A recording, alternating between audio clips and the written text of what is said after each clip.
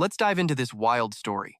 Ruth Denatos had an incredibly talented older brother who loved him endlessly, but he died. Just moments ago, his brother died protecting him. Before Ruth even had a single second to process the grief, vicious dragons swarmed in from nowhere, drawn by the heavy smell of blood. With one arm and one leg completely ruined, Ruth knew running was impossible. So he made a final choice. He was going to drag a few of these bastards to the afterlife with him. But right as he gritted his teeth and got into a final fighting stance, a blinding white light suddenly erupted, and out of nowhere, a completely mysterious figure appeared. The moment the dragons saw him, they started shaking in pure terror. Judging by the aura radiating off him, this guy was definitely the Dragon Emperor. But wait a second, his comrades literally just died, and his brother sacrificed everything to land a final blow that should have wiped out all the Dragon Emperors. If this guy standing before him really is an emperor, why can't Ruth feel even a single drop of magical power radiating from him? It was exactly like looking at a ghost, some kind of vague illusion. The mysterious man opened his completely lifeless eyes, looked around the bloody battlefield, and finally locked his gaze dead onto Ruth. Ruth's inner core shook violently. Every single survival instinct in his body was screaming at him to run away. This guy was dangerous, maybe even worse than the 7 Dragon Emperors. Who was he? It did not matter. The only thing certain was that he had to kill him at all costs. Without hesitating, Ruth gripped his sword and lunged at the mysterious entity. But before his blade connected, he only heard the man whisper one chilling thing. "Should I wait a little bit longer?"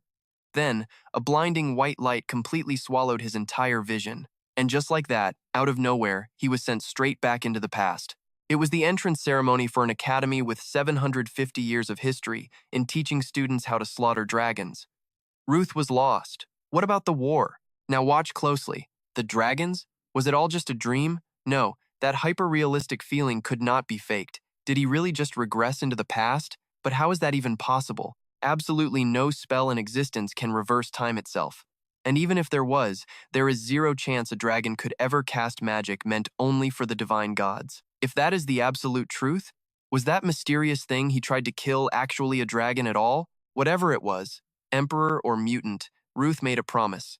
This time, he was going to wipe out every single dragon and make sure nobody else had to die. With his mind made up, Ruth headed straight for the auditorium. But after just a few steps, a familiar voice called out, "Hey, you over there." A red-haired girl stopped him and bluntly asked, "Is there something wrong with your head?"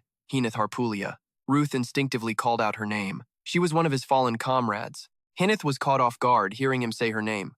"Do you know me?" Ruth finally realized in this timeline this was their very first meeting. He quickly made up an excuse. "You are the top student. Of course I recognize you." That made sense to her. Then Ruth frowned and asked, "Why did you ask if I was sick?" Hinith calmly replied, "Well, you were just muttering and cursing to yourself earlier, so I wondered if you had some kind of mental issue or something.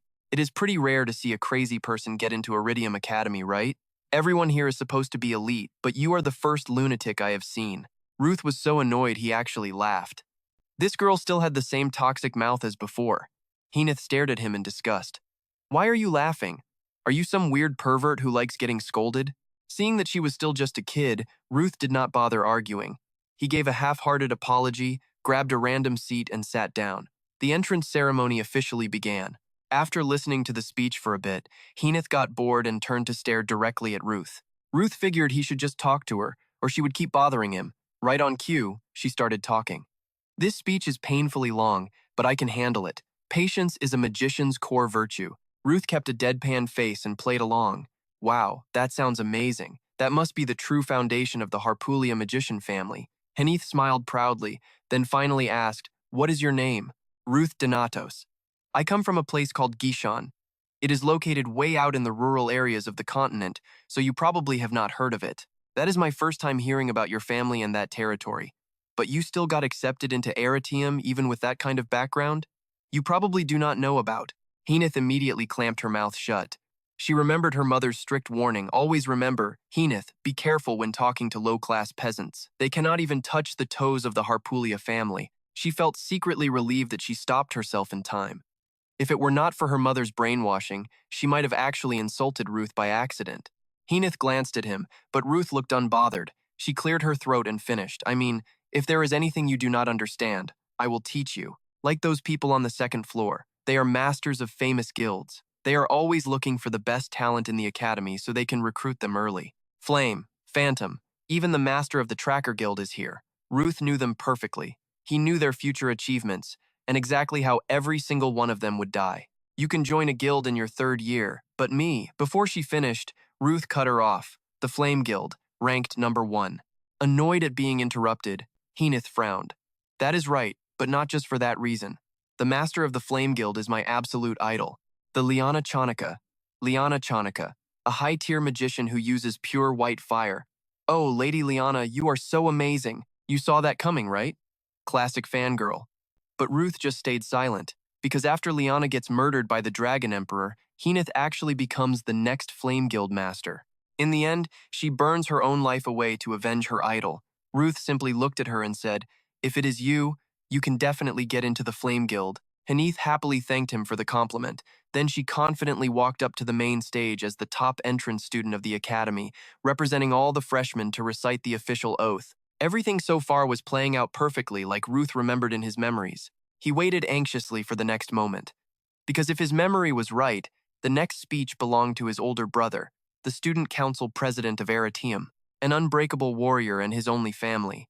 The man who died like a fool to protect his stupid little brother. But what actually happened next completely shattered Ruth's expectations. The person standing at the podium was the student council president, but it was not his brother.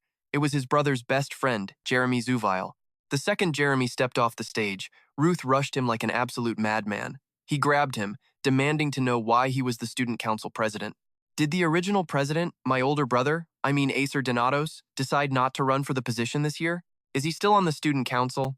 Jeremy looked totally confused and replied, "Wait a minute, what are you even talking about? I am sorry, new student, but this is my first time hearing the name Ruth Denatos." Ruth froze. He does not know my brother? Then where is he? At that exact terrifying moment, a dark theory flashed through Ruth's racing mind. What if Ruth Denatos simply does not exist in this alternate timeline? The horrifying possibility that his older brother, the strongest warrior in the world, was never even born here. The ceremony ended. Ruth returned to class, his mind in absolute chaos, praying that theory was ridiculous. Trust me, you and I need to see what happens next. Let's dive into this mystery together. If it is true, Ruth Denatos might be completely erased from existence. Or maybe he also regressed and chose not to come. It has to be one of those two reasons. And honestly, the second option makes way more sense. Why are you staring off into space like that? Henith Harpulia asks, snapping Ruth right out of his deep thoughts. After thinking for a second, he realizes 2 heads are better than 1. He answers honestly, saying he needs to find someone and is trying to figure out the fastest way. Henith Harpulia suggests buying information straight from the local guild. He might be coming to this academy, so checking the library is a smart move. Even if he is not there, grabbing the student list works. Ruth immediately stands up, ready to go. Henith Harpulia trails right behind him, reminding him they only have 15 minutes before class. "Do you want us to be late on the first day? Who told you to follow me?" She claims she is just worried he might cause trouble. "By the way, why did you pick a fight with the student council president? I just wanted to ask a few things. Are you an attention seeker? I do not think so. Do you even know where the library is? It is not over there. You idiot, just follow me." Ruth stops in his tracks and lets Henith Harpulia lead the way. Pushing the heavy doors open, she gasps in absolute shock. "So this is the central library? I really wanted to check this place out someday. How did you find this place if it is your first time here too?" Henith Harpulia glares at him. Memorizing the campus layout before arriving is basic student behavior. "Yeah, sure it is."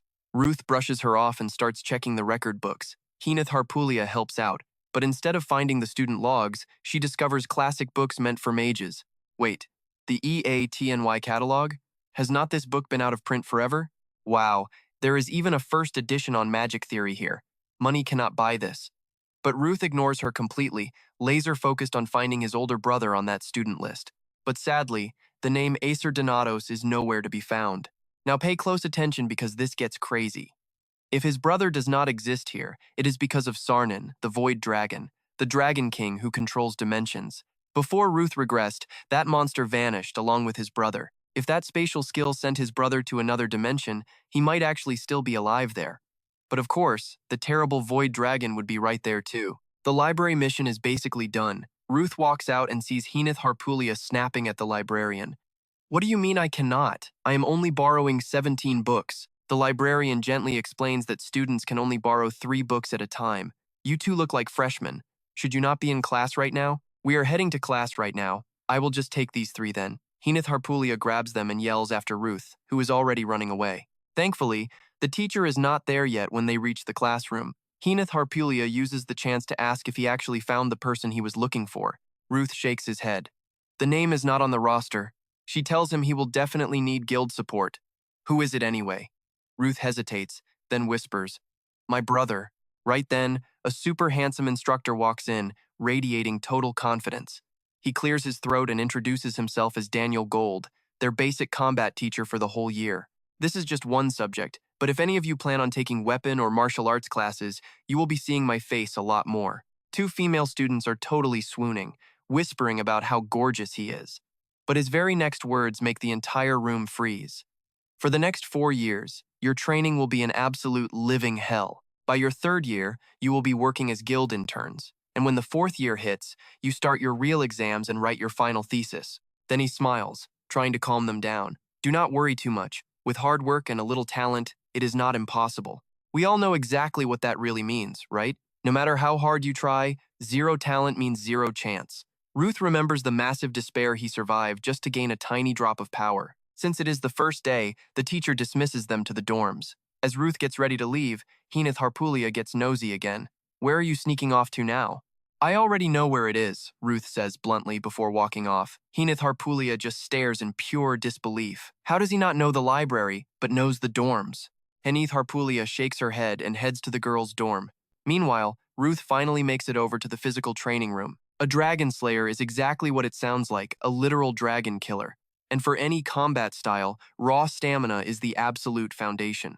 That is why free training rooms are everywhere for students. This is the exact same room Ruth used when he was younger. Everything looks exactly like he remembers.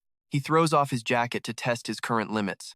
After 30 pull-ups, he is sitting on the floor gasping for air, completely normal, considering he is only 17 right now. Starting tomorrow, his combat classes officially begin, and he only has 1 single week before the actual sparring sessions with the other students kick off. Ruth refuses to let the past repeat itself. He has to be way better than before he regressed. Right now, he desperately needs stamina and raw strength. Well, being a master of hard work is his specialty anyway. Ruth hypes himself up and starts stretching for the next set. Suddenly, the training room door swings open. A very familiar figure walks right in. Just like Hinith Harpulia, this guy was a teammate in his past life, Steroze, a pure close combat fighter relying on physical damage, destined to become the king of fists. Glancing at Steroze, Ruth realizes something is wrong. In his past life, they never met here. They met in the spirit training room. Maybe the timeline shifted? Whatever, just ignore him. Ruth shakes his head, completely tuning out Steroze to focus on his own intense workout. But he cannot ignore him for long. Steroze is staring intensely, copying every single movement Ruth makes. Eventually, Ruth snaps, drops his heavy weights, and yells right at him. Damn it! Do you want to fight or something? Steroze stops moving and looks over. I am just training. Ruth demands an answer. Then why the hell are you staring at me? And why are your weights heavier? Steroze answers honestly, apologizing for the massive misunderstanding. Your movements and posture are so flawless, I wanted to copy them. Ruth looks totally confused. What? Your lifting posture, the way your muscles move. It is beautiful. Nobody in my family, not even my father, has that perfect form. Are you a physical god? I am Ruth Denatos, a freshman. He smiles. I am Steroze. Stick with me. You and I will love what happens next. All right, stick with me here. Someone tells Ruth she is claiming him as her personal trainer. She believes he will help her surpass her own beautiful limits, proudly asking if she can be his brand new student. Ruth suddenly shivers. He immediately shuts her down. Absolutely not. Later, at Arityum's 3rd outdoor training ground, Daniel Gold addresses the freshmen. Picking a main weapon is critical for building your combat style. The academy usually recommends one before enrollment, but testing out different gear is never a bad idea. He tells them to choose freely. The excited students instantly start grabbing weapons and chatting. Wow, this longsword is crazy light. Well, yeah, it is custom-made for students. Approaching a rack, Ruth is impressed. As expected from a top academy, the training gear quality is absolutely premium. He figures if they were just sharpened, these weapons would totally work in real combat. Ruth grabs a sword. Turning around, he spots Hinith Harpulia asking Daniel Gold a question. Sir, I am going to be a mage. Do I need one? Daniel Gold advises her that fights happen any time. Even mages must learn self-defense. She nods in agreement, heading straight toward a nearby weapon rack. While she struggles to decide, Ruth steps up. I think a dagger suits you perfectly. Kenneth Harpulia looks totally suspicious. Wait, are you serious? You can extend its attack range using mana, and daggers are super easy to carry. The real reason? In his past life, Kenneth Harpulia was an absolute genius with a dagger. She relied on it whenever she had to save mana or defend against sudden close combat ambushes. Hearing that makes sense to her. Fine, I will take it. Kenneth Harpulia happily grabs a dagger from the rack. Then she notices the weapon hanging at Ruth's side. Are you using that sword? He shrugs. Not really sure yet. Watch closely here. Ruth draws the blade and unleashes one clean swing. Not bad. Kenneth Harpulia gets curious. You can tell from just one swing? Everyone else is desperately struggling with their gear. Ruth just shrugs. It is only for practice anyway. Daniel Gold catches that entire movement. He rubs his chin in deep thought. A coincidence? That single sword swing was absolutely not from some normal student. It felt like a master swordsman's ultimate strike. Unaware he is being watched, Ruth keeps chatting with Kenneth Harpulia. All these weapons are equally good. But check this out. Suddenly, Ruth senses someone staring holes into him. He glances over and sees Daniel Gold walking up with a smile. Before the teacher can speak, Ruth cuts right in. Sir, are we only allowed to pick one weapon? Daniel answers that there is no strict rule, since focusing on one is usually better. But if you want a sub-weapon, maybe? Ruth interrupts him. I want multiple main weapons. Multiple mains? Is that arrogance or confidence? Let's test it. Daniel agrees. Sure, the choice is ultimately yours. Great, including this one, a spear, and a greatsword. I will take all three. Saying that, Ruth flawlessly demonstrates all three weapons right in front of Daniel. Daniel laughs out loud, secretly analyzing him. A genius? No, something different. Beyond just elegance and precision, I can see absolute overwhelming power in every single swing. Daniel asks, Ruth, what did you do before enrolling here? I worked as a mercenary to survive. My family died during a dragon attack. You feel that shift, right? Daniel quickly apologizes. Ruth just shakes his head. It is okay, that is all in the past. Ruth turns away, thinking to himself that should be enough to grab his attention. Kenneth Harpulia chases after him. You are pretty good, huh? Ruth replies bluntly. Obviously, she instantly glares. You arrogant jerk. Then she hesitates for a second before asking, by the way, what you told the professor. Your family. Are your parents really gone? Ruth grips his hands tightly, answering low. Yeah, they died. Kenneth Harpulia looks away, whispering sorry. That must be so hard. Sorry for bringing it up. Why apologize? It happened long ago, so it is fine. Kenneth Harpulia softly murmurs. Ruth stares at her in pure shock, thinking, I did not know she had empathy. In my past life, she was never this caring. Kenneth Harpulia notices his stare, blushing as she demands an answer. What are you looking at? Ruth walks away silently. She angrily mutters, Still an annoying brat. Suddenly, an argument breaks out ahead. Kenneth Harpulia gets curious. Walking over, they see Class B's teacher yelling right at Steroze. You must pick a weapon. Steroze argues back. Steroze family melee fighters do not use weapons. Our own bodies are our weapons. The teacher scratches his head. What is wrong with this kid? Listen, Steroze. Even if martial artists only use their bodies, you can at least wear iron gloves. Steroze loudly interrupts. Steroze fighters do not use weapons. The teacher grinds his teeth, trembling with rage. Steroze cuts him off again. Steroze fighters do not use weapons. In the crowd, Kenneth Harpulia points at the scolded guy. Who is that crazy dude? Do you know him? Ruth shakes his head. No. Daniel Gold rushes over, holding back the furious teacher. Senior Clay, please calm down. Steroze turns to leave, but suddenly spots Ruth in the crowd. Kenneth Harpulia gasps. He is totally looking right at us. Ruth senses danger, urging her to leave. In his head, he desperately prays, Please do not act like you know me. That idiot Steroze has no clue. He grins at Ruth, waving his hand, and runs straight over. Kenneth Harpulia smiles, asking, Are you guys actually friends? Ruth stammers, I do not know. Still held back by Daniel, Clay angrily points at Steroze. Hey, how dare you leave while a professor is speaking? Steroze turns to argue. He is no friend. Our relationship is much deeper. And that is, knowing exactly what Steroze is about to say, Ruth loudly interrupts. We are just friends, Daniel Gold speaks up. Steroze, even if using weapons goes against your family's core traditions, we are in class right now. This is training time. If you stubbornly continue to refuse picking a weapon today, based on his past life, Ruth sighs in relief, assuming they will let him go. But Daniel finishes. You will repeat a year. Ruth completely freezes. Wait, what? So what do you and I make of this? The timeline is broken. If Steroze fails here, the future fight against the Dragon Emperor is totally doomed. Let's dive right back in. Steroze looks dead serious and speaks up. He says he would rather take a complete loss than ever sacrifice his warrior pride. Ruth instantly covers his mouth to shut him up. He turns to Professor Daniel Gold, begging for an exception. But the professor refuses to bend the academy rules for anyone. It simply wouldn't. Scanning the room, Ruth searches for absolutely anything useful. His eyes light up the second he spots a heavy pair of gloves. He tosses them straight at Steroze to equip. Steroze catches them but shakes his head. A Steroze family warrior never wields any weapons. Ruth groans in pure frustration. Anyone can see those are strictly for defense. But Steroze stubbornly insists that a Steroze warrior refuses defensive gear too.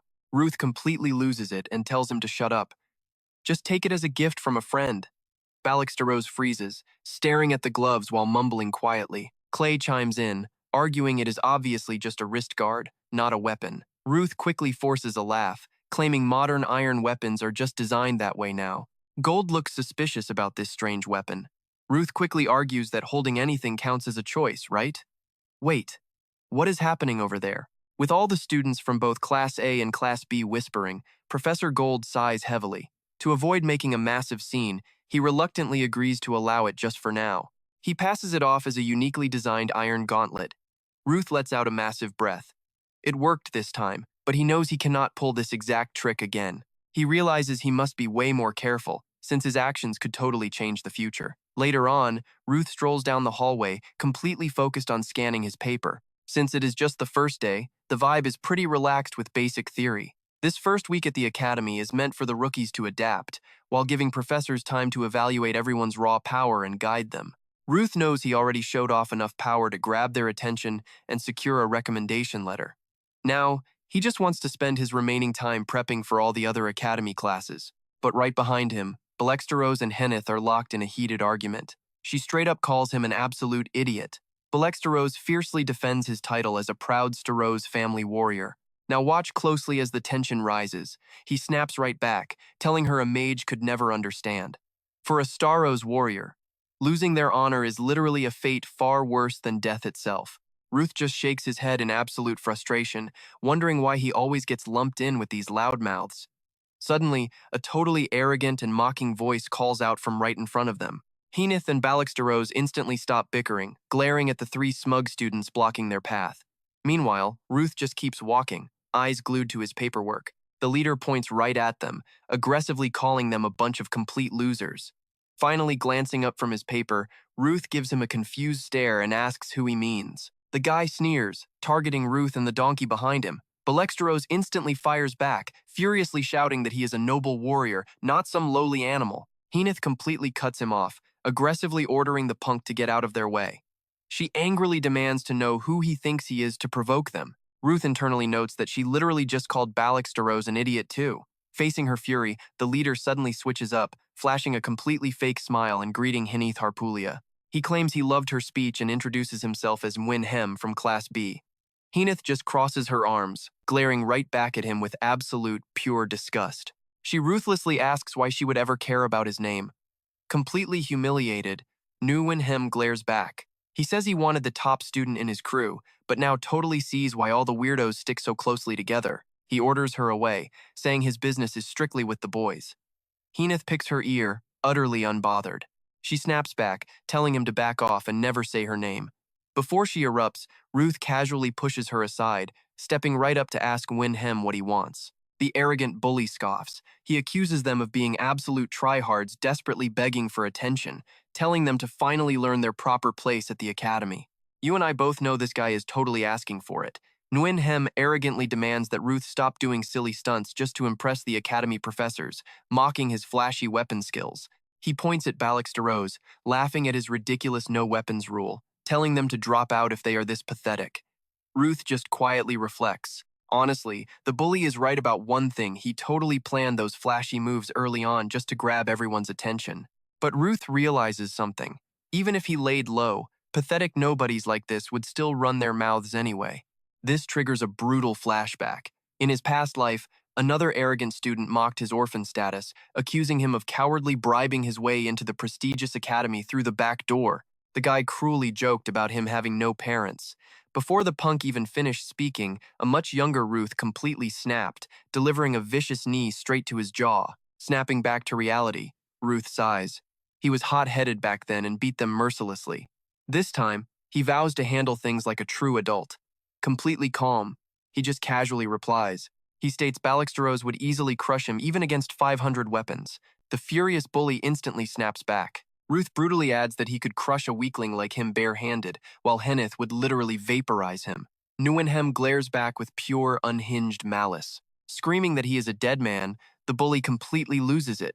With a furious roar, Nguyen launches a massive, deadly punch straight at Ruth's face. Hands shoved casually in his pockets, Ruth does not even flinch at the attack. He simply tilts his head back, dodging the heavy strike completely effortlessly. Then, with just a tiny, calculated flick of his ankle, he sweeps the bully's pivot foot, making him lose total balance and sending him crashing face first right into the cold dirt. Groaning in pure, bitter humiliation, Nguyen curses under his breath. He aggressively scrambles up, furiously reaching for the deadly weapon resting right on his hip. Seeing this total madness, Henneth panics and loudly yells a warning: using weapons anywhere outside the training arena is strictly forbidden. But Nguyen just aggressively screams at her to shut up, his furious mind completely clouded by sheer, uncontrollable rage. The raging bully is completely reckless now. Facing the deadly blade coming right at him, Ruth stays perfectly calm. He smirks, fully realizing this is the absolute perfect chance to finally test out his newly upgraded physical body's true limits. He is going to use a special defensive technique learned from Steroze in his past life, the signature Steroze family unarmed block. Ruth intensely clenches his fist, his eyes dead locked on the thrusting blade. Right when the sharp tip is mere inches from his chest, he delivers a brutal, perfectly timed punch directly to the flat side, knocking the weapon completely away. While the weaponless bully completely panics, Ruth closes the distance in an absolute flash. He ruthlessly strikes him right on the head, instantly knocking him out cold. Seeing this, his two lackeys drop their arrogant act immediately, staring at Ruth with absolute, sheer terror in their eyes. Ruth decides not to make things worse for the lackeys, just coldly telling them to consider this a brutal free lesson. But standing quietly behind him, Steroze stares intently. He is absolutely shocked, fully realizing Ruth just perfectly executed his family's signature fighting technique. Right then, Clay runs over in total shock, asking why he is crawling on the floor. And that is where we leave it, trust me. You are going to want to see what happens next. Let's dive right in. The teacher arrives and the bully's lackey instantly points at Ruth, accusing him. But Henneth furiously shouts back, "Liar!" They started it and pulled their weapons first. Ruth was only defending himself. Steroze immediately backs her up. Yeah, exactly. And Ruth didn't even use a weapon. Scanning the chaotic scene and hearing their story, Clay is absolutely stunned. He actually disarmed an armed student with his bare hands. How could a mere freshman pull that off without a single scratch? Swallowing her shock, Clay turns her attention to the bully's two terrified cronies. "You boys, take that unconscious kid to the infirmary right now." Then, she points straight at Ruth. "And you. My office, right after class." The cronies glare at Ruth, muttering a pathetic threat to wait and see. Hearing this, Clay snaps back, "Just get him to the infirmary!" The two cronies immediately shut their mouths and drag their unconscious leader away. Once they are gone, Henneth crosses her arms. "What is wrong with those jerks? Plus, what move did you use to knock his sword away?" Ruth replies casually, "A parry." Henneth scoffs, completely annoyed. "Do you think I don't know it was a parry? I am asking how you actually pulled it off barehanded." Getting nowhere, she turns to Steroze. "Hey, meathead, do you have any idea how he did it?" Steroze scratches his head honestly. "The elders in my family can do it, but I haven't learned it yet."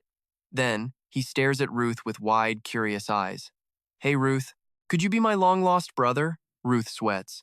He cannot exactly admit Steroze taught him this in his past life, so he plays dumb. "What nonsense is that?" "No, I am not. It was just pure luck." Plus, I am basically a genius. Steroze buys it instantly. Oh, makes sense. Awesome. As expected of my physical training master. But Heenith is still super suspicious. Right, like that explains absolutely anything. We both know he is hiding something. Heenith demands the absolute truth. Ruth blushes slightly, shaking his head. Ah, no way. Steroze steps in, saying good friends do not pry into each other's secrets. He points out Heenith probably has secrets too. She slowly nods. Fair point. But wait, who said we are friends? It has not even been 2 days. Steroze just laughs loudly. Then we are friends starting right now. Please treat me well. Heenith glares at the big guy. Are you actually a complete idiot? Watching their dynamic, Ruth chuckles to himself. You really shouldn't call your friends idiots. He remembers the past timeline, where Heenith constantly scolded Steroze for getting too close. Stay away from me, you meathead. Just being near you makes me overheated. Your body heat grosses me out. And every time, Steroze would just laugh. Shouldn't a true fire mage be able to handle the heat? Their friend Isel used to laugh, telling them to stop. Recalling those precious, beautiful memories, Ruth's determination burns brighter. No one is going to die. Not this time. Never again. After class, Ruth heads to Professor Clay's office. Once they finish talking, he politely excuses himself. Watching him leave, Clay mutters softly. He did absolutely nothing wrong. You and I both thought Ruth would be a troublemaker, right? Clay thought so too, assuming he spoke with his fists, but clearly she was completely wrong about him. Flashback to 20 minutes ago. Ruth bowed his head, apologizing sincerely. I am so sorry for causing trouble. He insulted my friends, so I acted without thinking. And then he started swinging his real sword around. I was terrified my friends would get hurt, so I tried to restrain him, but I ended up overdoing it slightly. I should have handled the entire situation with much more restraint. I should have acted more maturely, and I sincerely apologize. Pouring herself a hot cup of coffee, Clay recalls Ruth's perfectly honest and polite expression. She thinks to herself, this kid really is incredibly kind and shockingly mature, especially compared to that cowardly bully, Gwenham. I am definitely not going easy on that punk during training. Suddenly, a knock echoes from the door. Clay is instantly surprised to see Professor Daniel Ingold walking in. What gentle wind brought you all the way here? Daniel just laughs. You are joking, right? The strategy meeting for the freshman class teachers is literally happening in your office. You stubbornly insisted on holding it here simply because you were way too lazy to walk anywhere else. Clay immediately gets defensive. What are you talking about? When was I ever stubborn? I simply made a polite suggestion. Daniel sighs. If you keep making suggestions like this, I am going to lose my mind playing along. Right on cue, Class D homeroom teacher Arthur Winston and Class C homeroom teacher Damian Gray stride into the office. Spotting Clay, Arthur starts complaining instantly. Do you have any idea how many times admin called me purely because of you? Clay glares back in pure annoyance. What did I even do to deserve your constant nagging? Arthur scoffs at her. Maybe because you actually do things worth complaining about, ordering ridiculous upgrades for your personal office. Clay quickly argues back. Hey, I really did not buy that much stuff. It was literally just an air purifier and a simple massage chair. Damien immediately chimes in. Do not forget that ridiculous bird-patterned vase that cost exactly 3 million river. Completely betrayed, Clay angrily yells out his name. Damien, I specifically told you to keep that price a complete secret. Arthur lets out an exhausted sigh. Whatever, let us just drop it. Just make sure you actually check your schedule carefully next time. A professional academy professor definitely shouldn't be forgetting important faculty meetings held inside her very own office. Clay clicks her tongue, muttering under her breath. Tesk, you are way too nitpicky. That is exactly why you are going bald. Arthur furiously screams. What was that? Playing the victim, Clay just blinks innocently. I didn't say anything. Sensing a fight, Daniel quickly steps in to play peacekeeper. All right, come on, everyone calm down. Why don't we just officially start this meeting right now? Knowing he is right, Clay and Arthur finally drop their petty argument. The meeting officially begins, and the teachers carefully review the detailed combat profiles and background files for every single freshman. Breaking the silence, Daniel smiles. The freshmen this year are on a completely different level compared to last year's batch. Arthur nods in full agreement, predicting a huge graduation rate, but Clay disagrees. Nothing is certain yet. These kids might have insane raw talent, but they still desperately need our psychological support. Nurturing young, fragile minds is literally the core duty of our teaching profession, isn't it?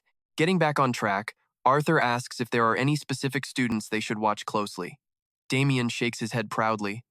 Nobody in Class C. They are all incredibly solid. Clay leans back, sighing. Well, I have a kid in Class B who is both completely crazy and a total idiot.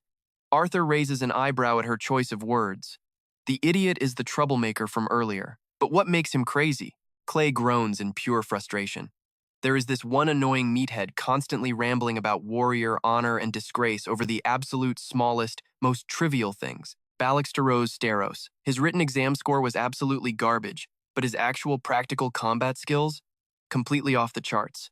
Arthur grabs the boy's personal file. Wait, from that crazy, muscle-addicted Steroze family that obsesses entirely over barehanded combat? Daniel grins with genuine excitement. His physical skills are the absolute real deal. I am seriously looking forward to seeing more from him. Next, Daniel confidently pulls out 2 specific student profiles. Oh, looking closely, my class has 2 massive wild cards. He reveals Henneth from the famous Harpoolia mage family and a student named Ruth Denatos. And trust me, you are going to want to see what these 2 do next. Stick with me here. We are jumping right into the Academy's inner circle. Damien speaks up. Henneth Harpoolia, the top student? Since she's a fire mage, the White Queen will definitely keep an eye on her. Arthur asks, what about that other kid? Is he from some famous noble family? Daniel just shakes his head, sliding Ruth's personal information sheet right into the middle of the table. No, explaining it would take way too long, so it's faster if you just see for yourselves. Arthur and the other 2 curiously lean in to take a look. Damien looks completely suspicious. Is this guy really just a student? Arthur's jaw drops in pure shock as he reads. He absolutely aced both the written and practical combat exams. He lost his whole family and has been surviving as a gritty mercenary ever since. Daniel chimes in. You guys are going to change your minds the second you see him with your own eyes. It might be a little early to say this, but I think he could be the strongest student this year. Well, that kid must be seriously something else to make a guy like you say that. Arthur looks deep in thought. He turns to Clay and asks, you must have seen him in your class too, right? Clay gives her honest assessment. He protected his friend and spoke with absolute righteousness. He is a genuinely good student. The moment I met him, I absolutely liked him, so I want him in my class. A loud cough suddenly cuts Clay off. She looks around at the guys' faces. Why are you all staring at me like that? Daniel opens his mouth, completely weirded out by this. So even someone like you can actually praise a student? Clay just shrugs it off. Hey, I do that sometimes. Anyway, like I was saying, do you guys remember that arrogant sword idiot I mentioned before? Ruth is the one who took him down, and he did it completely barehanded. The others start whispering. He used a sword during the entrance exam. So what about his martial arts skills? Now pay close attention here. The only thing we know for sure is this kid is an absolute martial arts prodigy. Clay takes a calm sip of water, then speaks slowly. So, doesn't it make perfect sense that I, as the Academy's official close combat and hand-to-hand instructor, should definitely be his teacher? Daniel totally disagrees. Yeah, that's going to be a hard no. His true talent lies in using weapons like spears and swords. I would be a way better fit to teach him. Clay snaps right back. Oh my God, since when did you suddenly care so much about a student's potential? Daniel fires right back at her. He is already a student in my class. It would be perfectly efficient if I was also his main professor. Clay immediately challenges him. Stop joking around. He literally countered an attack barehanded. Why on earth would you assume he'd be better off using weapons? Daniel furiously shouts back. I was the very first one to notice Ruth's true talent. I am not handing him over to you, even if you are my senior. Not backing down for a second, Clay jumps to her feet and yells right back. Is that so? Maybe this time I need to beat that senior-junior hierarchy right into your thick skull. Daniel yells loudly. Ha! Did you already forget how you lost to me just 2 weeks ago? Suddenly, Arthur slams his hand down. The raw force snaps the desk clean in half. Ignoring the mess, he roars both of you. Sit down right now! Is this really how people calling themselves academy professors should act? Daniel doesn't say another word, instantly and obediently sitting back down in his chair. Clay just points at the broken table. That was really expensive, you know, my poor desk. Arthur looks awkwardly over at Damien. Well then, Damien, do you have any thoughts on this? Damien replies completely calmly. I am fine. What kind of student would want a terrifying-looking teacher like me anyway? Arthur lets out a soft cough. If he's really that good with a spear, maybe I should meet him too. We still have a whole week before the sparring class to submit our proposal forms, so you two seriously need to calm down. Even if every single one of us wants to teach him, in the end, it all comes down to the student's own choice. While speaking, Arthur picks Ruth's information sheet right out of the splintered wood and keeps reading. Wait, this student comes from Gishon? Clay asks, confused. Gishon? Arthur nods heavy-heartedly. Yes, 10 years ago, that was the village that completely vanished after the Myriad Form incident. Hearing this, the other three instantly turn pale. Let's pause for a second, because the Myriad Form incident was a brutal tragedy that wiped out half the Calavan kingdom down south 15 years ago. It triggered a massive collapse in national power, and eventually led to the entire region being completely wiped right off the map just a few years later. A single, terrifying dragon brought absolute destruction to an entire nation. Its true form remains a complete and total mystery, simply because it can literally shapeshift into absolutely anything. Arthur looks at Daniel, the myriad form dragon Kianan, one of the 7 dragons. Daniel, weren't you part of the subjugation team? Daniel replies, the one who actually killed it was my master. Back then, I was just a completely green, inexperienced rookie who could barely manage to hold onto that monstrous dragon's toe.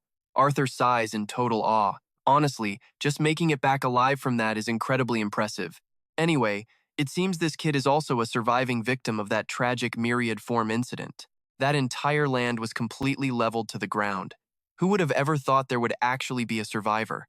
Daniel thinks deeply to himself. Does he really want revenge for that incident? Is he harboring that much intense, burning hatred for all dragons? A true genius with raw talent that far surpasses even my own. Right at that moment, Arthur, who is busy looking through the other students' personal profiles, suddenly speaks up. He had the incredible luck to survive until now, and the raw talent to be acknowledged by Daniel. But I do want to correct one thing you said earlier. Daniel asks in surprise, what do you mean? Arthur pulls out another personal info sheet. You said Ruth was the strongest student this year, but there is actually still a massive rival over in Class D. Another absolute genius with talent that can only be called monster level. The new info sheet appears right in front of the 3 teachers' eyes. Attached to it is a clear photo of a girl with striking platinum silver hair. Cut to the physical training room. Comprehensive Class 199 to 200. This poor guy is struggling just to barely finish his 200th push-up. Gasping heavily for air, he collapses exhaustedly flat on the ground, barely whispering. Coach, I already finished 3 entire sets of push-ups. Twice. Clay just nods, completely unfazed by his pain. Good. Next up is 2,000 reps of 8-count burpees. The poor guy wants to cry but has no tears left. He forces his head up, staring at Clay. Say what? Clay completely ignores his suffering, shouting loudly, what are you waiting for? When are you going to get up? Meanwhile, on the other side of the room, Ruth is calmly using a towel to wipe his sweat after finishing his own workout. Now I can actually handle using it. There are only 3 days left until the big sparring match. And right now, I can finally start utilizing the advanced breathing techniques and combat stances from my past life, at least to some decent extent. Hopefully, that will be enough to get exactly what I want. Mid-thought, Ruth gets annoyed by the loud grunting noises coming from Steroze. Unable to hold back, he turns and snaps, can't you just shut your mouth while lifting? Steroze doesn't even stop his reps, speaking like it's a totally obvious fact. Power! Ruth questions him. What the hell are you babbling about? Are you seriously saying you'll be strong as a bear just by panting like one? Steroze glares right at him. Ruth, the reason you can't lift weights like this is because you literally don't know how to breathe. Shut up. Ruth cuts him off, giving a genuine warning. Say whatever you want, but at least lift with correct form. Every time you pant like that, the barbell completely tilts out of balance. Steroze is a little stunned. He tries it again and realizes Ruth is absolutely right. So he stops lifting, sits straight up, and looks right at him, saying, I can actually feel my muscles getting even more pumped. You're amazing, my master. Yeah, whatever. Right then, Heenith walks over, immediately plugging her nose at Steroze. You stink. And that's where we leave it today, trust me. You'll want to see what's next. Let's dive right in. Are you even human anymore? How the hell can you train for 3 straight hours without taking a single break? Steroze seriously tells him that once you feel your own muscles tearing and growing, that is when you finally understand how refreshing it truly feels. Oh, and by the way, Heenith Harpulia, you are way too skinny. I should probably teach you how to start lifting. Heenith Harpulia glares at him defensively. My body is perfectly fine, just stay away from me. You smell absolutely awful. Steroze looks genuinely confused. Why are all the women in this academy so incredibly fragile? Nobody looks like the women back at my home. You guys seriously look like a bunch of starving, stray dogs. Hearing that, Henith Harpulia gets totally furious. Did you just call me a dog? Do you have a death wish or something? Suddenly noticing Ruth walking away, she quickly calls out, "Hey, where are you going?" Ruth replies casually, "Just going to grab some water." "Wait up, I am coming with you." Turning back to Steroze, Henith Harpulia snaps, "Hey meathead, what about you?" Steroze shakes his head. "I will lose my muscle mass if I walk, but grabbing me a protein drink would be highly appreciated." Henith Harpulia just nods, jogging over to Ruth's side as they leave the gym. As the two of them reach the vending machine, they spot a silver-haired girl standing right in front of it. Henith Harpulia blinks in surprise. "Oh, someone is already here." When Ruth does not respond, Henith Harpulia curiously glances over. His expression is completely dark, eyes locked dead onto the silver-haired girl. Right now, Ruth's mood has completely tanked. He knows exactly who this silver-haired girl is. That is Leonzi. Before Ruth regressed, she was a genius swordmaster, a true sword saint, a knight just as insanely powerful as his own older brother, one of the absolute strongest dragon slayers out there. She was also the first person to show Ruth an impossible wall he simply could not overcome. In his past life, Leonzi once looked down at a heavily wounded Ruth and sneered, "I thought you would be stronger since you are Arthur's brother, but I guess I was completely wrong." Back then, lying helpless on the ground, Ruth could only clench his fists, glaring up at her. "Oh, just you wait. I will remember your face." Recalling that memory, Ruth secretly curses, "Damn it, I never even got the chance to take my revenge. If only I had not died right then." Shaking his head, Ruth snaps out of the past. He glares at the present Leonzi and barks with a rough tone. "Get out of my way. Now watch closely." This is where it kicks off. Leonzi demands, "What?" Ruth repeats himself. "I said get lost. Are you deaf?" This time, she just silently hurls her drink right at him. Ruth barely tilts his head to dodge, but Leonzi is already gone. In a single blink, she teleports right in front of him, unleashing a brutal kick aimed straight for his head. Sensing the attack coming, Ruth casually raises one arm, perfectly blocking her massive kick. This immediate reaction leaves the swordmaster genuinely surprised. "He actually blocked it? Then let's see how you handle this." Shifting her momentum, Leonzi instantly changes her attack, swinging her leg down for an axe kick. Ruth does not panic at all. From start to finish, his expression remains dead calm. Facing this deadly strike, he just lightly hops backward, easily dodging the blow. Leonzi gasps in shock. He dodged again? Henith Harpulia, watching from the sidelines, finally loses it. "Hey, what the hell are you guys doing?" Realizing further attacks would be completely pointless, Leonzi finally drops her stance and stops. Plus, if they keep fighting, the teachers will definitely notice. "I thought he was just some random idiot, but he actually evaded my strikes twice in a row." Thinking for a moment, Leonzi frowns at Ruth. "Are you picking a fight because I was specially recommended to this academy?" Ruth snaps back. "What the hell are you babbling about? You are blocking our way. I am dying of thirst here, and you are just standing right in the way." Startled, Leonzi steps aside. Realizing he really just wanted some water, she finally speaks up. "Right, I completely misunderstood the situation." His only response is a total annoyed scowl. "What now? Why are you still hovering around here?" Surprisingly calm, Leonzi just asks, "What is your name?" "Ruth Denatos. I will remember your name." Without another word, Leonzi turns around and briskly walks away. Watching her leave, Ruth mutters, "Whatever." But Henith Harpulia is super annoyed and starts shouting, "Hey, you should apologize first. Who do you think you are?" Meanwhile, Ruth stands there feeling a sharp pain in his wrist. He curses inwardly. "Damn it, my wrist almost snapped. I just wanted to test her abilities." But her raw strength is just as insane as before. Since Leonzi completely ignores her, an angry Henith Harpulia realizes there is nothing she can do. "You and I know that hurt, right?" Henith Harpulia asks him, "Are you okay? Does it hurt?" Ruth shoots back defensively. "Did you not see me block her?" Henith Harpulia scoffs in disbelief. "Blocked it? Your wrist is probably fractured. I am fine." Ruth tries to act tough, but Henith Harpulia shuts him right down. "Just shut up and let's go to the infirmary." By the time they finally return to the gym, Steroze spots the bandages on Ruth's wrist and gasps, "Whoa, Ruth, you got injured? What the heck? Who did this to you?" A loud shout echoes out. Clay, who was sitting nearby, rushes straight over to check on him. "Oh my God, What exactly happened? Ruth casually shrugs it off. Just a tiny scratch, really. Daniel sprints over too, demanding to know what is going on. Before Ruth can even speak, Hinith Harpulia blurts out the truth. He got beat up by some brat. Ruth panics and quickly tries explaining. What? I did not get beat up. It was just a minor disagreement. Clay completely ignores Ruth, turning straight to Hinith Harpulia. Tell me, who exactly hit him? Hinith Harpulia does not hold anything back. She is a new student here. Silver hair, golden eyes, and she even bragged about being specially recommended. Hearing this description, Clay and Daniel instantly share a look. Only one name comes to mind, Leonzi from Class D. Furious, Clay stomps toward the door. Knowing exactly what she is about to do, Daniel grabs her arm. Clay's face is pure rage. Gritting her teeth, she snarls. Let me go. I am absolutely not letting this slide. I am going to teach that girl a serious lesson. Daniel tries to calm her down, but she refuses. I cannot ignore this.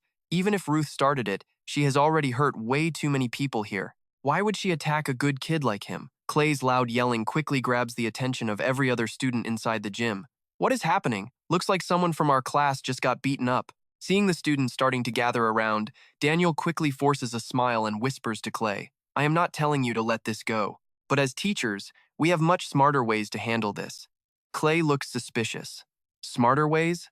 Daniel leans in close to her ear and whispers, if you lose control and cause a huge scene, Arthur, the guy who is completely responsible for Class D, will just step in, take control, and say he will resolve everything. First, we have to dodge any complaints from Leonzi's guardian, the literal leader of the Dragon Slayer army. He definitely knows how to handle things professionally, so he will probably ask Arthur to deal with it. After that, we can easily do whatever we want to her. Clay's eyes immediately light up, so we push the blame onto Arthur and gain the authority to punish that aggressive brat ourselves? That is actually not bad at all. Daniel chuckles darkly. Exactly. There is no reason to blow this out of proportion. We will just punish her using grades, forced academy volunteer work, and grueling makeup classes. And since we want an attitude change, nobody will complain if those classes are brutal, right? While the teachers plot their revenge, Ruth stands there awkwardly as the whole class gossips about him. So where does this go next? Trust me, you and I are not ready for it. Let's jump straight in. Steroze teases Ruth, saying the teacher must really love him. Congrats.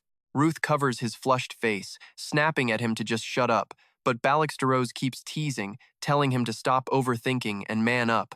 Ruth completely loses it, screaming at him to zip it. 3 days later, it is game time. The students are lined up neatly in the main hall, waiting. Up at the faculty line, a teacher steps forward, scanning the crowd. He shouts that since everyone is here, they should line up by class. It is time to begin the comprehensive combat trials.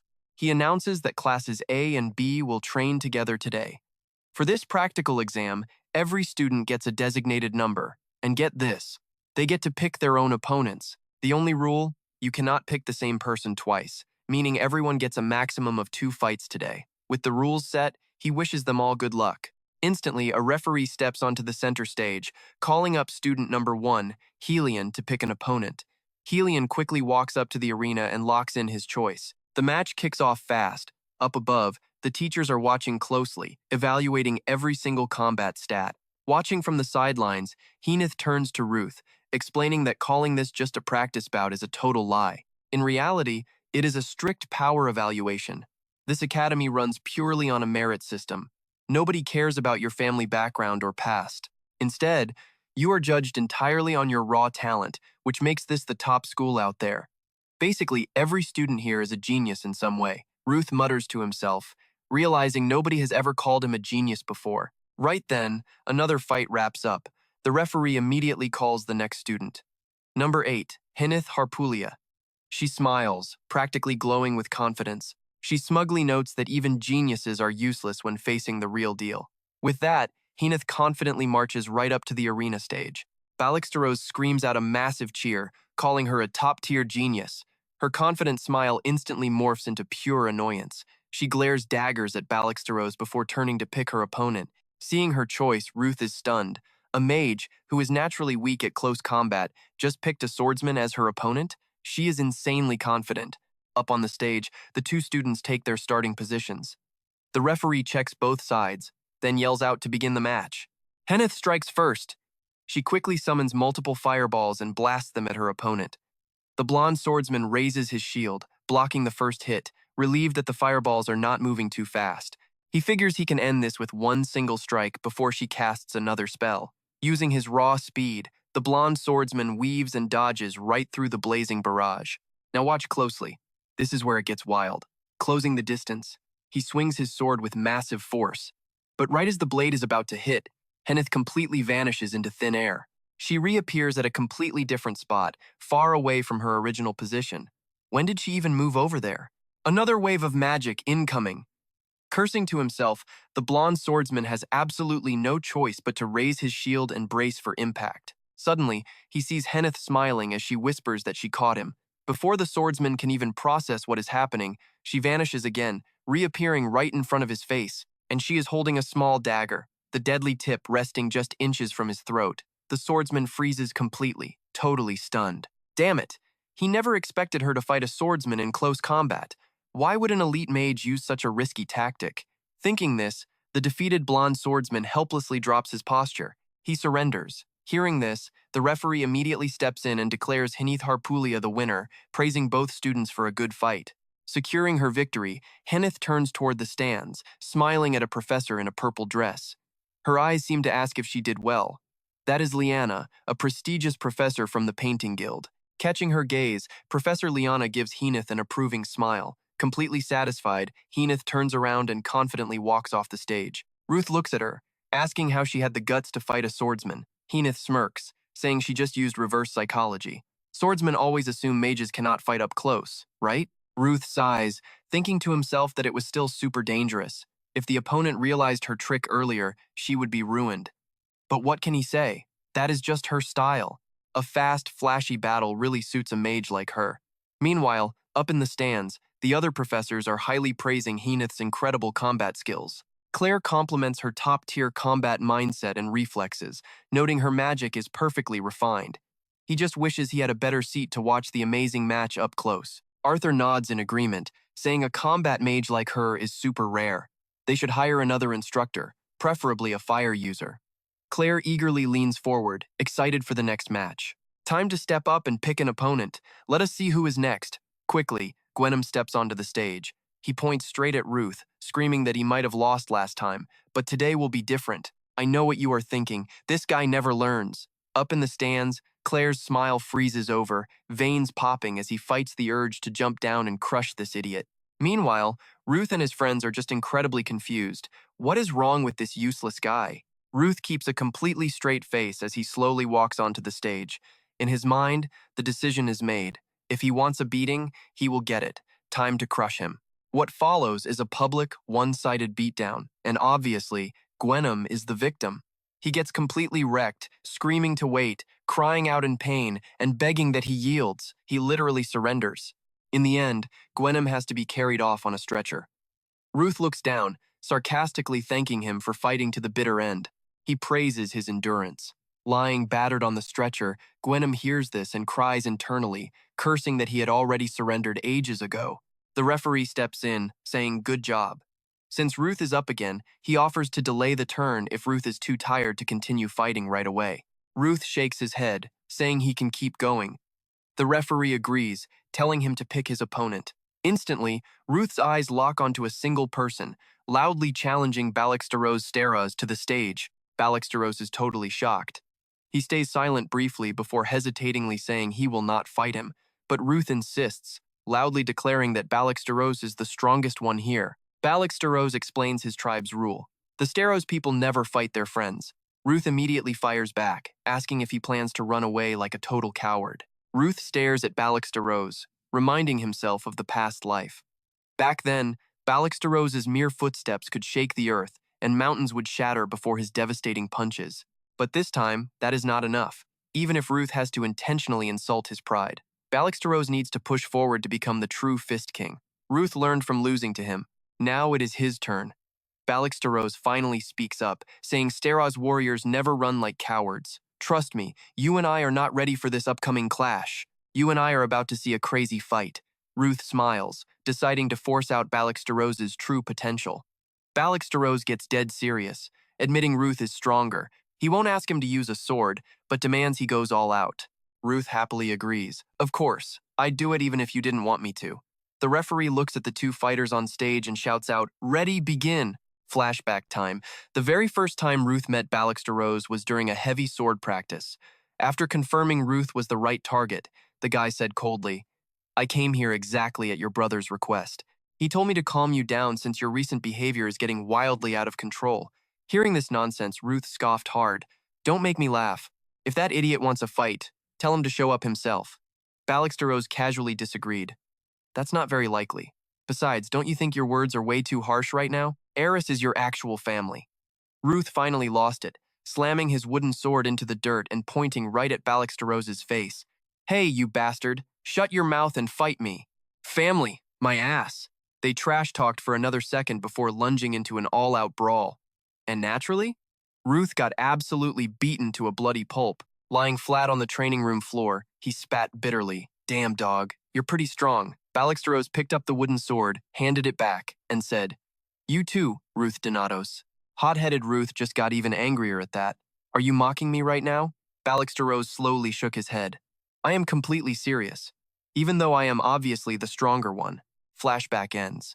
Ruth sighs, remembering how getting crushed by Leon and this bastard made him realize his own talent wasn't that great. While Ruth was zoning out, Steroze instantly started the actual match. He built up momentum, shooting forward like a literal arrow to launch an attack. But Ruth smoothly dodged it, countering with a brutal uppercut. Right after that, Ruth unleashed an absolute flurry of devastating rapid-fire punches. Steroze shifted into a defensive stance, then grabbed Ruth's shoulder, fully intending to deliver a massive punch. But Ruth totally saw it coming, perfectly dodging the hit and instantly jumping back to create some distance. Steroze looked a little disappointed. "You actually dodged that one," Ruth smirked. "That was obviously a fake-out. Do you really think I am crazy enough to let you grab me?" Ruth laughed it off, but inside he was absolutely amazed. This bastard's body is freaking insane. Even after eating a bunch of solid hits, there isn't a single scratch on him. A true physical warrior's soul lives entirely inside their muscles.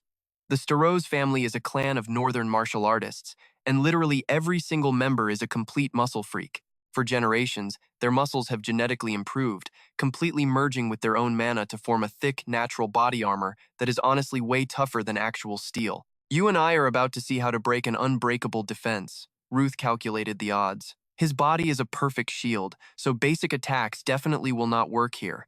In that case, instead of short and sharp strikes, hitting him with soft but heavy pushing force is much better. He needs to target the invisible gaps in that armor and destroy it from the inside out. Actions speak louder than words, so Ruth instantly changed his whole fighting style. Steroze immediately felt the terrifying shift.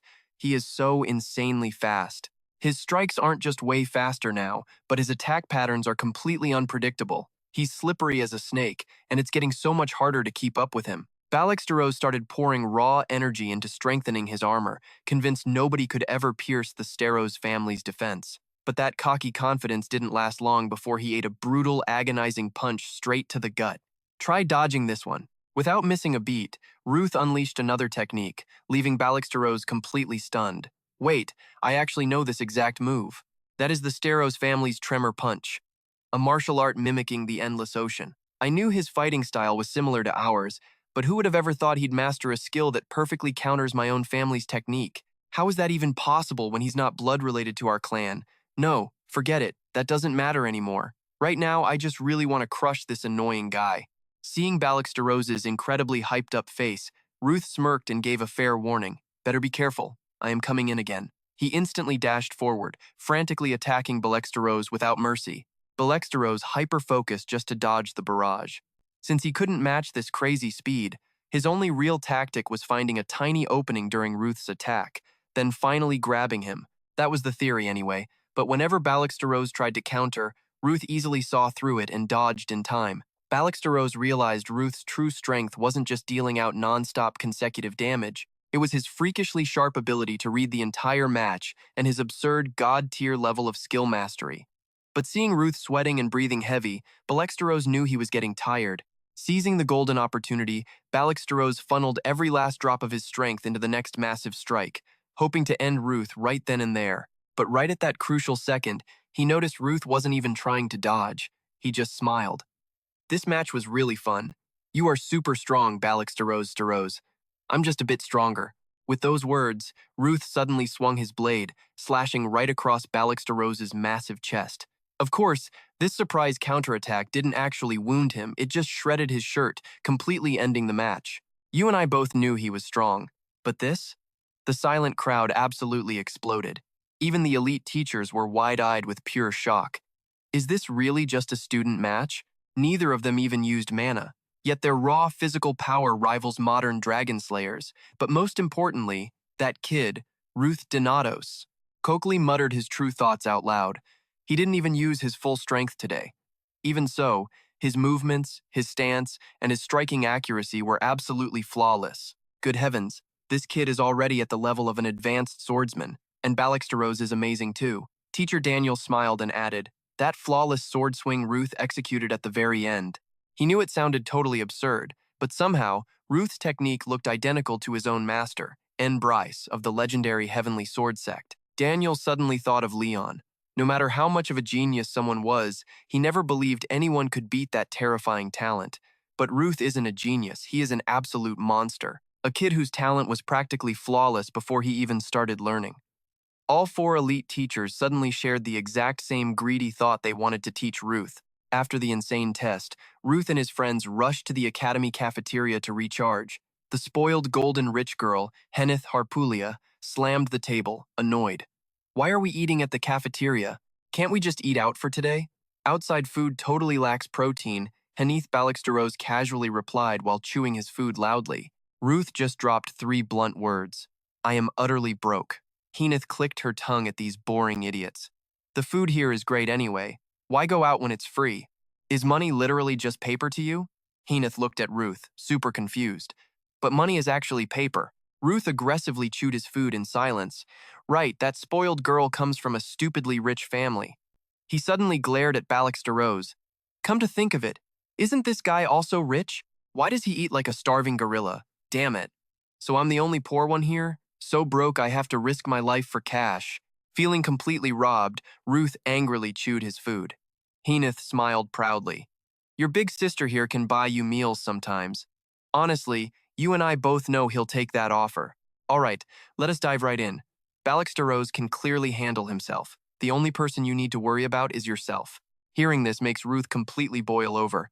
I do not need fake kindness from you filthy aristocrats. Henith glares right at him. What kind of way is that to speak? Did you catch something from that gorilla next to you? Just as Ruth is about to snap back, a voice suddenly rings out. Found him, that same student from earlier. Henith and Ruth turn around. A blue-haired guy is beaming at the silver-haired guy right beside him. Look, Aben, that is the student you mentioned. Then, they stroll straight toward Ruth. The entire cafeteria erupts into whispers. Those are the guild masters. Oh my gosh, it is the Pursuer and Moon Shadow guilds. Reaching their table, the blue-haired guy introduces himself. Hello, juniors. That was a truly impressive match. I am Roderick Riddle, master of the Pursuer Guild. Roderick casually points to his friend. And this guy here is Aben Guai. As you can see, he is a bit shy. Even without introductions, Ruth already knows exactly who they are. Roderick and Aben from Moon Shadow. He never met them in his past life. By the time he became a dragon slayer, they had already died fighting the 7 dragons. I am Henith Harpulia. She stands up politely to greet her seniors. Meanwhile, Steroze just sits there like a statue. Holding his food, he mumbles, I am Steroze Star Rose. Nice to meet you. Henith grabs Steroze by the hair. Hey, are you completely crazy? That is so rude. Roderick chuckles at this, then praises them. Right, you two were absolutely amazing as well. Henith then asks, what are you doing in the student cafeteria? Roderick answers honestly, we are actually alumni of this academy. We just suddenly missed the old days eating here, so we came back. Then is Miss Lilana here too? Henith asks eagerly, looking around. Lilana already headed back the second the sword fighting class ended. She said there was zero need to stick around. Oh, I see. Henith sighs sadly. Roderick smiles. Do not be so disappointed. She will visit Arityum again soon. By the way, he turns to Ruth. Aben has been praising you non-stop. He says you are exactly the kind of person his guild needs. Stop wasting time, Roderick. Aben puts a hand on Roderick. He stares right into Ruth's eyes. You are Ruth Denatos, right? Do you know who I am? You are the rank 4 individual dragon slayer and master of the rank 2 Moon Shadow Guild. Aben smirks. So you know me. But remember, we are only rank 2 due to information processing, not because we are weaker than rank 1. Now watch closely. Getting straight to the point, I saw your match. Very impressive. Since hiding is useless, Ruth just decides to play the absolute genius. Thinking this, Ruth casually replies, "Well, I am good. I love that confidence. That is exactly why I am making an offer. Want to join Moonshadow right after graduating?" Heenith is totally shocked, but Ruth stays calm. Is recruiting like this not strictly forbidden? Why go out of your way to do this? Aben answers honestly. When the target is truly talented, nobody actually follows those rules. You are a complete genius with massive potential. Someone like you needs a massive stage to shine. I guarantee you, Moonshadow will provide the absolute perfect stage for that. Having a top guild's backing sounds amazing, but joining a place where he cannot act freely is a terrible idea. So, Ruth does not hesitate to reject him flat out. Instead, he offers a deal. Can you find someone for me? My older brother, who survived the disaster 10 years ago. A survivor from 10 years ago? That is tough. What do I get? Ruth answers completely deadpan. A good relationship with me. Hearing this, Roderick bursts out laughing right in Aben's face. But Aben does not find it funny at all. Actually, he is super intrigued. Building ties with someone who has such a brilliant, strange future is not a bad idea. Aben agrees to the deal, then quickly leaves with Roderick. It feels like a tornado just passed through. Are all high-ranking people like this? Heenith says, watching them walk away. Not sure, Ruth shrugs. Anyway, you just rejected a massive guild. If you are that confident, you must have gotten a great letter. Heenith holds up hers. The professor handed everyone an envelope after class ended. Because of that sudden offer, Ruth totally forgot. This letter holds the evaluation for their very first sword fighting class. I know what you are thinking. In his past life, his results were awful. But this time? Ruth nervously opens the letter to find out. Heenith stares at him. No need to check. I bet it is all praise to make your family proud. Ruth answers without any hesitation. He was foolishly kind. Yeah, he was a total fool. Even as an undefeated dragon slayer, he always struggled because of his useless little brother. Working hard until the end, he was incredibly strong. Someone like me cannot even compare to him. Ruth smiles, his eyes shining with pure pride. If he is that strong, I bet he is still alive. Do not worry. Yeah, probably. The mood drops. Seeing this, Heenith changes the subject. Let us open the letters. I will read mine first. Great combat senses, fierce power to pierce enemies, and perfect skill usage. Potential to be an outstanding combat mage. Exactly as expected. My turn. Steroze loudly reads. High-level martial arts, intense stamina, perfect physique, fierce strength, and good reflexes. Beautiful muscles. The beautiful muscles part makes Steroze drool with pride. His respect for Professor Clay shoots up. These professors really notice details. Professor Clay is amazing. Seeing Ruth staying completely silent, Heenith gets impatient and snatches the letter right from his hands. Seeing what is inside, she gasps in absolute shock. What is this? The letter has all 4 professors' signatures. Ruth hurries to the staff room. Seeing him, the professors immediately pour out their hearts. One asks about his studies, another about his meals, and someone else checks his health. Only Damien has a totally different way of showing concern, staring like he wants to eat him alive. Ruth understands instantly. He asks bluntly, "Did you call me to pick an advisor?" Silence fills the room. Finally, Arthur speaks up first. That is right. You probably know what the symbols on the letter mean. After the mock battle, new students get matched with suitable professors. Sometimes, professors contact students directly, using signatures as proof. Damien nods. Contacted by all professors? Clay nods. Your potential is massive. We are experts. Ruth cannot deny it. That is where we leave it. You will definitely want to see what happens next. Let's dive in. Meet the pure swordsman Daniel Gold, wild dog Clay Matson, scent hunter Damian Gray, and lightning spearman Arthur Winston. They are all incredible teachers, but in his past life, Daniel was the one who taught him swordsmanship. So this time, Ruth picks him again, but with one huge condition: Daniel has to take him as his direct, personal disciple. Everyone in the room, including Professor Daniel, is completely stunned by this. Unable to hide his shock, the teacher asks him very seriously, "Ruth, do you even understand what becoming a direct disciple actually means here? As far as I know, the heaven-defying art doesn't have a successor yet." This art is an ancient sword and mana technique designed purely to kill dragons, passed down to exactly one person per generation. In his past life, Professor Daniel was the student of a legendary swordsman and became his brother's teacher. That meant his brother was the next successor. Daniel feels conflicted. Sure, he wanted Ruth to be the next heir, but he planned to offer it much later. He never expected the kid to bring it up first. He asks, "Can you tell me why you want that position?" Ruth answers honestly, "I just want power. Back when I was weak, the dragons destroyed my friends and family. If I had been stronger, I could have saved them all. From now on, I never want to watch the people I love die right in front of me again." Ruth's heavy answer triggers a deeply painful memory for Daniel Gold. When Daniel was just a kid, he and his older sister had to run from the dragons. She ended up sacrificing her own life just to protect him. He knows that no matter how much pain someone suffers, if they only want power for blind revenge, they simply aren't worthy of inheriting the heaven-defying art. But wanting power to protect the people who matter most, that is a completely different story. All right, Ruth, from this moment on, you are officially my direct disciple. But what if all the professors teach and supervise you together, Ruth? Before Ruth can even process this, Daniel turns around to convince the other teachers. Ruth is incredibly talented. It would be a massive waste to only let him study swordsmanship. To truly unlock his full potential, we need to try absolutely everything. Ruth immediately objects, saying, "No way. Learning from one professor is already hard enough. How am I supposed to learn from 4 at the same time? That is completely unfair to all the other students here." But Professor Arthur thinks otherwise. Actually, this is a great idea. To wipe out all dragons, we need an exceptional dragon slayer. To forge someone like that, being a little unfair is totally fine. Pay attention here, this is wild. Arthur says students will complain, but they can only blame their own lack of talent. Ruth is even more confused now. Why would a notoriously strict and conservative professor like Arthur actually approve such a massive, crazy risk? Soon, all the other professors completely agree with Professor Daniel's crazy idea. Seeing the deep hesitation swirling in Ruth's eyes, Professor Daniel slowly walks over, gently pats his shoulder, and reassures him. "Ruth, this is just my offer. No matter what path you choose, I will completely respect your final decision." A million intense questions suddenly flood Ruth's mind. Can I really become the true successor of the heaven-defying art while still being taught by all the other professors? What if I end up stealing someone else's big opportunity? Doing this could massively alter the future timeline. A knight who can actively fight dragons. A knight who can stop disasters long before they even happen.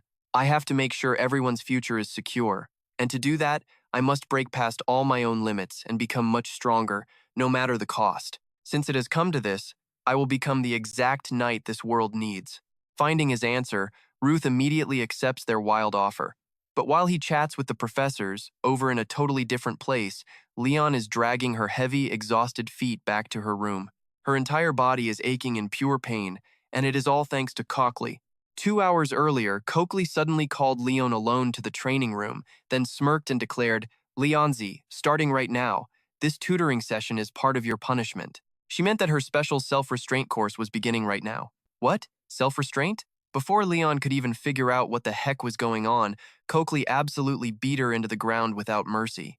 Damn it, that crazy professor. Does she have some kind of grudge against me? The sharp pain shooting through her arm just makes Leon even angrier. That jerk Ruth is so annoying. Did that guy seriously tattle on me just because I hit him? Leon kicks a decorative plant pot to vent her frustration, then plops down heavily at the bottom of the stairs. Sure, I was wrong to misunderstand and suddenly kick his shin, but I have to clean because of that? Becoming a literal punching bag under the excuse of tutoring, and even getting yelled at. Feeling so wronged, Leon can't help but burst into tears. Right at that exact moment, Ruth happens to walk by and catches this entire scene. He quickly ducks behind a wall to hide while his mind races. Am I seeing things? I know what you're thinking, this is crazy. She was always so cool and sharp, I thought she wasn't human. Leon is actually crying? She has tears? Did something awful happen to the dragon-slaying captain? In his past life, Leon was just a normal kid until the death of the dragon-slaying captain, her adoptive mother. Back then, Ruth was also just an immature kid. Their relationship wasn't very good back then, so he had zero reason to ever care. But right now, circumstances have basically turned this 17-year-old into a monster. And the person who just made this tough 17-year-old cry is actually Ruth himself. Honestly, he is innocent here. He never tattled, and he didn't attack first. So why is everyone treating him like the guilty guy? Ruth slowly peeks around the wall to see how Leon is doing now. Seeing her still sitting there crying, he sighs quietly, then steps out to talk. Hey, why are you sitting in the middle of the hallway crying? Realizing it's Ruth, Leon's hands shake as she loses control and shouts, You massive jerk! Did you really tattle to the professor over a tiny argument? Do you have any idea what I suffered because of you? Besides, you were the one acting rude first. I am sorry. Ruth's sudden apology completely catches Leon off guard. She stammers, Wait, what did you just say? Ruth pulls a handkerchief from his pocket, awkwardly replying, I am sorry for being rude back then. I definitely went too far, but I swear I wasn't the one who tattled. I was embarrassed too when those wild rumors started spreading around. It was actually my friend who blabbed right in front of the professor. Leon stands totally frozen for a second, then shamelessly blows her nose into the handkerchief Ruth offered. After that, she acts cold and snaps. You think this is enough to make me forgive you? Ruth fires right back. Well, I didn't tell you to blow your nose in it. She huffs. I will wash it and give it back. Flustered, Leon tries to save face by acting highly magnanimous. Fine, I misunderstood first, so I will accept your apology. But I will not let it slide if you bother me again. Ruth nods and says, All right, I will do my best to completely avoid you. Ruth replies indifferently, thinking to himself, She will get stronger on her own. She doesn't need my help. She always acted alone in the past life anyway. But just as Leon walks past him, he hears her mutter something super quietly, saying hi is fine. What? Ruth couldn't hear her. Too embarrassed, Leon explodes and yells, I said saying hi is fine. She spins around and storms off. Ruth just laughs, never having seen her act like this before. Meanwhile, as she walks away, Leon keeps furiously rationalizing to herself. Doing something I'd normally never do absolutely does not mean we are becoming friends. Suddenly, Ruth is right behind her asking, Doing what? Leon jumps in pure shock and screams, Why the hell are you following me? Ruth simply shrugs. I am going this way too. They bicker a bit more, only to realize they are heading to the exact same place, the Hall A training room. A crazy thought flashes in Ruth's mind as he pushes the door open. Seeing both of them, Professor Daniel smiles warmly and says, I have been waiting for you two. Did you guys come together? Ruth panics. Professor, is Leon in my class? Daniel smiles. Yep, I recommended it, Ruth gasps. No way. So where does this lead? Trust me, you and I absolutely need to see what happens next. Stick with me here, because the timeline is changing. In Ruth's past life, Professor Gray was Leon's advisor. Since she is the Dragon Slayer captain's adopted daughter, having a swordmaster cover her weak wrestling skills was always the safest bet. But why the change? Seeing Ruth's confused face, Leon gets visibly annoyed. What? What are you so unhappy about? Ruth quickly waves his hands. No, it is not that. You want to learn wrestling, right? It is absolutely essential if you end up facing a dragon slayer. Plus, since you use a single sword, it becomes… the combat practice class. I saw you in the practical combat class. You are a brilliant sword fighter, so I figured combining that with grappling techniques would be incredible. Professor Daniel nods in total agreement. Exactly right. Wrestling is the perfect way to close the distance during your sword attacks. Leon assumes Ruth actually cares about her, so she fakes being annoyed. Are you stalking me? Then she yells out on purpose just to tease him. Why would you do that? Are you trying to badmouth me to the professor? Afraid the professor might misunderstand. Ruth quickly denies it in a total panic. No way. You are just talking pure nonsense right now. Seeing his terrified expression, Leon bursts into a victorious, ringing laugh. You are not the only smart one here. Realizing he got played, Ruth turns completely pale, thinking to himself, I cannot keep getting spun around like this. Did this brat always have such a terrible personality? Stopping her teasing, Leon finally gets serious. Forget it, what were you going to say? I thought Professor Gray was assigned to you, instead of Professor Daniel. Just hearing Professor Gray's name triggers her fresh trauma from that absolutely brutal tutoring session earlier today. Assigned? What do you even mean by assigned? I never agreed to that. Even if she picked me, do you really think I would go to that demon professor? The one who beats her students like dogs just to teach them restraint? I would not go there even if I died. Ruth stays completely silent. The future changed again. In his past life, Gray was her advisor and they had a great relationship. Now, they act like absolute mortal enemies. This was Professor Daniel's plan, but could Ruth be the actual cause? Sensing the sudden tension in the room, Daniel quickly changes the subject. All right, let us talk about that later. It is time to start the class. Before we officially dive in, let me give you a brief rundown. Swordsmanship is an incredibly deep and profound martial art. Achieving perfect sword skills requires enduring bone-crushing pain, starting right from the absolute most basic, simple movements to the very top. Of course, since you two already have outstanding foundations, we do not need to get bogged down in all the boring theory. However, there are still thousands of techniques, so you must experience them firsthand. Proper training will provide real combat experience through restraint. Saying this, Daniel grips the wooden sword, flashing a dangerously wicked smile. Now watch this closely. Are you two ready? Ruth and Leon's faces go totally dark, sharing the exact same thought. Yep, he just wants an excuse to beat us up. Not long after, Daniel smiles down at Ruth and Leon, who are groaning miserably on the floor. That concludes our lesson for today. From now on, we will have both group and individual lessons, exactly like the beating you took today. Have a great weekend, you two. I will see you next week. With that said, Daniel walks off whistling happily, leaving them battered on the floor. Ruth struggles to sit up, cursing out loud. Damn it, I thought we could at least defend ourselves against him. Leon sits up too, tying back her silver hair. She glares at him with a deep frown. Hey, I already told you to watch your language. Why do you keep throwing around those terrible curse words? Ruth frowns at her. If you were a mercenary like me, you would do the exact same thing. Plus, getting beaten to a total pulp like that, are you not even mad? Leon scratches her head. Not really. Why should I be mad that we lost, when it is just a simple fact that we are not strong enough yet? Besides, we need these lessons exactly because we are still weak. You should be really glad that Professor Daniel is actually a very easygoing teacher. Trust me, once you spar with Professor Gray, you will quickly realize just how incredibly merciful those sword strikes today truly were. Ruth stares at her in total shock, then slowly closes his eyes. Stop talking about it. Leon laughs brightly. What is wrong? Are you feeling guilty now? Unable to look her in the eye, Ruth quickly stands up. I am leaving. Seeing this, Leon calls out fast. Where do you think you are running off to? If you feel guilty, teach me your wrestling techniques. Ruth looks at her suspiciously. What? Why so sudden? Leon grabs the leg of his pants, eagerly suggesting her plan. You were the one who said my wrestling skills were still severely lacking. Rumor says your close combat techniques are absolutely top tier. So, please teach me.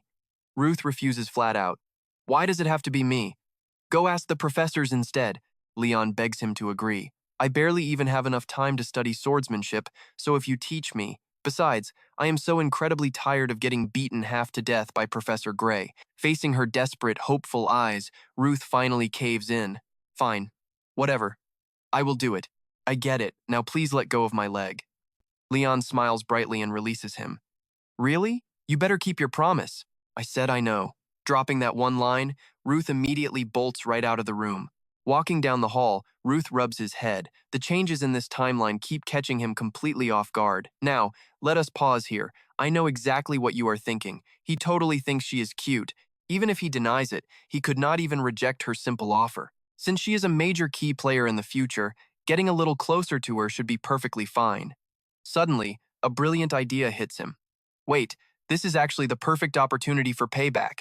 Yeah, I will use this chance to repay the massive debt I owe her from my past life.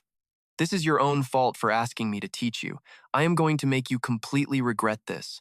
Making his wicked decision, Ruth walks away feeling absolutely fantastic. The legendary Dragon Slayer Academy Arityum sits right in the Ampia Empire's capital, dead center of the continent. A powerful Dragon Slayer represents an entire nation's absolute military strength. Because of that, the imperial family spares absolutely no effort or expense in supporting them. The vast majority of Arityum graduates get heavily scouted by the Royal Hunter Association.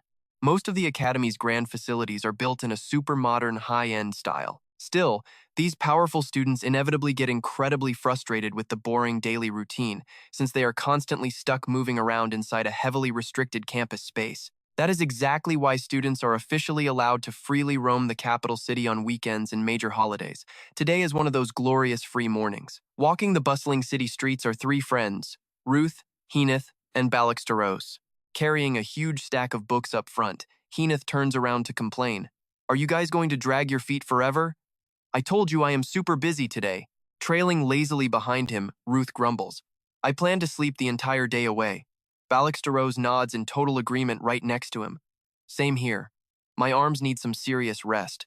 Annoyed by their totally lazy attitudes, Heenith snaps back. We still have so many things to look at around the academy. Are you two planning to just sleep through every single holiday for the next 4 years? Ruth mutters under his breath. Honestly, sleeping is a way better reward than acting as your personal luggage carrier. Heenith walks over, shoving the heavy books at Ruth. Stop complaining. I will buy you expensive food later, so endure it. Left with no choice, Ruth naturally passes the entire stack straight into Steroze's hands. Staring at the massive stack of books, Steroze glares at Ruth. Hey, Heenith told you to hold these. Why give them to me? Ruth keeps a perfectly straight face. Did you bring any money? Steroze frowns, quickly replying, obviously not. Then carry them. Hearing this logic, Steroze reluctantly accepts his terrible fate, but he still cannot help complaining out loud. This massive pile is too much. It truly breaks the fragile heart of a poor guy like me, Heenith shouts. Stop whining and hurry up. That is where we pause. Trust me, you will want to see what happens next. Stick with me here. You and I are about to see just how wild this academy life gets. By sunset, Heenith Harpulia was finally satisfied. She dragged Ruth and Balak to a massive high-end restaurant, where two hosts respectfully bowed. Welcome, Miss Heenith Harpulia, they said, leading them inside. Total VIP treatment right there. The second Ruth stepped through those doors. The sheer luxury and crazy grandeur of the place completely blew his mind. Is this a restaurant or a literal palace? Just absurdly extravagant. Then, Ruth caught Balak acting totally chill and whispered to him, How are you so calm? Trying to prove you are rich too? Seeing Ruth completely frozen, Heenith Harpulia snapped. What are you doing over there? Grab a seat already. Ruth awkwardly found a chair. Staring at the massive pile of fancy silverware, he started sweating. Why so many forks? He had never been anywhere like this. Just then, a waiter slid over with a menu. Heenith Harpulia did not even blink. We will take identical portions. Plus the chicken soup. Balak jumped in. Heenith Harpulia, I need meat. Lots of it. She rolled her eyes. Get him 600 grams of beefsteak. But Balak was not done. He snatched the menu, ordering even more food. Gotta refuel all the muscles I burned carrying your heavy bags. Heenith Harpulia glared at him, absolutely furious. Hey, eat in moderation. Sitting right across from them, Ruth stared at the menu in pure horror. 500,000 zibble for one dish? That could feed him for an entire month. He nervously leaned in. Why is everything here so insanely expensive? But to Ruth, Heenith Harpulia did a complete 180. She smiled generously. You worked super hard carrying my stuff today, so this is your reward. Order whatever else you want. Just tell me. Balak lit up. Heenith Harpulia, then she instantly snapped. You shut up. I already ordered your steak. Could a freeloader like you be any more shameless? Balak grumbled under his breath. But I carried your bags too. Heenith Harpulia just screamed. Shut your mouth! A few minutes later, the waiter returned, loading the table up. Here is your food. Please enjoy your meal. Now watch closely, this is where the dynamic gets hilarious. Staring at the feast, Ruth was paralyzed. But Balak was already stuffing his face. So good, just as amazing as my family's private chef, but we definitely need more food. The exact second Balak reached for another dish, a knife slammed into the table. He yanked his hand back, staring at Heenith Harpulia in absolute terror. Heenith Harpulia shot him a deadly warning glare. Then, instantly flipped back to a sweet smile for Ruth. Do you like it? Try this one, and that one too. Ah, thanks, Ruth replied, looking at her bright smile. He thought to himself, rich people who eat this stuff daily can probably taste the difference. For a totally average guy like him, it all tasted exactly the same. Plus, ever since that chat about her brother, he was feeling some seriously overwhelming kindness from her. Honestly, it was stressing him out. In his past life, they were practically sworn enemies, not friends. He flashed back to a previous timeline meal where Heenith Harpulia slammed the table. Ruth, you absolute moron, she had screamed. I told you to kill the Earth Dragon first. How dare you let it enrage, making me pay for all this ultra-expensive gear. Past Ruth yelled right back. Damn it, do not scream while I am eating. Are you completely stupid? That insult totally pushed Heenith Harpulia over the edge. She gritted her teeth, completely losing her mind. Ugh, you can still eat after causing that disaster? You are beyond an idiot. Snapping back to the present, Ruth thought honestly, her showing her true angry colors was way better. He hated this fake sweet act. Heenith Harpulia, he started, but her scream interrupted him. Hey, meathead, Do not even move, I said, no more ordering. Where are you planning to shove more food after eating all of that anyway? Do all the nutrients just bypass your brain and go straight to your muscles? Or is your brain perfectly smooth because it is literal muscle too? Touch that menu one more time, and I will chop off your hand and serve it to you. After scaring Balak pale, she smiled sweetly at Rut. Ah, what were you saying? Seeing her go full psycho mode, Rut swallowed his words instantly. He forced an awkward smile and threw up a thumbs up. Oh, nothing at all. Just wanted to say thanks for treating me to this awesome meal. Yep, nostalgia was terrifying. Even if it felt awkward, her being nice was definitely safer than the alternative. Best to just stay quiet. His compliment made her totally light up. She brushed her red hair back, smiling brightly. Oh, it is nothing. Balak sulked in the corner. Rut, this extreme favoritism is making me really sad. Rut felt bad for the guy. Hey, cheer up. Right then, Rut caught a glimpse of the clock on the wall. He froze. Almost 8 o'clock. Wait, 8? Was there not something else today? You and I have both been there, right? That sudden panic. He suddenly remembered Leon's smile yesterday. See you at 8. Can you help me train? Oh, crap. Realizing he completely stood her up, Rut bolted out of his chair, yelled a quick goodbye to the others, and sprinted frantically back to the academy. Meanwhile, Leon was losing her mind. Her left foot tapped the floor continuously. She checked the time, looking furious. 8:05. Why is he not here yet? She leaned against the wall, arms crossed. He was the very first person she could talk to normally. Unlike her, he seemed to have tons of friends everywhere he went. What if he totally forgot about his promise? That thought made her completely deflate. But right as her hope faded, the door swung open. Rut jogged over. Oh, you are here? Making Leon jump. She immediately put her angry face back on. You are late. Do you not know you should show up 10 minutes early? She looked away. Rut scratched his head awkwardly. Ah, right. My bad. As they walked, she suddenly sniffed the air.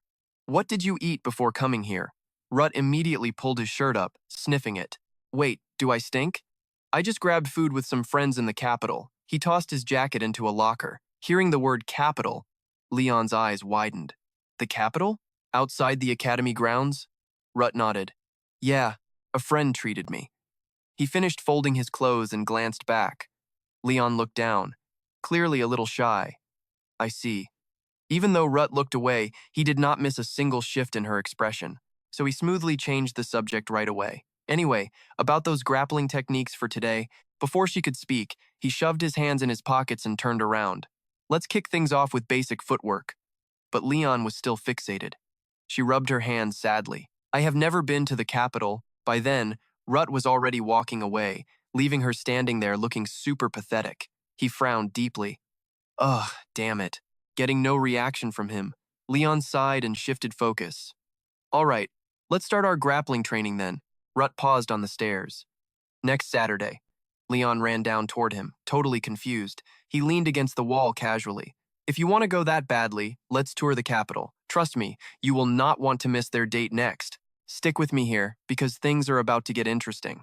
Hearing that, Leon lit up like a kid on her first trip. She eagerly asked again, just to be sure, really? Lute teased her about being so happy, and her face instantly went deadpan. She claimed she was only going because he invited her. Lute kept teasing, saying she should just stay behind then. Without hesitating, she shot back. No way, I am going. Lute didn't push it. He just told her fine, time for warm-up since she wanted to learn. Leon happily followed him, agreeing. But then, she started bombarding him with questions about the trip. Are there a lot of things to see in the capital? I heard the food there is amazing. Oh right, what are we eating when we get there? Before Lute could even answer, she fired off another question. Where are you and your friends heading today? What is everyone playing lately? Last time, I saw something absolutely huge. Ack! Having heard enough, Lute just grabbed a random object and threw it straight into her face to finally shut her up. One side of Leon's face turned as red as a tomato. Furious, she yelled, "What the heck are you doing?" Lute kept a totally cold expression and just replied enough. Put these on. He asked if she normally talked this much. Slipping on her gloves, she admitted she did. Yeah, my mom usually scolds me for chatting so much too. Do you know her? She is the leader of the dragon-slaying squad. After that, she just kept rambling endlessly about absolute nonsense.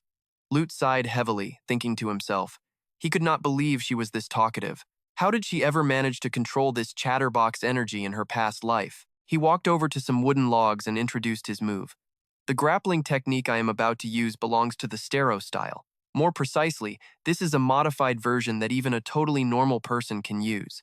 You know, the Steroze style is a totally insane martial art that relies heavily on your own physical traits first, right? Because of that, I can only teach you a few specific technical forms and practical combat methods. He suddenly remembered Professor Claire, the master who actually used mixed grappling techniques gathered from all across the continent. There wasn't any fixed form or method to counter it. Leon looked confused and complained that talking is always easier than doing. How am I supposed to take fewer hits when I can barely even defend myself right now? Now watch closely, this is where it gets real. Lute rolled his ankles and explained, "That is exactly why I am teaching you to dodge." The second he finished speaking, his legs blurred, shifting from spot to spot as fast as the wind. Leon stared at his footwork, completely stunned. I cannot even read his movements. They look almost exactly like slithering reptiles. Lute stopped right in front of her and explained, "This footwork is a movement technique using nothing but your toes. Trying to read this movement is incredibly difficult because you are only engaging a tiny fraction of your leg muscles." Leon guessed immediately, "Is this also a Stero technique?" Lute replied, "Nope, this one is mine. They fight using their whole bodies. They don't use stuff like this." Hearing that answer, Leon was amazed, her eyes filled with pure admiration. "Wow, you really are a genius." Lute told her to try it out, and Leon instantly attempted the footwork just as he described. "So this is how you do it?" Just like that, she mastered the method in a few short seconds. Lute watched in pure jealousy. "Someone like you is the real genius, not me. It took me 2 whole years to design and develop this footwork, 1 year to refine it, and another full year just to master it." Lute stood from a distance, quietly watching her practice. He smiled faintly. "You cannot call me a genius when I had to give absolutely everything just to survive. A true genius is someone who can replicate 4 years of brutal, exhausting training in under 4 minutes. Just like you and all my former companions in my previous life. People like the incredible Henith Har." A little while later, Leon eagerly turned back to ask him a question. "Well, I am doing it right, aren't I?" "I know what you're thinking, he's proud of her, right?" "Nope." Lute just smiled brightly, then suddenly kicked her leg hard. Too messy. Leon face-planted straight into the dirt, screaming in pain, while Lute just stared down at her, looking incredibly smug. "I told you to use your toes. I never told you to jump around. Do you seriously think you should be acting a little calmer right now?" Groaning in pain, Leon clutched her head and slowly sat up. She glared at Lute, who was laughing behind her. "And cursed you, bastard." But Lute wasn't letting her rest. He started cracking his knuckles and gave a harsh warning. "If you want to learn this, you have to do it perfectly. Today, I am going to make you train until you literally drop dead." Seeing him like this, Leon actually felt terrified. The sunset began to fall, signaling the end of the day, but her tragic screams still echoed everywhere. "Are you seriously going to go that far?" Night quickly fell. Back in Lute's room, he completely collapsed onto his bed, looking utterly exhausted. Laying flat on the soft mattress, he groaned out loud. "I am so tired." He started reflecting on the day. Luckily, everything is going really well, things like my relationships. But reaching that thought, his face suddenly turned dead serious. "Nothing is like before. Things have changed way more than I expected. From Hineth to Hapulia, to Steroze Staros, every single one of them has already appeared in this new life of his." He wondered just how massively the future would be impacted, but then he shook his head. "No, I started this because I don't want anyone else to die, so it cannot be like before. The future absolutely has to change. But if I can gather my companions once again and destroy the 7 dragons, I will definitely run into that bastard." He thought about it over and over. "To pull this off, I have to take on my brother's role." He slowly closed his eyes. "The very first thing I need to learn is..." Memories from his past life started flashing back. A mysterious figure, face completely hidden, just a view of his back, red hair, wearing armor, and wielding a sword in battle. On his hand, a strange mark appeared, 8 arrow-like shapes merging together. Lute made his choice. He needed to learn the Heavenly Sky style. The very next morning, he was already sparring with the professor using wooden swords. The professor launched attack after attack, forcing Lute completely on the defensive. Striking relentlessly, the old man laughed, looking incredibly confident. The duel was intense, and it didn't look like the professor had any intention of losing. They exchanged heavy blows, one after another, with no end in sight. That was until the professor suddenly got a new idea. While clashing swords, he calculated in his head, should I switch up my fighting style right here? Acting on it instantly, he changed his stance, catching Lute completely off guard. Why is he raising his fists? Just like that, the professor ditched his sword entirely and threw a massive punch straight at Lute. Luckily, Lute managed to throw both arms up and block the heavy strike in time. He immediately questioned the professor, wait, didn't we agree to only use swords for this match? Hearing that, the old man just laughed. I am a very unpredictable kind of guy. And his hands kept throwing relentless strikes. Lute thought to himself, even in a fistfight, this guy is still insanely tough to deal with. Suddenly, Lute jumped back, completely stopping his attacks and leaving the professor confused. He thought to himself, stepping back that far? Is the kid trying to bait me? Fine then, I will play along. Let's see what you really have. With fierce momentum, the professor charged forward. Right as the professor closed the distance, Lute felt the opening. He's here. Calculating his next move, Lute decided to strike. He executed a perfect defensive technique, sending his wooden sword spinning into the air. Then came the counter. A rapid series of devastating moves unleashed all at once. Lute thought to himself, just like its name implies, the Heavenly Sky style is fundamentally a sword art made for protection. One slash to defend and lock down the enemy's attack, and a follow-up slash to counter and parry. In my past life, I only learned the Heavenly Offense style to at least catch up to my brother.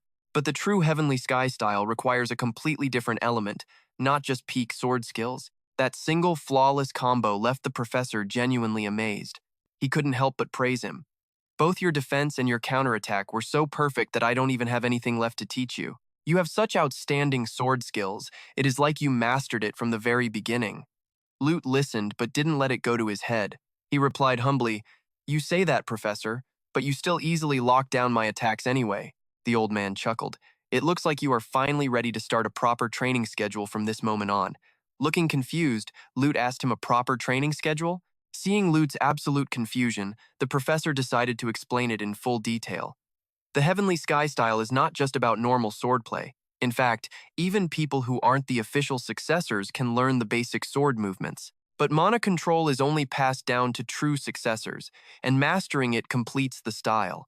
Mana is pure, unrefined life force. And that's where we leave it, trust me. You're going to want to see Lute's next massive power-up. Stick with me. You and I are about to see our boy completely break the magic system. Normally, mages store refined mana right inside their heart.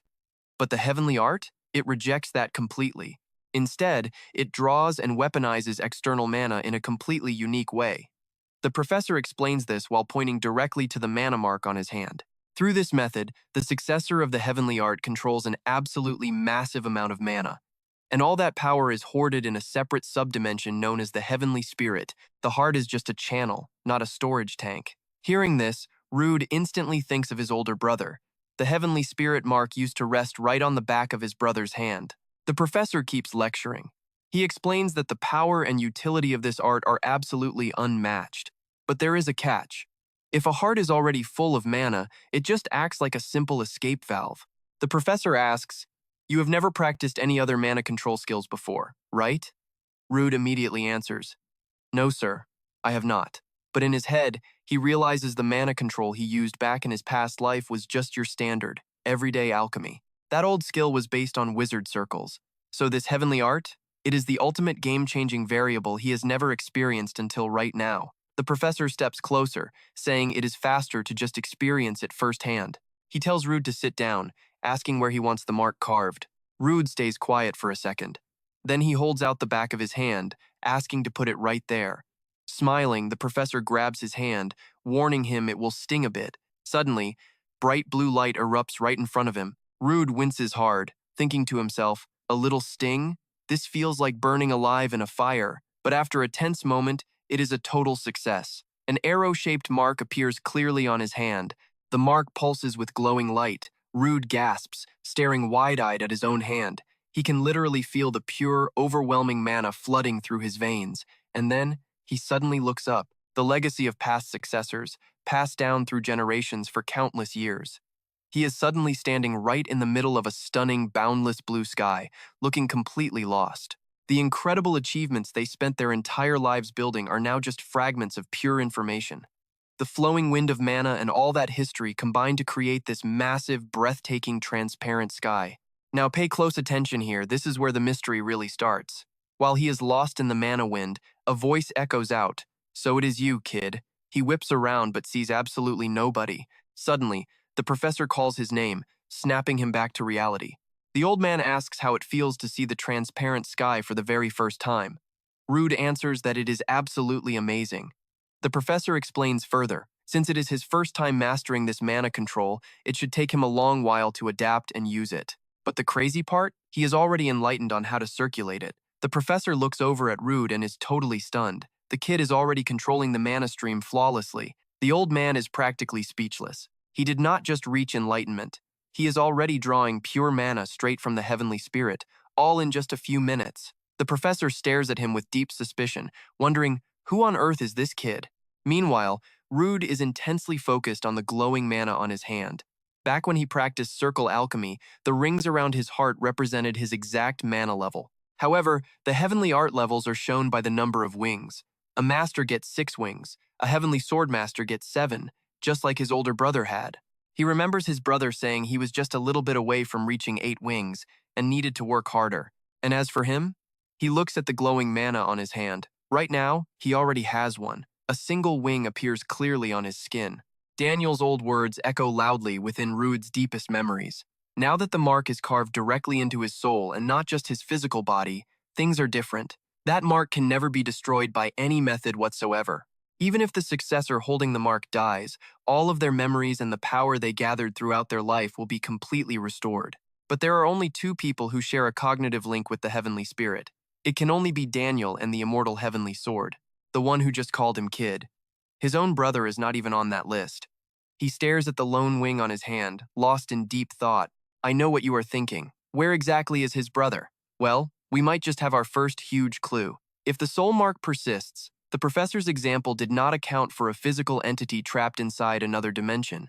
Rude walks quietly through the academy garden. He realizes the void dragon that vanished alongside his brother is his only solid lead right now. Hey, why are you so late? A sharp voice rings out, catching Rude's attention instantly. It is Henith Harpulia, complaining loudly. Do you not realize that every single second we spend tutoring this complete idiot is precious?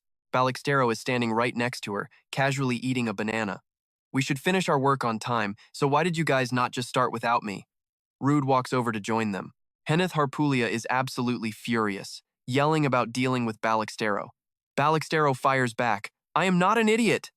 Henith Harpulia looks totally hopeless. She screams, at this rate, you are going to fail the exam completely. Do you not understand that? Balixtero does not care at all. Still chewing his banana, he wonders out loud. It is weird. Every time I sit in a theory class, I just pass out. Wait a minute. Do you think someone used mind control magic to attack my consciousness? His ridiculous logic leaves both Henith Harpulia and Rude completely speechless. Giving up, Henith Harpulia turns and asks Rude, oh, by the way, how did your lectures with the professors go today? Balixtero stands there, convincing himself he just needs to train his muscles more. Rude shrugs, replying that it was just normal, except for the overly intense attention he got. We see the professor watching Rude train, praising him endlessly. He yells, just as I thought, you have surpassed all my expectations. You are truly unmatched. The female professor also claps her hands in pure awe watching Rude move. Oh my heavens, did you actually invent that movement technique entirely by yourself? How are you so incredibly good at this? Back in the present, Henith Harpulia asks him again. You attended all of their lectures while being heavily discriminated against, and nothing crazy actually happened? The 3 of them continue walking and chatting. She presses on, for example. Did you see Professor Demian when he was not wearing his mask? I heard rumors that guy has severe germophobia. Rude thinks back to Demian. I am really not sure. Flashback to an hour ago at the professor's private office. Rude is sitting directly across from Demian. Neither of them says a single word. The dead silence makes Rude super confused. He thinks, is it going to be exactly like this again today? The previous lecture was exactly like this too. The man had not spoken a word for a whole hour. Rude just picks up his teacup. He takes a sip, thinking to himself. If I had known him better in my past life, I could have found a topic to talk about, but I hardly interacted with him back then. The only thing I actually know is that he was the very first teacher to die. Meanwhile, Professor Demian just keeps his eyes completely shut in total silence. Suddenly, the professor speaks, making Rude jump. Does that tea suit your taste? Excuse me? It has a nice, subtle fragrance, Rude replies awkwardly. Professor Demian finally looks up right at him. That is good. This is my Piri tea, very popular in the Empire. I like it a lot too. Oh, okay. The conversation instantly dies and drops back into awkward silence. Rude puts his cup down, extremely confused. The guy has not even taken a single sip. After that, we just sat in dead silence for another 30 minutes until the lecture ended. Rude turns back to Henith Harpulia, answering her. Nope, nothing happened at all. We really just drank tea. Disappointed by the boring story, Henith Harpulia sighs and opens the door. Well, that is not interesting at all. Rude turns to Balextero. What about you? How was your lecture with the professor? Balextero answers happily. I actually really like Clario. She is super strong and incredibly respectable. She is one of the rare people who truly understands the ultimate beauty of raw muscles. That ridiculous answer makes Rude suddenly realize something. Thinking back to the events of his past life, did those two actually have some kind of weird, deep connection? Is it simply because both of them are absolute muscle brains? Meanwhile, standing next to them, Henith Harpulia is looking extremely annoyed. Mine was the absolute worst. I got stuck with a regular instructor because no magic professors were available. Do you know what that guy said to me? He told me fire magic is the peak of inefficiency, and literally told me to go study other magic types. Does he think he will reach the limit just by stubbornly following a standard program? That guy is not even worthy to be compared to a single toe of the Liana Chanaka. Henith Harpulia slams her book down on the desk, absolutely boiling with rage. Balextero pulls up a chair and sits down, trying to calm her. But Henith Harpulia, that instructor is not exactly wrong. Do you not realize that fire mages are incredibly rare these days? That comment just makes her even madder. Hey, what do you know? Rude quickly pats her shoulder. Okay, calm down. Besides, you can just transfer to different classes if you find that instructor so annoying. What do you and I make of this? Henith Harpulia sighs heavily. It is completely useless. There are literally 0 other fire magic instructors in this entire academy. All right, you and I are jumping right back in. Balextero opens her book to read, but Ruth walks right up and snatches it away. He smirks at her. You aren't totally sure it's impossible, right? The White Dragon Queen could nominate herself as an instructor and personally teach you. Henith just stares at him with a massive question mark over her head. What the heck is he babbling about? Suddenly, another student walks right up to them, politely excusing himself. Instantly, Ruth's face hardens, making it totally clear this guy is not welcome. But this new student? He just keeps smiling right through Ruth's absolute death glare. He steps closer with this super friendly vibe and introduces himself. Hey there, Ruth. We already crossed paths back at the opening ceremony, didn't we? I am Gigemi Duville, the student council president. Are you having some kind of argument with Henith over here?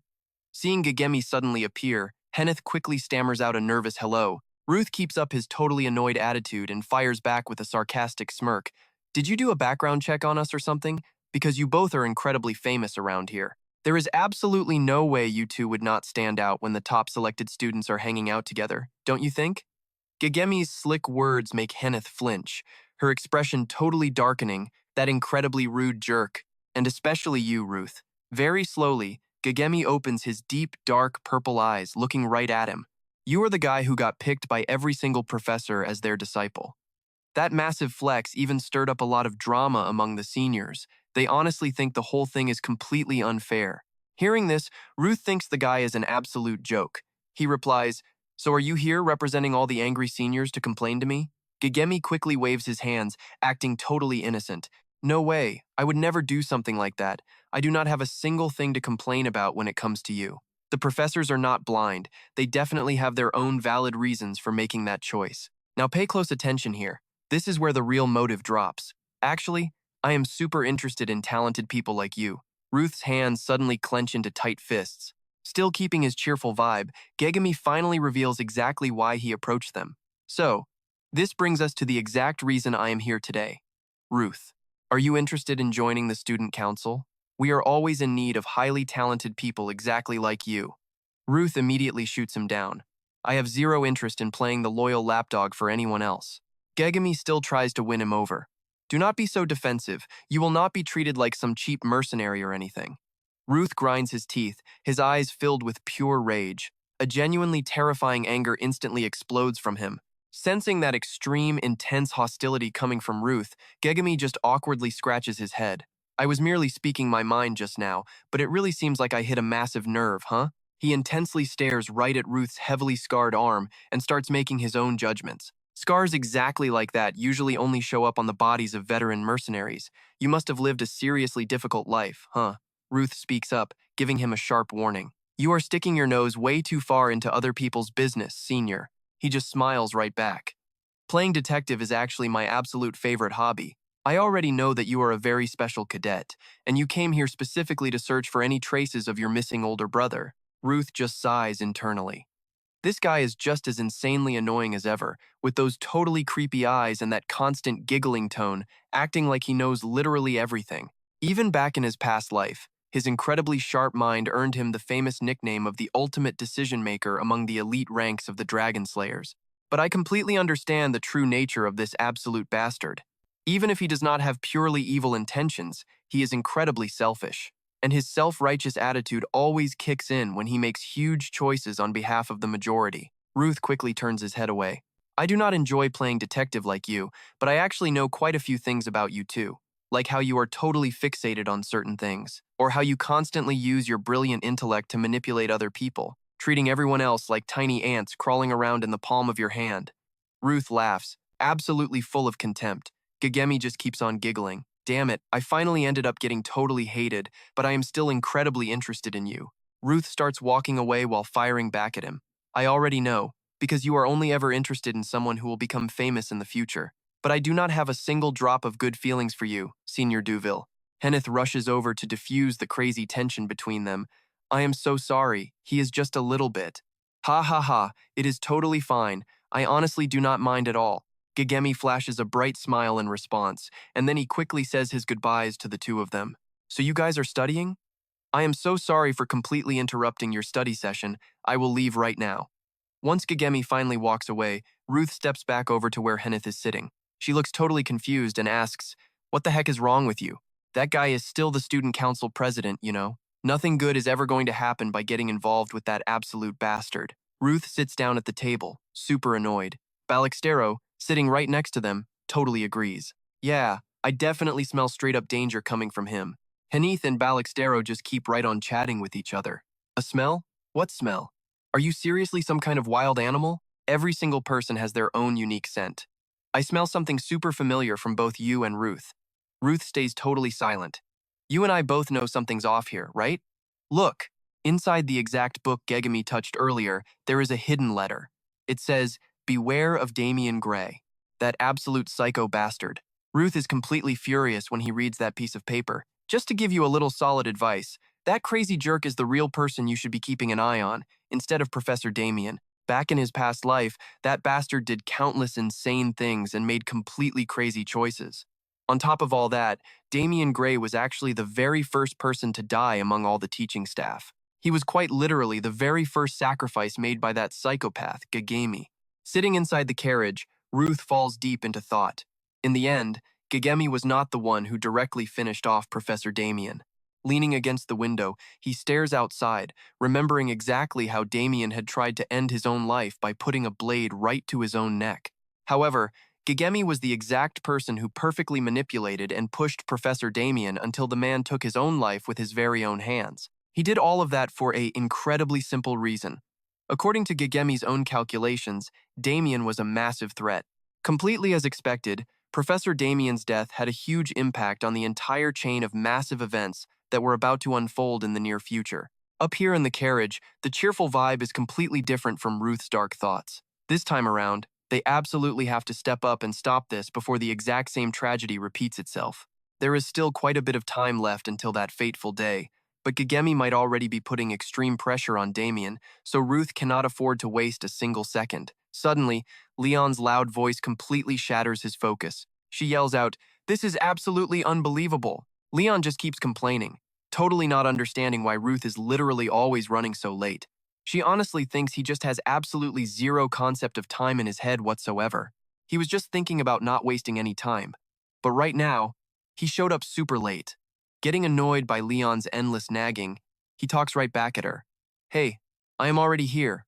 Am I not? But there is simply no escaping her. She is totally furious. Because from the very start, she told him that showing up 10 minutes early is just basic courtesy, right? The random passenger sitting right across from them seems extremely amused while listening to this whole argument unfold. Ruth fires back, claiming that the absolute best courtesy is the fact he gave up his weekend for her. Does she not know that? But Leon is not backing down easily either. You were the exact one who invited me first, remember? He gets even more irritated and instantly blames her. It was all because you made that totally pathetic face, like a sad puppy caught in the rain. Leon completely ignores his rude words, brutally brushing him off, and just tells him, "We have finally arrived." Leon looks incredibly hyped for this little trip. She feels the energy here is so fun and crowded, while Ruth just awkwardly drags himself down from the carriage. Tons of people are gathered around here, creating a super lively vibe. Leon thinks the Dragon Slayer core base was pretty loud too, but the sheer crowd size there does not even compare to this place. She happily turns around and asks Ruth where they are heading next. But unlike her amazing mood, he is definitely not having fun. Ruth answers coldly, telling Leon to just take care of her own luggage herself. Leon immediately pouts and glares right at him with a heavily judging look. "My luggage? You are the one who literally asked me to come along, so you should be the one carrying my bags." Seeing this intense look on her face makes Ruth a bit flustered, and he awkwardly scratches his head. "Fine, let's go buy something first, since every kid he knows just wants to have fun." Leon declares she wants to go shopping for clothes first. She bravely grabs his hand. Ruth has absolutely no idea why she is suddenly holding his hand, constantly telling her to let go. Leon uses the classic excuse. "This is the only way we will not get completely lost." Then she literally drags him straight toward the market, leaving Ruth with no choice but to run after her. He has no clue why she is suddenly this incredibly strong.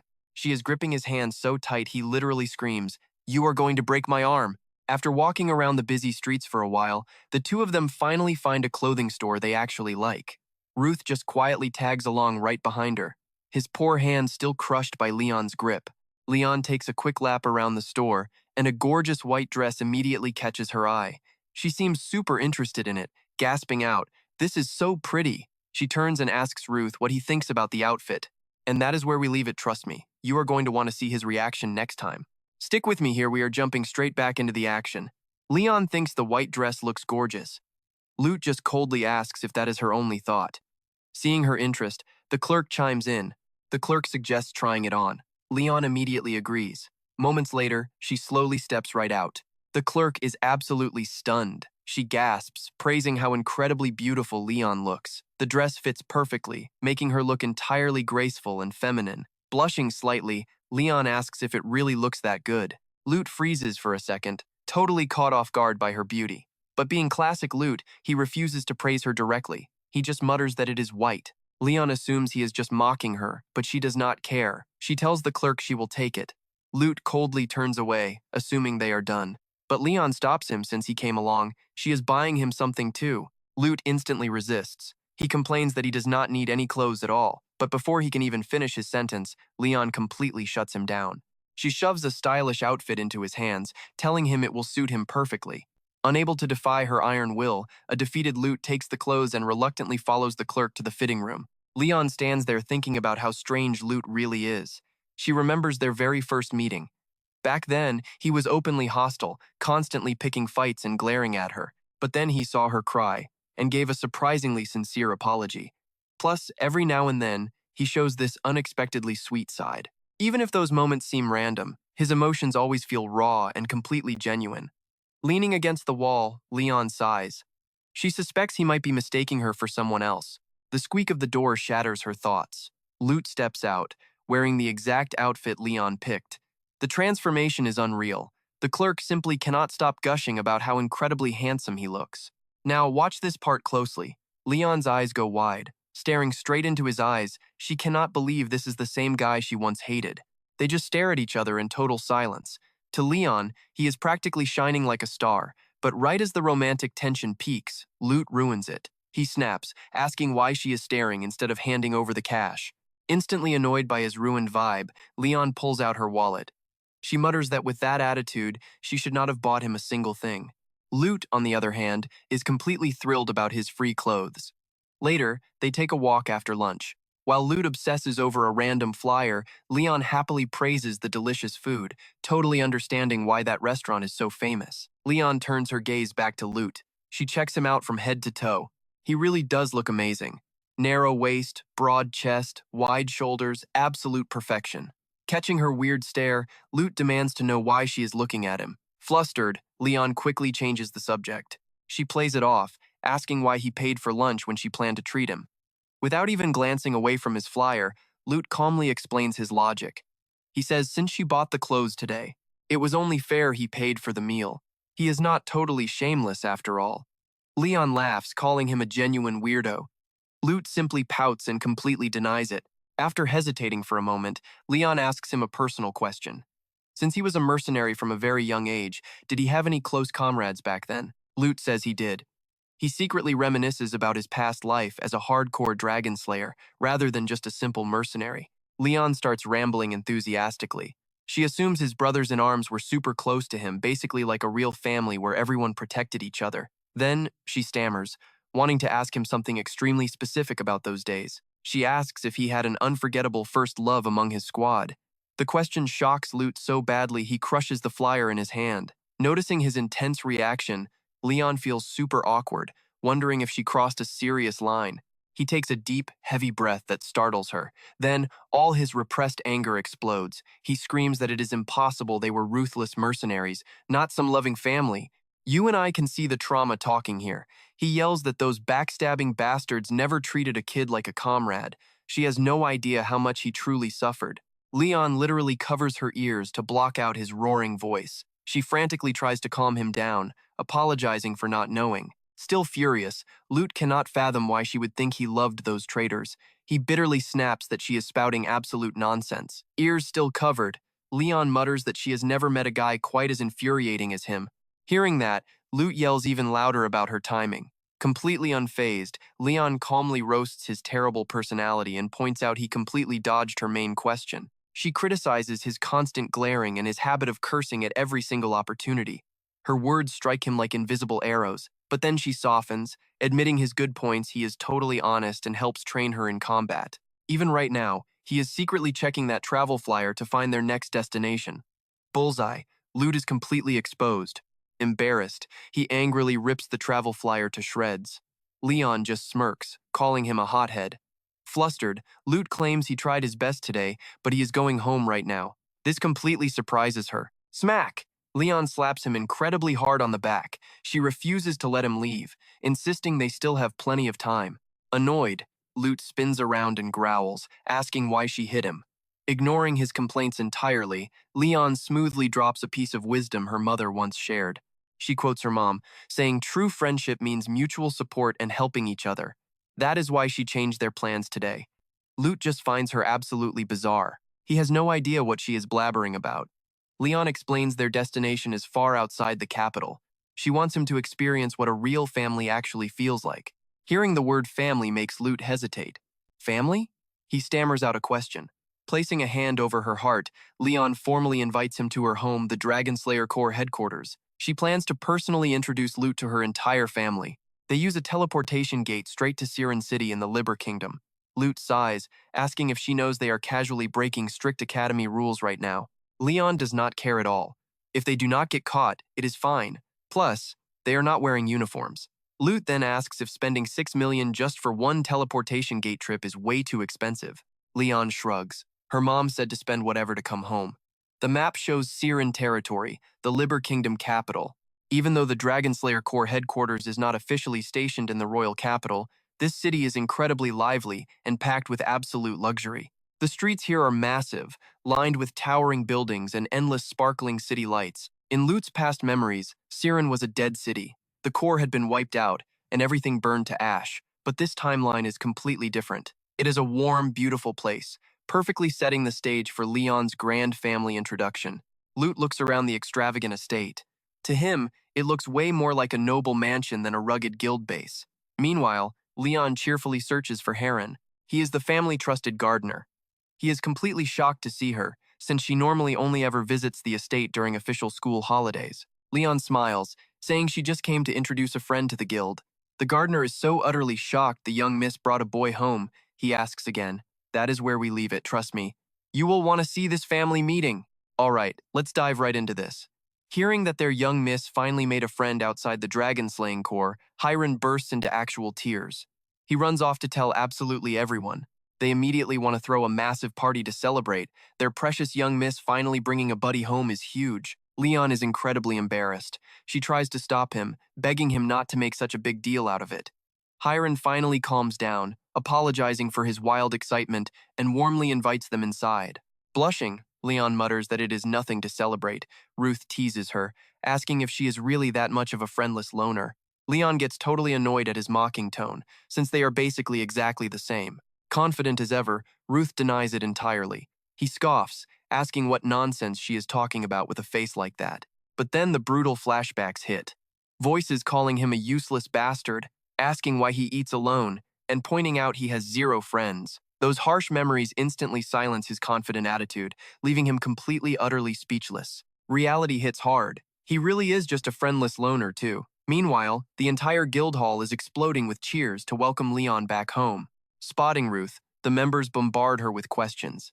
Is that handsome guy her friend? What is his name? Someone even jokes and asks if she actually paid money to hire him. Another wonders if his life is in danger right now. Flustered, Leon pushes everyone back, warning them not to get too close to Ruth. Leon calls them mean and begs a senior sister to stop them. The sister laughs, saying everyone is just thrilled to see her, while others note she has grown taller. This is Ruth's first time meeting the dragon-slaying corps, yet their vibe feels strangely familiar. He silently watches Leon chat with everyone. Seeing her act cute, whine a bit, and flash such relaxed smiles is a total surprise. Seeing this, he finally understands why her personality completely flipped 180 degrees after Siren was destroyed. Hiram then tells Leon the commander is waiting for them in the guest room. When she asks who is inside, he says it is someone incredibly important and close to her. Leon gently knocks. Stepping inside and seeing her mother, her eyes sparkle with pure joy. Her mom instantly stands up in surprise. This is Adeline Kale, the dragon-slaying commander. Leon immediately jumps right into her mother's arms. Adeline hugs her daughter tightly, noticing how much prettier she has become lately. But she is confused. It is mid-semester, so why is Leon here? She suspects her daughter got suspended for fighting again, making Ruth violently flinch. Now watch closely, this is exactly where things get interesting. Leon denies it, saying she just wanted to introduce her friend. Hearing the word friend, Adeline's face completely loses all color. She stands frozen, totally paralyzed by sheer shock. Leon feels awkward, completely not understanding why her loving mother would ever react to this news like that. A stunning lady nearby explains that a hot-tempered girl with 0 social skills making a friend is genuinely shocking. She mysteriously strokes her silky white hair. She scolds them for not greeting an elder first. This is the Flame Empress Guildmaster. Leon just calls her an old hag, wondering why she is always hanging around their house with nothing better to do. Ruth finally steps up, introducing himself as Ruth Denatos. Liana immediately recognizes him as that impressive kid from the recent practical exam. She asks how Harpulia's second daughter is doing. Ruth bluntly says she is frustrated because the current magic teacher is absolutely terrible. Liana waves it off, saying she will meet a good teacher soon enough. Suddenly, a heavy hand firmly grabs right onto Ruth's shoulder. He turns around. It is Adeline, crying literal waterfalls of tears. She asks if his name is Ruth and thanks him profusely, putting an insane amount of pressure on him. Adeline explains that Leon is special, possessing an incredible sixth sense. On top of that, she is deeply sensitive to the emotions of other people. She easily understands others, but struggles to express herself properly. Because of that exact trait, Leon could never make friends with kids her own age. Hearing this, Ruth says he totally gets it. Adeline adds that Leon is slightly too strong, recalling when the academy called because she broke a classmate's wrist. Ruth finds this oddly familiar. You and I know what is coming next, right? Eating cookies, Leon casually mentions that Ruth is the guy she broke. Adeline sweats bullets in absolute shock, while Ruth looks annoyed. Leon defends herself, saying he started it, his bones are healed, and she already took her punishment. Adeline furiously screams Leon's name, startling her right out of her seat. She is angry because she taught Leon martial arts for defense, not bullying. Ruth steps in, clarifying it was not bullying. He spoke without thinking first, which led to their fight. Adeline is strict but kind. She firmly states that is 0 excuse to attack someone, especially since Ruth was the one who ended up getting hurt. Even knowing they made up, Adeline demands to know if Leon apologized. Hearing this, Ruth suddenly feels like he was the only victim in that fight.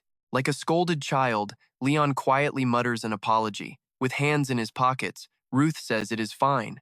Adeline then glares at Liana for failing to protect the normal students, while Liana just casually sips her hot tea. Liana sets her teacup down, claiming she knew absolutely nothing about it. Besides, she confidently points out that Ruth is definitely not some normal student. She watched him fight, playing with the Steroze kid like a mere toy. Plus, Ruth even got scouted by Aben, right? Ruth stays silent, just standing there awkwardly rubbing his head.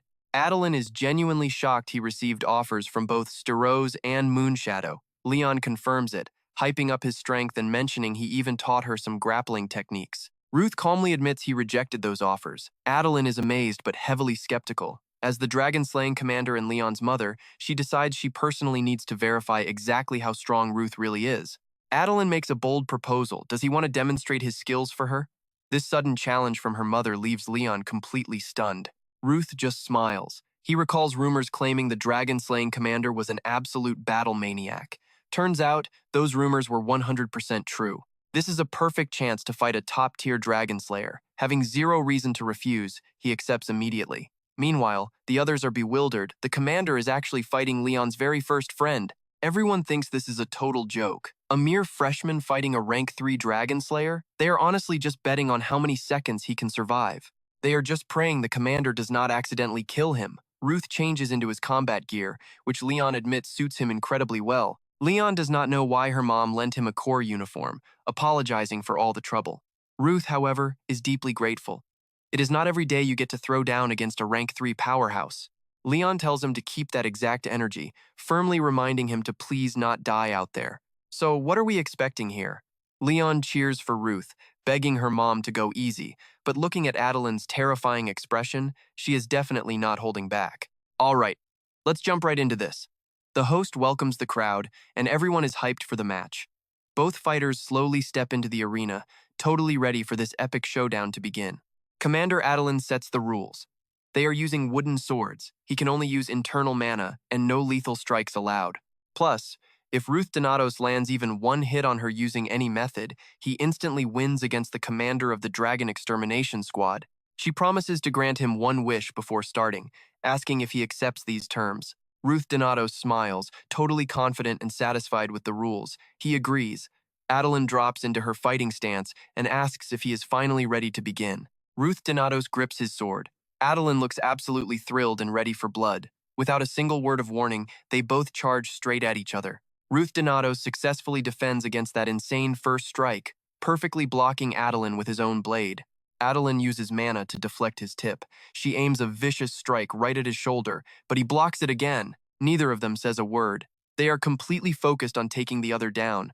Adeline leaps into the air, aiming a crushing downward strike. But Ruth Denatos is no amateur. He dodges and perfectly parries her heavy attack. The whole arena is watching in pure shock.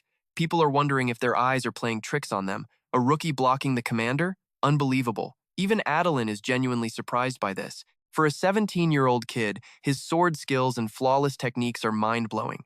Honestly, it is just a shame his physical stamina cannot match his insane technical level. Just as Adeline thinks she is about to land a solid hit, he reads it perfectly. Ruth Denatos instantly blocks her strike and deflects it away. Adeline thinks to herself that this is his absolute limit. She stops holding back and launches a relentless combo. If Ruth Denatos had not dodged, he would have been seriously injured. Now watch closely. Things are heating up. He wonders why adults never hold back. Adeline smirks and taunts him, "Are you tired already, kid?" Treating him like a little kid just fuels his fire. Ruth Denatos starts focusing his mana directly into his wooden sword. This time, instead of just dodging the commander, he dashes forward to counterattack. Adeline is caught off guard by this reckless move. She watches closely. But with her insane combat experience, the commander easily counters, sending Ruth Denatos flying backward. The wooden sword in his hands shatters into 100 pieces from the technique he just used. Ruth Denatos sits silently on the ground. Adeline realizes he inherited the Heavenly Void style. She never thought that Useless Daniel would have a direct disciple. Ruth Denatos hates hearing his master called useless.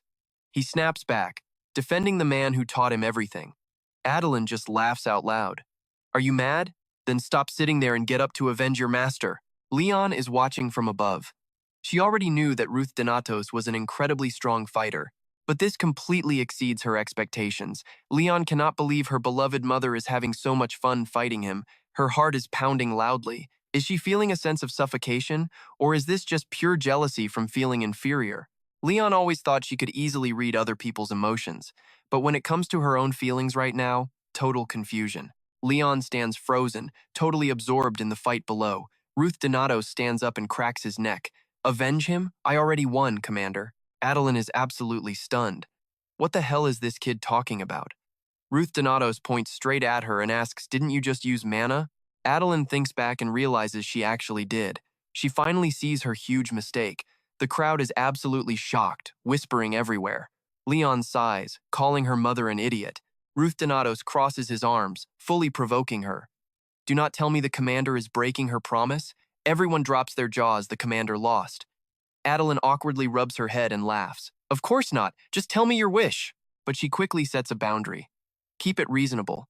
Do not ask for crazy money, because the squad is a bit broke right now. He instantly cuts her off, saying he does not want any of that. Ruth Denatos finally realizes who Leon's fighting style resembles. Adeline warns him about ruining the squad's reputation, even though they do not share blood. Mother and daughter are exactly alike, like a completely wild, untamed beast in battle. Adeline's brutal, violent swordplay is exactly like Leon's past life. You and I both know he never beat her before. Ruth Denatos thinks for a second, then states his super simple wish, raising his hand. Pointing right at Adeline, Ruth Denatos demands a rematch with the same rules. She is stunned. Round 2 kicks off, and her aura is completely different from the first round.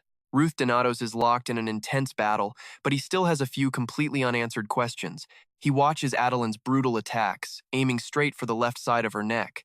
He is definitely planning to strike there. Adeline is so focused on her own movement that she completely misses his subtle counterattack. Luckily, she dodges just in time, but Adeline is blown away by his terrifying reaction speed. Ruth Denatos keeps dodging and parrying. She never drops her guard, constantly hunting for any opening to strike back.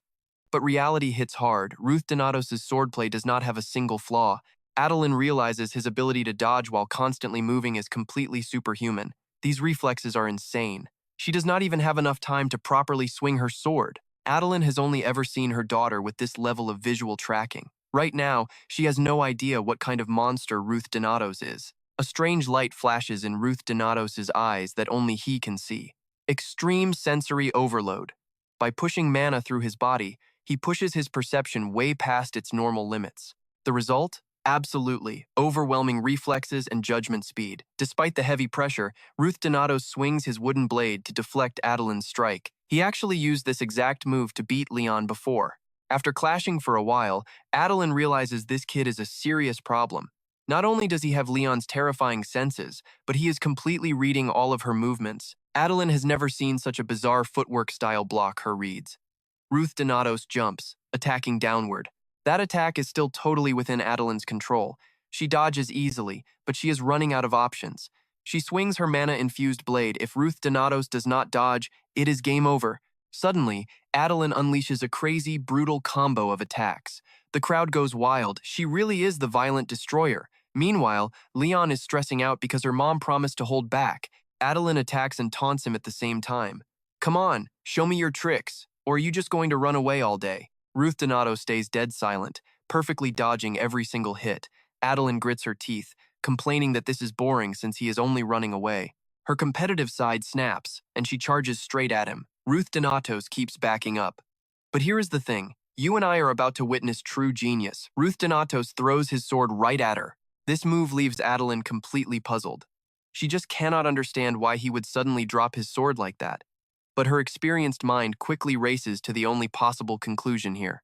Stick with me here, because this is where the combat gets wild. That unpredictable counterattack is the true essence of his style, and Adeline actually finds it incredibly amusing. Overwhelmed with excitement, Adeline drops her guard for just a split second. This gives Ruth the perfect opening, his strike stopping mere centimeters from her face. But you do not become a commander by being weak. Adeline instantly snaps back to reality and launches a fierce counterattack. Ruth is relentlessly persistent, heavily favoring those heavy downward strikes. His techniques make Adeline realize something huge. Throwing his sword away was a calculated move from the very start. She knows exactly what she needs to do right now, and that is to immediately create some serious distance between them. Suddenly, the expression on Adeline's face completely shifts, revealing that she just experienced something absolutely shocking. Just a second ago, Ruth was standing right in front of her, but now, he has completely vanished right before her very eyes. A massive crash erupts from directly behind her. Adeline feels like the floor is shattering and about to cave in completely. Without her even noticing, Ruth has materialized right at her back. She quickly snaps her head around to look at him. She has absolutely no idea how he managed to close the gap so silently. This is the legendary unarmed technique of the Steroze family, known as the earthquake. The perfect moment has arrived. Ruth figures he just needs to knock Adeline out temporarily, so he lunges forward, throwing a massive punch straight at her face. But things go horribly wrong. Instead of landing the hit, he gets countered hard. Not only that, but the intense impact sends both of them flying as weapons crash noisily to the ground. Even though Adeline managed to kick Ruth away just in time, her tense expression shows the truth. If she had been even 1 second slower, she would have been the one knocked out. Thrown back by that brutal kick, Ruth hits the ground hard. The intense pain makes him feel like he is dying. Leon screams out in sheer panic. Seeing him take such a heavy blow, she calls out in total worry. Mixing anger with relief, she smacks him hard on the back, scolding Ruth for being an absolute maniac. She cannot understand why he fought so recklessly, as if this were a life or death battle. She yells that he should have retreated if he could not win, because fighting like that guarantees death. Taking another harsh smack from Leon, Ruth groans and fires back. He tells her that if she does not stop hitting him right now, he is actually going to die for real. Leon angrily demands to know if he is completely insane.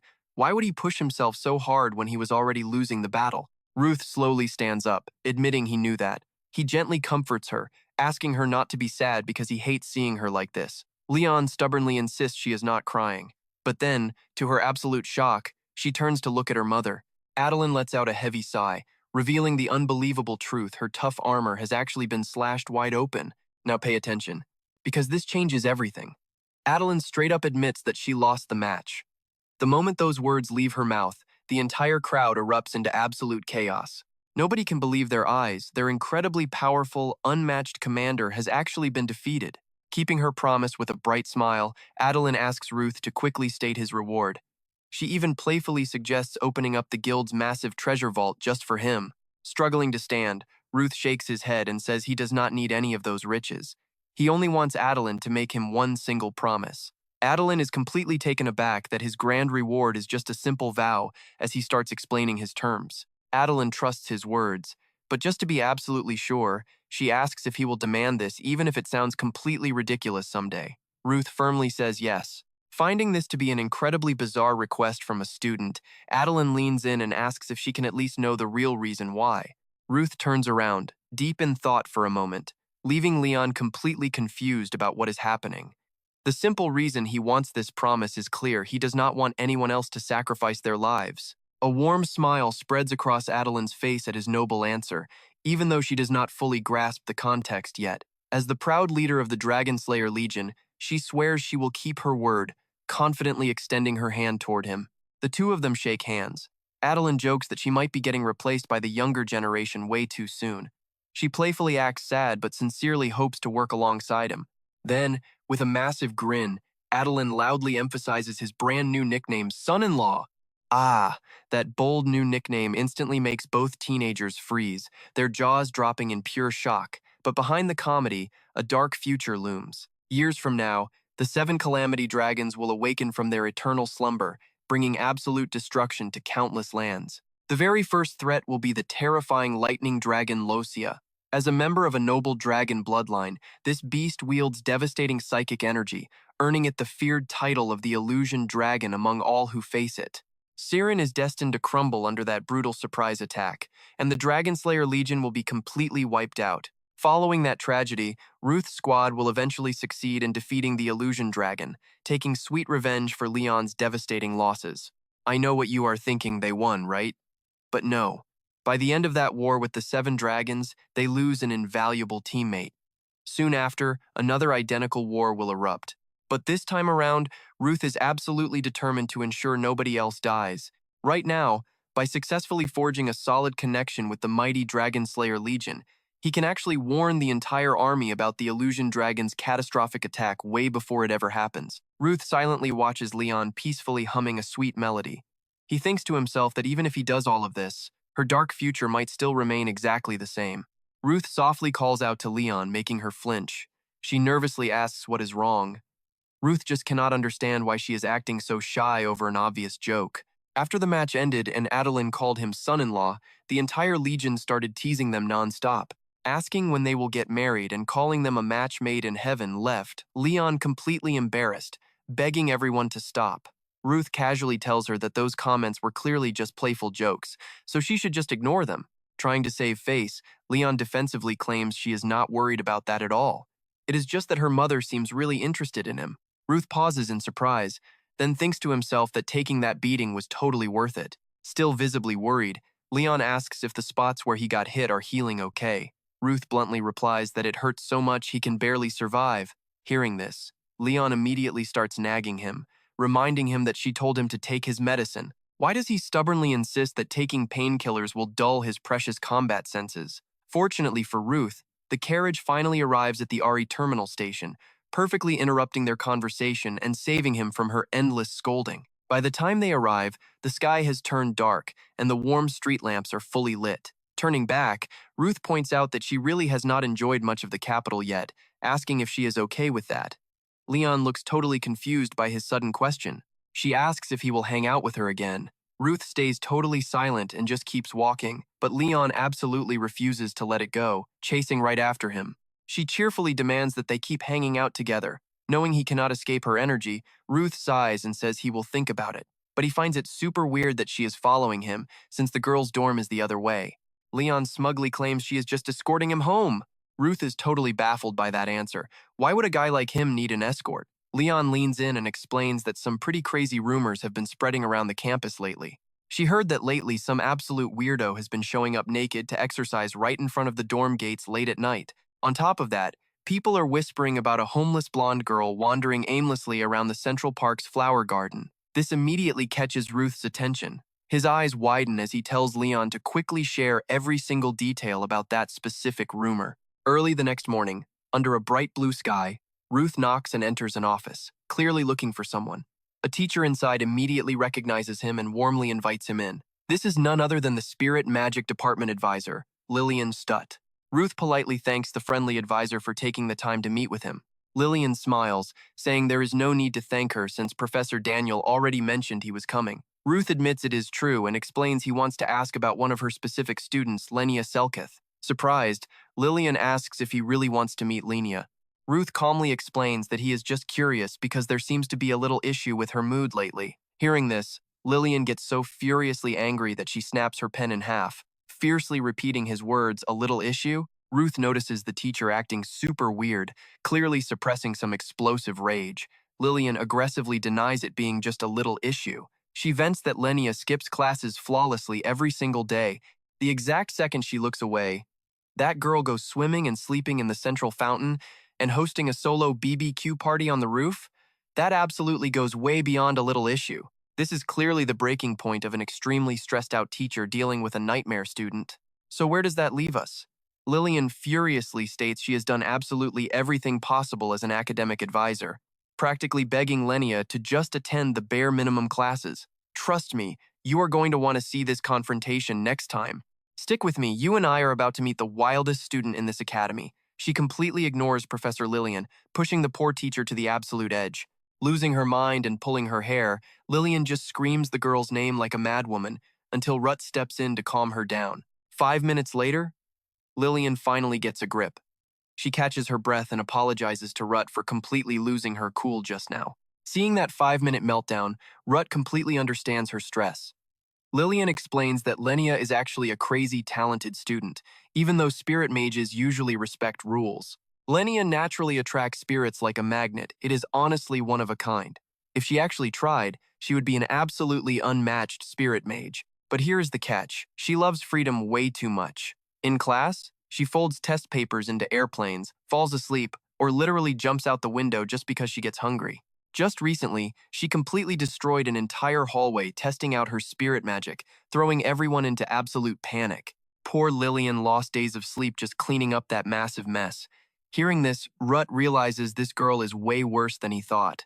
He honestly cannot fathom how his brother managed to tame this wild horse in his past life. His brother literally told him that helping Lenia graduate was 5 times harder than any brutal training he had ever been through. Ruth used to think his brother was just exaggerating for dramatic effect. But then his brother paused, noticing Ruth's absolute confusion. His brother continued, warning him that Lenia was not normal. Meanwhile, Lillian reminds Ruth about the rules: you can only fail twice a year. Here is where you and I need to pay attention. If Lenia keeps this up, expulsion is inevitable. Lillian hates wasting talent, so she leans toward Ruth, assuming he came to discuss exactly this. Ruth waves it off, saying it is nothing special. He is just a little worried seeing such a gifted senior act this recklessly. Suddenly, Lillian grabs his hands, giving him literal goosebumps. She passionately asks if they should step in and save this genius for the sake of their country's pride. Ruth is getting a massive headache. He is so confused. Lillian whispers that Lenia completely ignores adults, but she absolutely loves being flattered and praised. Since Ruth is known as a top-tier student, Lillian thinks Lenia might actually listen to some respectful advice from a fellow genius like him. Ruth cannot believe she is actually suggesting this. Then she starts crying, gripping his hands tightly. She begs him not to abandon a failing senior who desperately needs help. This puts Ruth in an incredibly awkward spot, especially since he is terrible at sweet-talking. Lillian insists she trusts him. Outside, a little yellow butterfly secretly watches everything unfold. Ruth gets this sinking feeling the whole thing was a total setup. Meanwhile, that black-spotted yellow butterfly flies across the sky, finding a blonde girl. Yep, it is Lenia. She is skipping class again just to enjoy the gorgeous weather. Students walking by stare in pure shock at her sleeping right on the campus grounds. Seeing her passed out outside, some people even wonder if she is dead. Ruth happens to walk by and is completely speechless. I know what you are thinking. She is pretty, but weird, right? He hears the students whispering some call her gorgeous, while others hate her just because she isn't fully human. Ruth lets out a heavy sigh. They are not exactly wrong. Lenia actually carries the mixed blood of humans and spirits. But so what? She still has human blood. He marches up to her and coldly tells her to act like a human if she lives in their world. Except she is dead asleep and hears absolutely nothing. He steps up and gently nudges her with his foot, but she just rolls over. Now Ruth is visibly annoyed. He loses his patience and kicks her a bit harder. She literally rolls multiple times into a nearby bush, finally waking up totally dazed. Seeing her sit up, he coldly demands to know what she is doing out here. Lenia bluntly replies she is flower watching and sleeping, then asks who the heck he is. Ruth crouches down, stating his name and explaining he is here on behalf of advisor Lillian. Hearing this, Lenia chuckles softly, asking if he is her junior. Before he can even answer, she tells him to spit out whatever problem he has. Ruth picks leaves from her hair, hesitantly admitting he admires her. Lenia's eyes instantly light up with excitement. She asks if he admires her because she looks cool, eagerly suggesting they become friends. Ruth feels completely helpless. Not having friends is literally a strict rule for his group, so why would he be looking for one now? He quickly dodges the question. But Lenia is already completely distracted, staring at a pretty butterfly in the sky. Ruth gets frustrated he is trying to talk to his highly respected senior here. Realizing she is completely ignoring him, he steps in, grabs her by the shoulder, and coldly orders her to listen closely. She sits on the steps like a puppet, asking what is wrong. He awkwardly explains his method. And trust me, you and I definitely want to see how this crazy dynamic plays out next. Stick with me, we are diving right back into the madness. Ruth coughs twice, trying his best to look completely serious. He tells his respected senior he heard she has been skipping class and causing trouble. If she fails her exams, he's going to be seriously disappointed. Lenia flinches. She innocently asks if she really caused that much trouble. Ruth just pouts at her. Didn't she completely destroy the training hall corridor a few days ago while testing spirit magic? Why is she acting so surprised? Only then does it finally click for Lenia. But hey, nobody got hurt. So in her mind, she hasn't actually done anything wrong at all. Ruth is completely speechless. People not getting hurt isn't the point. No matter what he says, she just doesn't get it. Furious, he rubs his temples and decides to drop it. They can figure out that whole mess later, but he really wants to know why she keeps skipping class. Doesn't she want to graduate? Lenia squints at him. After a long pause, she innocently asks why she would ever need to graduate. Ruth stares at her in pure shock, completely lost. Lenia bluntly explains that this place is incredibly warm and the flowers are beautiful. Back in her hometown, it was nothing but endless snow. She'd rather have fun than sit in some boring classroom. She wants to live here forever. This explanation leaves Ruth absolutely stunned. Voice turning cold, he asks if she even knows why the Arityum Academy exists. This is an academy for dragon slayers. Didn't she come here to become one? Even right now, at this exact moment, countless people outside the Empire are dying because of those dragons. Linnea just pouts. Don't humans take the lives of dragons too? Dragons hurt humans, and then dragon slayers kill the dragons. If you look at it that way, aren't both sides basically doing the exact same thing? It's just the law of nature. For her, the only thing that matters is enjoying a peaceful life. Ruth clenches his fist tight. Through gritted teeth, he asks if she seriously thinks dragons and humans are no different. Linnea actually nods, admitting it. Besides, what exactly makes the dragon race so different from humanity anyway? But someone who has only ever lived isolated in the snowy mountains like her simply wouldn't understand. Other empires are being utterly destroyed day by day. Innocent people out there are being slaughtered without a shred of mercy, and countless nations are facing complete and total annihilation. At least in the places where dragon slayers actually settle, Magia still offers some kind of temporary protection for the innocent. But places without them? They can easily be wiped off the map in an instant. Has she ever actually watched her own family or friends? Watch closely. Because this gets intense. People you love, eaten right in front of you, she will never understand humanity's hatred for dragons. Linnea finally notices Ruth's mood shift. Confused, she asks why he's so angry with her. Ruth lets out a cold laugh. Angry? What a joke. He'd have a better conversation talking to a brick wall. He already knew she was selfish and arrogant, but he never expected her to be this incredibly ignorant. Linnea raises an eyebrow at him. She quickly explains that the only reason she's even here is out of curiosity about her mother, Anamata. Ruth is totally done with this nonsense. He stands up to leave, but drops one last harsh reality check. He tells her to enjoy her little peaceful life here before disaster comes knocking. Meanwhile, she's driving everyone else insane as they risk their actual lives just to entertain her childish whims. Linnea flinches, frowning as she watches him walk away. A moment later, she pulls out a small stone and taps it. Surprisingly, a voice echoes from inside, asking her what's wrong. She thinks about Ruth storming off. Sighing, she says she didn't mean it like that, but she definitely made him mad. What should she do? She really wanted to be his friend. Hearing this, the mysterious voice completely falls silent. After a pause, it comforts her. Friendships are built on arguments, right? Hearing this, Linnea instantly cheers up. She breaks into a bright smile tomorrow. She'll go apologize. The voice on the other end quickly agrees that's a good plan. The person on the other end also thinks he needs a word with Ruth. This is none other than the Pharaoh. Meanwhile, after storming out of the courtyard, Ruth heads straight back. He sighs heavily as he walks, feeling completely helpless. He meant to guide Linnea properly, but it just wasn't enough. Considering she spent her entire life completely isolated on a snowy mountain talking with spirits, her feeling sympathy in the brutal conflict between dragons and humans isn't entirely unreasonable after all. Yet he just took all his anger out on her like a literal child. His brother probably could have successfully convinced her using his natural kindness. So what about him? What is he supposed to do now? Now, pay attention here, because the Academy drama is about to peak. An angry voice suddenly rings out, shouting for someone to leave. Startled, Ruth walks over and sees his two friends aggressively confronting Leon. Henith Harpulia immediately turns her head when she spots him. She sharply criticizes Leon, asking how she has the nerve to show her face here, especially after snapping someone's wrist during their very first meeting. The more Henith Harpulia talks, the angrier she gets, demanding Leon leave at once. Leon stays completely silent. Henith Harpulia keeps pushing, saying she saw Leon creeping around the dorms. She's absolutely convinced Leon came here just to get revenge for being punished earlier.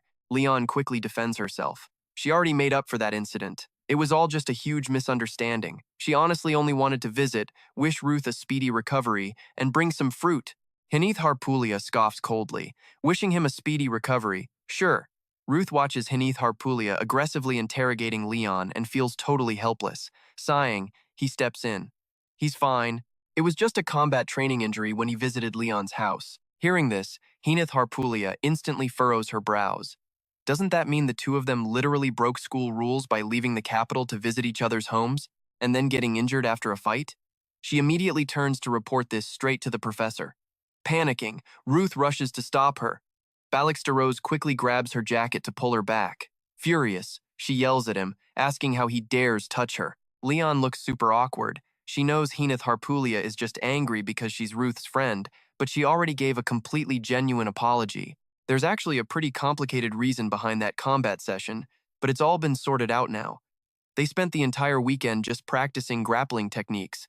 Kenneth Harpulia fiercely glares at Leon, her hostility painfully obvious, and aggressively slaps Steroze's hand right off her shoulder. She scoffs coldly, but a split second later, her expression suddenly flips to a bright, cheerful smile, yet her tone is completely dripping with sarcasm. If that's the case, why doesn't she just become friends with the two of them instead? Leon flinches, staring at her in total confusion. Kenneth Harpulia nods smugly. Exactly! They can do those basic grappling techniques too. She's absolutely sure the two of them could also earn at least a broken wrist and 2 or 3 snapped ribs from Leon. Hearing this, Leon's face turns incredibly awkward. Standing nearby, Steroze steps in and warns Kenneth Harpulia not to take things too far. Leon gently shakes her head, it's fine. Then she turns and walks away. Ruth watches Leon leave, then looks at Kenneth Harpulia, asking why she had to be so mean. Kenneth Harpulia aggressively shoots back. Why doesn't he just follow her? Make her his only friend and forget about hanging out with them. Ruth furrows his brows at Kenneth Harpulia. He has absolutely no idea why she's so furious, so he decides to just ignore her for now. Beside him, Steroze casually announces he has to go do volunteer work before morning classes start, or he'll get marked down for indiscipline. Plus, he honestly doesn't understand girls' logic either. Ruth lets out a helpless sigh. Seriously, what is wrong with everyone today? After all that exhausting noise, Ruth finally heads into his classroom. A few hours later, the final lecture actually ends, with the professor giving them some last-minute instructions. The crowd of students quickly packs up their books and hurries out of the lecture hall. Ruth is no exception. He's packing up his books, getting ready to head back. But right at that exact moment, a clear, sweet voice suddenly calls out, asking if he has a little bit of time. He turns around, totally startled. It's Lenia. She's actually here. A heavy wave of guilt hits him. He just threw a massive fit not that long ago. What is he even supposed to say to her now? Lenia is the first to speak up, simply asking if he's hungry. So, the two of them decide to eat and talk. Lenia starts grilling meat, the rich aroma instantly filling the air. Standing right by the fire, she carefully flips every single piece of meat. Then she casually asks if he wants it rare or well done. He quietly replies that he prefers his meat well done. Wait a second. Something is definitely wrong here. He really appreciates the surprise meal, but why on earth are they eating on the academy's rooftop? Lenia bluntly points out that cooking inside a classroom would obviously fill the whole place with smoke. Anyway, they have to eat it while it's hot. She drops a piece of meat right onto Ruth's plate. Ruth flinches slightly, then silently starts eating. And that's where we leave it, trust me. You're going to want to see what happens next. Let's jump back into this epic story right where we left off. Lenia sits at the table and suddenly apologizes. Ruth is completely caught off guard. He just stares at her, remembering the brutal pain those dragons caused him and his desperate drive to become a dragon slayer. He helped her out, but she kept acting totally arrogant. She actually thought her half-human and half-spirit bloodline was making him uncomfortable. Hearing this, Ruth immediately shakes his head. He really appreciates her, reminding her he actually admires her. He hesitates for a split second. This is the perfect chance to strike while the iron is hot. Making up his mind, he tells her the truth. He only worried because such a gorgeous, outstanding senior somehow hasn't graduated yet. To him, she is totally flawless. If she just controls her wild behavior, she will graduate in a few years easily. Anyone his age would look up to her and want to be friends. His honest words make Lenia blush bright red. She laughs cheerfully. She had no idea he looked up to her this much. Maybe it really is time for her to change her mindset. Ruth secretly hides a smirk. He heard once that she rarely gets praised, so his plan worked way better than expected. This might actually be easier than he thought. Right then, Lenia eagerly steps up and asks to be friends with him. Ruth nods and grabs her hand, grateful that she broke the ice first.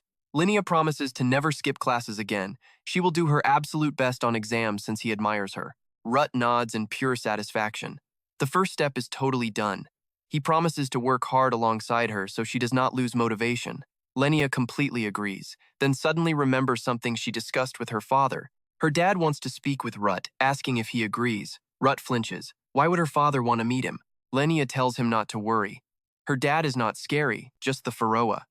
With that, she pulls out a blue stone. Pharaoh hesitates for a second, then asks Lenia to step away. He needs a private word with Ruth. Lenia is surprised but quickly agrees, deciding to take a little walk around. Finally, it is just Ruth and the Pharaoh. Ruth hurriedly stands to greet him respectfully. Pharaoh hates beating around the bush. telling him to get straight to business. Now watch closely. This is huge. He directly asks if Rut is a regressor. Rut freezes in pure terror. How does he know? Pharaoh calmly explains he knows this world reversed, sensing a familiar scent on him. The spirit realm and the real world are two totally different dimensions, but the pact between spirits and tamers creates a special connection right through the passage. They were affected by the real world and suffered greatly. Pharaoh was inside one of those passages, unable to escape the massive magic covering the earth, but he could clearly feel the entire flow of time physically reversing itself. Even though he lost his memories of the world before the timeline reset, he is deeply curious. He feels like he already knows Rut. He knows the kid used to be a fierce warrior. Hearing this, Rut looks dead serious. He coldly denies being a warrior, calling himself a burden. But since things are already out in the open, Rut decides to stop hiding the truth completely. He will explain the forgotten timeline before the reversal. Rut reveals absolutely everything. A moment later, the king nods in understanding. So a warrior named Ruth Denatos completely vanished, along with the Void Dragon. But then he drops a massive bombshell. Ruth Denatos might still be alive. Rut stares in doubt, carefully asking for proof. Pharaoh slowly explains that the Void Dragon is extremely cautious. It would never fight to mutual destruction. He believes it was forced into defense, desperately trying to escape and recover its strength. Rut's brother likely got dragged into it by accident. But a warrior like him would not die that easily. He might just be trapped in another dimension alongside the beast. Rut bites his lip hard, desperately hoping that is true. Pharaoh then gives him a major clue. If he wants to find his brother, he needs to hit the Void Dragon's lair at the floating island. Rut clenches his fists and shakes his head. Not yet. Reaching that island is nearly impossible. He must prepare for upcoming disasters and stack up his raw power first. Plus, he has one burning question. Since Pharaoh knows this world is a regressed timeline, does he have any intel on the actual dragon that caused this whole mess? Pharaoh thinks for a moment.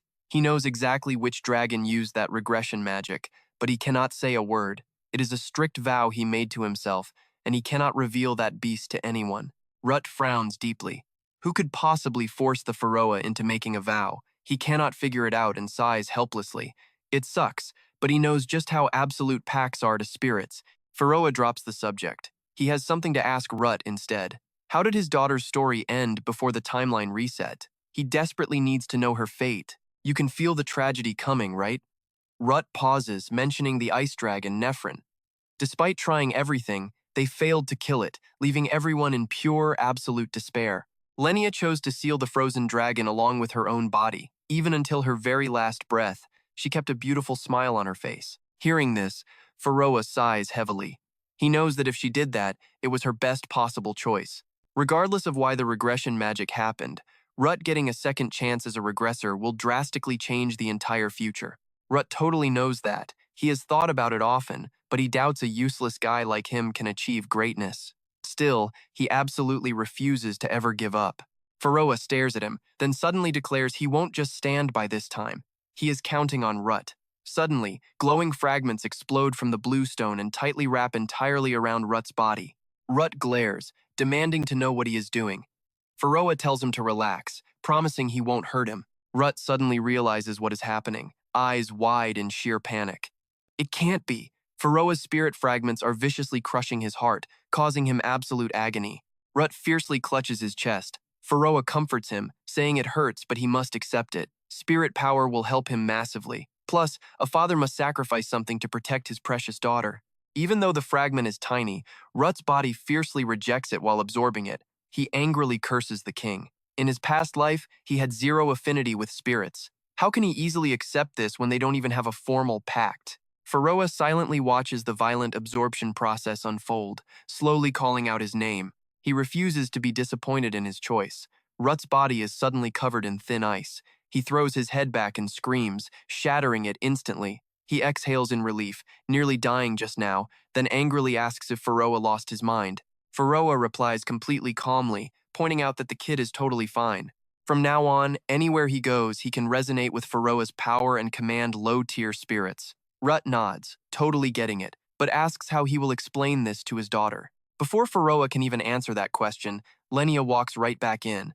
Hearing him, she suspiciously asks what they are doing. She only returned because they were talking way too long and she got bored. Right then, she suddenly catches a very familiar scent coming from Rut's body. She stares in total shock. Why does he smell exactly like her father now? Faroa awkwardly freezes, hesitating without saying a single word. Rut quickly jumps in, smoothing things over by claiming they just became really close friends who vibe perfectly together. Hearing that, Faroa stares in disbelief. But Lenia actually buys his insane social skills, crossing a massive age gap. And that is where we leave it. Trust me, you and I need to see what happens next. Stick with me, we're diving into Ruth's sweet payback. Faroa messed with someone's heart, so our boy proudly speaks up. With everything settled, he asks Lenia to return to class. He is really hoping to see her there today, and she gives a firm nod. Trust her on this. Fast forward 1 week, Faroa's fragment is now sitting right inside Ruth's heart. He is just trying to get some rest today, but Faroa suddenly interrupts him. So annoying. He quickly gets ready for a simple group study session. But right then, someone suddenly walks up and hands him a mysterious letter. Ruth rips the letter open, his face lighting up with excitement. It is finally here, the Moon Shadow Guild's investigation report about his older brother. The Moon Shadow Guildmaster totally delivered on their cafeteria deal. The envelope is absolutely packed with detailed reports, making it look like he completely finished digging into his brother's mysterious past. But all this heavy intel points to one single mind-blowing conclusion. The guy named Ruth Denatos literally does not exist. Coming from the absolute best information guild out there, this proves his older brother never even existed in this world from the very start. The only wild theory Ruth can come up with? His brother simply does not exist in this current timeline. Faroa sees all of this too. He throws out a crazy theory. What if his brother is locked away in another void dimension with the Void Dragon? So, what is Ruth's next move? Ruth folds the letters back up, laying out two possible plans. First, he could try forcing his way inside. But that only works if he masters the technique to the 7th tier, exactly like his brother did before the regression. Option 2 is hunting down the Void Dragon's traces right inside its floating island nest. But that is a total nightmare since he would have to fight the terrifying gatekeeper. Faroa just sighs, realizing both options sound practically impossible right now. Ruth nods in agreement. Even knowing the exact coordinates is useless if they cannot enter that dimension. Now he is seriously wondering if he should track down a spatial dimension sorcerer. Faroa shuts that idea down fast. He has never seen a single human sorcerer pull that off. Ruth obviously knows this, just thinking out loud here. Chatting with Faroa on the way, Ruth quickly arrives at their group study spot. The second he pushes the door open, Lenia greets him with a massive, happy smile. Now watch this hilarious dynamic. She cheerfully claims she recognized his scent instantly. She kept her promise to study, bragging about being a role model. Suddenly, an angry voice snaps at her to shut up. They are in a library. It is Heneth Harpulia. After scolding Lenia, she glares straight at Ruth by the door, completely furious. He is the official advisor here, so why is she the one babysitting these two absolute idiots? Ruth awkwardly scratches his head, claiming he had things to ponder. Lenia fiercely fires back that she is not stupid. Heneth Harpulia just scoffs, openly mocking the rumor that Lenia failed a year. Lenia glares daggers at her, warning her to drop the unrelated trash talk. Searing hostility fills the air as they lock eyes. Ruth just sighs helplessly and sits down to study. A few hours pass. Right in the middle of studying, Ruth suddenly hears Professor Daniel's voice echoing through a spirit summon. He quickly responds. The professor wants to see him, and though hesitant, Ruth agrees. Next, he wakes up Steroze, fast asleep across the table. Steroze groggily opens his eyes, mumbling a sleepy good morning out of habit. Smack.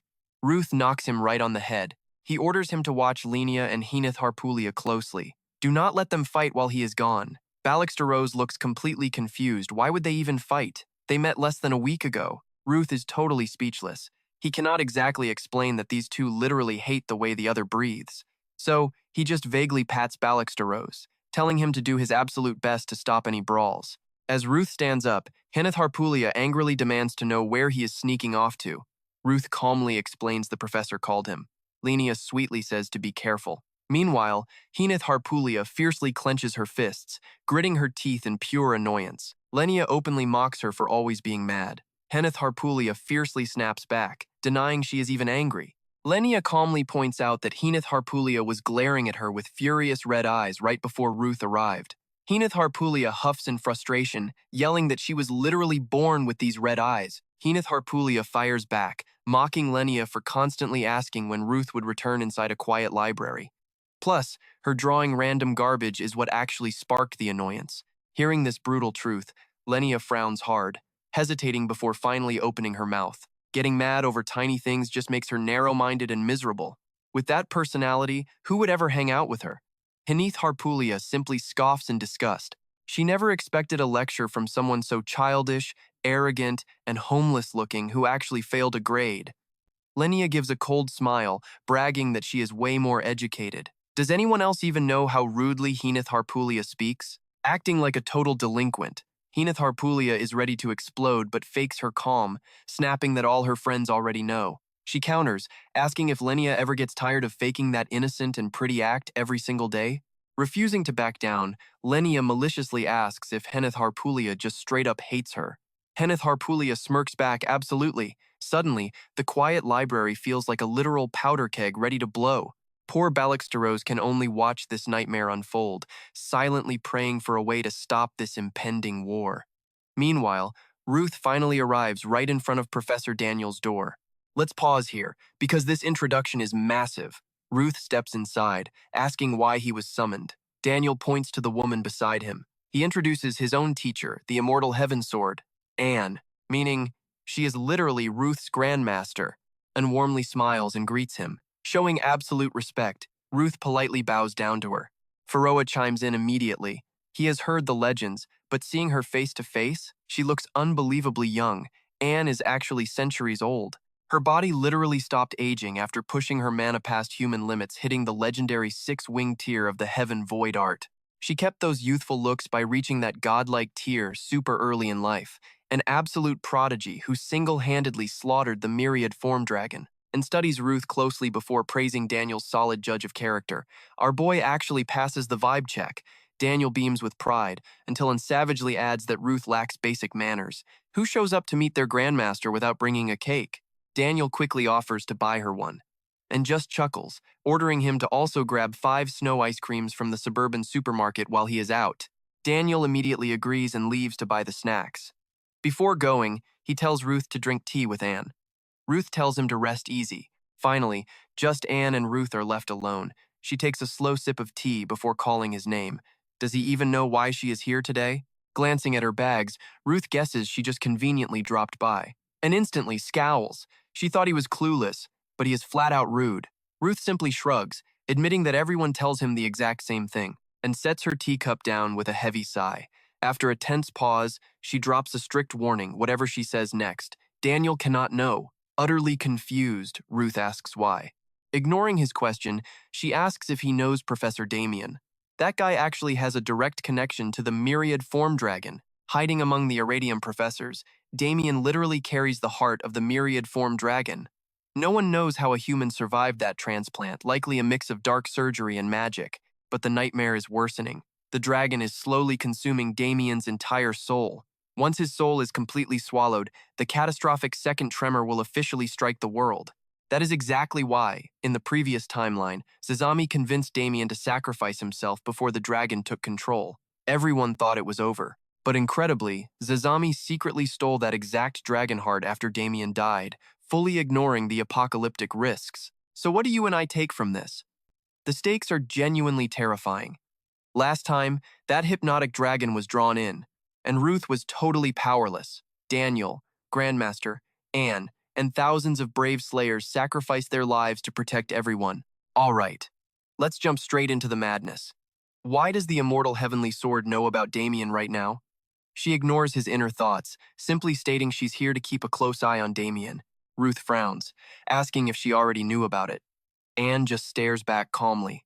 She explains Damien is too close with the other professors, so telling him the truth would be way too cruel. Highly suspicious, Ruth asks why she's telling him all this. Anne hesitates for a long moment before finally speaking up. She heard he originally came from the Deep South. He's a victim of the Thousand-Faced Dragon, one of the few survivors. She thinks he deserves to know. Ruth's body trembles uncontrollably as he grits his teeth, saying he already knows. Anne lets out a soft sigh and continues. She heard he was chosen by all the Academy advisors and sees Damien constantly. She asks what he really thinks of the guy. Ruth frowns in deep thought. Damien used to stay completely quiet, but Ruth has heard his advice and stories recently. He murmurs that Damien is strange. Anne shakes her head. Nobody knows what Damien is thinking. She warns him to immediately report any unusual behavior using his spirit link. Ruth agrees without hesitating, but then asks her to clarify what she actually means by unusual. Anne bluntly tells him if Damien becomes violent or changes, report it and stay far away. She'll handle the rest. Ruth frowns, realizing only a few people actually know Damien's dark secret. Plus, if Damien goes out of control, only Ruth can notify the immortal heavenly sword. Ruth hesitates, then stares at Anne. Before she can react, he straight up asks if Gemery came to her. Anne raises an eyebrow, asking why he would even think that. Ruth bluntly replies that the guy is unstable. He'd sacrifice anything to achieve his goals, and will definitely cause a massive disaster. Anne nods, showing she understands. But what other choice do they have? Right now, taking down Damien and destroying the thousand-faced dragon's heart is the most viable plan they've got. Ruth sees the logic, but absolutely refuses. It's just not the right thing to do. Anne narrows her eyes, asking if he has a better idea. He doesn't, but insists they can find another way without sacrificing Damien. Right at that moment, the door suddenly swings open. Daniel is back. He's carrying a bunch of food in his hands, cheerfully saying he brought enough for everyone to eat. The second Anne sees him, she smiles and says she has to leave. She quickly snatches something from his hands. Before leaving, she glances at Ruth by the door, telling him to hang in there. Daniel stands there speechless. Anne bolted before he could even say a word. Ruth totally gets her silent message, knowing she won't help him anymore. Leaving Daniel's room, Ruth heads straight back to the library. But the place is completely empty. Not a single person in sight. Ruth looks around, feeling super confused about where everyone went.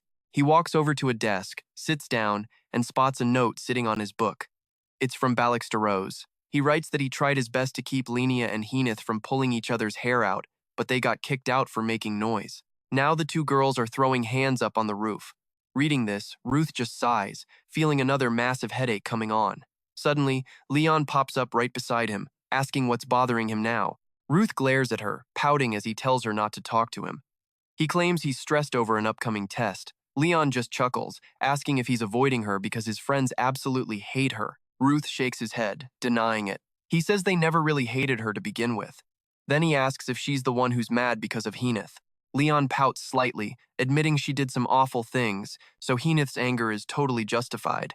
Then she asks what he's reading. Ruth is deep into research about the thousand-faced dragon, one of the 7 dragons. Now pay close attention here. This lore is absolutely crucial. 700 years ago, the first dragon slayer, the great hero, sealed the 7 dragon kings. But 10 years ago, the thousand-faced dragon suddenly reappeared. It completely destroyed the South Continent in a single day, wiping out countless dragon slayers. After that devastating event, only a tiny handful of dragon slayers survived. This includes the immortal heavenly sword Anne, Jero de Graham, and Daniel. Leon finishes reading and frowns at him. She asks if he's planning something crazy, since the book details the dragon's disaster perfectly. Ruth furrows his brow, asking what she means. Leon pouts, guessing he might drop out to seek revenge in the South Continent. Hearing this, Ruth laughs coldly. Does she think he's an idiot? Why would he march into a dragon's nest just to become literal food? Leon sighs in massive relief. Thank goodness.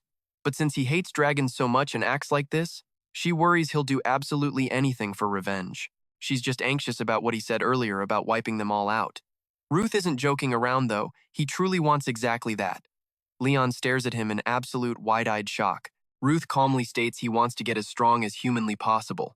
He plans to slaughter the 7 dragon kings one by one and crush those miserable bastards. That's the only way he can take back everything he lost. He says it with absolute conviction. He will erase the dragon race from this world. Still in the library, they keep digging for intel on the 7 dragons. Hearing his crazy extermination plan, Leon gets scared. Aren't these monsters just myths and legends? She feels this entire thing is completely impossible. She immediately questions Ruth again. Are the 7 dragons actually real, after everything that's happened? The dragon that appeared during that disaster was only called the thousand-faced dragon because it matched some ancient records. Maybe that's what caused this massive misunderstanding, right? You and I know he's dead serious right now. Ruth looks down at the thick stack of documents and insists they absolutely exist. When Leon still refuses to believe it, he points at the text. The monster they saw 10 years ago was a very real disaster. He then stares right back at the confused Leon. Seeing Ruth look so incredibly serious, Leon starts panicking. She stammers out an apology, saying she didn't mean to deny his terrifying experiences. Ruth quickly tries to reassure her. He lived through that nightmare once, and he refuses to ever go through it again. That's exactly why he's trying to eliminate the root cause of all this tragedy. Hearing his pain, Leon's eyes fill with absolute heartbreak, but the truth is, she's absolutely terrified. Looking down to hide her frightened eyes, she quietly asks Ruth if he ever feels scared too. Ruth doesn't answer directly. Instead, he flips the question, asking what she's so afraid of. Leon looks away, her gaze drifting. She admits she isn't necessarily terrified of the dragon race. What really terrifies her is the people around her getting hurt, or worse, dying. Her guildmates, her family, her friends. Hearing this vulnerability, Ruth doesn't press further. He rests his head back, looking up. Wow, he never expected to hear something so genuine from Leon. Leon gets super confused by his muttering. What does he mean? Realizing he slipped up, Ruth totally refuses to explain. He smoothly changes the subject, saying it's nothing and mentioning it's finally dinner time. Without wasting a second, Ruth shoots up from his chair, says goodbye to Leon, and leaves to eat. Leon watches Ruth closely. Seeing his back fading into the distance, she falls into deep thought. Then, gathering all her courage, she suddenly calls out and stops him in his tracks. He's totally surprised. Leon suddenly offers to support him. Her hand tightly grips his coat, terrified he might walk away. Having finally made up her mind, she promises to help achieve his goals, offering top-tier battle tactics to destroy the 7 dragons. She even suggests creating a brand new guild together. Her eyes shift, suddenly burning with absolute passion. They can become powerful allies, fighting toward the exact same impossible goal. Hearing this, Ruth gets super skeptical. Why the sudden change of heart? Is she actually being serious? He immediately asks what will happen to her current Dragon Slayer guild. Stepping off campus, Leon assures him everything will be fine. Her mom will definitely support this choice. She admits she isn't as incredibly strong as Ruth, but she's far from weak, promising she'll be super useful to his mission. And that's where we leave it for now, trust me. It only gets crazier. Leon desperately tries to prove her true loyalty, while Ruth stays super skeptical. He knows dozens of elite guilds are begging to recruit her. The real question is, why would she risk absolutely everything for him? Why on earth did she choose to walk this difficult path with him? Hearing this, Leon falls deep into thought. Let's dive right into this awkward tension. She completely dodges the question, refusing to even look at Ruth. She casually claims she just wanted to, nothing more. But Ruth isn't buying it at all. Just wanted to? He warns her that people might actually start thinking Leon likes him, his face showing pure, stubborn disbelief. Hearing his arrogant words, Leon furiously snaps back at him, practically trembling with rage. Ruth is instantly terrified by her sudden, fierce reaction. He quickly backtracks, saying it was just a joke and begging her to stop glaring. But his apology comes way too late. Leon turns and walks away, leaving Ruth completely stunned. But here's the crazy part, her ears are burning bright red. Clarierly, some part of what he said hit right on the mark. Leon storms off, covering her blushing face, secretly cursing Ruth for being an absolute, unbelievable idiot. So embarrassed she is angry, Leon runs until she is completely out of breath. Calming down, she stops and wonders why she even ran away in the first place. Couldn't she read the room at all? Ruth was obviously just joking around, so how could it possibly mean anything else? She actively slaps her own cheeks, desperately trying to snap out of this blushing mess. But it is completely useless. Her face is still red all the way to her ears as she curses him again. Suddenly, a loud voice shatters her chaotic thoughts. She jumps out of her skin, snapping back to reality. Thinking Ruth followed her, Leon frantically starts waving her arms around. In pure panic, she stammers out that nothing is wrong, claiming she was just a little startled earlier, looking like a total mess. But it isn't Ruth at all. It is Leon's remedial teacher. Looking totally confused, the teacher asks what on earth Leon is rambling about, and that is not all. She demands to know where Leon wandered off to, reminding her she has a makeup class right now. Only then does Leon finally realize she got the wrong person. Now watch this part closely timed to see what a month of brutal training actually looks like. Before she can even think, the teacher ruthlessly drags Leon off to class. Let's see the real results of her getting beaten down. Inside an empty room, there is dead silence. Only the wild, heavy sounds of rapid punches echo through the space. Leon and the teacher are deep into their lesson, or rather, their combat training. The teacher unleashes a relentless barrage of kicks, while Leon stays entirely on the defensive. Mid-strike, the teacher reflects on the original goal. At first, these sessions were set up just to help the students find and confirm their own personal combat styles. Staring right at Leon, she admits to herself that she actually loves teaching talented people. Landing firmly, the teacher pivots for her next kick. She silently praises Leon's massive footwork improvements, wondering where she even learned them. But before she can attack, the teacher is stunned. Leon has already jumped way out of striking range. Not letting up, the teacher throws a brutal straight punch right at her. Leon quickly blocks it with her arms. Then, exploiting a tiny opening, she lands a solid counterattack right on the teacher's waist. Feeling the sting, the teacher actually praises her. "Oh wow, look at you, even knowing how to counterattack now." Pushed back, the teacher steps away. Leon seizes the chance to push forward, but a rookie can never beat an old fox. Suddenly, Leon loses her footing. Turns out, the teacher was one step ahead and aggressively swept Leon's legs. "Do not get careless," the teacher sharply warns her. At this point, Leon has absolutely zero time to react. She might have dodged the previous moves, but definitely not this time. Swept completely off her feet, she takes a absolutely devastating punch straight from above. Boom! Leon is officially and cleanly taken down. The teacher smiles happily. She totally thought Leon would get stomped like usual, but it seems she has actually picked up a few new tricks. A bit salty, Leon snaps back that the teacher is just making her feel worse, admitting her new moves were learned from someone else. The teacher nods, having heard that Ruth taught Leon a few tricks. At the mention of Ruth, Leon suddenly smiles brightly. He really knows how to teach people, unlike a certain someone here. Surprised by this sudden confession, the teacher asks since when did Leon and Ruth become so incredibly close. Realizing she slipped up again, Leon blushes furiously. Without even bothering to explain, she grabs her jacket and sprints away, leaving the teacher standing there with 1,000 unanswered questions. That evening on the campus grounds, Ruth sits in a daze, sighing heavily. His magical stone begins teasing him. "You look pretty happy, Ruth Denatos. So, how was your very first date?" Ruth gets so flustered he gets angry, snapping at the stone to shut up. But the stone just keeps pushing. It says kids this age have fragile emotions, and young crushes are usually innocent, so he really shouldn't worry too much. Ruth looks down. He already knows that. The stone chimes in again. But honestly, whatever the reason, isn't getting liked by someone that popular actually a pretty great thing? You and I know how heavy the past can be. The stone senses his thoughts, reminding him the past Leon and the current Leon are two completely different people. Ruth grits his teeth, staring up into the sky. He knows that, back at the academy, it is a beautifully clear day. During the break time, all the students are excitedly chatting and intensely discussing their recent exams. Only Ruth sits completely isolated in a quiet corner by the lake, silently gripping a book in his hands. He is deep in thought about Leon. Ever since their conversation about the guild, he noticed she has been constantly avoiding him.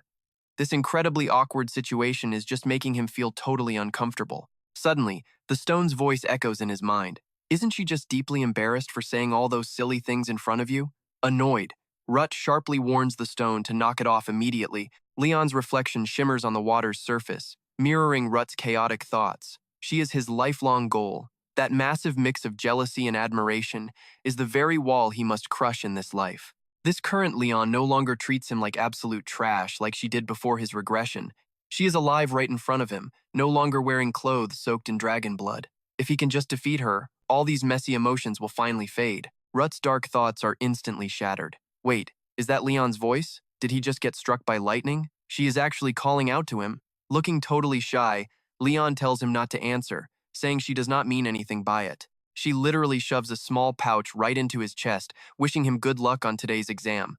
Ruth is completely taken off guard. Shoving the gift at him, Leon immediately turns around and walks away without a single backward glance, leaving Ruth standing there stunned. Then, irritation flares up. He aggressively grips the small pouch. This is absolutely not what he wants from her. Meanwhile, at the academy cafeteria, the students who just finished their exams are eating and chatting. Hanith is absolutely thrilled, happily roasting Ruth. She finished her test in 5 minutes, while he took 10.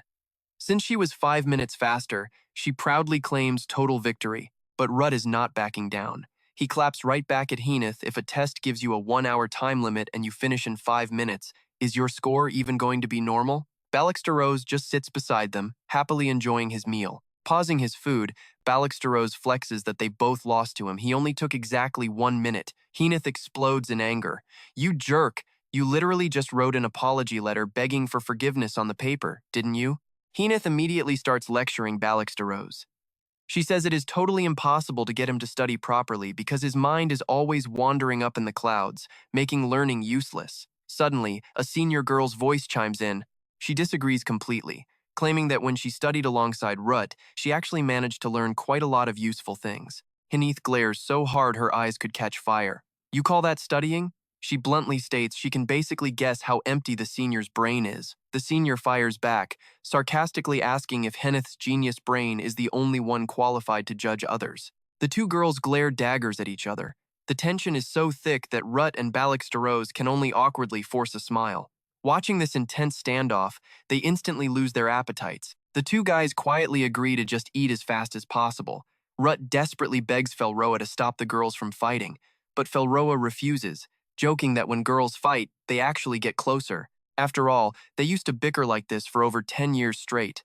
Unable to take it, Hinith furiously stands up. Ignoring the chaos, Steroze suddenly asks Ruth if he prepared anything for tomorrow's practical exam. Ruth looks confused. Prepare what? It is just a random battlefield used for combat training anyway. Steroze smirks slightly. Who knows? What if the random system picks a desert map? If that happens, he plans to drink tons of water beforehand. Ruth admits that makes sense, but asks where he is supposed to carry all that water. Meanwhile, the two girls are still screaming at each other. Steroze gives the most brain-dead answer in his stomach, obviously. He says this while proudly rubbing his belly. That is where we leave it, trust me. You will want to see how this practical exam goes down. The war between the girls officially kicks off. Ruth feels totally helpless, while Steroze just starts chugging water. The next day, the practical exam begins. A massive crowd gathers in the hall. The teacher quickly lays out the rules. All right, let's jump into an exam that turns absolutely wild. The Arityum Academy's practical test takes place in a special zone right outside Anphea. Spanning across multiple continents, this testing ground is packed with different climates and some seriously nasty monsters. But the instructor makes one thing clear: this exam isn't just about fighting random beasts. By using spatial portals, the students can actually bypass a good chunk of the monster horde. Tracking down a dragon and taking it out? Now that is the real objective of this practical exam. The students listen closely, completely dialed in. The instructor drops a heavy warning about just how dangerous these dragons really are. Normal swords? Completely useless against them. Worse, these beasts can literally unleash high-tier magic attacks. Hearing that, it's no wonder the students are sweating bullets right now. But there's a massive payout. If students pull off an outstanding performance in their respective zones, they unlock a chance to enter the supplementary exams. The grand champion of that final test doesn't just earn the right to carry personal weapons, they get to claim a legendary weapon straight from the Arityum Academy's hidden treasury. The instructor looks over the crowd and asks them one last time, to become true dragon slayers, do they really understand what needs to be done? The practical exam officially kicks off. Ruth immediately flashes back to his past life. He remembers facing Lion during the supplementary match back then, but a voice in his head stops him cold. Does he really want to humiliate a guy who doesn't even have memories of his past life? That's just petty. Stepping straight into the portal, Ruth clears his mind. He doesn't want to win out of some grand revenge, he just wants to live comfortably. Felroa instantly senses monster tracks all over the place. Ruth assesses the situation perfectly. This academy gathered the absolute best from across the country, so normal monsters won't cut it, even in a forest filled with crows symbolizing death. If things get truly dangerous, the professors will step in. He even spots their familiars watching them from above, keeping a close eye on the whole thing. Thanks to his past life experience, he knows there are no obvious clues lying around. Since he only has one real target, he decides to just take it easy. Feeling annoyed, Ruth tells Felroa to go sniff out a dragon's trail, but his companion straight up rejects him, telling the kid to find it himself. Now pay attention, because here is where things get truly insane. Out of nowhere, a massive, vicious monster drops in from behind, smashing the ground so hard rocks explode everywhere. But miraculously, Ruth dodges the ambush in a flash. He casually preps his next move, sighing that he has no other choice. The beast clearly has no idea who it just messed with and charges again. Ruth launches a brutal counterattack, instantly slashing right into the monster's other leg. Ruth couldn't care less about this weakling. Dealing with this monster is just a warm-up. realizing he'll have to find the real target himself. Leaping high into the air, he smoothly draws his blade, locking his eyes on the beast. With a flurry of lightning-fast strikes, he chains together massive slashes, practically dicing the creature to pieces. The fight ends with Rude looking absolutely chilling. Suddenly, a deafening roar shakes the very earth. His plan worked, he finally found it. Covered head to toe in monster blood, Rude's eyes burn with an intense, fiery excitement. He found his target. Time to hunt this giant reptile down. Rude calculates the distance instantly. Judging by the sheer volume of those footsteps, this thing has to be absolutely massive. Gripping his academy sword tightly, the real hunt begins. But suddenly, an unnatural rustling from the bushes up ahead catches his attention. Someone or something else is hiding right there. Out of nowhere, a silver-haired student bursts out from the thick foliage. He's clearly trying to make a run for it, but runs right into Rude. The two lock eyes in pure shock, though the student looks like he just saw a ghost. Stuttering with fear, the guy asks if Rude is stuck out here too, but Rude just stares blankly. He has absolutely zero clue who this kid is, and bluntly asks for his name. How could he forget that easily? Rude finally connects the dots. It's William, that guy from before. Snapping back to reality, William panics, warning him that they can't just stand around chatting. They need to run for their lives right now, because a massive monster is closing in fast. But it's way too late to run. A gargantuan beast is already blocking their path. Both of them slowly look up at a monster easily several times their size. Just as Rude guessed, it's an earth dragon with a deadly, piercing gaze. Staring deeply into its eyes, you can see pure, unadulterated crimson rage. William is shaking uncontrollably, so paralyzed by absolute terror that he just slumps to the ground in shock. It takes William a second to fully process that a ferocious dragon is right in front of him. He's shivering like a leaf in a hurricane. You and I both know what happens next, right? While William is losing his mind, Rude fearlessly walks right up to the beast, instantly triggering its attack mode. A blinding laser shoots straight from its eye, making William scream out, asking if Rude has a death wish. Rude reacts in a split second, bringing his sword up to block the monster's devastating wrath, clearly feeling the heavy pressure. However, it's exactly as he thought. This earth dragon lives up to its name. Its power is insane. At this rate, his standard academy blade is going to shatter. With no other options, Rude leaps back to create some distance. William screams in a panic, begging the idiot to stop aggravating the dragon. Ignoring the noise, Rude focuses back on the fight. It's been 2 months since he started mastering his aura technique, and now, his blade begins gathering a strange, glowing light. Pulling off advanced sword ki is still a bit too tough for him right now. But the sheer power of his 3 wings technique, that should be enough to finish this. Down below, the massive earth dragon opens its jaws, waiting to devour its prey. It has no idea about the absolute horror that's coming. The timing is absolutely perfect. Rude unleashes his ultimate move, diving down with unbelievable speed and crushing strength. He lands a critical strike, carving a massive, deep gash right across the dragon's entire head. The beast screeches out in pure, agonizing pain. Having dealt the blow, Rude flips back to his spot. William is standing there completely dumbfounded. Is this even possible? Is this guy seriously not scared of a dragon? But earth dragons are built tough. Despite the severe head wound, the monster aggressively swings its massive tail, barely missing Rude as he ducks just in time. In a flash, Rude buries his blade straight into the vicious monster's leg. William is still terrified, begging Rude to stop. Even if he's a genius, killing a dragon is supposed to be impossible. William already tried using his sword against it earlier. The blade can't even scratch that armored shell unless you can coat it in a highly condensed layer of mana, basically imitating real sword ki.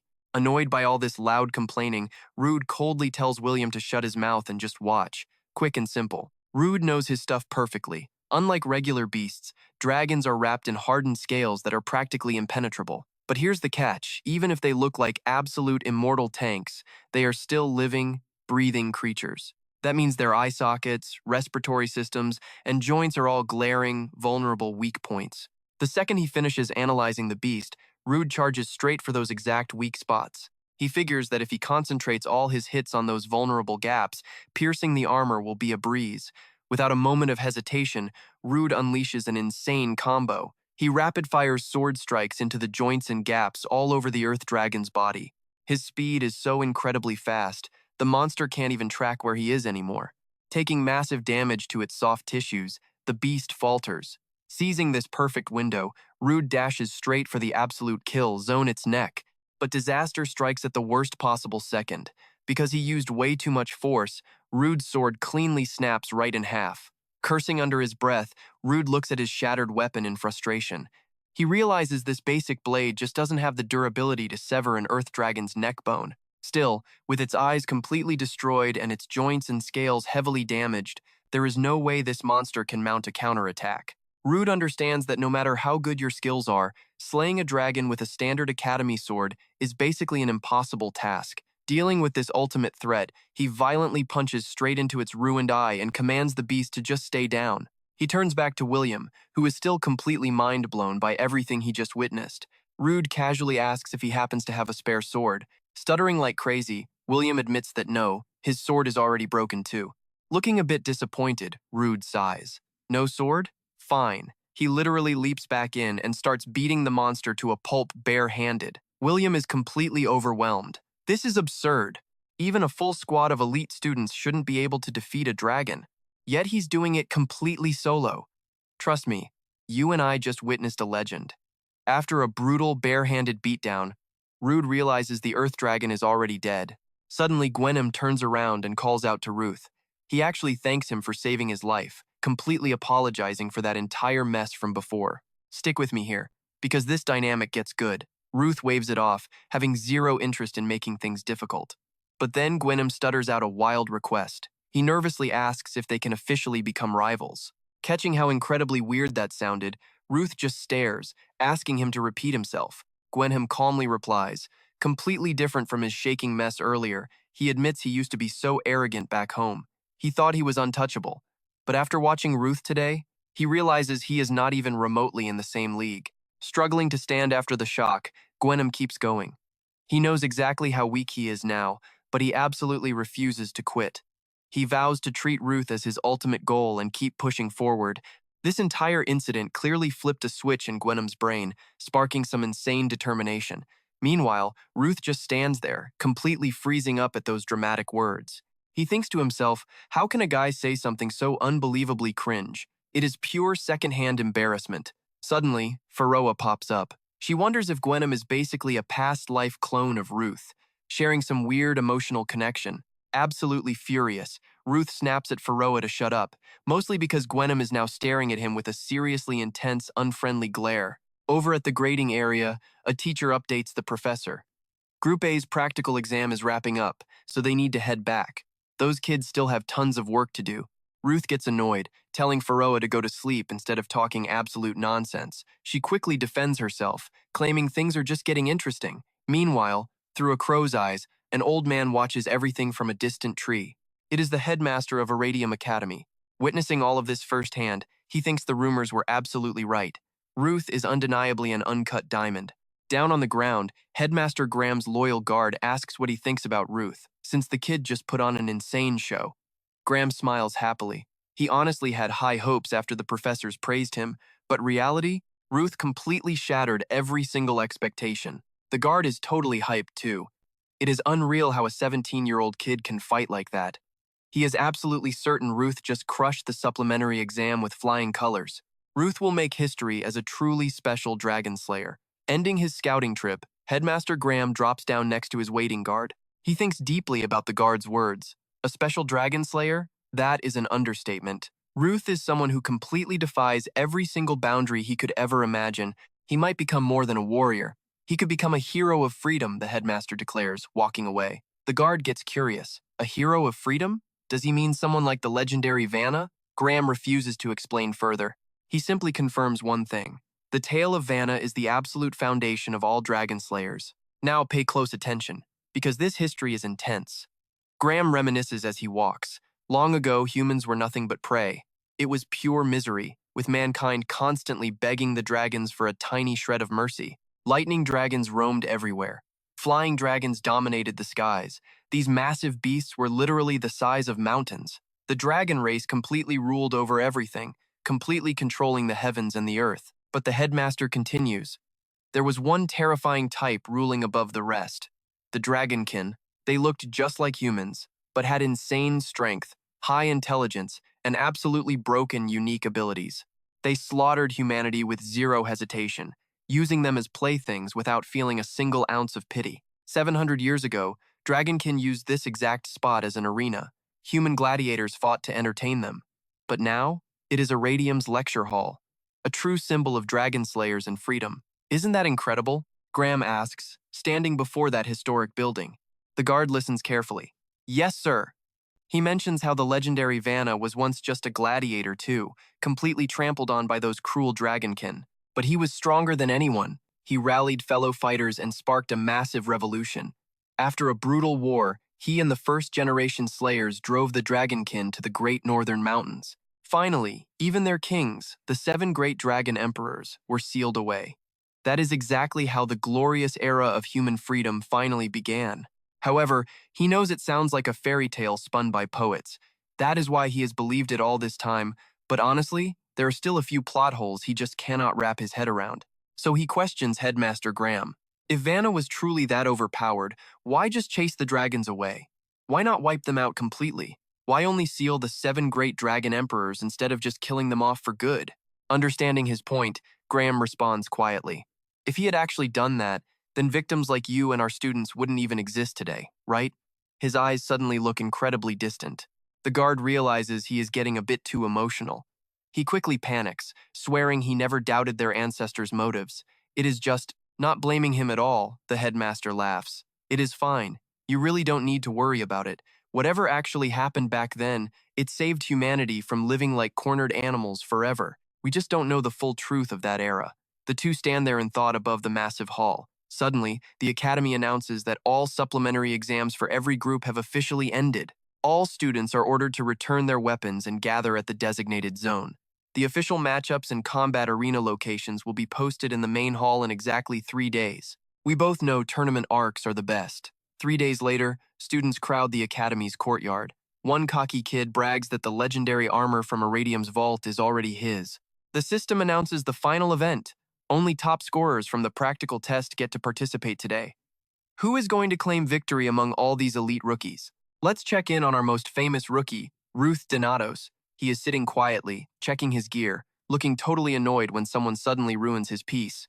He tells her to stop spitting nonsense. She just plops down right next to him, sighing that he is always such a massive buzzkill, crushing all her expectations. It is Henneth Harpulia. She makes it crystal clear that she will not hold back today just because they are friends. Even though she is rich enough to buy any weapon, she is super curious about Arityum's secret vault, sighing thoughtfully. Ruth agrees, feeling the exact same way. Then he glances at Steroze, totally confused. The guy doesn't even use weapons, so why is he entering this tournament? Over here, Balak is just passionately preaching his own crazy philosophy. Fighting powerful opponents is an absolute must to build the ultimate, perfectly healthy body. Knowing he can't win an argument against that meathead, Ruth just nods along. But seriously, why yell? Checking the bracket, Ruth realizes Balak's upcoming opponent is definitely not normal. Always hating Leon, Henneth completely agrees. She asks Ruth how that psychopath hasn't been disqualified yet. She leaves to scout how strong the other competitors are. Before leaving, she drops a scary warning. If Balak dares lose to that bastard, she'll kill him herself. Balak looks absolutely panicked hearing that. Helpless, he asks if Leon is really that strong. Ruth answers instantly. Yes, she is actually way stronger than every other rookie here. Hearing this, Balak drops a super sensitive question. Is she stronger than you? Ruth's hand clenches tight, but this time, he is absolutely certain. He isn't his past self anymore. This time, he is vastly stronger. Trust me, you and I cannot miss this. The Academy stands are packed, and down below, the impatient fighters are finally getting ready to clash. Stick with me, because you and I are about to dive into an absolutely wild tournament arc. Leon makes her grand return, heavily annoyed that her opponent is a solid 10 minutes late. But when the match finally begins, guess who steps up? It is him. Steroze is oozing with absolute pride. He tells her not to call him just some guy he is, Steroze. But before he can even finish his epic speech, Leon cuts him off. She already knows. The small talk is over. It is time to fight. But Steroze just keeps dragging it out. Declaring his name before a duel is a sacred Steroze family tradition, and he calls her incredibly rude for interrupting. Suddenly, a lightning-fast slash catches him completely off guard, grazing the very tip of his finger. That is her way of saying hello. Smirking, Steroze finally gets ready for battle, praising her for being strong enough to face his noble physique. Once again, Leon has zero patience for his monologues. She launches another fierce attack, but get this, Steroze just uses his bare body to block. Leon instantly realizes that was not some defensive magic. He literally just blocked her blade with raw muscle alone. Steroze smirks, hoping she admires his glorious physique. Blocking sword aura with pure flesh? This is way beyond basic mana control. Without warning, Steroze goes on the offensive. He moves his massive body as fast as lightning, striking out of nowhere, but Leon is insanely quick and easily deflects the blow with her sword. His speed and massive attack range are actually pretty impressive, but here is the thing, the wider the swing, the bigger the blind spot, and she is aiming right for it. Spotting an opening, she strikes. But Leon instantly realizes she made a huge mistake. Even though she landed a direct hit, it was not the weak point she thought it was. Steroze never even planned to dodge her attack. He counters instantly with a devastating punch, but luckily, Leon ducks just in time. The two are locked in a fierce brawl, and Leon quickly lands a brutal blow right to his unguarded stomach. After landing the hit, Leon questions him. A body completely immune to sword aura? Did he literally just channel mana straight into his muscles or something? It is seriously tough. Steroze shoots right back. That is exactly what he wanted to say. Waking up his combat instincts with a single strike? She is definitely not bad. Glancing down at his bruised stomach, Steroze chuckles. It was not exactly a supreme heavy punch, but it still hurt right down to his bones. Leon does not care at all and immediately starts charging up her power. Steroze is completely confused. Could her raw physical strength actually be higher than his own? Now pay close attention here is where it all flips. Steroze figures a normal sword cannot possibly cut his Steroze physique in a standard fight. But he makes a fatal mistake. He focused completely on raw physical stats and ignored technique. The second he charges, Leon uses a basic judo throw, using his own momentum to slam him face first into the dirt. A perfectly clean takedown. Leon glares down in anger. That is exactly why she dropped her sword, you absolute idiot. Leon presses the attack. She genuinely abandoned her sword for this, delivering a devastating kick right into Steroze. Then, using her insane speed, she unleashes an absolute barrage of punches. Steroze is forced on the defensive, wondering how she moves like that. With her blinding speed, Leon leaves him completely dizzy from the brutal strikes. Just minutes later, his massive body is visibly shaking. Still, he praises her. She really is incredibly strong. Well done. Steroze boldly declares he will use his full power to fight her, leaving Leon completely confused. Suddenly, raw lightning explodes from his body. He literally looks like a Super Saiyan powering up. But before he can even launch an attack, the referee steps in and declares Steroze the loser, leaving him absolutely stunned. Steroze had not even realized his body had taken way too much damage from Leon's combo. So that is the final result. From a distance, Ruth and Heenith just watch helplessly at their friend's sheer stupidity. The referee orders him dragged away, while Steroze keeps shouting that his body is a sculpted masterpiece, totally superior to normal humans. Leon still cannot comprehend what was going through this guy's head. The arena officially announces Leon as the winner, while Ruth stares at her with a distant, heavy look. Leon does not hesitate to stare right back at Ruth, her expression a little awkward. Then she heads inside. Next to Ruth, Heenith is dying of embarrassment, begging him not to tell anyone that Steroze is their friend. Anyway, their own matches are up next. Heenith quickly notices that Ruth is not paying attention to a single word she says. She wonders why he keeps staring at Leon so intensely. Unable to take it anymore, Heenith yells out, making Ruth jump in surprise. He hurriedly asks what is wrong. Annoyed, Heenith reminds him that she just said it is almost their turn to fight. She also warns Ruth not to look down on her and to fight properly. Understood? No need to worry about that. But honestly, that is exactly what is giving Ruth a massive headache right now. Heenith Harpulia, known as the Fire Witch, the insane talent of this girl, who will eventually become the absolute strongest pyromancer, actually blooms pretty late in life. But during her peak era, absolutely nobody could ever surpass Heenith across the countless battles she fought. She built her legendary reputation through complex magic techniques and incredibly sharp judgment. Back in the current match, Heenith gives a bitter smile. She really thought she could hold out just a little bit longer, but she still lost. How pathetic. I know what you are thinking, but this girl's willpower is no joke. She just smiles and vows that next time, it will not end like this. The system officially announces Ruth as the winner, Ruth casually lists out all of Henneth's weaknesses. Her final footwork was embarrassing, and while her timing was perfect, her actual punches were completely clumsy. Henneth crosses her arms in annoyance. This guy is way too arrogant. Ruth offers a hand to help Henneth up. She even asks him to teach her dagger combat techniques later on. But Ruth shoots the idea down immediately. She does not need him at all. She will master it perfectly on her own. Henneth asks why he is willing to watch Leon practice mixed martial arts, but completely rejects helping her. Ruth brushes it off, waving goodbye and saying he has somewhere urgent to be. He tells her to go on ahead. Henneth panics. Where is he going at a time like this? The final round is starting soon. Henneth is utterly confused. What in the world is actually going on between those two? These new cadets are seriously talented. The final round of the exam is supposed to be a direct showdown between Leon and Ruth.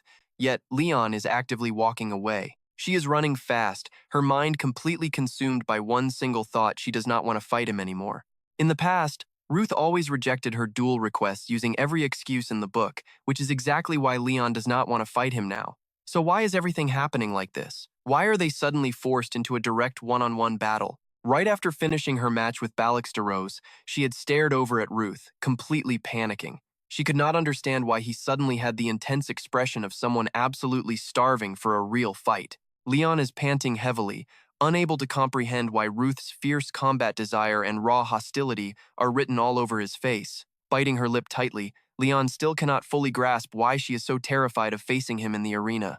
While she is completely lost in her own thoughts, a sudden voice makes her jump out of her skin. Ruth has already caught up to Leon. He steps closer to her, casually asking what exactly she thinks she is doing.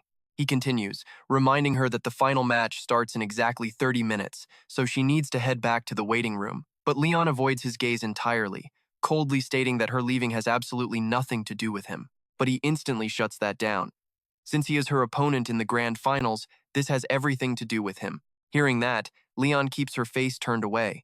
She tells him she has zero intention of fighting him and no interest in the winner's prize, so she is officially withdrawing from the tournament. The moment those words leave her mouth, Ruth clenches his fist tight. His veins are popping. He literally cannot believe what she just said. Ruth is absolutely furious. He thinks Leon is looking down on him, treating this like a joke. He glares at her with pure rage. Is she showing cheap pity to some pathetic trash that is not even worth fighting? Leon is completely caught off guard by his twisted logic. Her jaw drops, completely unable to understand why Ruth has suddenly snapped like this. But Ruth is not listening anymore. He violently grabs both of her shoulders, loudly screaming at her to shut up. He gives Leon a dark warning she has absolutely no right to run away from this fight. Leon cannot believe what she is hearing. It is like Ruth has turned into a completely different person. Meanwhile, Ruth's mind flashes back to a violent, storm-filled night where he desperately ordered Leon not to give up. In that memory, his entire body was covered in brutal wounds. He kept screaming at her to open her eyes. Ruth was completely helpless, just praying Leon would stay awake. Damn it all. Leon weakly tried to call his name, barely clinging to life. In the pouring rain holding her body, he never did beat her. So what happens next? Trust me, you and I need to find out. All right, stick with me. We are jumping into an absolute tragedy. If she left him here, he would curse her forever. Leon slowly reached out, smiling as she told Ruth to shut up and focus. Her wound was bleeding out. Leon gently placed her hand on his cheek. She called him a damn fool, but as those words left her lips, she gave him the most beautiful, genuinely happy smile. Then, she took her very last breath. Her hand dropped, leaving everything stained in crimson blood. This was the same Leon who always called Ruth trash, a brat, a total fool. Holding her lifeless body, he realized something. He hated Leon just as much as she hated him. So why did she do this? Suddenly, a mysterious figure stepped out, calling Leon absolutely pathetic. That was the martial dragon, Jeffy. He mocked Leon, saying she was strong enough to kill the void dragon Laosia, but wasted her life protecting a weakling like Ruth. Hearing those harsh words, Ruth could not even argue back. He hung his head, his face twisted in absolute agony. Jeffy just turned away, muttering that he had lost all interest. He coldly walked off, telling Ruth that Leon had zero chance of surviving and to stop trying. Ruth just hugged her body tighter. Tears streamed down his face as he let out a massive, heart-wrenching scream of pure pain. Snapping back to the present, Ruth knew the Leon he once remembered was already dead. He realized his actions were ridiculous, driven entirely by his own pathetic inferiority complex. Leon panicked seeing Ruth's incredibly fierce expression. She had never seen him look like that before. Reacting quickly, she slapped away the hand holding her tight. She asked him what was wrong, genuinely confused by his weird behavior, but then she just closed her eyes, gave up on asking, and told him to stop. Then she ran away. Leon always kept her distance, staying entirely alone. In the past, Ruth never even tried to surpass her. His only real goal back then was hunting dragons to get his long-awaited revenge. To him, Leon was an absolute genius. She was a massive wall he had to climb, someone he deeply admired. Yet, he could not forgive her. Furiously, he punched the wall, totally unable to understand why she had acted like that. Even now, it made zero sense to him. Why on earth did she sacrifice her own life for his sake? Ferroir suddenly appeared, softly calling his name. Ruth quietly asked him to stay silent for just a moment. Looking up at the distant sky, he desperately tried to calm his chaotic emotions. Ultimately, the tournament match ended with Ruth winning by default because Leon never showed up. The crowd started whispering, totally disappointed that the fight ended up being so boring. Amidst the crowd's whispers, Hineth Harpulia thought Leon might have run away. Now, watch closely, because everything shifts here. Ruth stood alone, realizing history was repeating itself. He walked off, his mind completely stuck on Leon. But this time, he was not letting her run away so easily. Meanwhile, Leon was sitting all alone in the forest, looking deeply thoughtful and just a little sad. As night finally fell, Leon figured the exam was already over. She wondered if Ruth was still furious with her, though honestly, she had no clue why he was even mad. Lost in her thoughts, a sudden rustle made her snap her head toward the noise. Seeing who it was completely shocked her, leaving a massive question mark popping into her mind. She was totally baffled. How did Ruth know to find her here? Well, that was easy, because in his past life, she always came here when she was sad, and he used to follow her just to fight. Thinking about that, Ruth drew his blade and slammed it directly into the ground, right in front of her. Staring intensely at Leon, he ordered her to stand up and fight him. She clutched her chest, completely lost as to why he was taking things this incredibly far. He coldly declared she had no right to avoid this battle. Hearing that made Leon absolutely furious. She yelled at him to stop being so unreasonable. After everything they had been through, how could he act like this? Ruth coldly repeated her words. After everything? He decisively drew his weapon. This was the exact moment he had been waiting for his entire life. The moment he could finally point his blade at the person who treated him like absolute trash.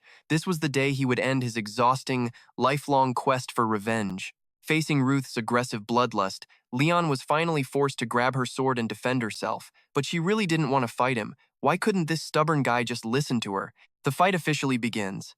You and I both know this is going to be epic. Blue aura for Ruth, orange for Leon. Using his sword, she was completely shocked by its unbelievable weight. The insane pressure was heavy enough to completely crush her fighting stance. So that was his plan. No wonder he walked in here looking so incredibly confident. She barely dodged his rapid strikes and quickly activated her mana shield. No matter how devastating his aura sword was, it could never pierce her defenses. Ruth just kept mercilessly slamming into her shield. Under his relentless barrage, Leon watched in pure horror as her unbreakable mana shield shattered into pieces. She leaped backward just in time to dodge a truly vicious, lethal swing. She laughed at him, demanding a proper fight. You want a proper fight? Leon instantly channeled her raw energy into the blade, taunting him. Did he even understand what fighting properly actually meant in this world? Witnessing her true power, Ruth was honestly amazed. An advanced aura sword at her age? Just as he expected. She truly was a monster-level genius, wasn't she? Leon warned him to stop right there. Without an advanced aura sword of his own, victory was literally impossible. Hearing that, Ruth just smirked, sarcastically replying that he had no idea those rules applied. Then he swung right at her. You have to try everything once, right? Leon lectured him again. The only counter to an advanced aura sword is another advanced aura sword, or high-tier magic. Right mid-sentence, a brutal, unexpected strike blasted her in the stomach, leaving her gasping in pain. Now she knew she had been completely played. Normal sword attacks were useless, so Ruth just tossed his blade aside to fight her barehanded. Leon gritted her teeth. She had to create distance and stop him from controlling the entire tempo of this fight. Despite raining down a storm of slashes, Ruth casually weaved through every single one. Leon was completely stunned. Impossible. He dodged everything with ease and closed the gap, standing directly in front of her.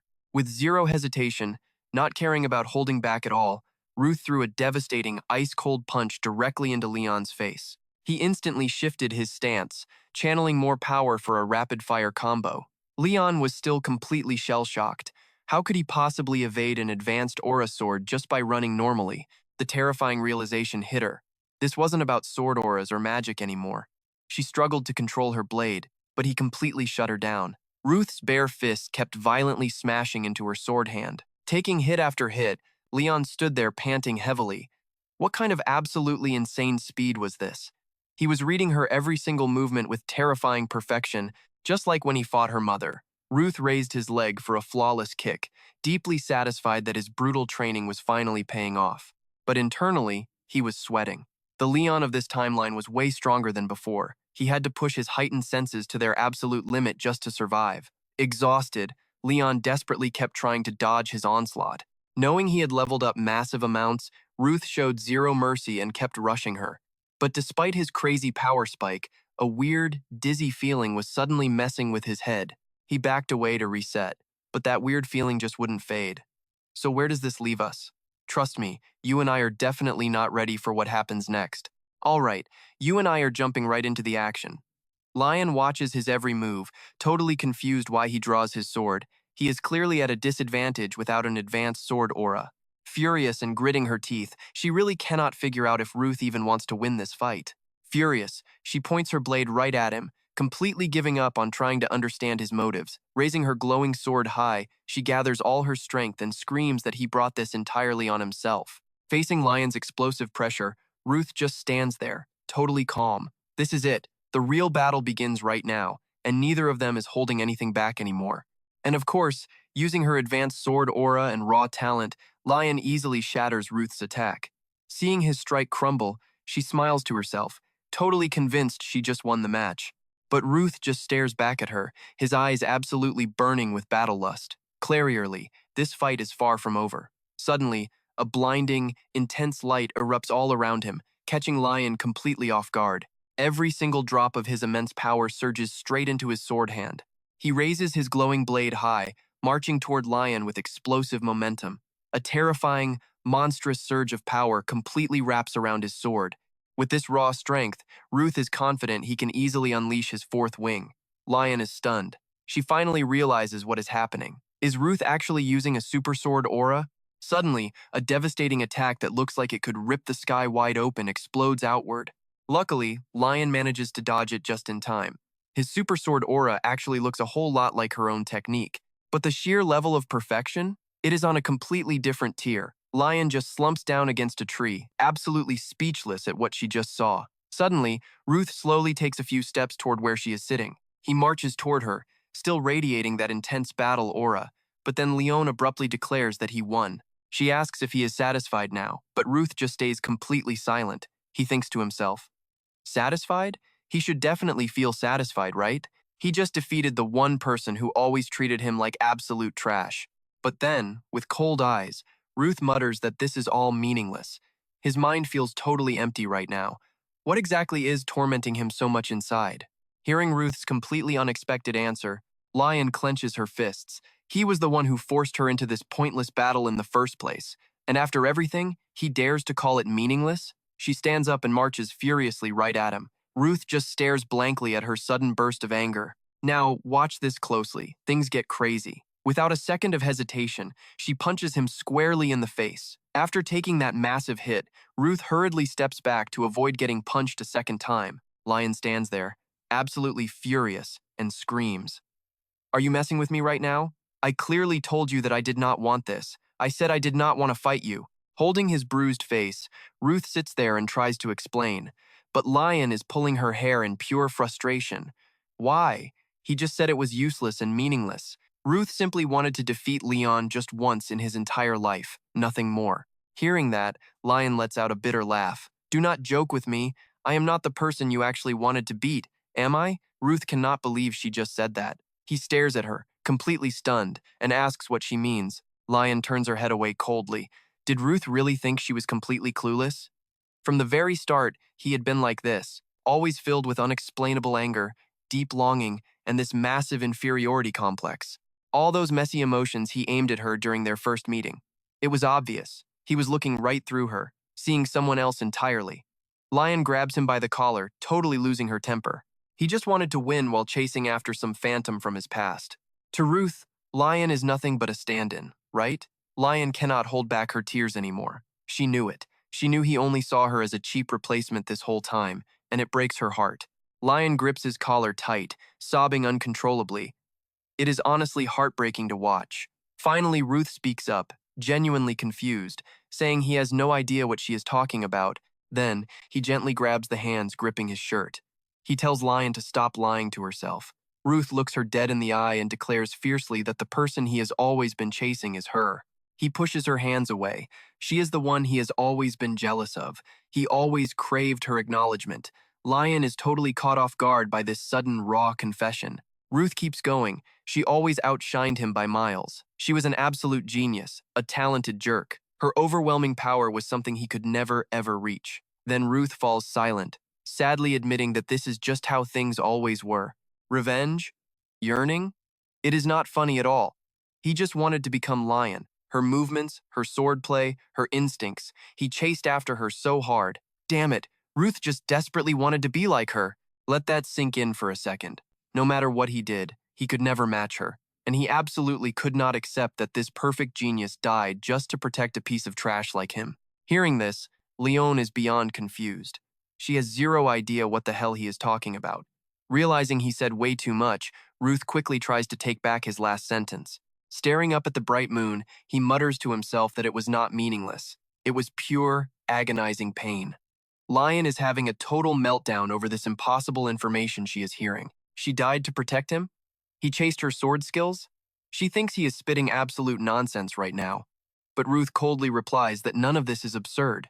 He is about to drop an even bigger bomb. Suddenly, Pharaoh appears out of nowhere, ordering him to stop talking immediately. But Ruth does not listen. He repeats it again. Lion died to protect him and left behind a dying wish. He looks at her and smirks. I am talking about you in my past life, you absolute jerk. Lion is totally stunned by the phrase past life. Her brain is crashing. Past life? What past life? She still assumes Ruth is just rambling about meaningless delusions, but Ruth stays firm. Believe it or not, that is up to you. I do not have any physical proof to show anyway. I regressed from the future, and this present timeline is my second chance.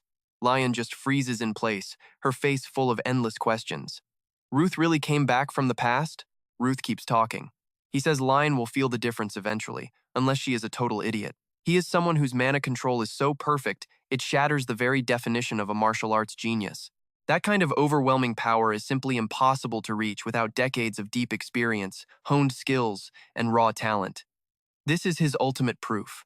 He is showing off abilities that are literally impossible to possess unless he had already lived through them in a past life. Lion still cannot believe he returned from a past life. It is totally ridiculous. But all those weird, uneasy feelings and lingering doubts she had about him lately, this insane story actually explains everything. She starts hesitating. Could these ridiculous, impossible words actually be the truth? Thinking about it, Lion asks him a test question. Does he know things about her adult self? Things even she does not know yet? Ruth casually takes a seat on a nearby rock. He calmly answers that the adult Leon is exactly who he has been talking about all along. In his previous life, she lived entirely for revenge. She treated him like literal roadside trash, completely ignoring how desperately he tried to finally defeat her. Ruth closes his eyes, recalling those painful, bitter memories. No matter what crazy things he did in the past, Lion never once paid any real attention to him. He gets angry again. Damn it. Even after all that, she still died just to protect him. Does she have any idea how insanely furious that made him? Hearing this, Leon is full of doubt, asking if she really did something like that. His answer completely shocks her. In the past, Lion was so overwhelmingly strong and brutally rude that he literally put his own life on the line just to spar with her. The air between them just stops. Ruth looks away, while Lion stares intently right at him. Her mind is still spinning. She cannot believe the person he always believed in. The person Ruth craved, the one he looked up to like a shining, distant star. That person was actually her? It turns out she misunderstood everything. She really thought she was just a pathetic stand-in for someone else.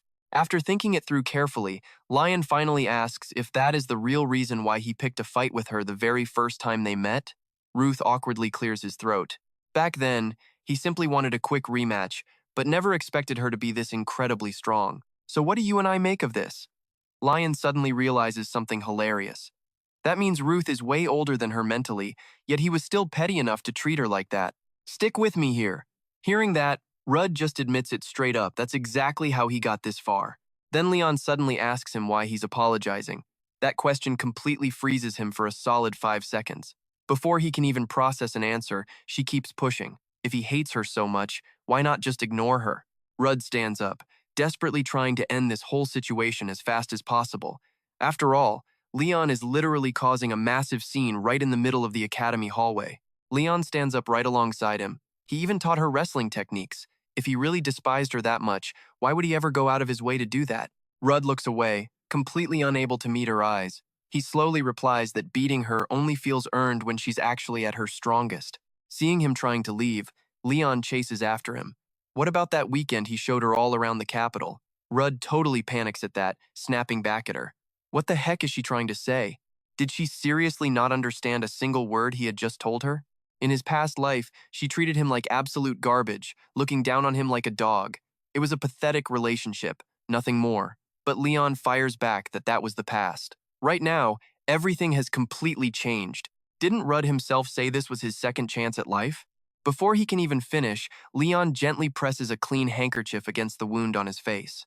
Rudd flinches, trying to pull away, but she firmly orders him to stand perfectly still. So they just stand there, the tension thick between them. As she wipes his face, she reveals this is the exact same handkerchief he lent her when she cried on the stairs. But the romantic vibe doesn't last long before Rudd violently slaps her hand away. In his head, he's screaming, does she have any idea what the hell she's doing right now? Then Leon suddenly apologizes. She apologizes on behalf of her past life self, a move that completely catches Rudd off guard. She keeps going, saying she is truly sorry for calling him trash and ignoring him all the time. Rudd yells back, asking if she's crazy. Why does she think he's rambling about his past life with her? He begs her not to apologize. Everything he's done is just to clear away the exhausting, lingering regrets he couldn't let go of his entire life. Regrets that haunted him even after getting a second chance to live. It's all over now. Everything is more than enough as long as he carries this heavy burden himself. Rudd thinks to himself that just saying this should finally be enough. He shouts that she isn't even the one at fault here. Why is she the one apologizing? Isn't she angry? One entire past life of pure misery was already enough. He begs her to stop turning his current life into hell too, to just stop making him even more miserable. Not backing down one bit, Leon grabs him right by the collar, slams her forehead against his, and screams at him to shut up. Does he honestly think she's just easily accepting this crazy situation? Leon knows Rudd is the one who should be apologizing here, because he's the one refusing to let go of the past, even after regressing. She doesn't care how badly he was hurt. The current her knows absolutely nothing about that past life. But just this once, she's making an exception and apologizing first. Leon explains that the past version of her he's obsessed with isn't the same as the current her. She chooses to trust her own feelings and thoughts right here, right now. Now pay attention, because this is where things get completely wild. She can't help it if he hates her, and whatever their past life relationship was, it simply doesn't matter to her anymore. Saying that, she grips his collar even tighter and forcefully yanks him right against her.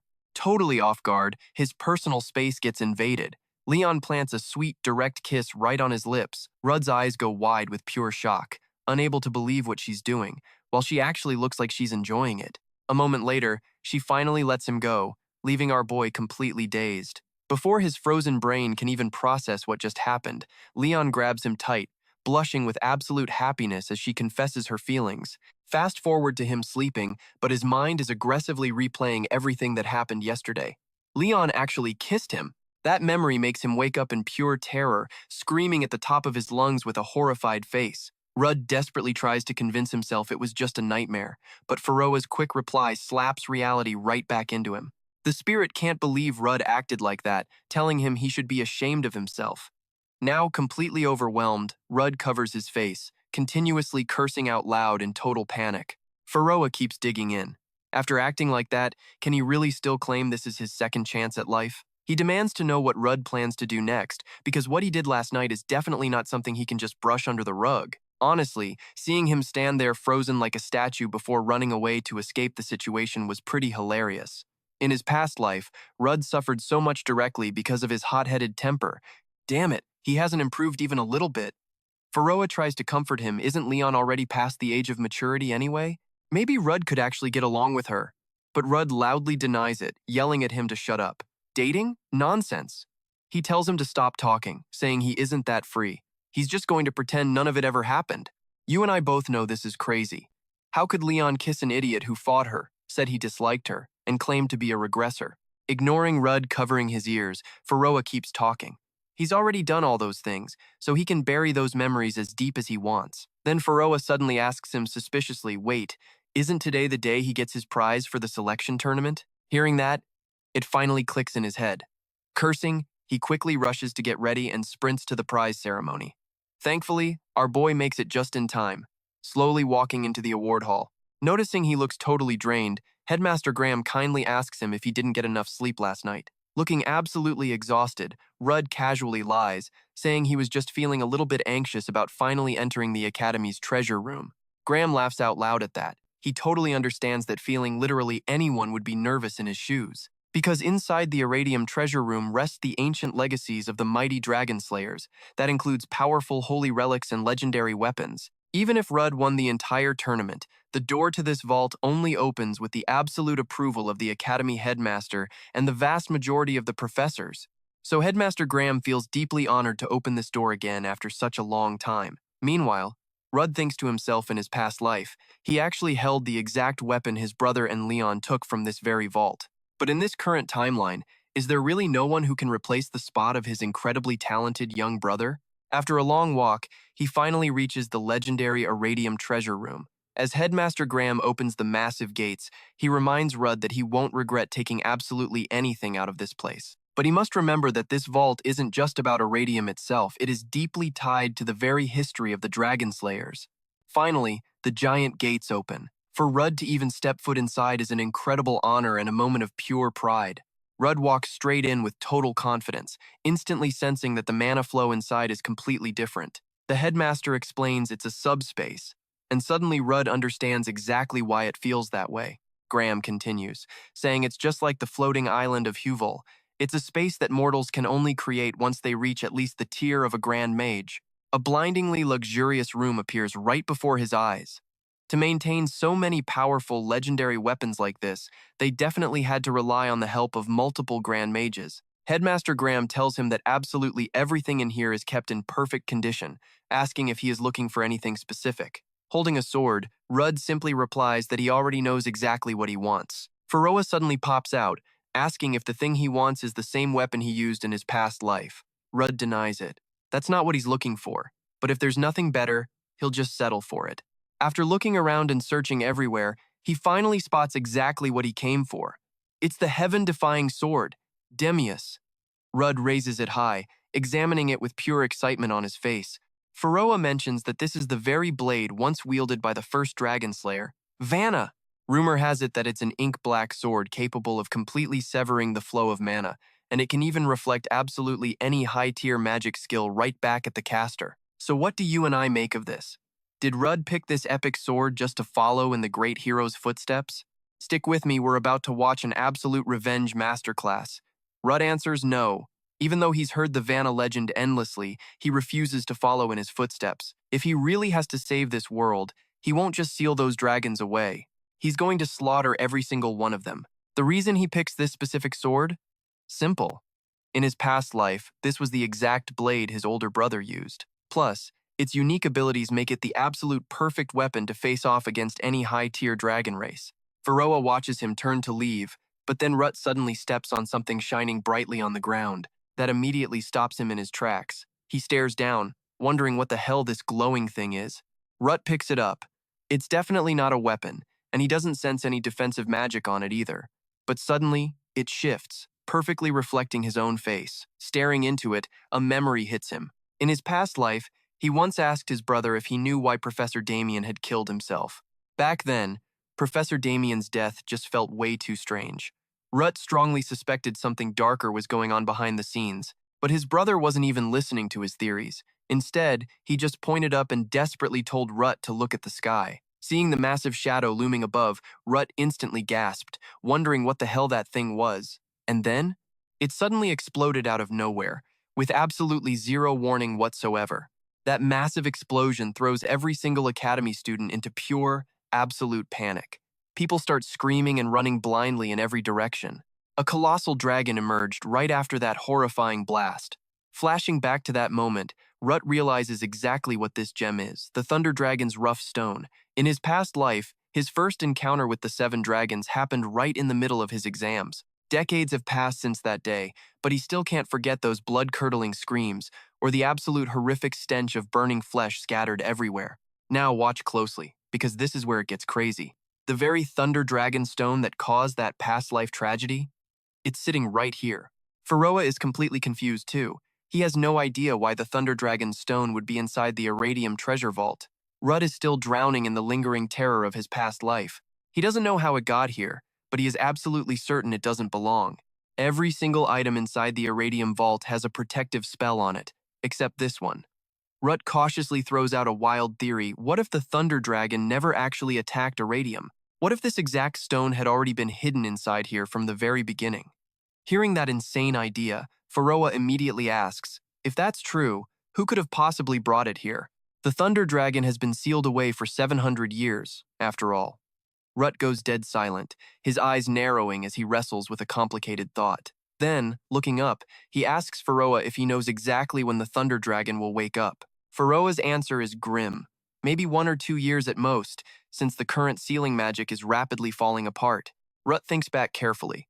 Based on his past life's timeline, the Thunder Dragon's invasion begins in just half a year. It happens mere months after Professor Damien dies. Clariously, the stolen heart of the myriad-form dragon is what triggers the Thunder Dragon's brutal attack. Thinking about his past life makes Rut grind his teeth in pure rage. Anger radiates from him, making every breath heavy. As Rut turns to leave the vault, Pharaoh quickly asks if he really cares that much about this looming threat. Rut firmly fires back. Of course he does. This thing is basically the seed of a total disaster, and he has to act fast.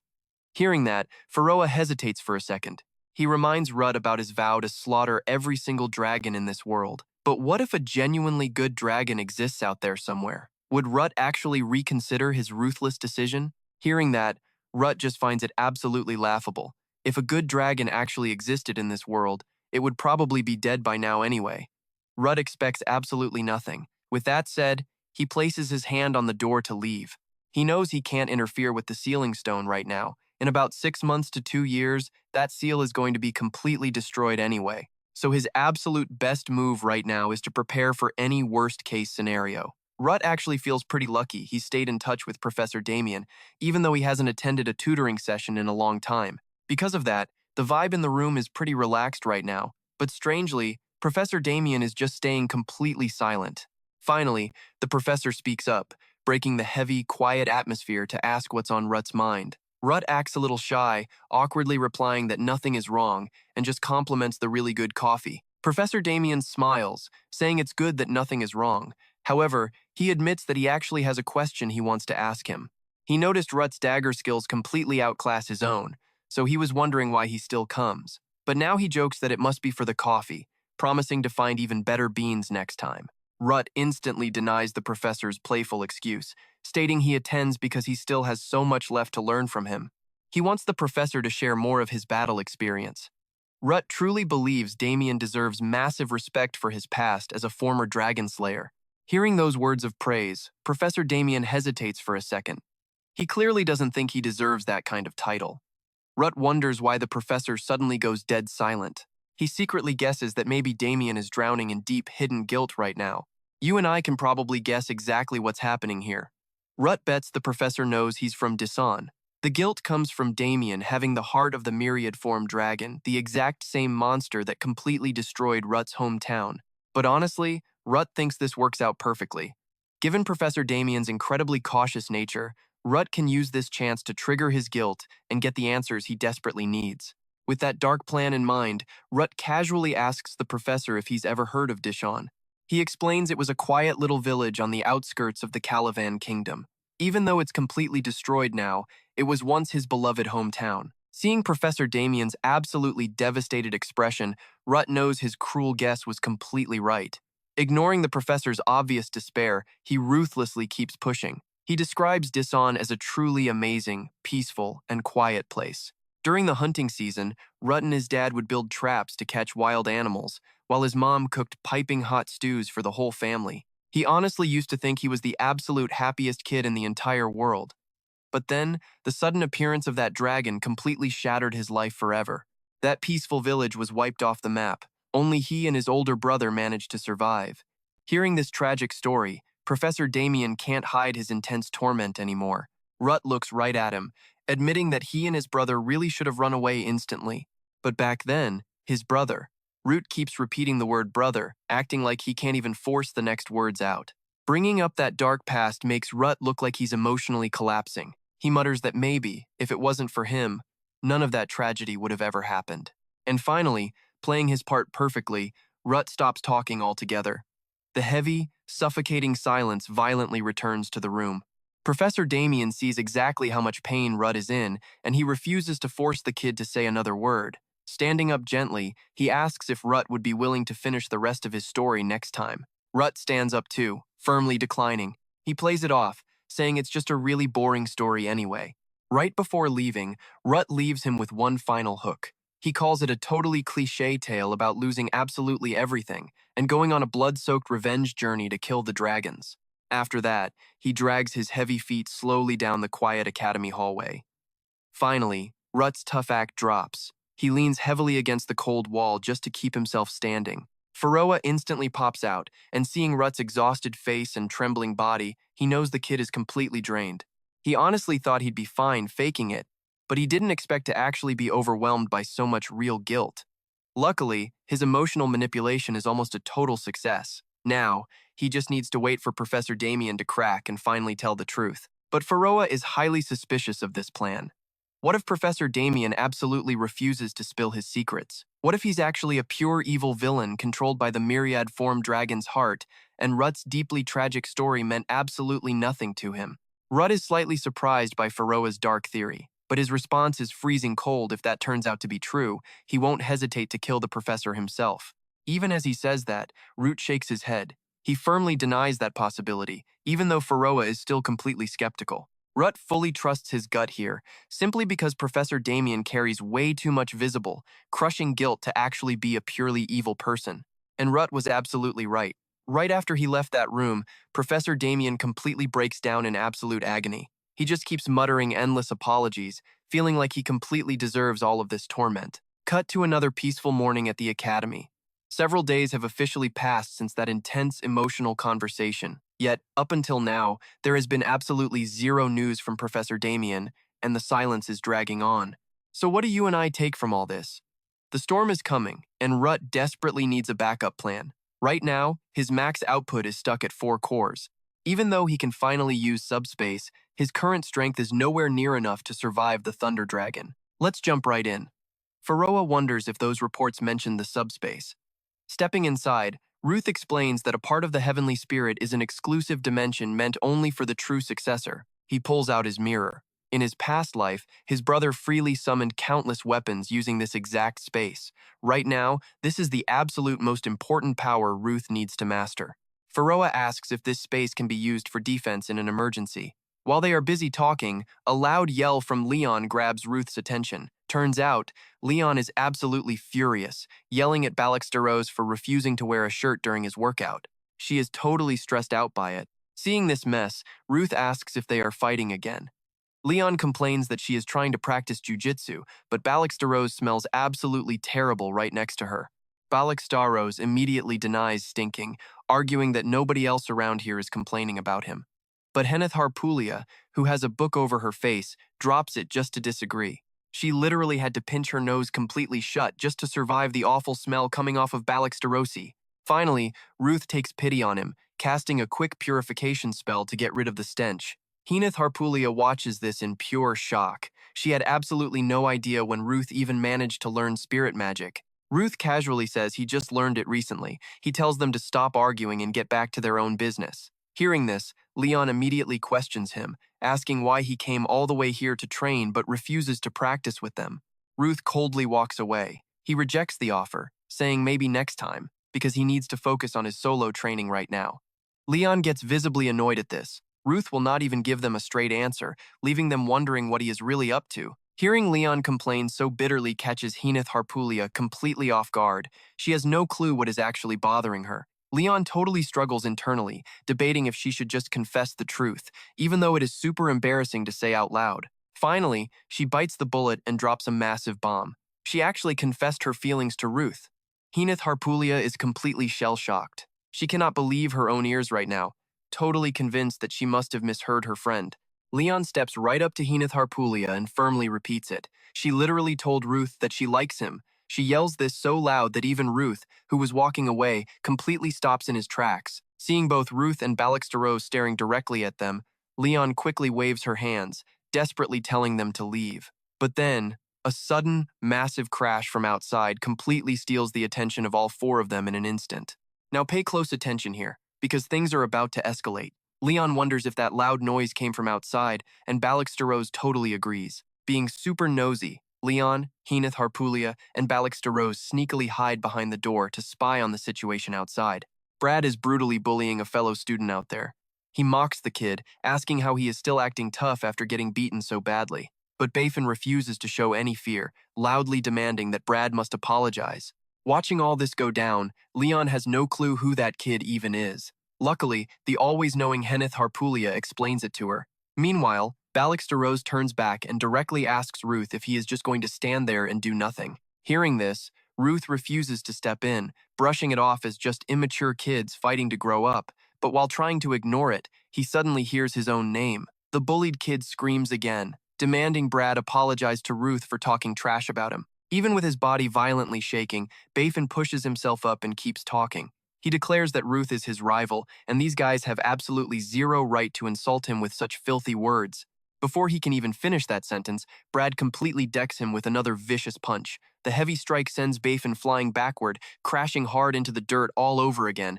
Brad rolls his wrists and sarcastically asks if they know each other. He mocks Ruth, calling him an orphan beggar acting arrogant.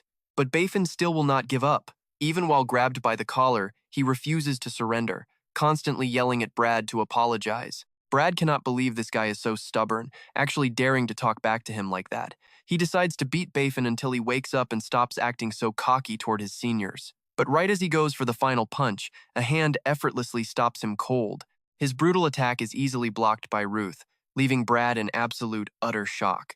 Ruth just flashes him a cold smile and calmly announces that he is the exact orphan beggar Brad was just talking about. In the blink of an eye, Ruth flips the script, delivering a devastating punch that completely ruins Brad's face. Ruth starts beating Brad to an absolute pulp. The bully screams out in sheer agony, but nobody steps in to save him at all. Watching this epic hero moment unfold, Bafin is incredibly moved. He never expected Ruth to actually step up for him. Steroze praises Bafin, saying the kid takes a beating really well and is definitely qualified to be friends with Ruth. Henith Harpulia scoffs, saying he has the qualifications to be a punching bag, not a friend. After completely destroying the three bullies, Ruth now has them kneeling. He coldly interrogates them, demanding to know why grown thugs like them are out here randomly ganging up on a weak kid. I know what you're thinking, and honestly, same. Seeing Ruth's terrifying expression right now, Leon cannot even tell who the real villain in this situation actually is. Pointing right at their faces, Ruth brings up how they called him a disrespectful, arrogant jerk. Hearing this, Leon realizes they are not exactly wrong about that. Steroze and Henith Harpulia nod along, completely agreeing with the bullies on this one fact. Ruth refuses to let them laugh at him like that, claiming that even if he is a jerk, he still has morals. Terrified, the three bullies immediately agree. They start violently flattering Ruth, saying professors always praise him. Ruth smirks, asking why they would do something so stupid if they know that. The three of them look at each other and spill the entire truth to Ruth. Brad confesses he heard a rumor that a first-year student was using extremely harsh words and acting totally violently toward the student council president. Hearing the student council president mentioned, Henith Harpulia is totally confused. Why would any first-year dare to act like that towards someone so powerful? Meanwhile, sitting comfortably in his office, Zizami has likely already predicted exactly how all of this would play out. He knows for an absolute fact that Ruth is coming to find him, although he is actually arriving a bit later than Zizami expected. Outside the office, people try to stop Ruth, demanding to know why he is here. Ruth completely ignores them, shoving everyone aside and arrogantly marching right into the room. Unable to hold him back, a girl rushes in to tell Zizami that Ruth violently forced his way inside. Zazami puts on a fake polite act, waving her off and saying it is fine because Ruth is his guest. Flashing an incredibly fake plastic smile, Zazami greets Ruth with completely forced politeness. He casually mentions that Ruth arrived a bit later than he thought, then invites him to take a seat. But Ruth does not sit. Instead, he violently kicks the chair a dozen meters away, leaving Zazami staring in pure shock. Ruth glares coldly. Zazami stays quiet for a second, then puts his hands on his head, acting dramatically distressed because Ruth just destroyed student council property. Ruth could not care less about the chair. He straight up demands to know why Zazami ordered that scumbag Brad to curse him out. Zazami gives another fake smile, asking what he is talking about. He claims there must be a huge misunderstanding, insisting he would never do something like that. He admits he complained a tiny bit to Brad, pointing out that Ruth was really harsh to him that day. Slamming both hands on the desk, Ruth asks if Zazami wants an apology, but Zazami acts totally laid back, claiming he just wants to have a simple chat. Ruth tightly clenches his fists. He absolutely hates how this guy started a conversation. But since he is already here, he tells Zazami to get straight to the point. Hearing this, Zazami lets out a dramatic sigh, playing the victim. Then he looks at Ruth and asks why he keeps contacting Professor Damien lately. He literally warned Ruth before that Professor Damien is extremely dangerous, so why on earth is he still keeping in touch with him? Hearing this, Ruth replies with pure sarcasm. Did Zazami say that? Because he cannot remember a damn thing. Zazami shakes his head, calling Ruth totally hot-tempered. He claims Ruth just does not understand the professor yet, but before he can finish, Ruth cuts him off. Is it because Professor Damien has the 10,000 forms dragon heart?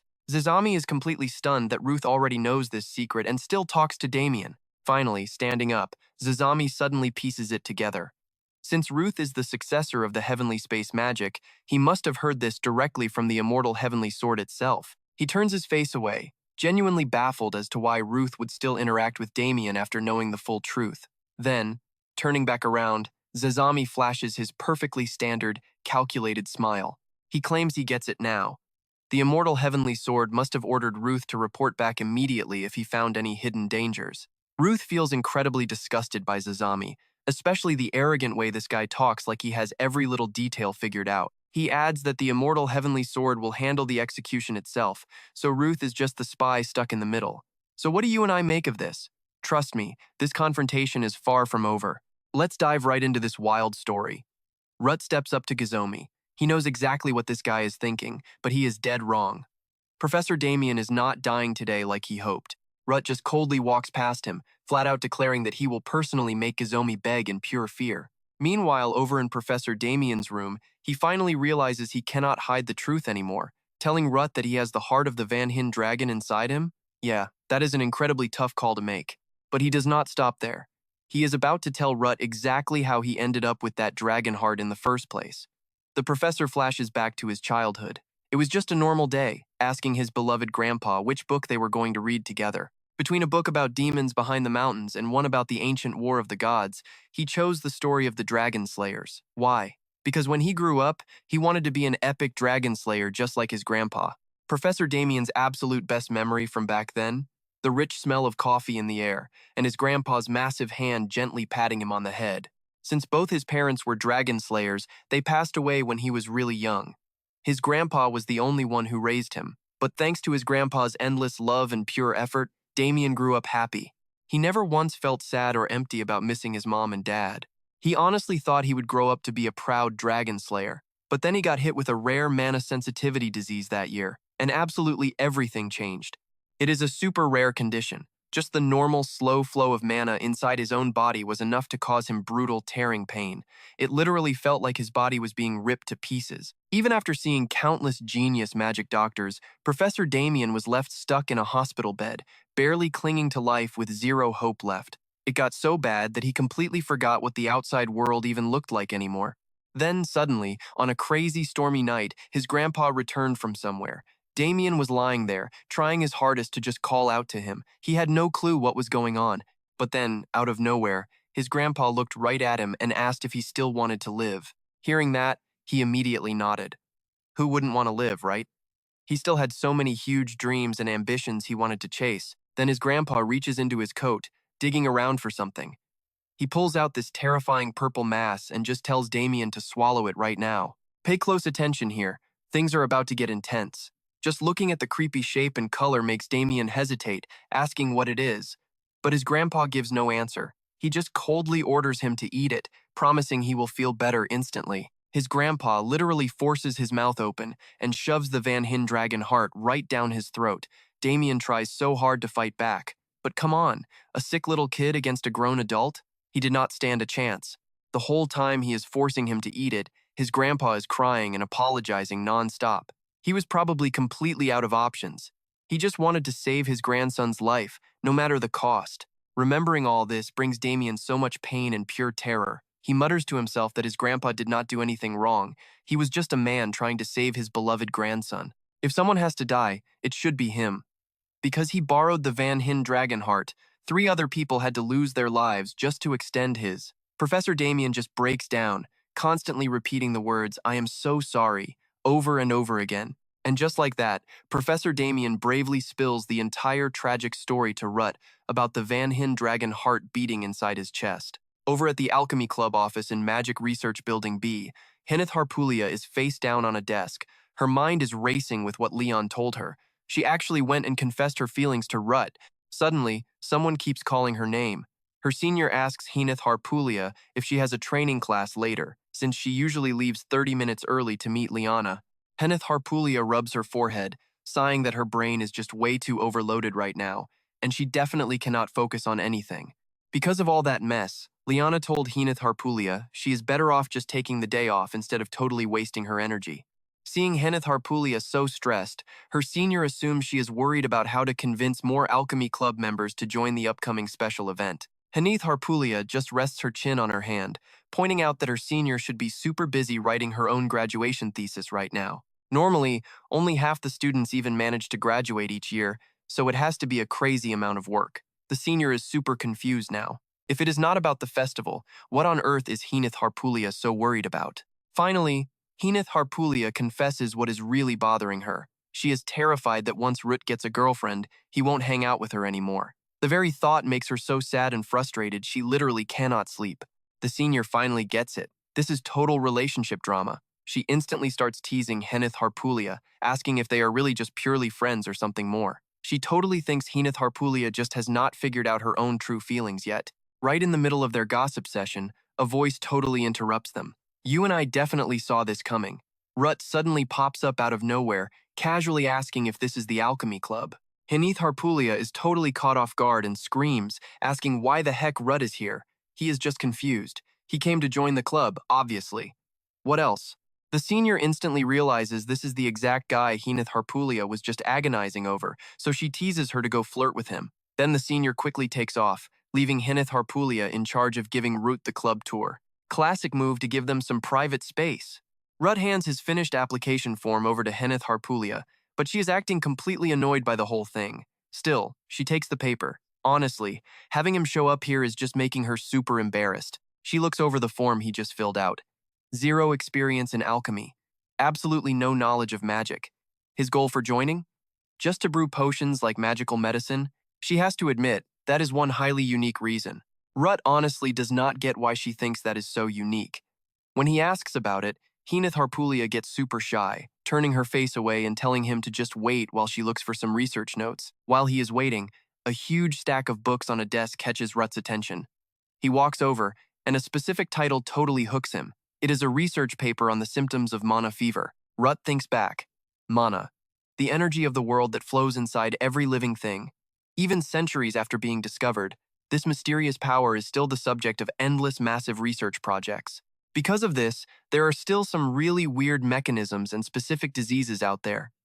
Mana fever is a major one of them. When a massive amount of mana is pushed outside, the human body cannot handle it, causing incredibly high fevers and eventually death. It is actually pretty similar, yet distinctly different from Professor Damien's own crazy mana sensitivity condition. Ruth remembers his past life. Back then, Hinith Harpulia spent her entire existence researching a cure for her older sister's mana fever condition. Her name was Layla Harpulia, and finally, after countless hours of intense research, she actually succeeded in finding the cure. But it was way too late. Layla could not hold on long enough and passed away right before Hinith Harpulia could save her. 4 months after Layla died, Hinith Harpulia still could not get over the massive shock. She completely refused to eat anything, just locking herself inside her room and crying constantly. Losing family is incredibly devastating, sure, but the leader position of the Don Hoa Guild had been left empty for way too long, sparking serious internal backlash and protests. Hearing about that mess, Root took ice-cold action. Steroze had no idea what he was planning to do. Rut marched straight up to Heenith Harpulia's room, and without a single second of hesitation, absolutely kicked her door down. Heenith Harpulia was slumped over the exact same bed where her sister Layla had passed away. Seeing Rut just smash his way in like that, she coldly asks what the hell he is doing here. Rut was furious. He yelled at Heenith Harpulia, demanding to know how long she planned on crying. He told her straight up that she cannot just abandon her duties to the guild and the dragon slayers just because her sister died. How long was she going to give up on taking revenge against the White Flame Empire or her role as the guild's heir? Heenith Harpulia got incredibly angry as Rut just kept ruthlessly questioning her. She absolutely refused to let him talk to her like that. But Root completely ignored her warnings. He kept brutally pushing her buttons, asking if she was just going to run away and hide. Pushed past her limit, Heenith Harpulia lost total control and unleashed her ultimate attack right at Rut. Linnea and Steroze are standing right outside. Inside the room, Rut has been completely beaten down by Heenith Harpulia and is sitting on the floor panting hard. She tells him not to try making her mad if he cannot even win. Rut just laughs it off. He says there is this idiot who is super hot-tempered but cries all day, so he just wanted to check if her brain was still working. He smiles in pure satisfaction. She is clearly still incredibly strong and definitely still worthy of being on their team. So stop crying like a loser and rejoin us tomorrow. Heenith Harpulia is completely shocked by his words, before suddenly smacking his head. That is where we leave it, and trust me, you will want to see what is next. Alright, you and I are jumping right back in. Back in the present, Heenith completely snaps, furious because she catches Rut casually reading through her private research files again. Rut coldly replies that she left it wide open, basically asking him to look. Playing dumb, he asks why she is studying this specific illness. Heenith fires back because it is incurable. She absolutely has to solve it. Famous doctors, pharmacists, high priests, she thinks they are all completely useless. None of them can find a cure, leaving her feeling basically dead while still breathing. But Rut drops a massive bombshell. It is not incurable at all. He has seen it before. Hearing this, Heenith freezes, completely dropping all her precious documents. She desperately bombards him with questions. Is that true? Where? How? Rut calmly explains he knew a very hot-tempered girl who also researched a cure for this exact disease, but she passed away. Rut scratches his ear, admitting he barely knows alchemy, but learned a bit from her. With the right ingredients, brewing the cure will not be too hard. He offers to help her make it, but under one big condition, Heenith has to buy him massive amounts of magic herbs in return. Before he even finishes, Heenith suddenly pulls him into a massive hug. Rut awkwardly panics, not knowing where to put his hands, while Heenith tearfully and sincerely thanks him. Rut decides not to push her away, hoping she avoids her tragic past life fate. Meanwhile, the grand late spring festival at Arityum kicks off with a massive, bustling crowd. This massive annual event honors the first dragon slayer sealing the 7 dragons. Outsiders flood into Arityum to celebrate. But amid the huge crowds, Leon sits completely alone, pouting and annoyed because Rut refused to go sightseeing with her today. Leon cannot figure out why he is suddenly so busy.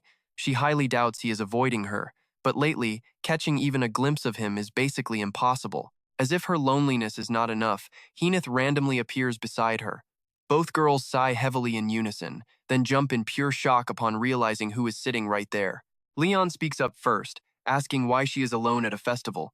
Heenith just stammers, sweating bullets, completely unable to form a coherent answer. Now pay close attention, because you and I are about to see peak awkwardness. Heenith is mentally screaming, totally unprepared to face Leon after explaining that hug. She tears at her hair in pure frustration. She has overthought this entirely. It is not like she is dating Rut anyway. After pacing in her mind, Heenith deflects, loudly asking why Leon is sitting here alone without friends. Hearing that, Leon instantly denies it. She proudly claims she actually has plans and is definitely not alone. Heenith sighs. Good for her then. Damn it, everyone ditched Heenith, leaving her totally solo for the festival. Leon laughs, genuinely surprised that Heenith just openly admitted to being a complete loner today. Finally, Leon caves and admits she lied. She has 0 friends to hang out with too. Heenith stares her down, calculating, trying to figure out what to say next. Hinith declares she is not weak, allowing Leon to use her first name. Crossing her arms, she admits they dislike each other, but fully respect each other's incredible talent. Like it or not, they will see each other often. Leon praises Hinith for being straightforward, while Hinith grumbles that Leon always picks fights. Leon denies it, looking sincerely into her eyes, swearing it was a real compliment. This catches Hinith off guard, making her debate whether to share everything with Leon. Just as she opens her mouth to explain, someone abruptly cuts her off. Lenia approaches the two girls, putting on a friendly face and asking what they are doing. But Hinith just glares, annoyed by all the constant drama today. Sensing the hostility, Lenia pivots right to Leon, smoothly asking if she is friends with Rut. Leon simply gives her name, then asks who the heck she is. Lenia introduces herself as their senior, adding that any friend of Rut is a friend of hers. Hinith ruthlessly cuts her off, demanding to know why she is actually here. Did Rut send her just to gossip?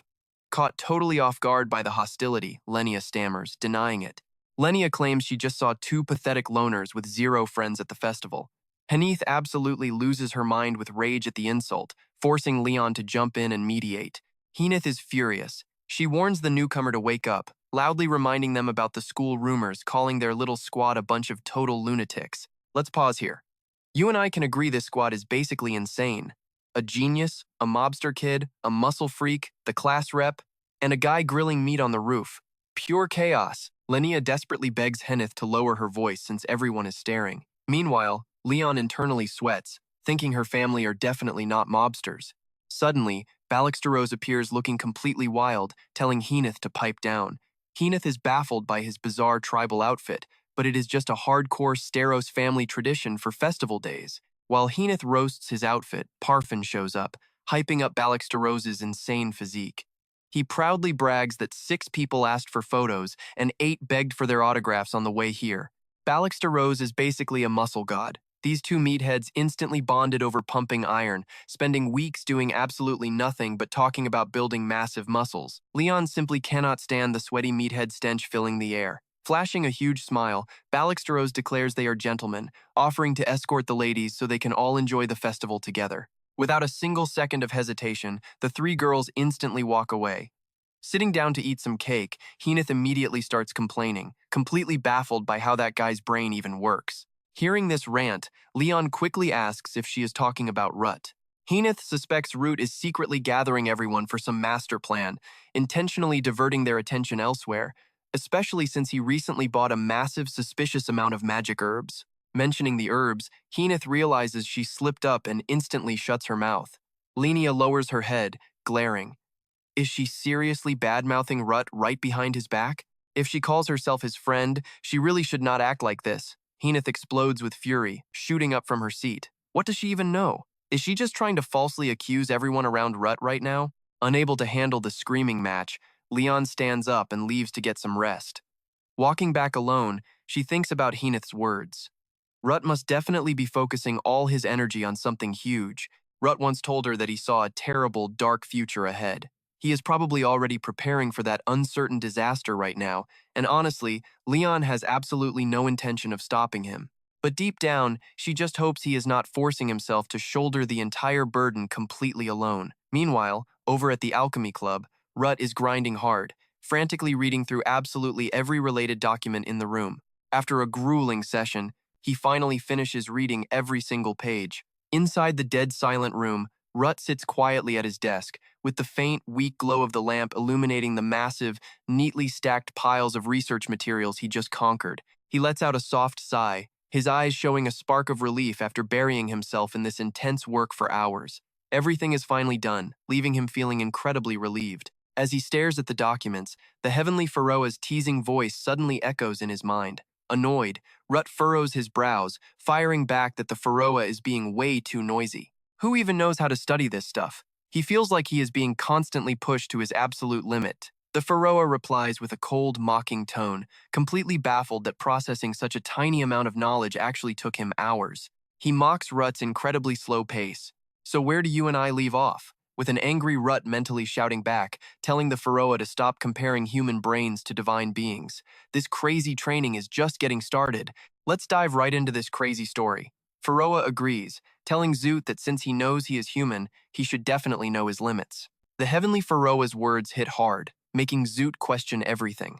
Zoot looks totally shocked, asking what he means by that, but Pharaoh just smirks, mocking him as nothing but a weak, fragile human. Those words sting, piercing straight through his pride like a jagged knife. Pharaoh doesn't stop there. His cold voice drops another truth bomb. Even if Zoot boosts his physical strength to increase his mana, his human body's endurance has an absolute limit. Every single high-level technique he uses is just too much for his physical form to handle. Frustration bubbles up inside Zoot, but with zero solutions, he just lets the feeling slide. He has become a demigod, a powerful being caught between two different worlds, but never truly belonging to either one of them. Zoot remembers those brutal flashbacks, his limbs feeling completely crushed, agonizing pain ripping through his entire body while he coughs up blood. But even in that hellish state, he fought like an absolute beast. No hesitation, zero fear. Pharaoh heavily doubts it was just raw willpower, especially during those extreme, desperate moments when his crazy power erupted. He stresses that Zoot forcefully pushed his own senses past the breaking point, guaranteeing nasty side effects. Those harsh words echo in his mind like a grim warning. Zoot confidently bites back. Side effects or not, their enemy is just a damn failed dragon. Literally a glorified horse-playing dress-up. He knows risking his life doesn't guarantee a win, but his fierce pride and epic determination are off the charts. With iron willpower and insane preparation, Zoot completely believes he has what it takes to crush absolutely any challenge standing in his way. He thinks back to that dark time. He had already gone totally blind in one eye and lost his taste. Even as a newly awakened demigod, Zoot swears to himself. If he could slaughter every single dragon in this world without his brother's help, he would use any dirty trick necessary. That iron resolve burns like a wildfire. He heads straight for the door, his mind completely locked in on the goal. But right as he steps out, Pharaoh calls out, his voice echoing loudly in the quiet room. Zoot turns around, his eyes shining with pure resolve.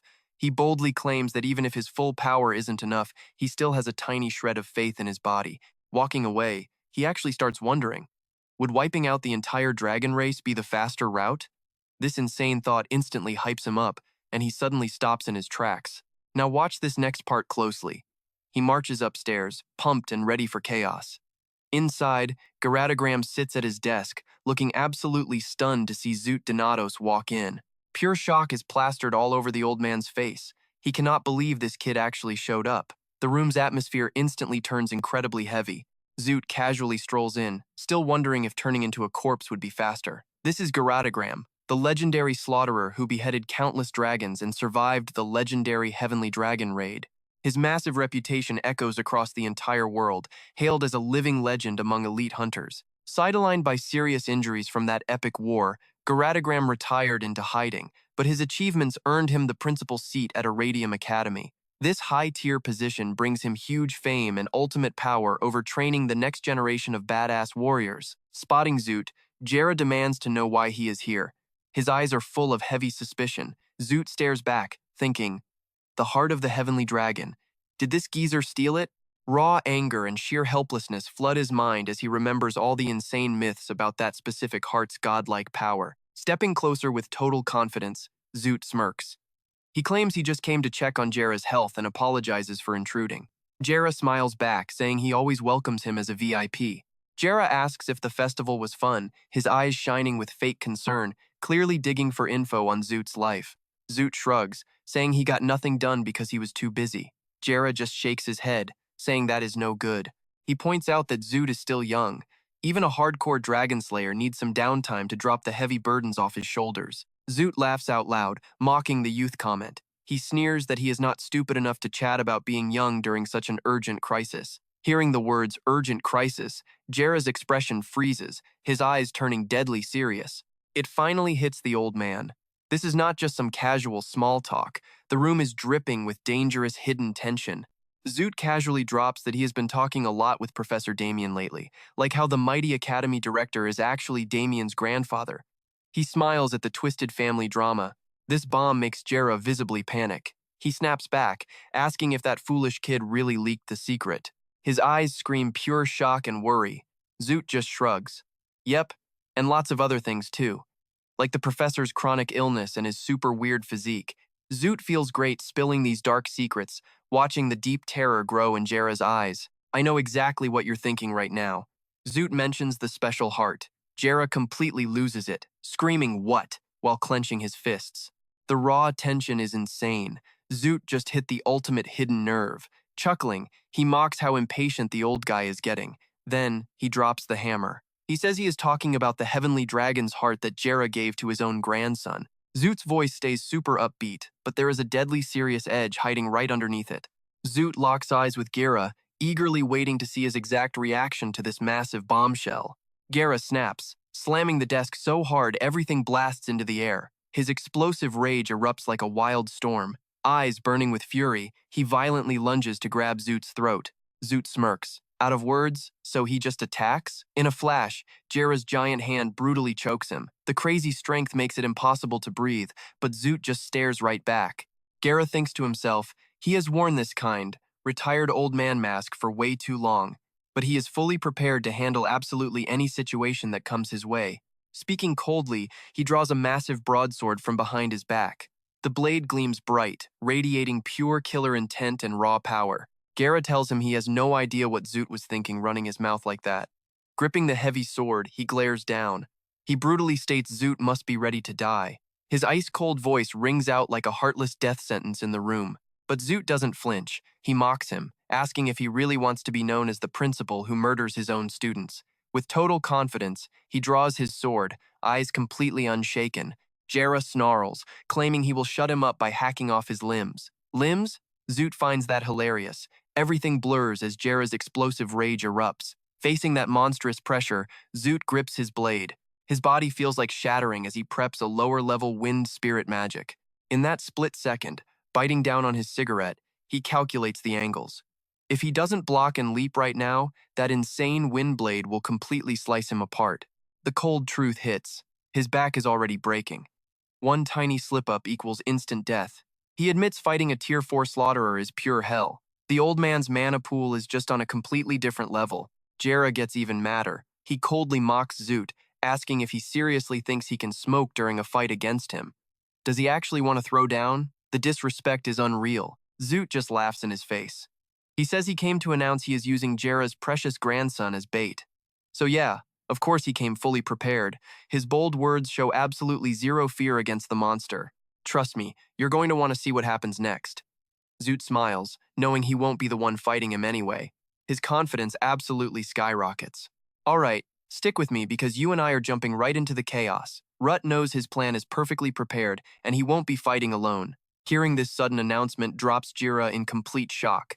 Panic instantly turns to absolute rage. The tension in the air becomes so thick you could cut it with a blade. He can feel the violent storm rising straight from Jera. The guy's eyes are practically burning with fire, totally overflowing with pure, unadulterated fury. Right at that exact second, and steps in, casually admitting his favorite student is being a little rude. Every word he drops just makes Jera even madder. Anne's sarcastic tone cranks the tension up to maximum level. He just smirks, enjoying the chaos, and says it has been way too long. His voice is super gentle, but completely packed with mocking venom. Flashback to a few days ago, and sits quietly on a grassy hill. His eyes calmly watch the peaceful city scenery stretching out right in front of him. Sitting there on the grass, he secretly thinks to himself that this is all part of his master plan. A faint, sarcastic smile crosses his face as he admits his student is actually pretty generous on the outside, and casually continues, saying that Bastard is nothing but the leftover trash of the heavenly dragon. Plus, it seems people do not really understand who he truly wants to kill. Anne's gaze turns ice cold, acting as a grim reminder that the real target to wipe out is the heavenly dragon, definitely not Professor Damien. He thinks that even though this whole situation is totally annoying, he still has to face it. A much bigger goal is waiting for him right ahead. Someone standing right beside Anne tells him to just treat it as child's play from his disciple. They imply that Ruth's actions are simply not worth taking seriously at all in their current situation. Hearing that gentle suggestion, Anne immediately bursts into loud laughter. His voice echoes loudly through the space, looking like he just heard the absolute funniest joke ever. Snapping back to the present showdown, and stares down Jera.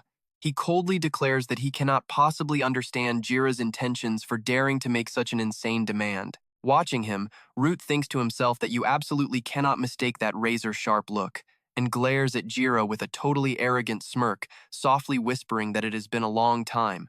Jira replies completely unfazed, implying that many people have already sensed the suspicious activity around here. He asks straight up if Anne has been spying on this academy, and just curls his lip, shooting back that Jira's words are both right and totally wrong at the same time, and shoots a sharp look at Rudd, chuckling softly.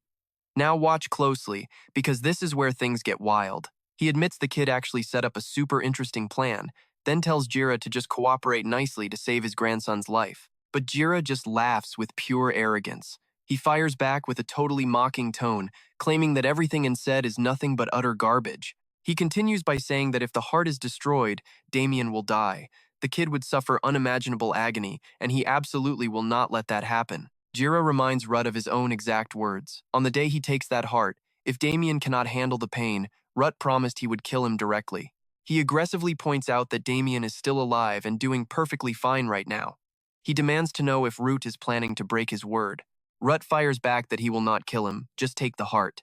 His words pierce straight through Jira's pride like a flying arrow, making him furious. He screams at the kid to shut up.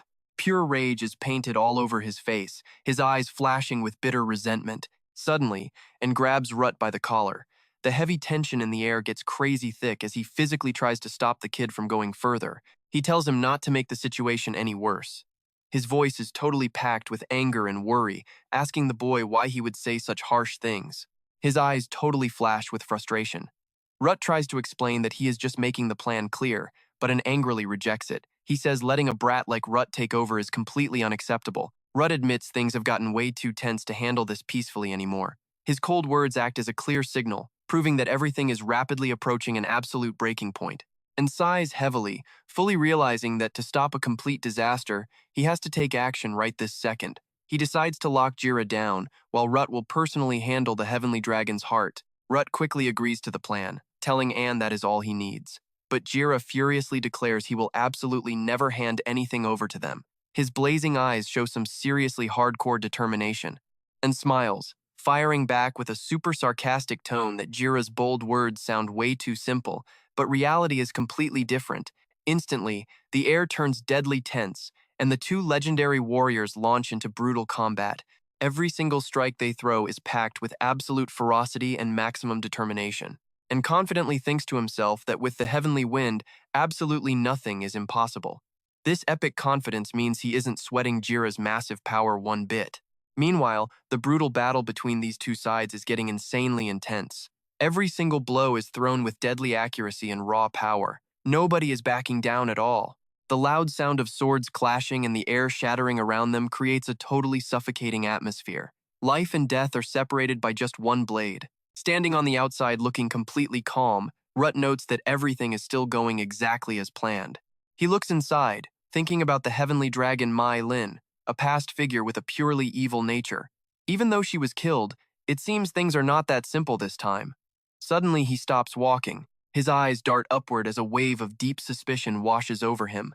He secretly wonders if things are going off script. And I know what you're thinking is a massive surprise about to drop? You bet it is. The scene shifts to a crowded area where rushed footsteps blend with noisy laughter. Tucked inside a tiny alley, surrounded by trash and suffocatingly tight walls, Damien leans against the brick. In a fit of pure despair, he just starts smashing his head against it. Tears stream down his face as he cries completely uncontrollably. The agonizing pain in his head makes it completely impossible to stay awake, twisting his thoughts into total chaos. He finally realizes this crushing guilt overflowing inside is actually causing the pain. Being told to take his own life hit him like a brutal, devastating punch straight to his shattered mind. Every strike against the wall is an attempt to wash away those haunting memories, but in reality, it just deepens the massive pain he is forced to face. Damien thinks to himself that even though he told Root absolutely everything, the pain refuses to fade away. He figures he needs to completely avoid people until the agony settles down. Hearing this, Jeremy Duvio steps into the alley, spots Damien standing right there, and bluntly calls it utterly disgusting. He keeps mocking him without holding back, saying this repulsive look fits perfectly with this incredibly filthy alley. Then he ruthlessly asks Damien if he is still clueless about the truth. He continues running his mouth, claiming Damien hasn't faced reality before getting even more pathetic. But before he can even finish his sentence, a massive hand violently grabs his neck, pinning him hard against the freezing brick wall. A suffocating feeling instantly spreads all through his body. Jeremy's eyes flood with absolute panic. But even while getting choked out, he still flashes an arrogant smirk. He glares at Damien, spitting out that death would actually be better. To him, Damien is just a leftover piece of the heavenly dragon, a symbol of completely unacceptable failure and absolute shame. Damien desperately tries to shake off the monster label Jeremy slapped on him, firmly insisting that he is not like that at all. But Jeremy just stares back with a totally cold, mocking expression. He points straight at Damien's pathetic state and savagely asks, "Then what exactly is this look right now?" Damien looks down at a puddle, seeing his own blurry, pitiful reflection staring back. Jeremy's harsh criticisms ring in his ears like a brutal wake-up call. He cannot help but face the cruel reality, genuinely wondering if he actually wants to live such a miserable, pathetic life forever. Dragging it out until he literally becomes a symbol of pure evil, that terrible thought fills his entire soul with massive panic and absolute, crushing despair. Damien slowly lets go of Jeremy's neck, and the heavy tension in the air drops. Jeremy pulls out his knife and says, "If Damien is tired, let him help out. He just needs to stand completely still." Those deeply sarcastic words make the alley feel more intensely nerve-wracking than ever before. Jeremy confidently declares that this is the only correct choice left. Damien simply nods in agreement, thinking this brutal ending is good enough for a killer like him. He finally accepts that he is just a monster who deserves to die, and trust me, you and I can feel that permanent, soul-crushing pain locking him into this dark, tragic fate. Stick with me here, because things are about to get absolutely wild. Damien remembers Jera asking if he really wanted to live. Meanwhile, Rut's words echo in his head, "If you feel guilty, just live a good life." These memories hit hard. They pierce his soul like literal spears. He is deeply feeling that heavy, painful struggle between life and death. The choices he has to make right now, they are tearing him completely apart from the inside out, but Damien refuses to accept this fate.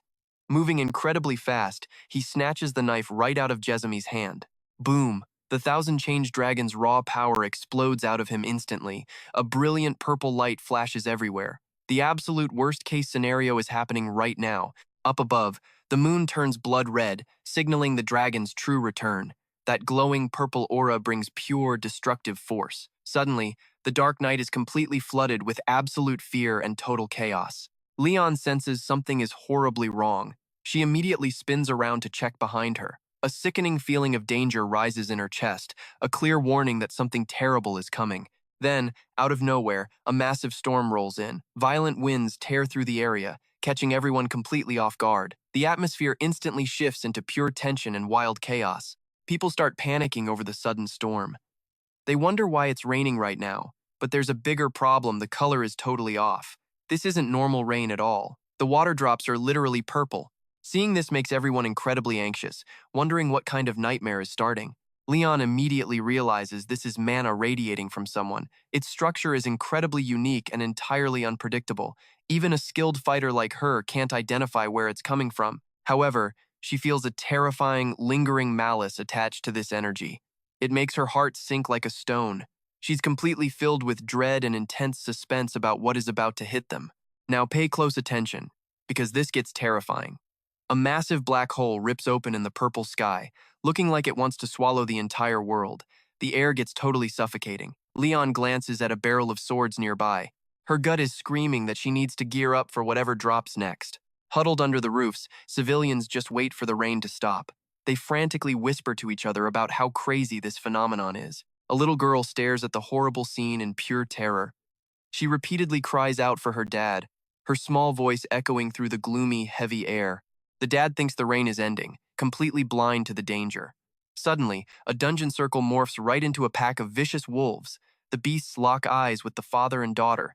Terrified out of their minds, the two of them just hug each other in pure panic. Luckily, Leon jumps in with her sword to block the attack. She stands strong in the storm, her blade shining like a bright torch in the dark. Without looking back, she yells at the father and daughter to run as far away as possible if they want to survive. She orders everyone to evacuate immediately while she stays behind to hold off the pack.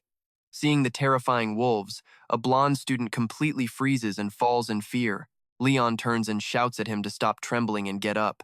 She reminds them they are academy students. She gives them a harsh choice: stay and fight these monsters, or run for your lives. Pick one right now. Finding their courage, they grab their bows and swords, fully ready to throw down. While one guy directs the civilians to safety, a pink-haired girl draws her bow and screams to watch out. Her arrow flies clean through a wolf, dropping it instantly on the spot.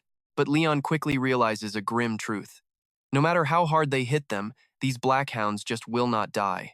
She screams for everyone to get down immediately. Her mind races. If these things have insane regeneration, the only way to win is to destroy them so completely they can't heal. She quickly turns and asks her friend if the weapon they just used was really a bronze iron sword. Everyone is amazed because the wolves are reduced straight to ashes. Zero chance to regenerate now. Even giants don't have healing powers this broken. They can't help but wonder what kind of god-tier monsters they are actually dealing with here. Leon connects the dots. These aren't demons. They are pure mana split off from someone's twisted thoughts. The changing black rain has a terrifying ability to swallow absolutely everything. She suddenly realizes exactly what this is. Before charging in, she commands the students to scatter, protect the civilians, and get the wounded to safety. A blue-haired girl urgently yells at Leon to watch out right in front of her. Leon spots a terrifying mass of black slime slowly shaping itself into human legs. This creepy transformation makes her more anxious than ever before. She suddenly remembers Ruth explaining the Thousand Change Dragon's unique power. It can create endless clones to perfectly mimic any target it manages to swallow alive. Its shape is constantly shifting and evolving. The stronger the person it devours, the more insanely overpowered it becomes. The dark mass finally forms into a complete figure. But Leon hardens her resolve. No matter what face this thing wears, she is going to destroy it with her own two hands. I know exactly what you're thinking. How does this get any worse? Well, the sky turns pitch black. A massive void opens up, making Ruth panic completely. Pure dread consumes him, as if the future is being brutally altered beyond saving.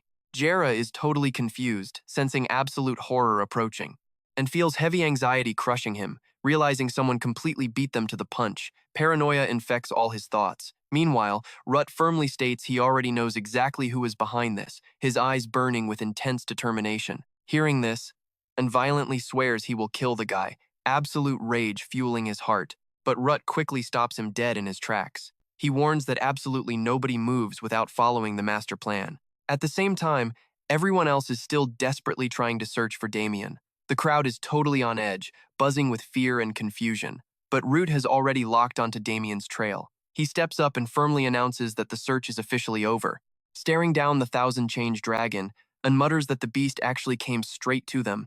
His eyes are full of heavy suspicion and caution. Suddenly, the dragon unleashes a thunderous roar, literally shaking the space around them. Jera feels a massive wave of panic hitting his chest. He desperately calls out for Damien, his own grandson. Absolute terror takes over, because this monster's sheer presence is throwing the whole area into pure chaos. He instantly flashes back to his daughter's final words. Even though she was angry, she never hated him. She knew he chose to protect the world the exact same brutal path her mother sacrificed her life for. She had begged him with everything she had, pleading for a promise to protect her son Damien, no matter what crazy things happened. Jera can't hold back his tears anymore. His heart is completely shattered by his daughter's dying wish, crushed by immense pain and heavy duty. Snapping back to reality, the old man cries openly. He completely failed to protect anyone. Staring up at the terrifying monster, he realizes with absolute agony it's his grandson. But this mutated beast only wants total destruction now. It charges straight at the old man, aiming to send him straight to the afterlife. Then, a massive explosion violently rocks the area. Disgusting purple slime splatters everywhere, leaving Jera totally paralyzed in confusion. But Ruth doesn't hesitate. He charges in with his sword drawn, determined to put down the Damien monster. Every single brutal slash tears into the beast's flesh. Old Jera panics and frantically tries to stop him. He screams out desperately, begging him not to kill his grandson. Suddenly, two insanely huge powers clash. The impact kicks up a massive, blinding smokescreen that completely hides everything on the battlefield. Ruth's master, On, instantly dives into the fray. He angrily blocks the boy and screams, calling him a crazy brat. He demands to know if Ruth actually wants to die. Ruth snaps right back. Should he just let Damien destroy himself? He absolutely refuses to stand by and watch. Master An sharply retorts that old Jera brought this exact disaster upon himself. The old man dared to mess with the Thousand Change Dragon's heart.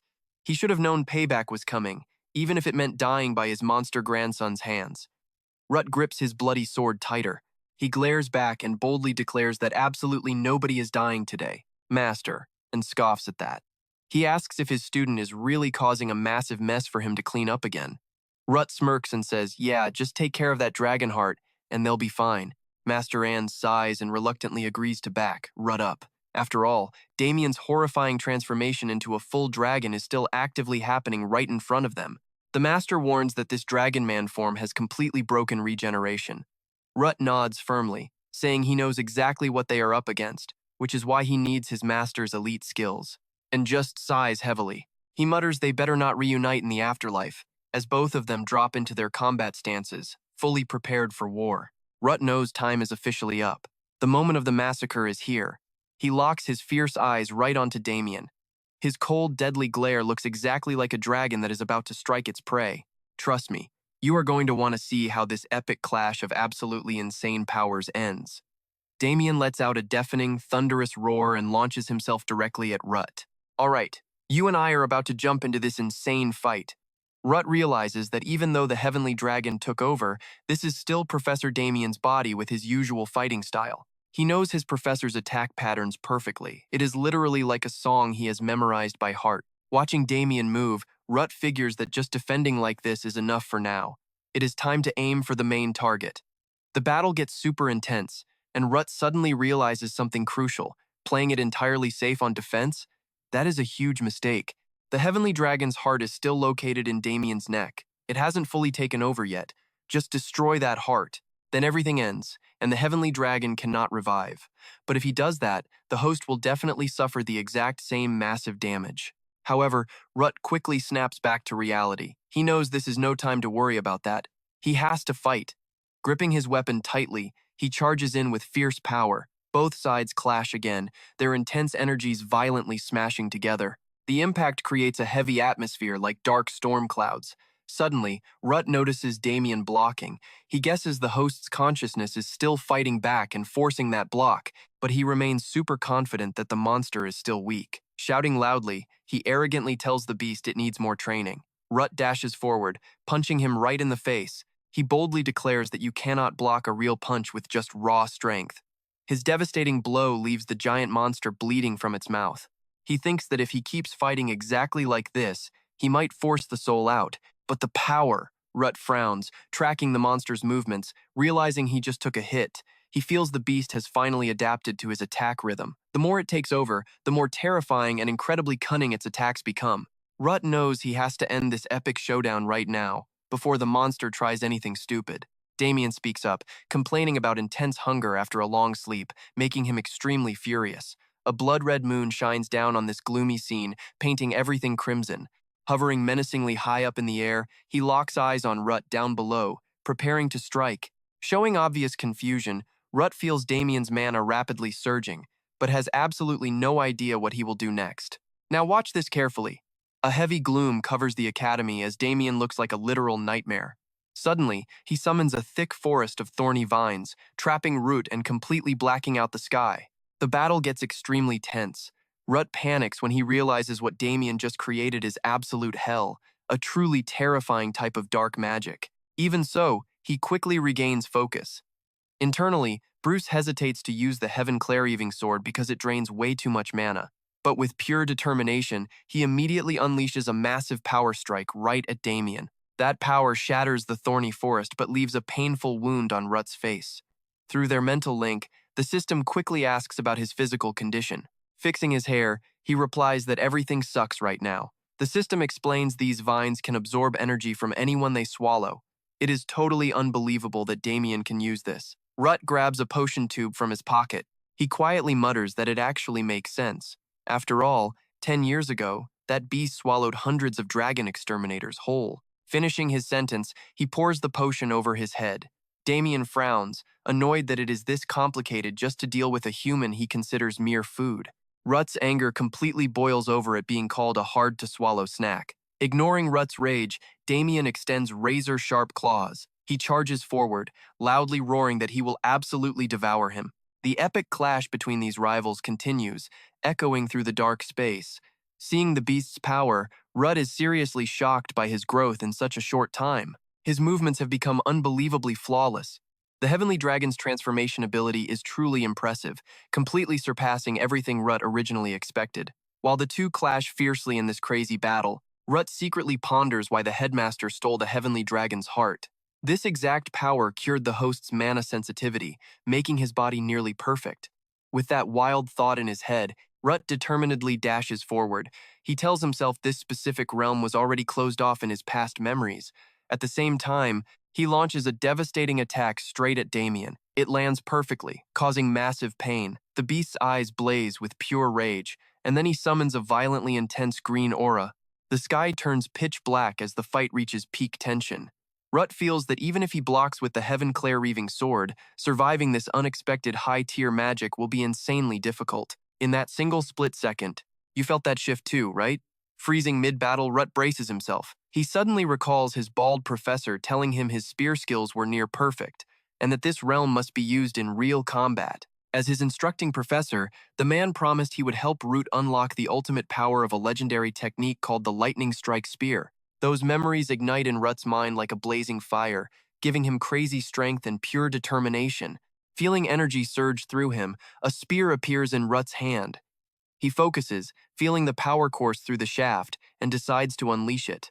As the spear leaves his grip, it carries a miraculous force, tearing through space like a massive lightning bolt. Meanwhile, Balexteros senses a terrifying power nearby. His disciple standing next to him nervously asks if the master can feel the black blood's energy sucking at his back. Balexteros flinches, spins around, and instantly spots the black blood beast.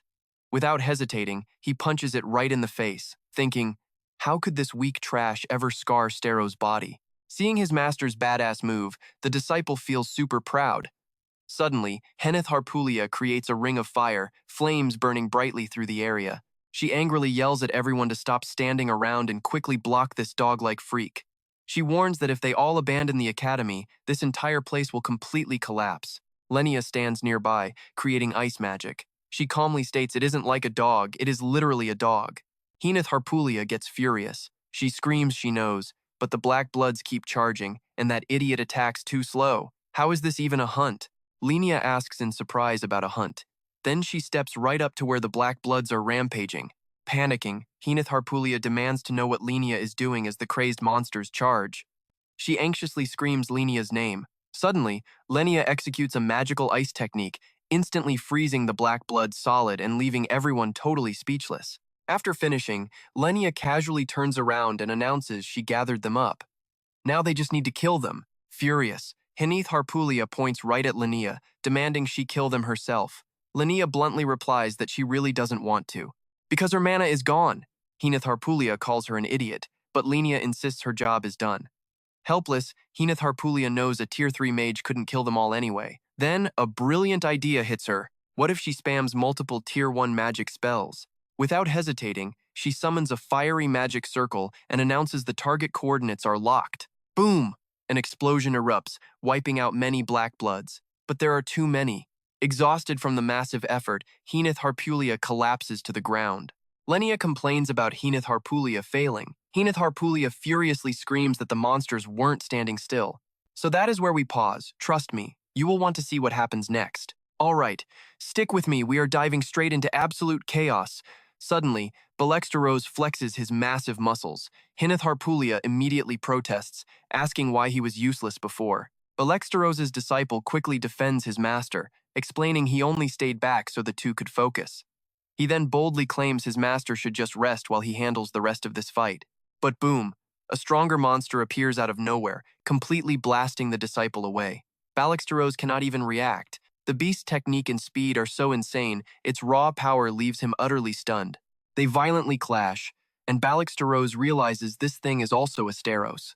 The battlefield tension is suffocating as these two terrifying powerhouses face off in an intense, high-stakes showdown. He curses the bastard.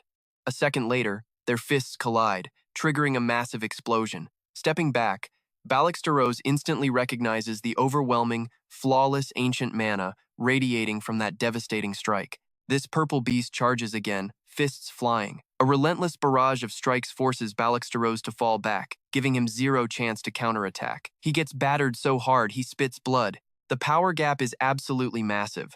Right after, the purple monster swings its weapon high, aiming directly for Balexteros's head. Defeat is staring him right in the face. Steroze clenches his fists, crossing his arms to block the incoming kick. His teeth are gritted, but his eyes are burning with pure willpower. The beast throws another devastating punch.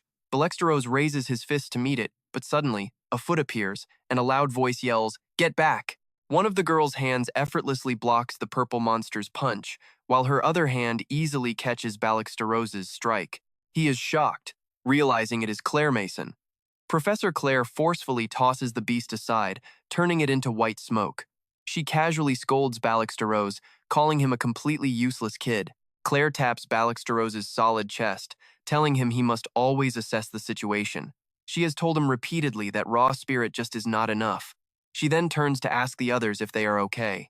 Harpulia replies they are fine, but points at the monster. The purple creature is merging back together from slime, its face slowly reforming. Now pay attention here, this is where things get completely wild. The slime rapidly multiplies, splitting into 5 beasts. But Professor Claire is not worried. She claps her hands, smiling confidently, saying they are just increasing numbers. Do not panic. For her, this takes only seconds. Suddenly, a sword tears through. Professor Daniel appears, anxiously asking if everyone is safe, while Claire gets annoyed, yelling at him for interrupting. Seeing Professor Daniel arrive, Harpulia's face lights up with sheer relief. She immediately asks him about the status of all the others. Before he can answer, an armed squad of knights charges in. The commander yells out, "Do not worry, the Royal Black Wolf Knights are here to end this." Professor Daniel turns to Harpulia, praising them for protecting the civilians and telling them to rest. Suddenly, someone points a sword down and yells, "Hold on!" Grabbing their attention, it is Levin, commander of the Black Wolf Knights.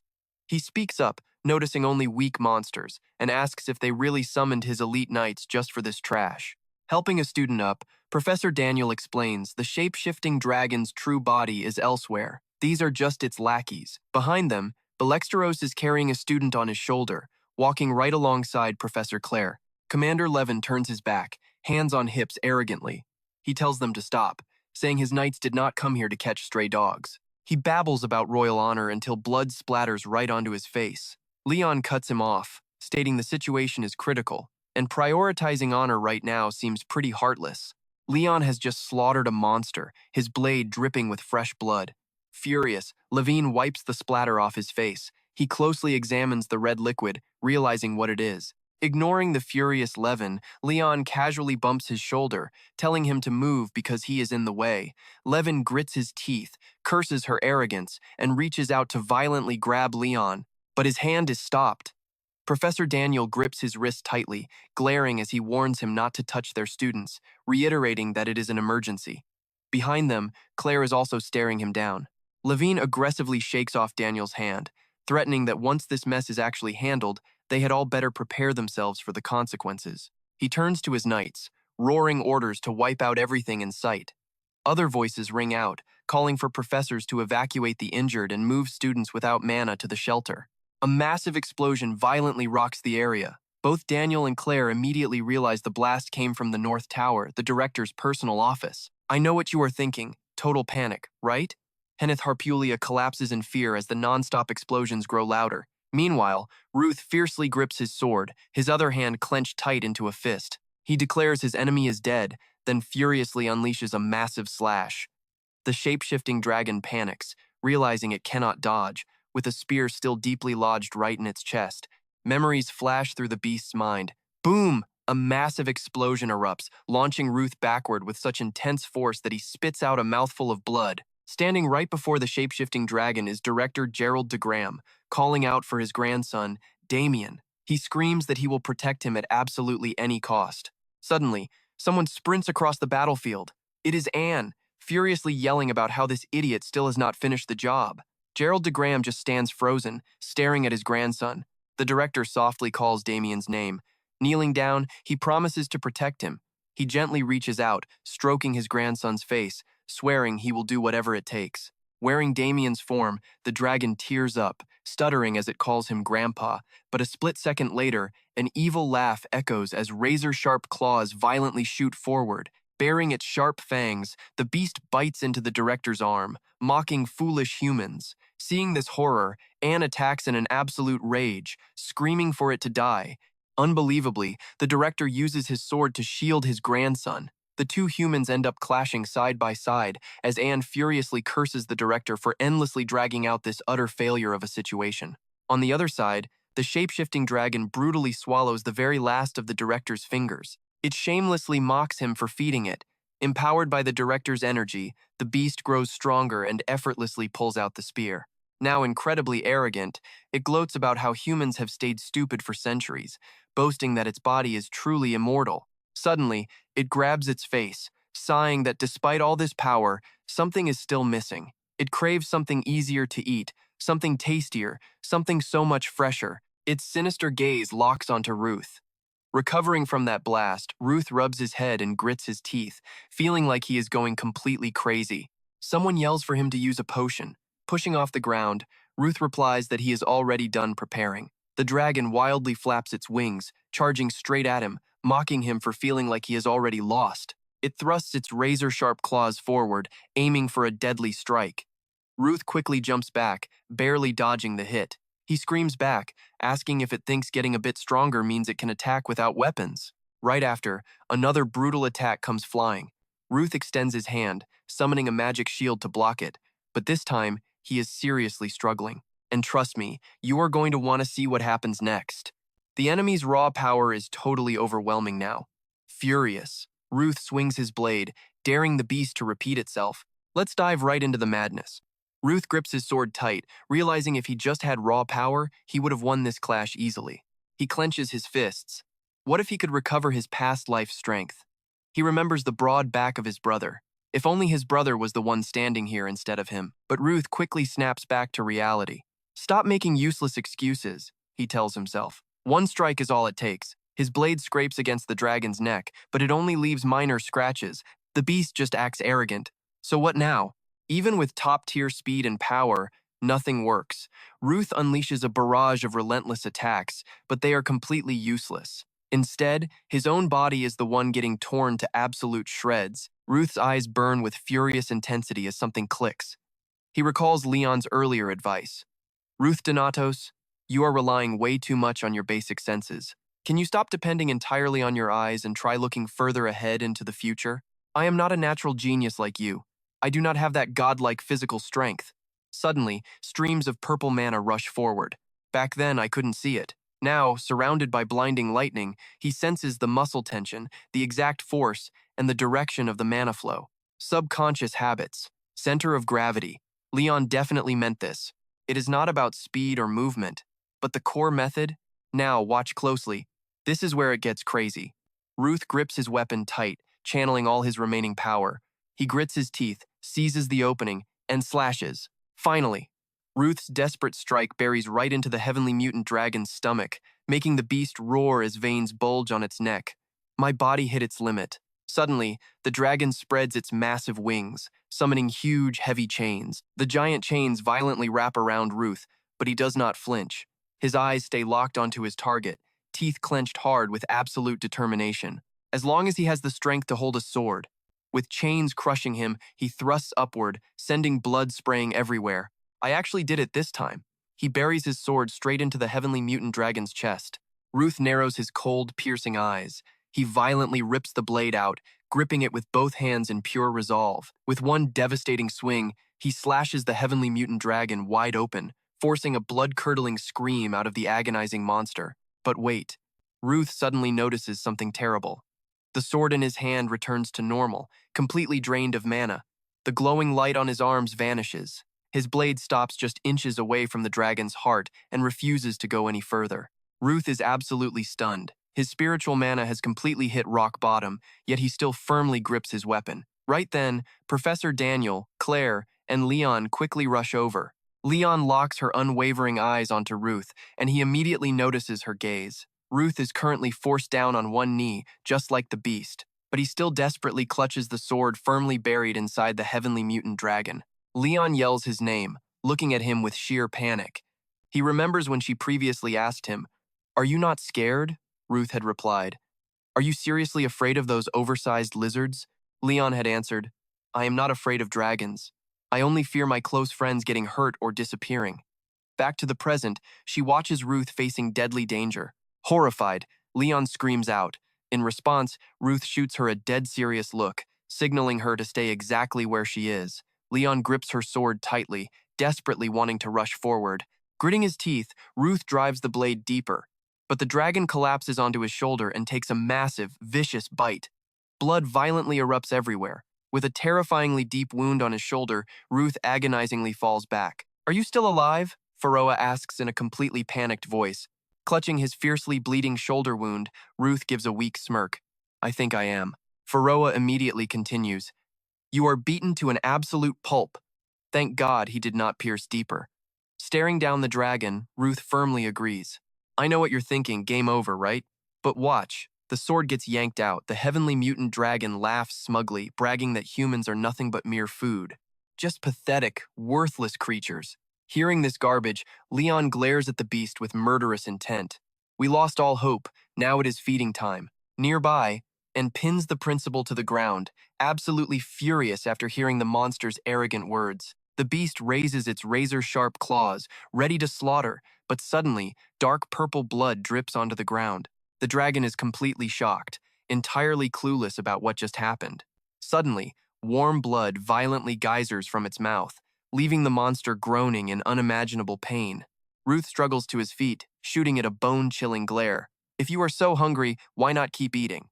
He looks straight at the dragon with a mocking smirk. "Should I spoon-feed you myself?" Pharoah pops up, confused. "Is this what you meant by putting all your trust into something?" While the beast screams in agony, Ruth nods. "Basically, this unique biology is the only reason my family survived Dasanla as little kids. The special Denatos bloodline."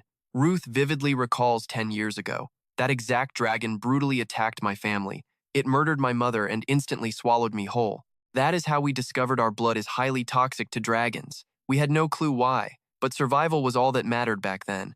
Ruth slowly reaches down and picks his sword back up. "I survived purely thanks to this mutated, poisonous body."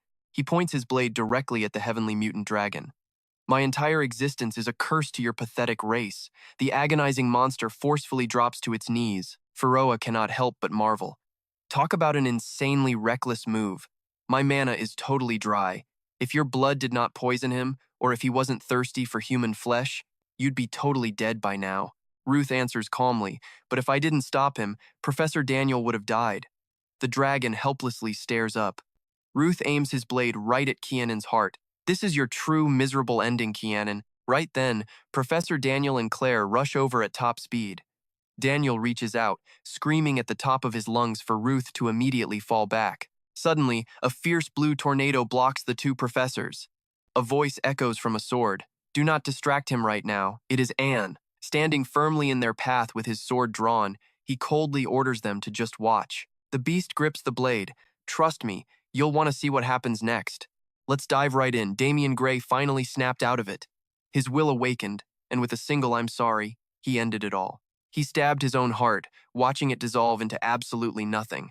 Ruth just watched in dead silence, alongside Steroze and Claire, and the principal, screaming in total agony as tears poured down his face. Damian looked completely normal again, but that chest wound was still gushing blood. Ruth stared him down coldly.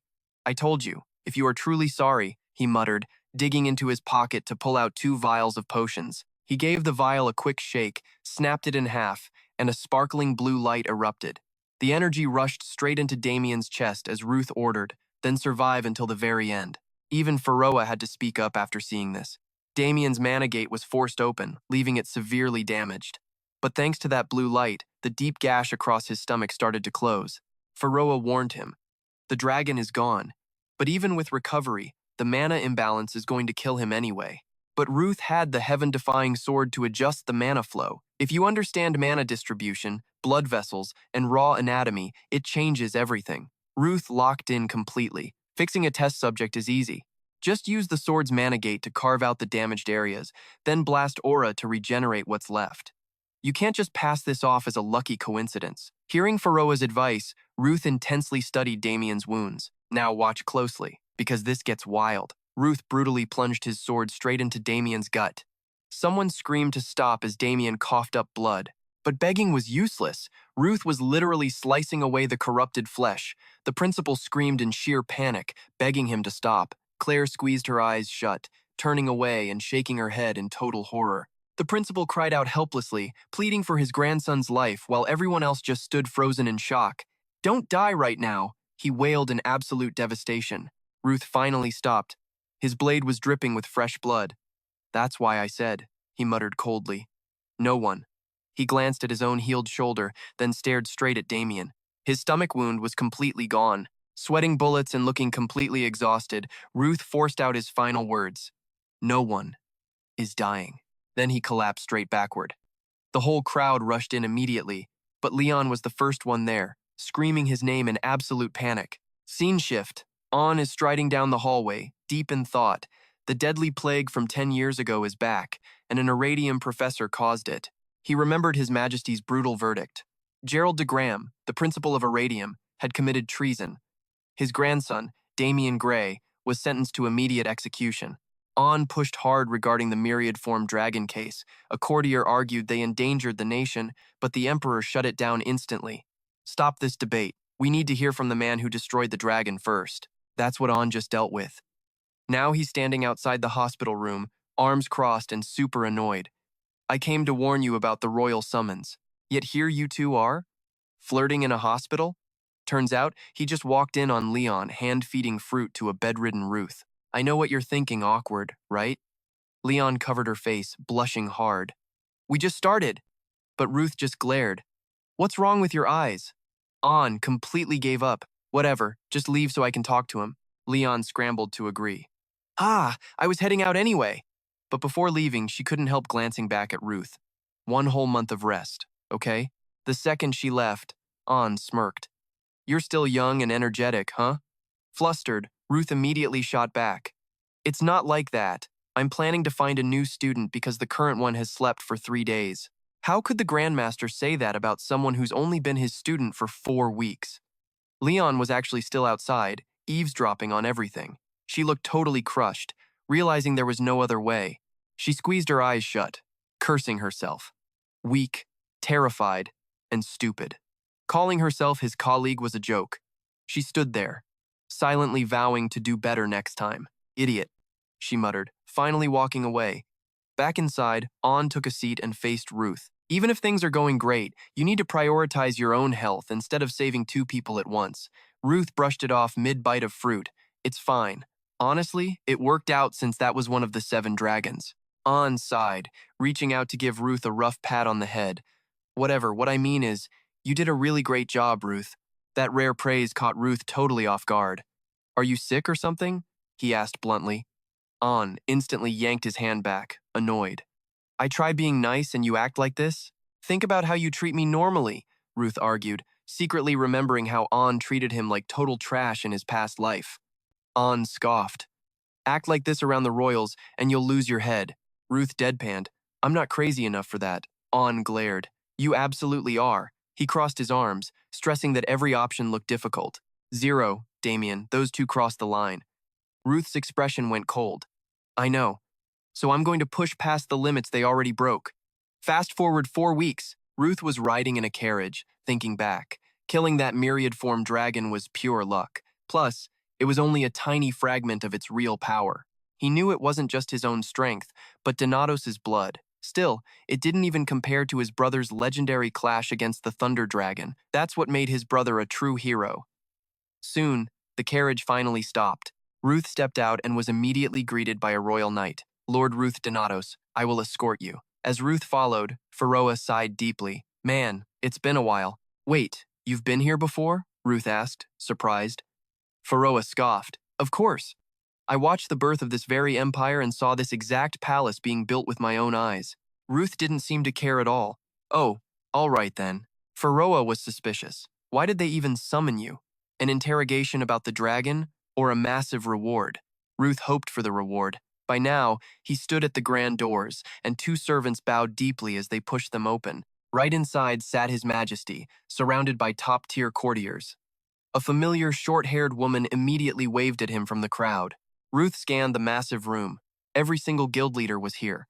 Was this a massive dragon strategy meeting? Even better. The short-haired girl was beaming at him, though the white-haired guy beside her couldn't care less. Sitting right in front of Ruth was the absolute ruler and heir to the Alpai Empire, Glimpenstein, a direct descendant of the hero. the legendary hero Bana Bunstai. The fairy tales say he was just a nameless commoner until he was granted that prestigious surname as an honorary guest at a massive royal banquet. Ruth placed a hand on his chest and bowed with perfect respect. "It is an honor to meet your highness." The crown prince smiled and ordered him to rise. The crown prince beamed at him. "Ruth Denatos, I highly commend you. You destroyed the seal and annihilated the final Dragon King without taking a single scratch. Incredible for someone so young." Ruth kept his head down, acting totally humble. "You flatter me, sire. Without the professors and cadets blocking the dragon's path, I would have failed. I was simply doing my obvious duty. And so humble, too." The crown prince laughed happily.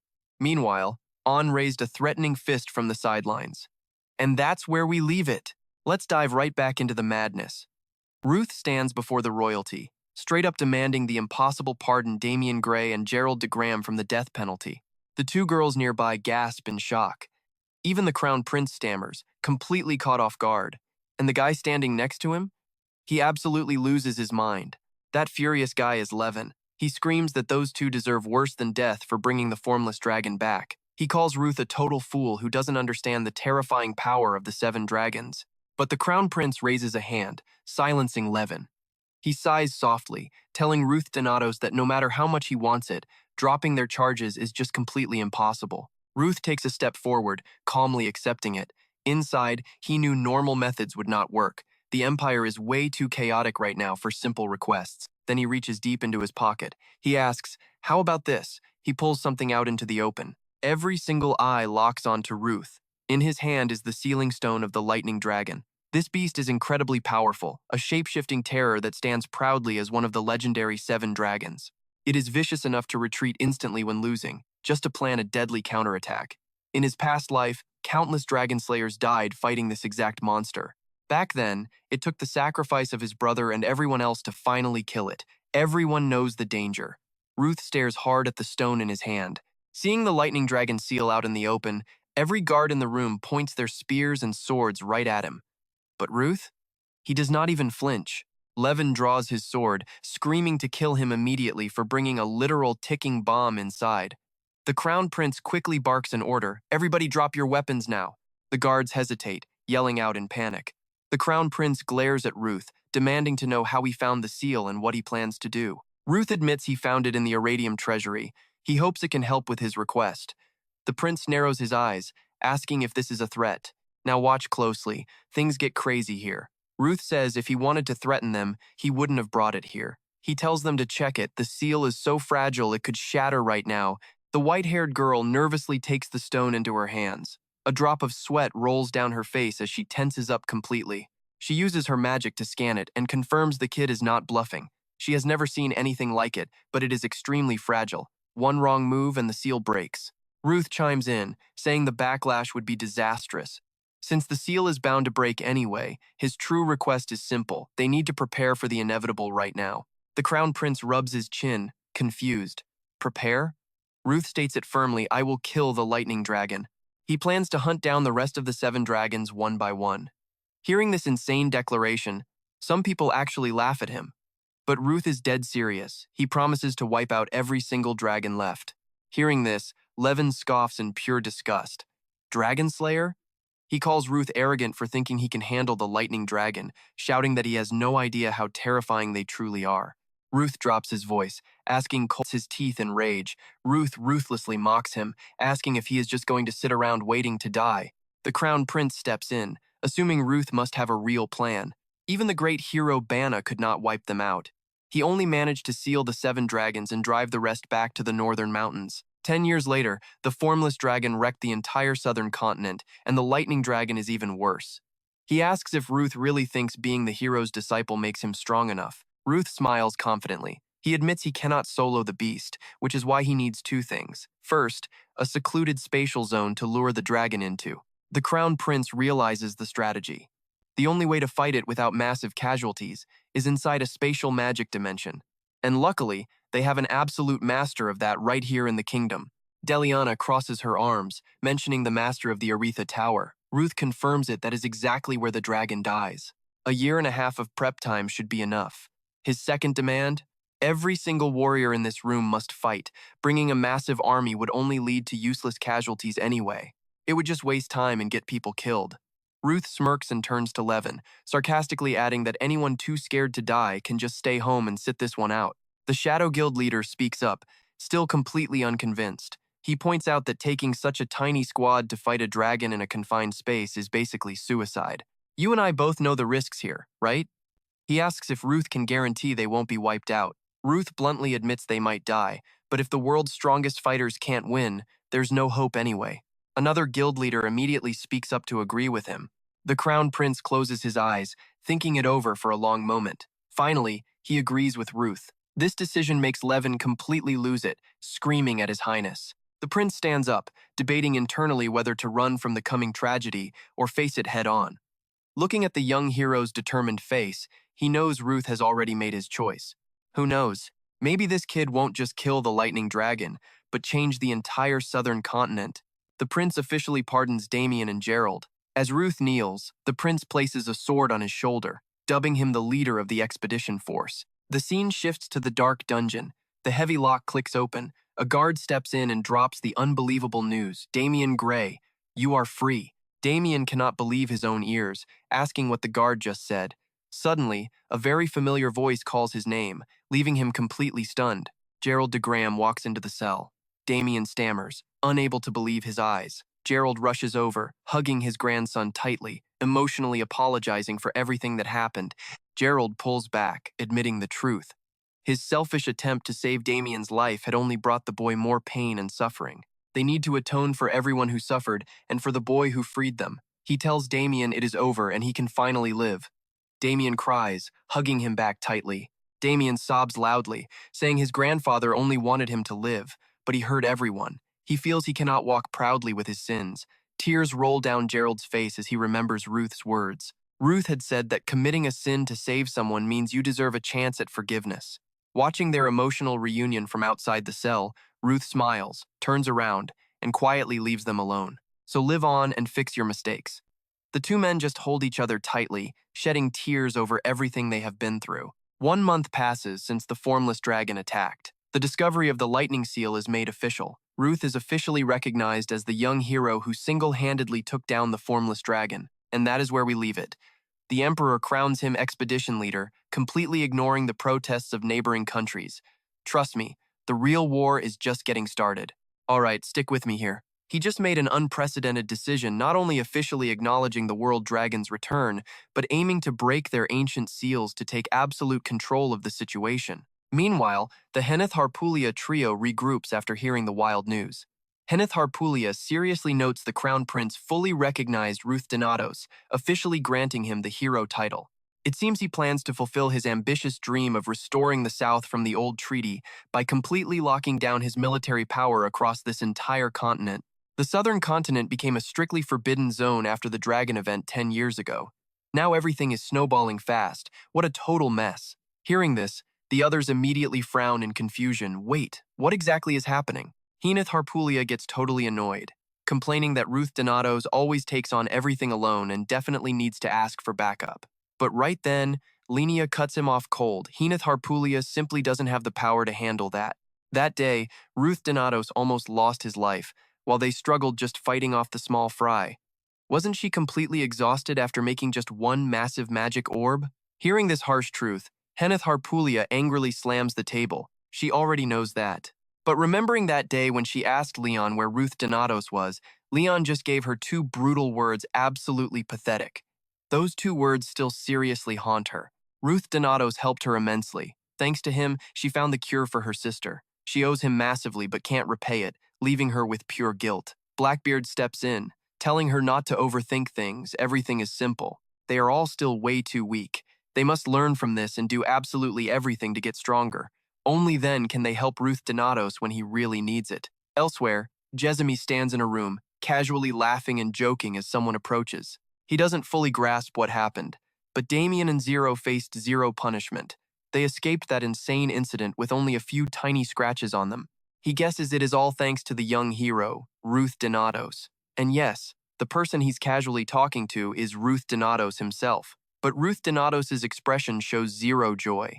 Instead, he is completely furious, gritting his teeth and cursing out loud, "Hero, my foot."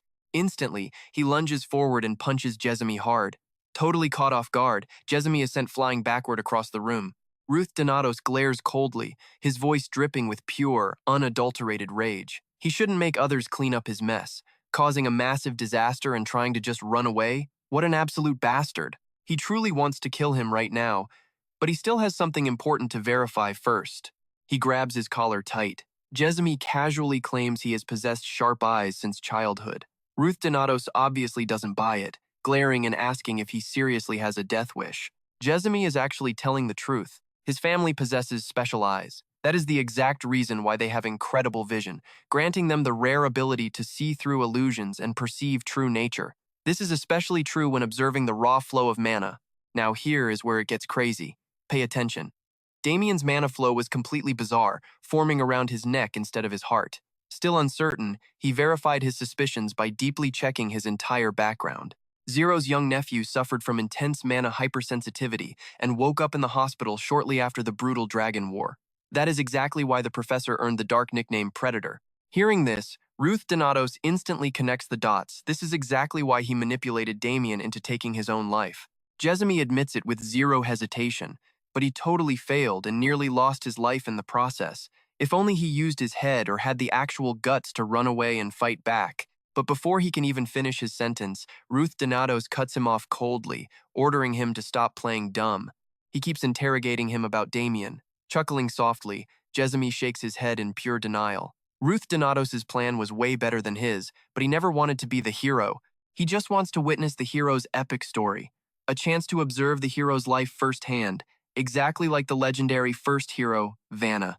Glancing at Ruth Denatos, he absolutely can't help but marvel. Ruth Denatos will become the true hero, defeat the 7 dragons, embark on an absolutely breathtaking adventure, and at the end of the final battle, he will become a living legend.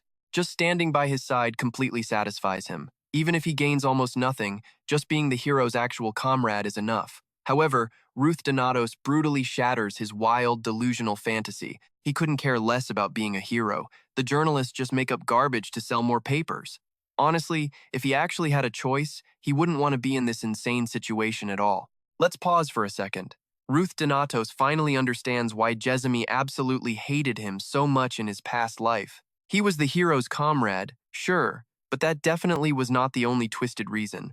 He completely missed one extremely crucial detail. His brother was an almost perfect hero, but definitely not completely flawless. He was still just human. He made big mistakes and misjudged situations whenever he was exhausted. He always pushed his body to the absolute limit, yet people still complained and hated him.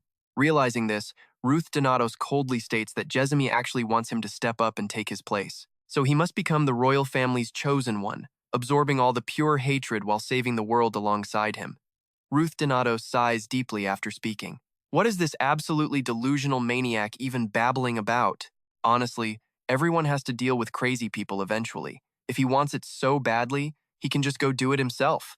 Panicking, Jezumi desperately tries to stop him. He dives, hugging Ruth Denatos' legs tight, screaming that he absolutely must become the hero.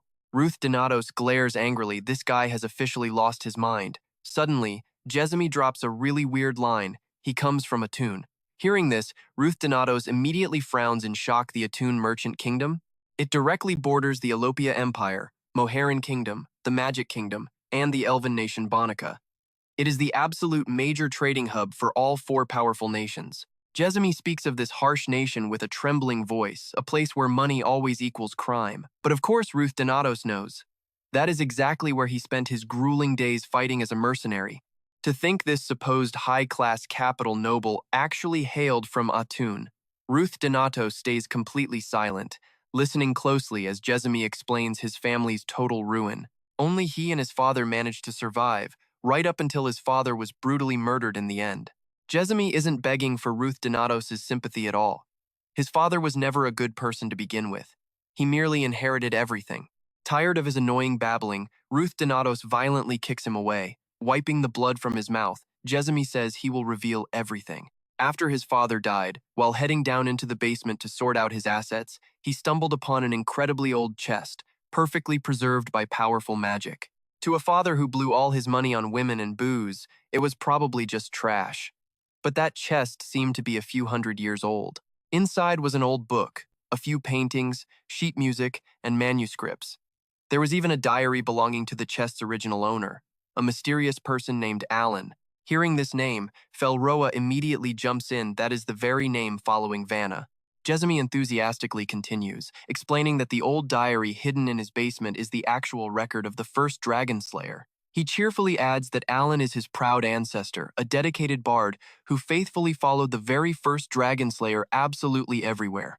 The ancient diary recorded every single detail of their journey, a truly unbelievable historical record. Ruth Denatos talks with Felroa, asking if something so absurd could actually be real. Felroa simply nods slightly, sadly confirming it is indeed true. Because the hero saved the world, and the bard proudly sang about it, this whole revelation just happened right in front of Jezemy. As the descendant of the diary's author, he truly believed it. Plus, the sealed thunder dragon is hidden right in Arityum. Nobody would ever suspect it sits inside the vault. This is how Gerald ensured his nephew's dark secret stayed buried forever. Hearing this, Ruth Denatos shivers. This might just be pure destiny, or perhaps the ultimate will of the heavens. Finishing his story, Jezemy looks up at Ruth Denatos with desperate, pleading eyes, swearing he will be useful. He trains insanely hard and knows exactly how to fight as the hero's comrade. Ruth Denatos can do whatever he wants to him, just please let him tag along. Ruth Denatos coldly tells him to shut his mouth.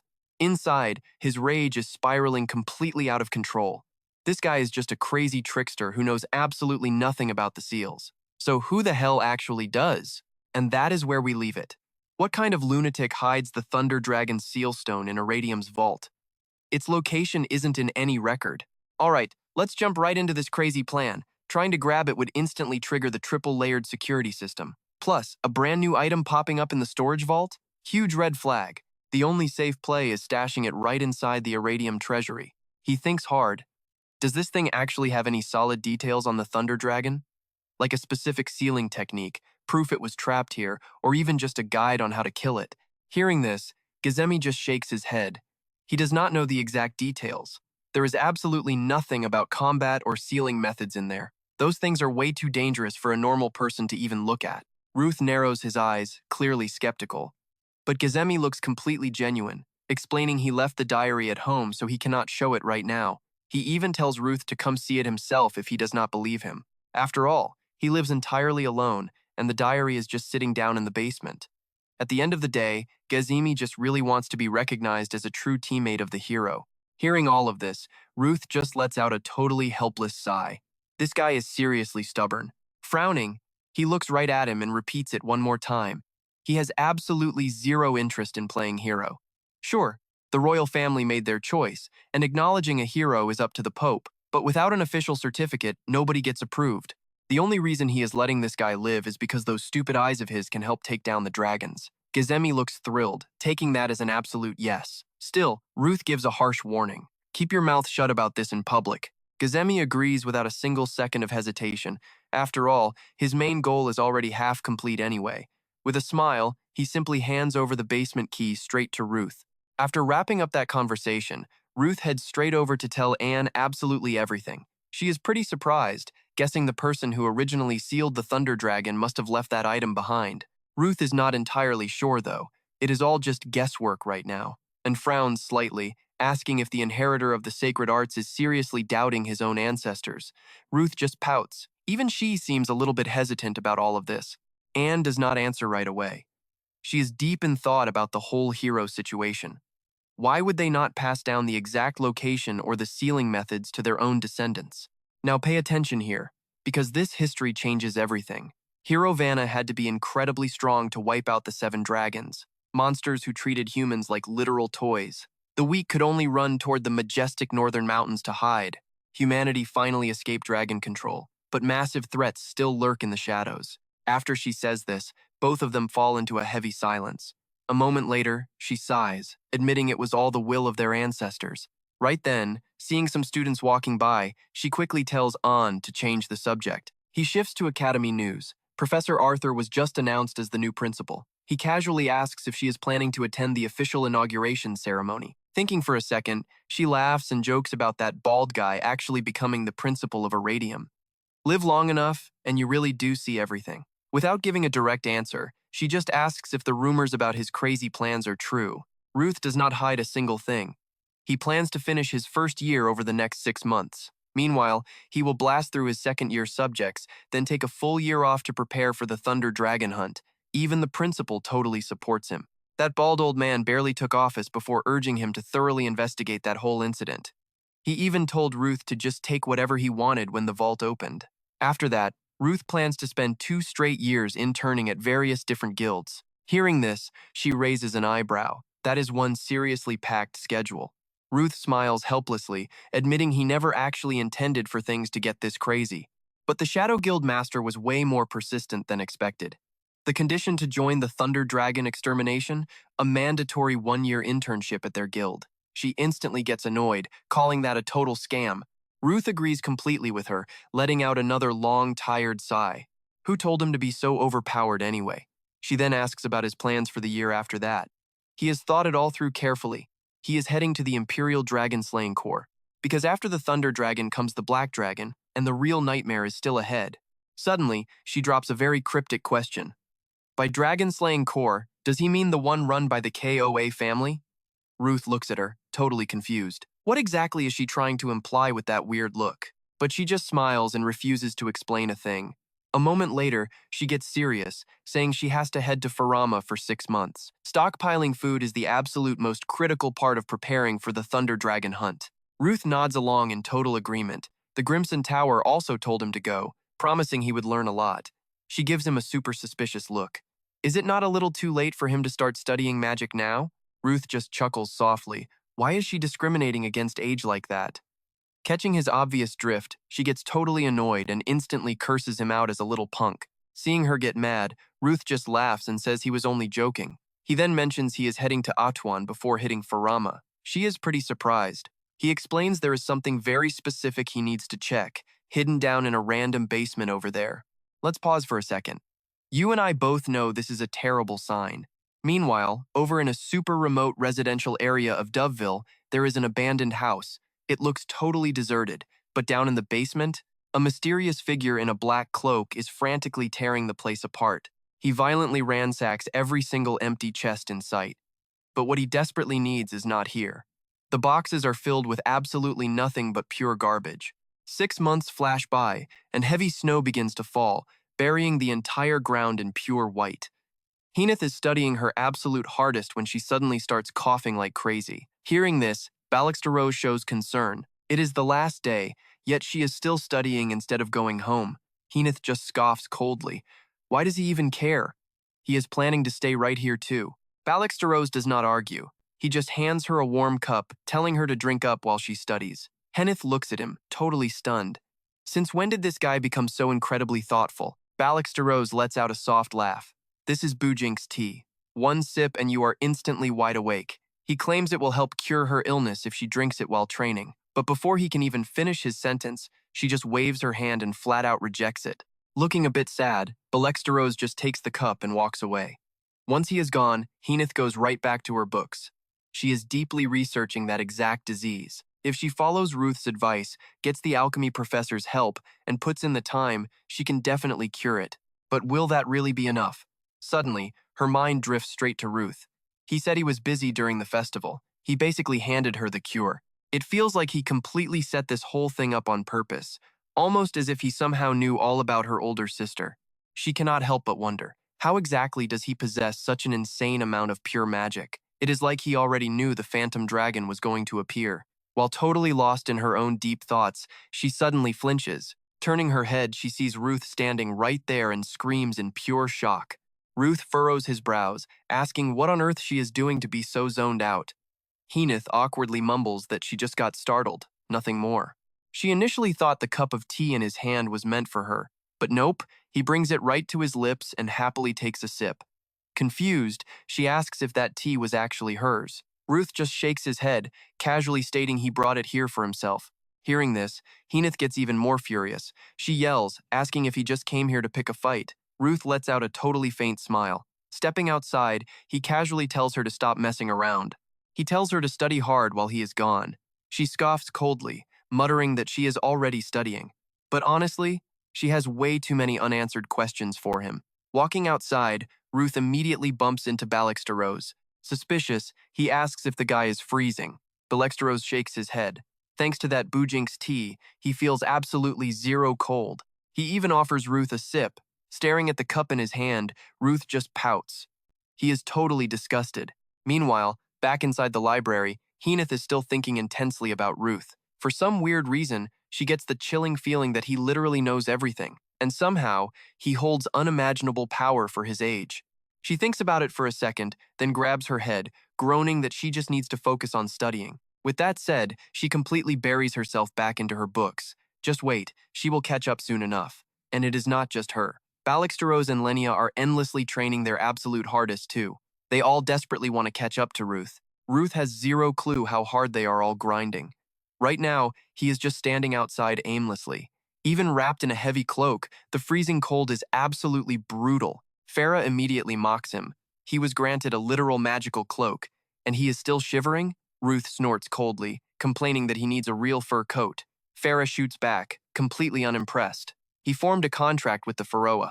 Is he not embarrassed? Face the cold like a man. Ruth just pouts at him.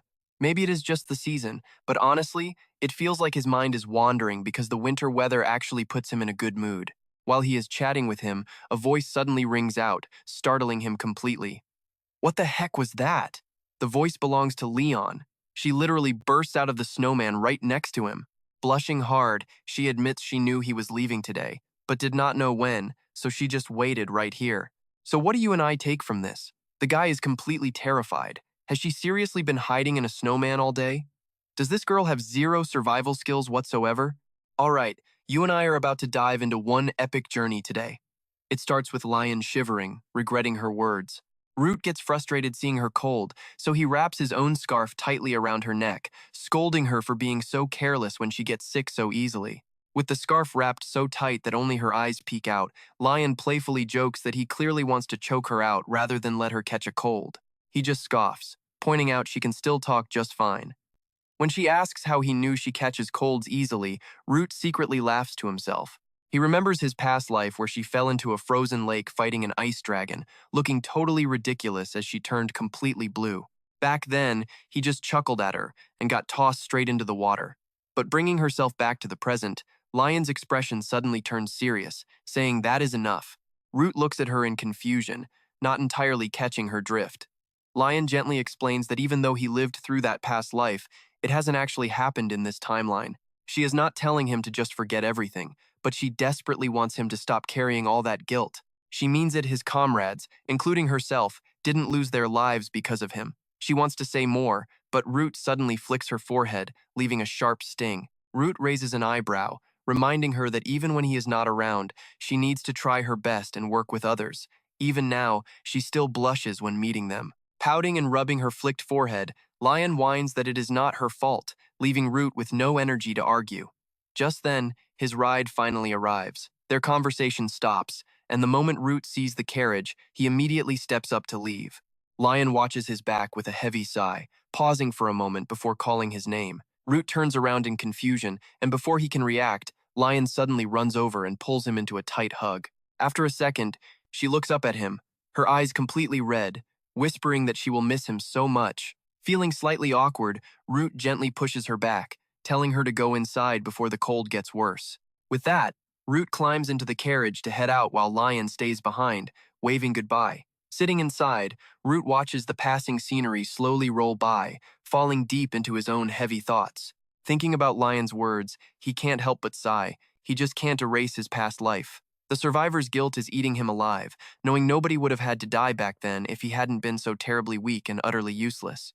If the stronger ones had just survived instead, this whole cycle wouldn't have repeated. Now, he can't even ask them why they saved him, or why they weren't furious. Now watch closely, because you and I are about to see this journey change everything. Thinking about this, he is determined to find those answers himself this time. The carriage ride from the academy to the capital takes 30 minutes, plus 3 long hours to reach the main teleportation gate. The capital of the Abriz Trade Kingdom is a massively bustling city right in the center of the continent. But the bright lights here only shine on the fancy downtown areas. The slums creeping around the outskirts are constantly tormented by extreme poverty. Root has made his way to this exact dark area, wandering aimlessly down the completely deserted streets. His sudden appearance immediately grabs the attention of the beggars huddled in the dark street corners. Right then, Farah pops out to mock him, telling him to just admit it. Root gets slightly startled, suspiciously asking what he means. Farah just laughs, teasing that even with a map in hand, Root still manages to get totally lost.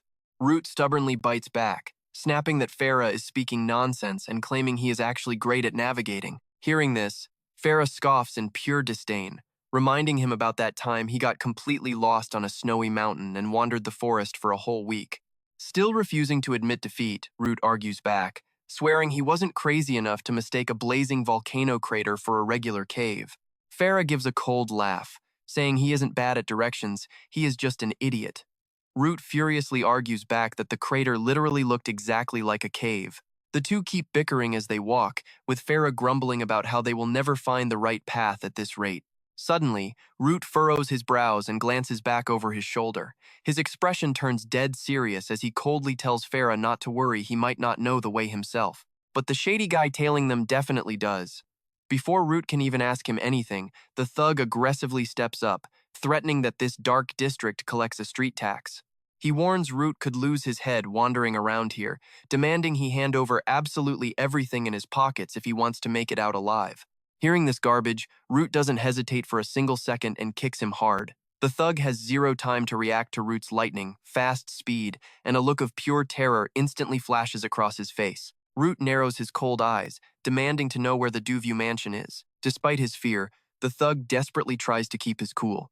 Seeing Root's arrogant attitude, he instantly snaps, pulling out a heavy axe from his back. He coldly growls that Root is going to deeply regret ever saying such incredibly stupid words. Let's pause for a second, because you and I know this guy just messed up. The thug charges in, bragging that he is Vonvich, the executioner of the Mastip Mercenary Corps. But Root doesn't panic at all. He just calmly steps down, pinning the axe to the dirt, scoffing at that familiar name. Vonvich starts shaking uncontrollably. No matter how hard the executioner struggles and pulls, he literally cannot free his weapon from Root's heavy foot. Root frowns down at him, finally breaking the silence to say he actually owed that mercenary group a short-term favor once. If they are talking about seniority here, Root could easily be considered a veteran of their corps. In that exact moment, it finally clicks for Vonvich. He seriously picked a fight with the wrong monster. Seeing the absolute terror on his face, Root chuckles softly, asking if he will lead the way to the mansion, playfully calling him his cute little subordinate. Left with absolutely zero choices, Vonvich is forced to guide him straight to the Duview mansion, and it doesn't take long before they arrive at the location. Staring at the massive mansion, Root mutters that it was hiding here all along. Having finished his guide duty, Vonvich immediately sprints away. Once Root is totally alone, Farah pops out, asking if he actually knew the Mastip mercenaries. Root gives a silent nod. Before heading to Arityum, he used to work as a mercenary. Those guys just have a cool-sounding name, but in reality, they are just a bunch of loud amateurs showing off. Come to think of it, he doesn't even know if their ragged boss is still alive. Root pushes the front door open and steps right into the grand mansion. He instantly notices the sliced lock and the totally shattered window glass. Stepping further inside, he sees obvious signs that someone else has already broken in, meaning he probably won't be needing a key after all. Root quietly grips the hilt of his heavy sword, keeping his guard up as he slowly descends into the mansion's dark basement. But the moment he looks ahead, he is left completely speechless in pure shock. Right in front of him, resting on a bed, is what looks like a corpse. It's the body of a woman, but strangely, she has extremely long ears, not looking human in the slightest. Root steps closer to inspect her, confirming she is an elf. But Farah quickly tells him that she is just slowly turning into a corpse, she is actually still breathing. The spirit mentions this horrific practice is facing massive backlash, as corrupt nobles enslaving other races is becoming a dark trend in Ybriz. Root stares at her rotting legs, frowning as he notes they are completely ruined by a curse, making it far too late to save her. Farah assumes a dark magic user caused this twisted mess, and it is an absolute miracle she is even alive. Right at that very moment, Root suddenly detects some aggressive movement coming from behind him. A split second later, a tiny figure lunges from the shadows, violently stabbing a knife toward him.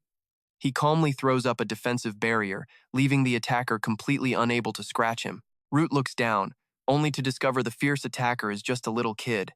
The child has those same long ears as the rotting woman on the bed, another elf. The little girl fiercely screams at him not to lay a finger on her mother. Right as she yells, she lets out a massive scream. Suddenly, cloudy white streams of energy mixed with bright blue power materialize out of thin air. In the blink of an eye, a massive explosion violently rocks the entire basement, but the blast viciously knocks the little girl backwards. She gets completely frustrated, not understanding why it backfired and why her spirits aren't obeying her command. Root just stands there calmly, coldly stating that when you recklessly challenge someone at a way higher level, the terrifying consequences hit right back at you. But just as he is about to warn the kid to stand down, Farah quietly informs him that this little child is also afflicted by a nasty curse. Root gives a subtle nod. The fact she can still jump around like this means she is desperately fighting to suppress the intense pain. But soon, she won't have to suffer anymore. Running into him was a stroke of pure luck. Seeing his imposing stance, the terrified kid immediately cries out for her mom. Finding the noise super annoying, Root clicks his tongue in irritation. So what do you and I make of this wild encounter? Complaining about his ringing ears, he simply points his sword straight at the cursed shackle locked onto the girl's ankle. Stick with me here. Watch closely. A dark energy suddenly explodes all around them. In just moments, the heavy iron shackle snaps completely in half. Those strange, creeping marks on the girl's legs finally start fading away into nothing.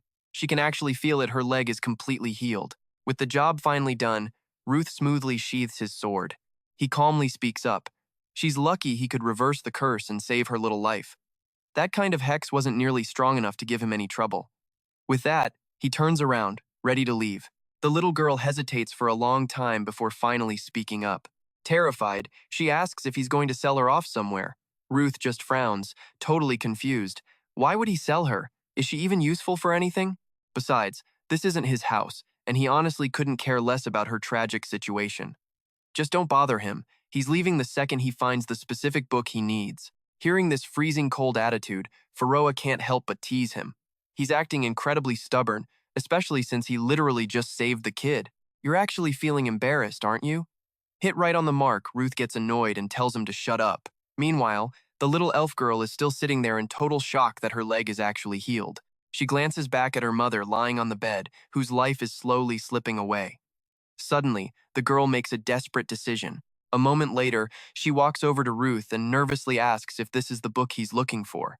As she pulls it out, Ruth starts getting seriously annoyed with her. But the second he sees what's in her hands, his expression completely changes. Before he can even get a word out, she asks another question. Can his sword really reverse any curse? Ruth narrows his eyes at her for a moment, silently watching to see exactly what she's plotting.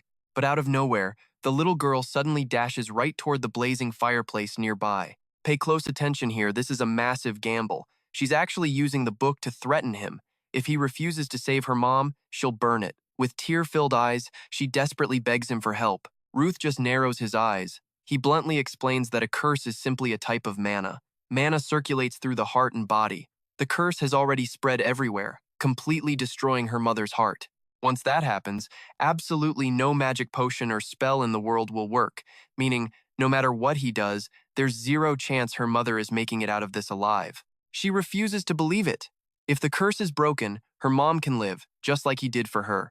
Seeing her act so insanely stubborn, Ruth is incredibly annoyed. Honestly, he really just wants to knock this kid out, grab the book, and leave. Totally frustrated, Faroa senses his violent thoughts and quickly steps in to stop him. Come on, she's literally just a kid. Exactly his point. This kid has to survive on her own now. Learning the harsh reality of the world early is for her own good. Done talking, Ruth violently snatches the book right out of her hands. He scoffs coldly. She doesn't even have the strength to hold a book. Yet she thought she could threaten him? What a boring, pointless stunt. Ruth brutally tells her the absolute truth.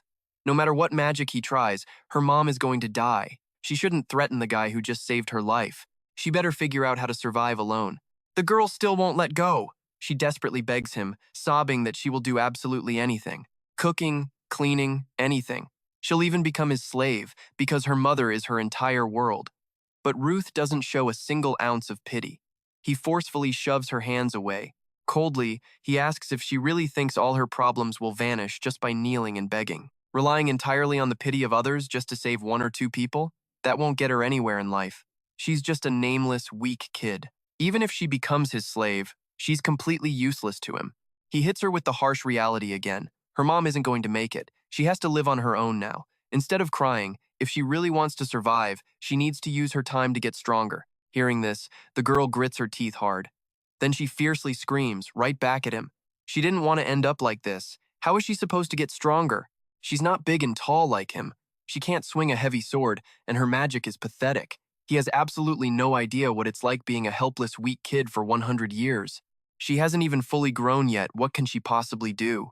He's a powerful adult, so of course it's easy for him to say all that. She yells that he could never, ever understand a normal, weak person like her, simply because he was probably born strong. Ruth frowns, staring at her, falling deep into thought. She's completely wrong. He used to be just as useless and weak too, but he doesn't want to waste breath arguing with an ungrateful kid. He drops a cold remark, leaving the stomping girl behind. The little elf can only watch his back as he walks away, unable to say another word. The girl falls into absolute, crushing despair. Left completely alone in this massive basement, she covers her face and sobs uncontrollably, with no one left to help her. Meanwhile, after getting the book he needed, Ruth finds a quiet room in the mansion to finally read it. Pharoah looks at his face, clearly wanting to say something, but before he can even finish his sentence, Ruth harshly cuts him off. That kid can do whatever she wants. His only goal here is to read this diary. Just ignore her. He can't be bothered to babysit everyone. I know you're feeling bad for the kid, but let's pivot. The diary reveals a bard's epic adventures through plays, poetry, and music. He focuses on crazy encounters with different people and the massive passage of time, rather than just deep, boring inner thoughts. The recorder has to stay completely dedicated to their craft. If the story isn't simplified, the whole narrative flow will be ruined. While he's upstairs deeply engrossed in the book, down in the basement, the little elf girl is still kneeling by her mother's bed. Her small back looks incredibly tragic and heartbreaking. Of course, Ruth doesn't know. He remains fully focused on the diary. One day that very year, so-called destiny led the traveling bard to a desert with a merchant, where they were suddenly attacked by a massive dragon. While everyone froze in pure terror, one man bravely fought the beast using only a single sword. From that insane moment on, the bard decided to follow him everywhere. The two men traveled together for a very long time. The bard quickly realized that the legendary title of Dragon Slayer fit this man perfectly. He mastered so many things: insane sword skills, high-level magic, soul techniques, and above all, absolute, unbreakable courage. There were 6 people considered genuinely close to him. Aside from Beolian and Eileen, 4 were powerful enough to be recognized as Vanna's true comrades in arms. Those 4 elite fighters were DNA Harpoonla, Killian Steroze, Renon Bunstai, and Akanya. Reading this, Ruth suddenly frowns. He recognizes most of those names, but this Akanya person? Completely unknown to him. He quickly flips to the next page, hoping to find more information about her. But the next entry is just one confusing sentence. They were all very twisted. Ruth is a bit surprised, but keeps reading. The 4 had wildly different personalities. Akanya was actually the absolute strongest of them all. Yet no one ever understood her true intentions. She always said the most bizarre, weirdest things, but she never actually did anything truly evil. On another day, the group successfully sealed the legendary Thunder Dragon. Renon, the hero who led an entire city straight to freedom, laughed cheerfully despite having his eye crushed. His ultimate, unbending goal? A world where the dragon race goes totally extinct. Later that same year, the only dragons remaining were the Martial Dragon and the Black Dragon. These 2 beasts were unfathomably strong. An unnamed ruin at the very end of the Great Forest was chosen as their final battlefield. The bard even noted there was a secret path leading to a floating island. During the brutal day-long battle, everyone's energy was completely drained. The only 2 who still looked completely fine were Vanna and Akanya. After the epic war dragged on for a while, the grand heroes finally returned. Humanity had won. The bloody war was officially coming to an end. They were fully ready to spread peace across the entire continent. Everything seemed completely perfect after that. But still, there were a few strange things that really bothered the bard. For some reason, Vanna didn't fully exterminate the 7 dragons, he only sealed them away. Even weirder, instead of killing the remaining dragons, he simply chose to exile them. What the bard couldn't understand the most was why absolutely no one ever questioned Vanna's weird decisions. What exactly happened at the Dragon Sanctuary that forced them to choose this specific, merciful path? Soon after, the team totally disbanded. Killian started a family in the northern fields. DNA returned to the Red Tower. Renan founded an entire kingdom. And Vana? He built an academy specifically to train future dragon slayers. The whereabouts of the other three became a total mystery. The bard simply returned to his hometown, living a completely normal, quiet life. That is, until one random day, when Vanna suddenly showed up to find him. And that's where we leave it for now. The diary abruptly stops right there. Faroa is completely shocked, but Ruth just brushes it off. He simply asks if he knows anything about Alan Duvio, the Seven Dragons, and the nameless White Dragon. Trust me, you'll want to see what happens next. Let's jump right back into the mystery. Ruth confronts Faroa, realizing that if he witnessed that legendary moment, he was literally standing right beside the very first dragon slayers 700 years ago. He demands to know if Kovanna was the one who made the pact with him. Since Faroa doesn't recognize the sealing stone, he must have traveled with Kovanna up to that point. That means Faroa was right there at the dragon sanctuary, with the exact same person who forced Ruth to regress in the first place. The ancient pact that literally threatened all of human existence must have been forged right then. Ruth lays out his entire theory, but Faroa just sits there in absolute silence. He refuses to say a single word about it. Ruth keeps pushing hard for the truth about what went down 700 years ago, but Faroa gives the same annoying answer. He just cannot tell him. This completely sets Ruth off, and he angrily slams his hand on the table. Just then, a tiny voice echoes from the doorway. Ruth looks up and sees the little elf girl standing there. He quickly asks her what is going on. Poking her head into the room, she apologizes for earlier and begs for his help just this once. Ruth gives a cold scoff, flat out telling her that he cannot do anything to save her sick mother. But the little girl shakes her head. She is not here for that. She has another request. Tears suddenly well up in her big eyes. She begs Ruth to take her mother to a place where she can see the sky. Even though slavery was abolished on this continent ages ago, we cut to the dying mother leaning weakly against her daughter in the deep green forest. Because elves are so incredibly beautiful and have voices like angels, greedy people still want them. They are constant targets for ruthless, illegal slave hunters roaming the shadows. The little girl hugs her mother's arm tightly, crying her eyes out. To escape the slave chains, they had to hide deep inside isolated forests, completely avoiding every other race just to live a quiet, simple life. Elves have incredibly long lifespans and grow up painfully slow, taking over 150 years just to reach adulthood. They left the spirit realm ages ago to survive in this world. Ruth just stands quietly in the distance, watching the two of them. Now pay close attention, because this next part is heartbreaking. When an elf finally takes their last breath in the green forest, beautiful spirit lights begin to float right out of their body. The mother and daughter gently lean their heads together for the very last time. The dying mother whispers weakly to her beloved Ren. She slowly raises a trembling hand to caress her little girl's tear-stained face. She promises that everything will be okay, and that she will always. And just like that, both her body and soul completely fade away without a single trace, peacefully returning to the spirit realm. Be right by your side. Her entire body transforms into floating spirit lights, drifting away into the sky. Ruth and the little girl just watch as her mother slowly vanishes. Ren completely breaks down, blaming herself. If only they had escaped that living hell just a little bit faster. If only she could have grown up sooner. Tears streaming down her face, the little girl turns and forces a tragic smile at Ruth. Her mother had protected her for her entire life, but she could not protect her mother even a single time. But it is okay, she whispers, because she will be with me forever. I cannot cry forever. Ruth just stands there in silence. He suddenly remembers his past life. The elves had chosen peace until the bitter end, only to be wiped out anyway. Honestly, he never really liked their race, but still. Beautiful spirit lights are now covering everything, floating from the grass up to the tallest trees, lighting up the entire night sky. He knows she cannot just cry and wait for a savior forever, and yet, sometimes, you just have to let all the pain out. Ruth and the little girl stand side by side, silently watching the glowing spirit lights drift away. We all know how heavy that kind of heartbreak feels, right? Ren tightly grips her shirt, shaking uncontrollably as tears completely soak her tiny hands. A little while later, she is quietly trailing right behind Ruth as they leave the forest. Suddenly, she breaks the silence. She formally introduces herself as Ren Nastia of the Nastia tribe. She nervously asks for a massive favor. With the slave hunters still out there, she literally has nowhere else to hide. She begs Ruth to let her stay with him just a little bit longer. She promises she will not be a burden and will do absolutely anything he asks. Hearing these desperate words, Ruth silently thinks to himself, A wandering homeless elf is basically a walking goldmine in the eyes of those ruthless hunters. There is absolutely no way those scumbags will let her go easily. Besides, this is probably the only safe haven she has left. Breaking the silence, Ruth points out that she knows how to use magic, so he makes a deal. She can stay if she teaches him magic. Ren gasps in pure shock. She nervously waves her hands. She is only a second-tier mage. Plus, she points out that even without casting a single spell, he is already insanely strong. Ruth shrugs, saying that the more tricks he knows, the better.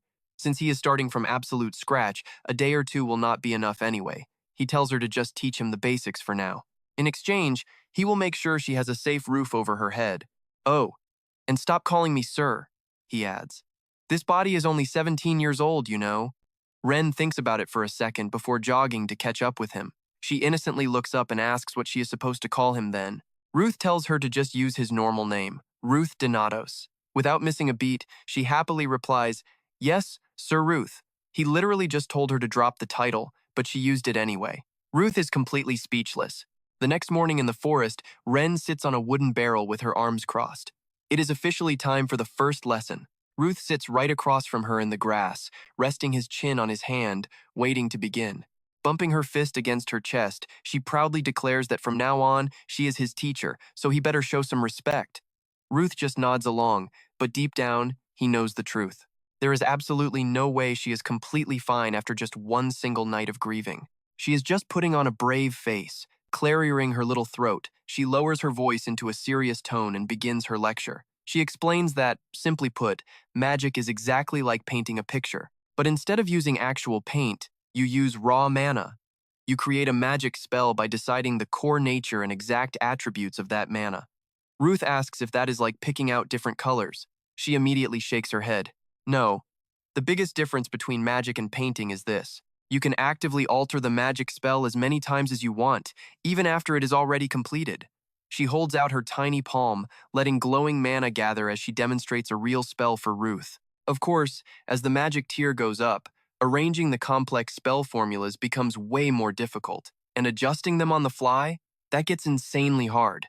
But legend says that an 8th tier archmage can freely arrange and tweak their spells in real time, no matter how high the magic level is. As she enthusiastically explains, a brilliant, glowing magic circle suddenly bursts into existence right above her hand.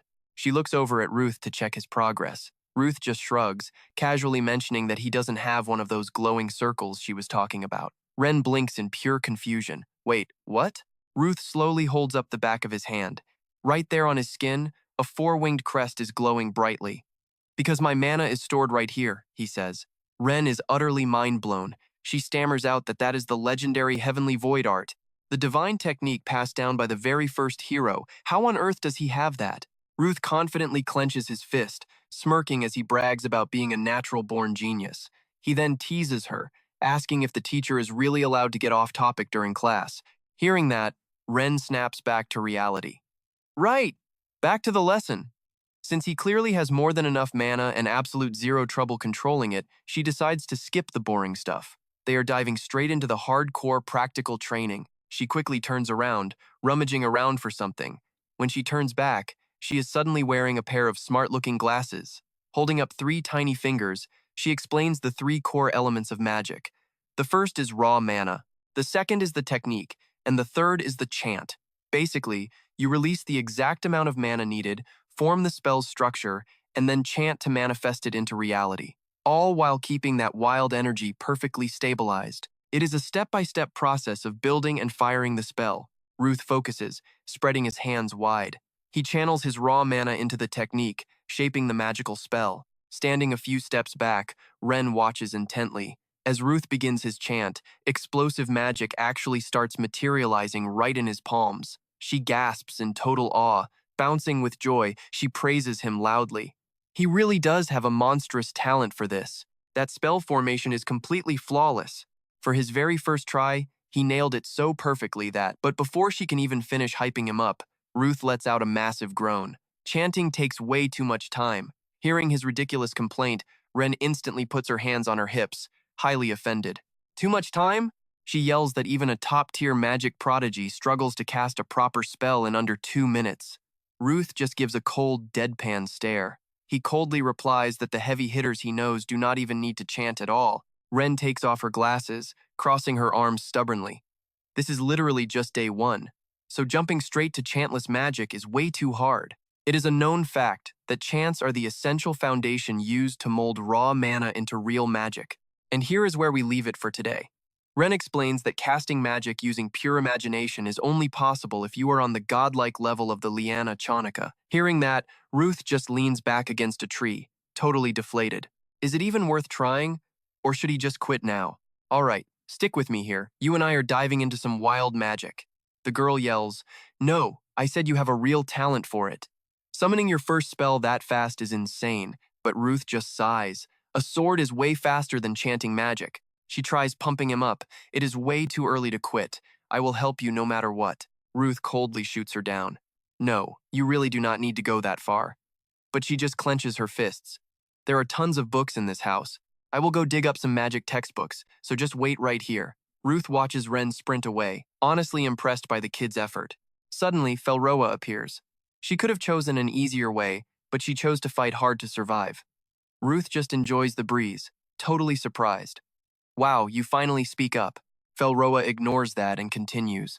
Ruth, magic is pure imagination. Ruth closes his eyes and raises both hands. Useless. Even if I rack my brain, casting without chanting is impossible. But before he even finishes complaining, a bright blue magic aura erupts around him. He is totally shocked. Wait, activating magic with just a thought?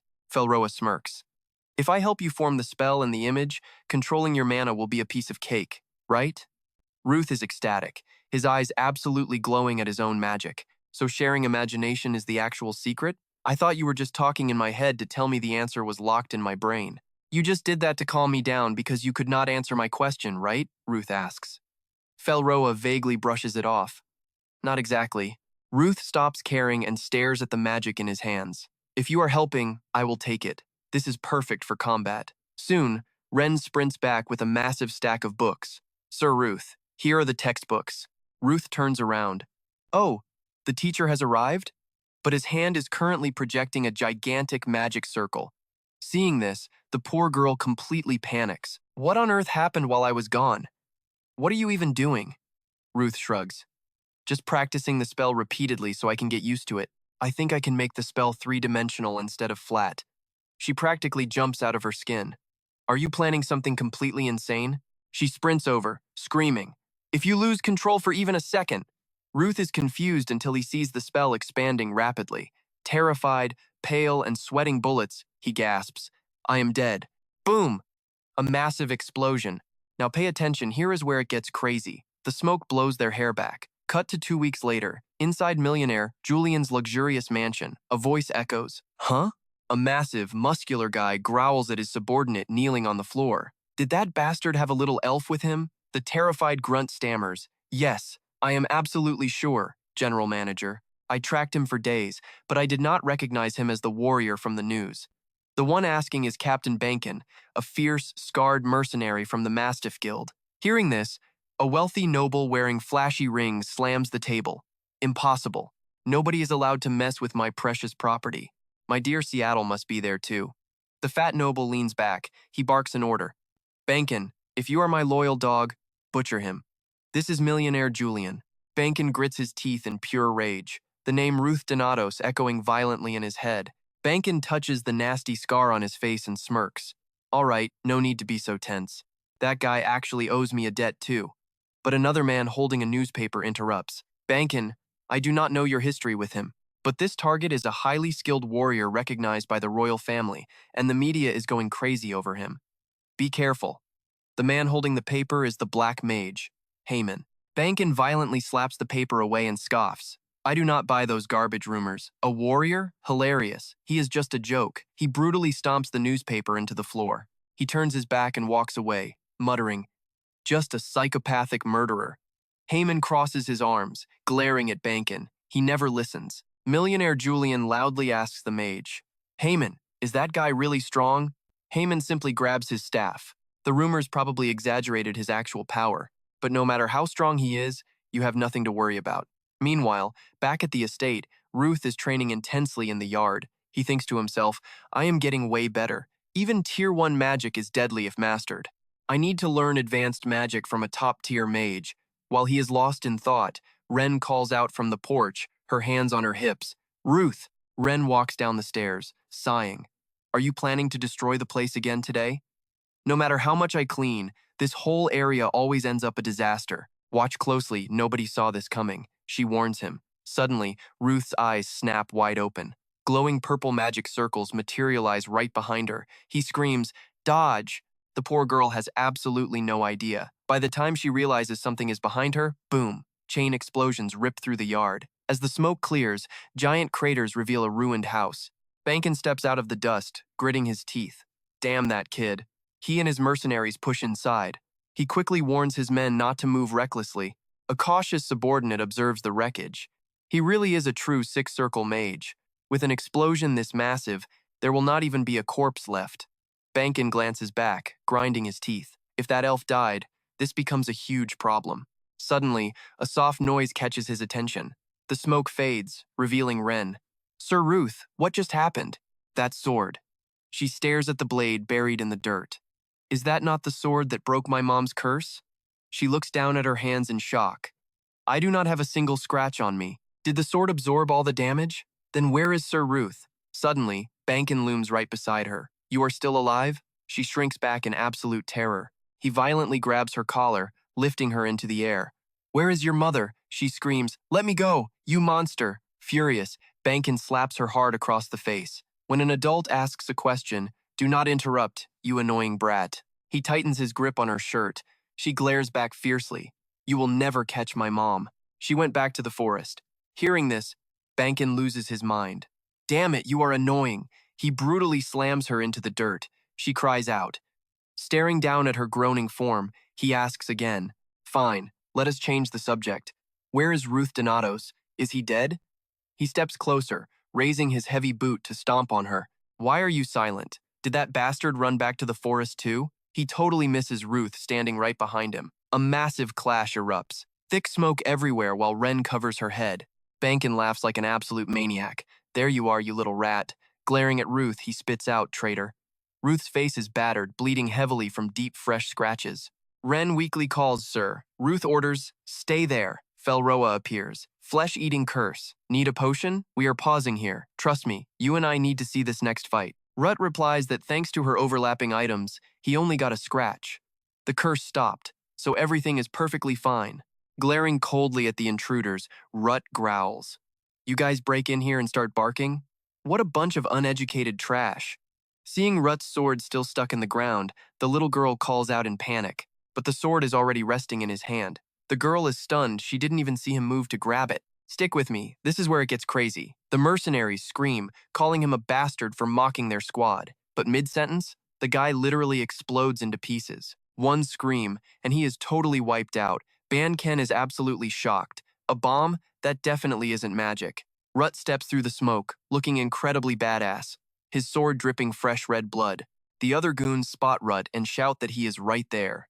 They all rush in to attack, but boom! Another massive explosion rocks the area. Ban-Ken laughs arrogantly. "So all the rumors were lies. You dare act cocky against an elite squad?" But seeing the charred bodies of his men makes him panic. "What?" A lackey warns him to watch his back. Ban-Ken is certain this is just magic. He tries to calm his men down, claiming it is only Tier 1 magic bullets. But every single one of his subordinates gets hit. Ban-Ken starts sweating, wondering how there could be so many magic bullets flying around. Plus, the explosion smoke blocks their vision, making the trajectories impossible to dodge. Completely helpless, Ban-Ken screams at his idiots to keep their eyes wide open. A voice suddenly whispers from behind, "You are the one who needs to open your eyes." It is Rut. "Long time no see," he says. Ban-Ken glances back, his face pale with pure terror. Rut already has his blade pressed against the captain's throat, flashing a cold smirk. The lethal sword stays pressed tightly against Ban-Ken's neck, while every single one of his men lies completely defeated on the ground. Ren watches them, amazed that he evacuated everyone all by himself. Seeing that blood-soaked, crackling sword, she can't help but wonder, who is this guy really? With Rut holding the blade to his throat, Ren thinks hard. That red sword explodes, touching blood, and he has a curse-breaking sword too. How many special weapons does he actually own? Ren stares intently at him. Rut finally speaks up. saying he should have sliced them into 100 pieces instead of using the bloodburst sword. No matter how much I think about it, I don't get why you are the mad one after ambushing me 5 years ago. Hearing this, Ban Ken grinds his teeth. Ambush? He turns and curses at Rut, calling him an absolute idiot. I treated you like my own flesh and blood.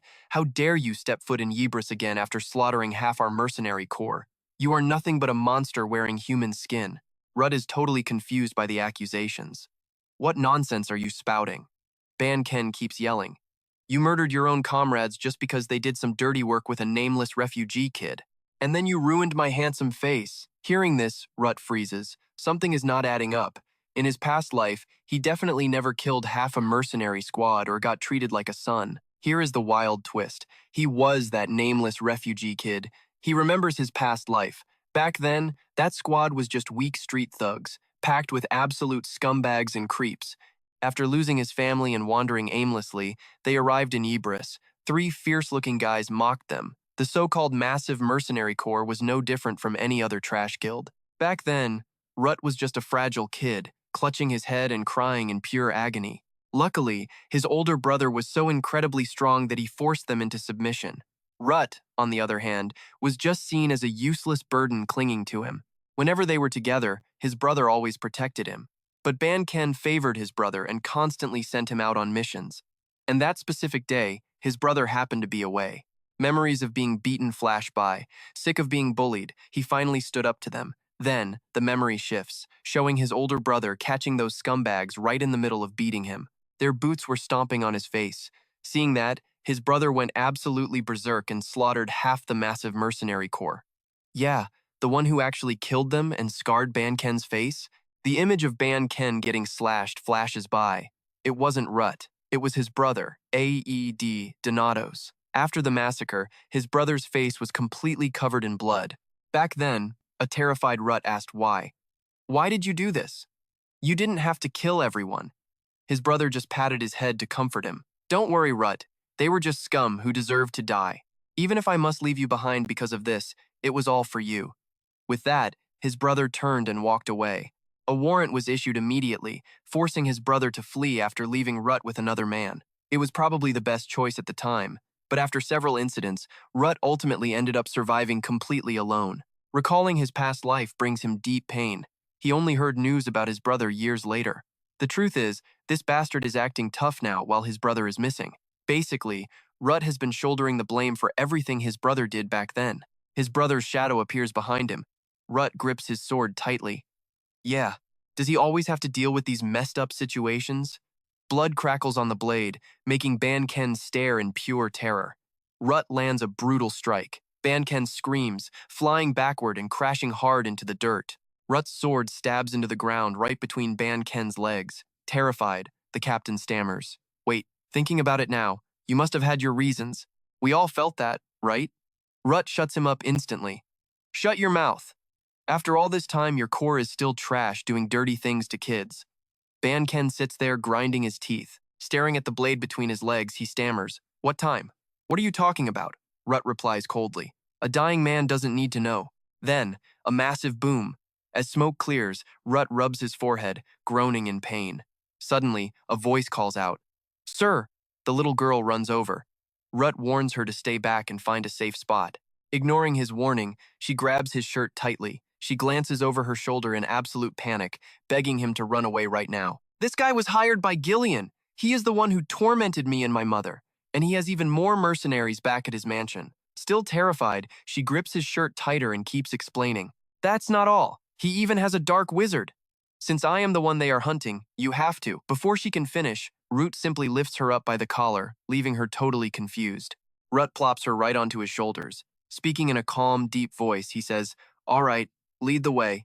The girl just stares at him with a blank, clueless expression. When his words finally register, she gets furious and yanks his hair hard. She screams at the top of her lungs. What are you saying? You are supposed to run away. Wincing from the hair pulling, Rut argues back. Hold on. Going alone takes over half a day.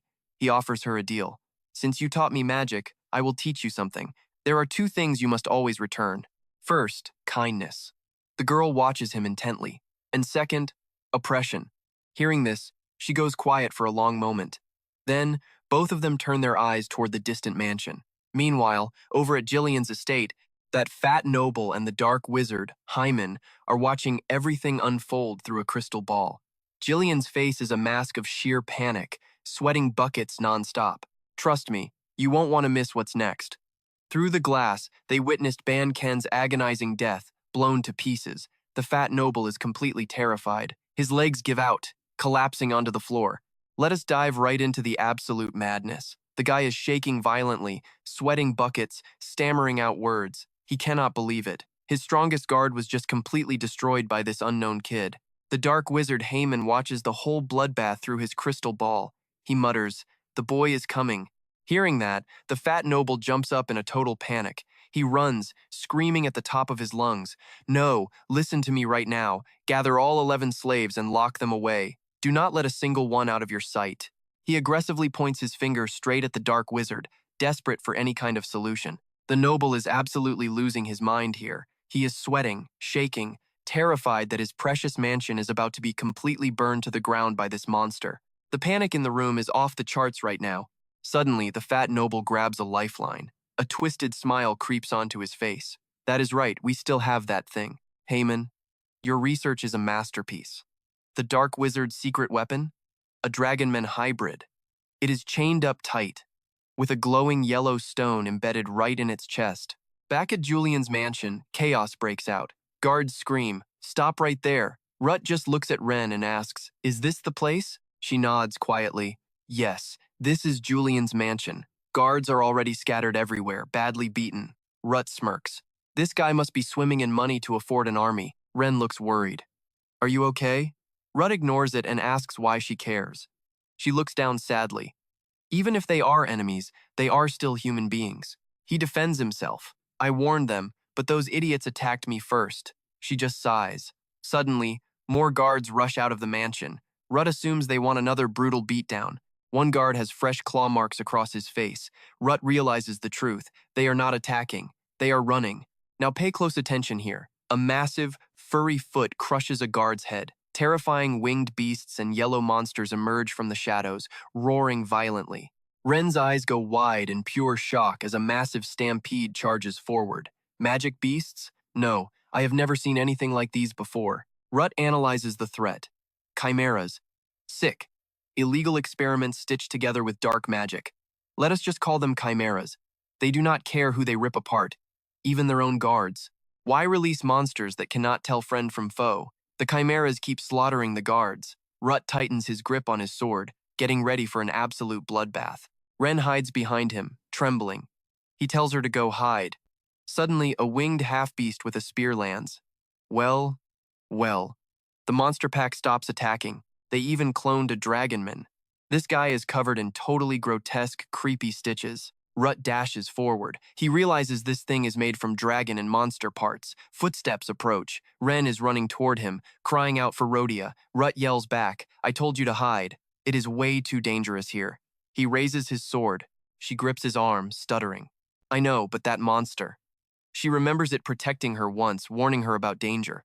"That is our tribe's guardian, Rotea Nastia." Farah appears, noticing their connection. "I feel like one of the parts used for that chimera was an actual living elf. A strong tribal guardian, but his memories and consciousness are long gone." Mid-thought, the dragonman suddenly attacks. Rut quickly pushes Ren to safety. Rut sizes the monster up. Compared to the others, this guy is on a totally different level. Missing his strike, the dragonman readies himself. The dragonman charges with his spear. Rut deploys a shield. You and I know what he is thinking. Perfect time to test a past life technique. He expertly blocks the attack. Unlike heaven-piercing arts, this method is completely unknown.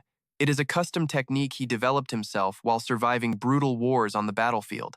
The method is called Devour. He summons a massive flock of magic birds to bombard the dragonmen. The relentless strikes throw the monster off balance. Seizing the opening, Rut dashes forward. He drives his sword straight into the dragonman's thick body. The beast parries with its spear, launching the sword down into the earth. Escaping the fatal blow, the monster smirks. The sword's immense pressure shatters the ground, releasing raw energy. Blue energy explodes from Rut, piercing right through the dragonman and blowing holes in his body. This devastating technique is called the snow plate. Taking a direct hit, the beast coughs up blood and roars in pure agony. Rut turns to watch. The monster is bleeding heavily but tries to shake off the sword's damage. The beast charges again. Rut tightens his grip, blanking out. Damn it. What was the name of this skill?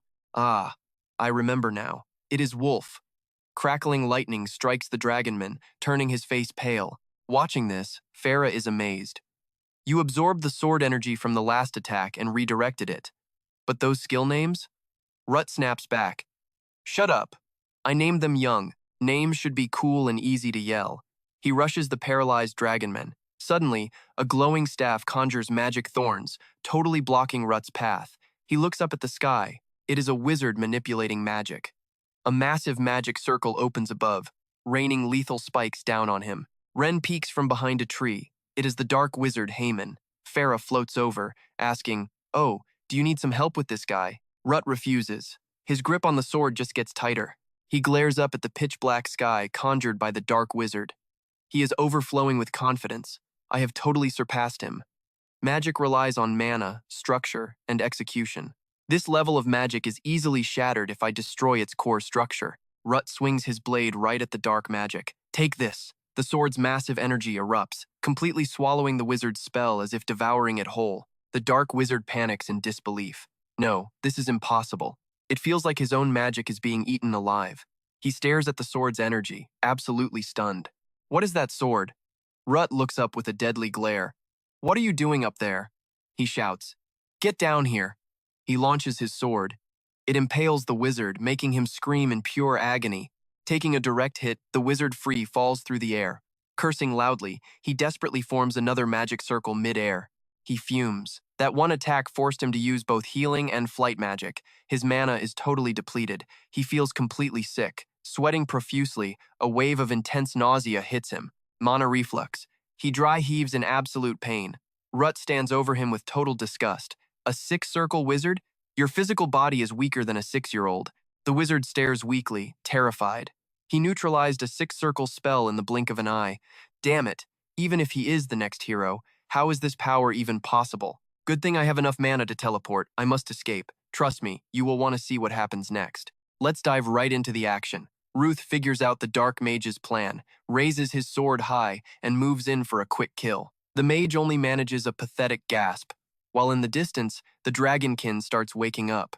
Ren watches from behind a tree. Suddenly, her eyes go wide with absolute terror. She screams out. The dragonkin used its very last ounce of strength to block the fatal strike meant for the mage. Seeing his unexpected meat shield, the dark mage looks up with a sick, joyful smirk. He sees his perfect opening. He aggressively shoves the dying dragonkin straight into Ruth's incoming blade. The massive beast falls heavily toward Ruth.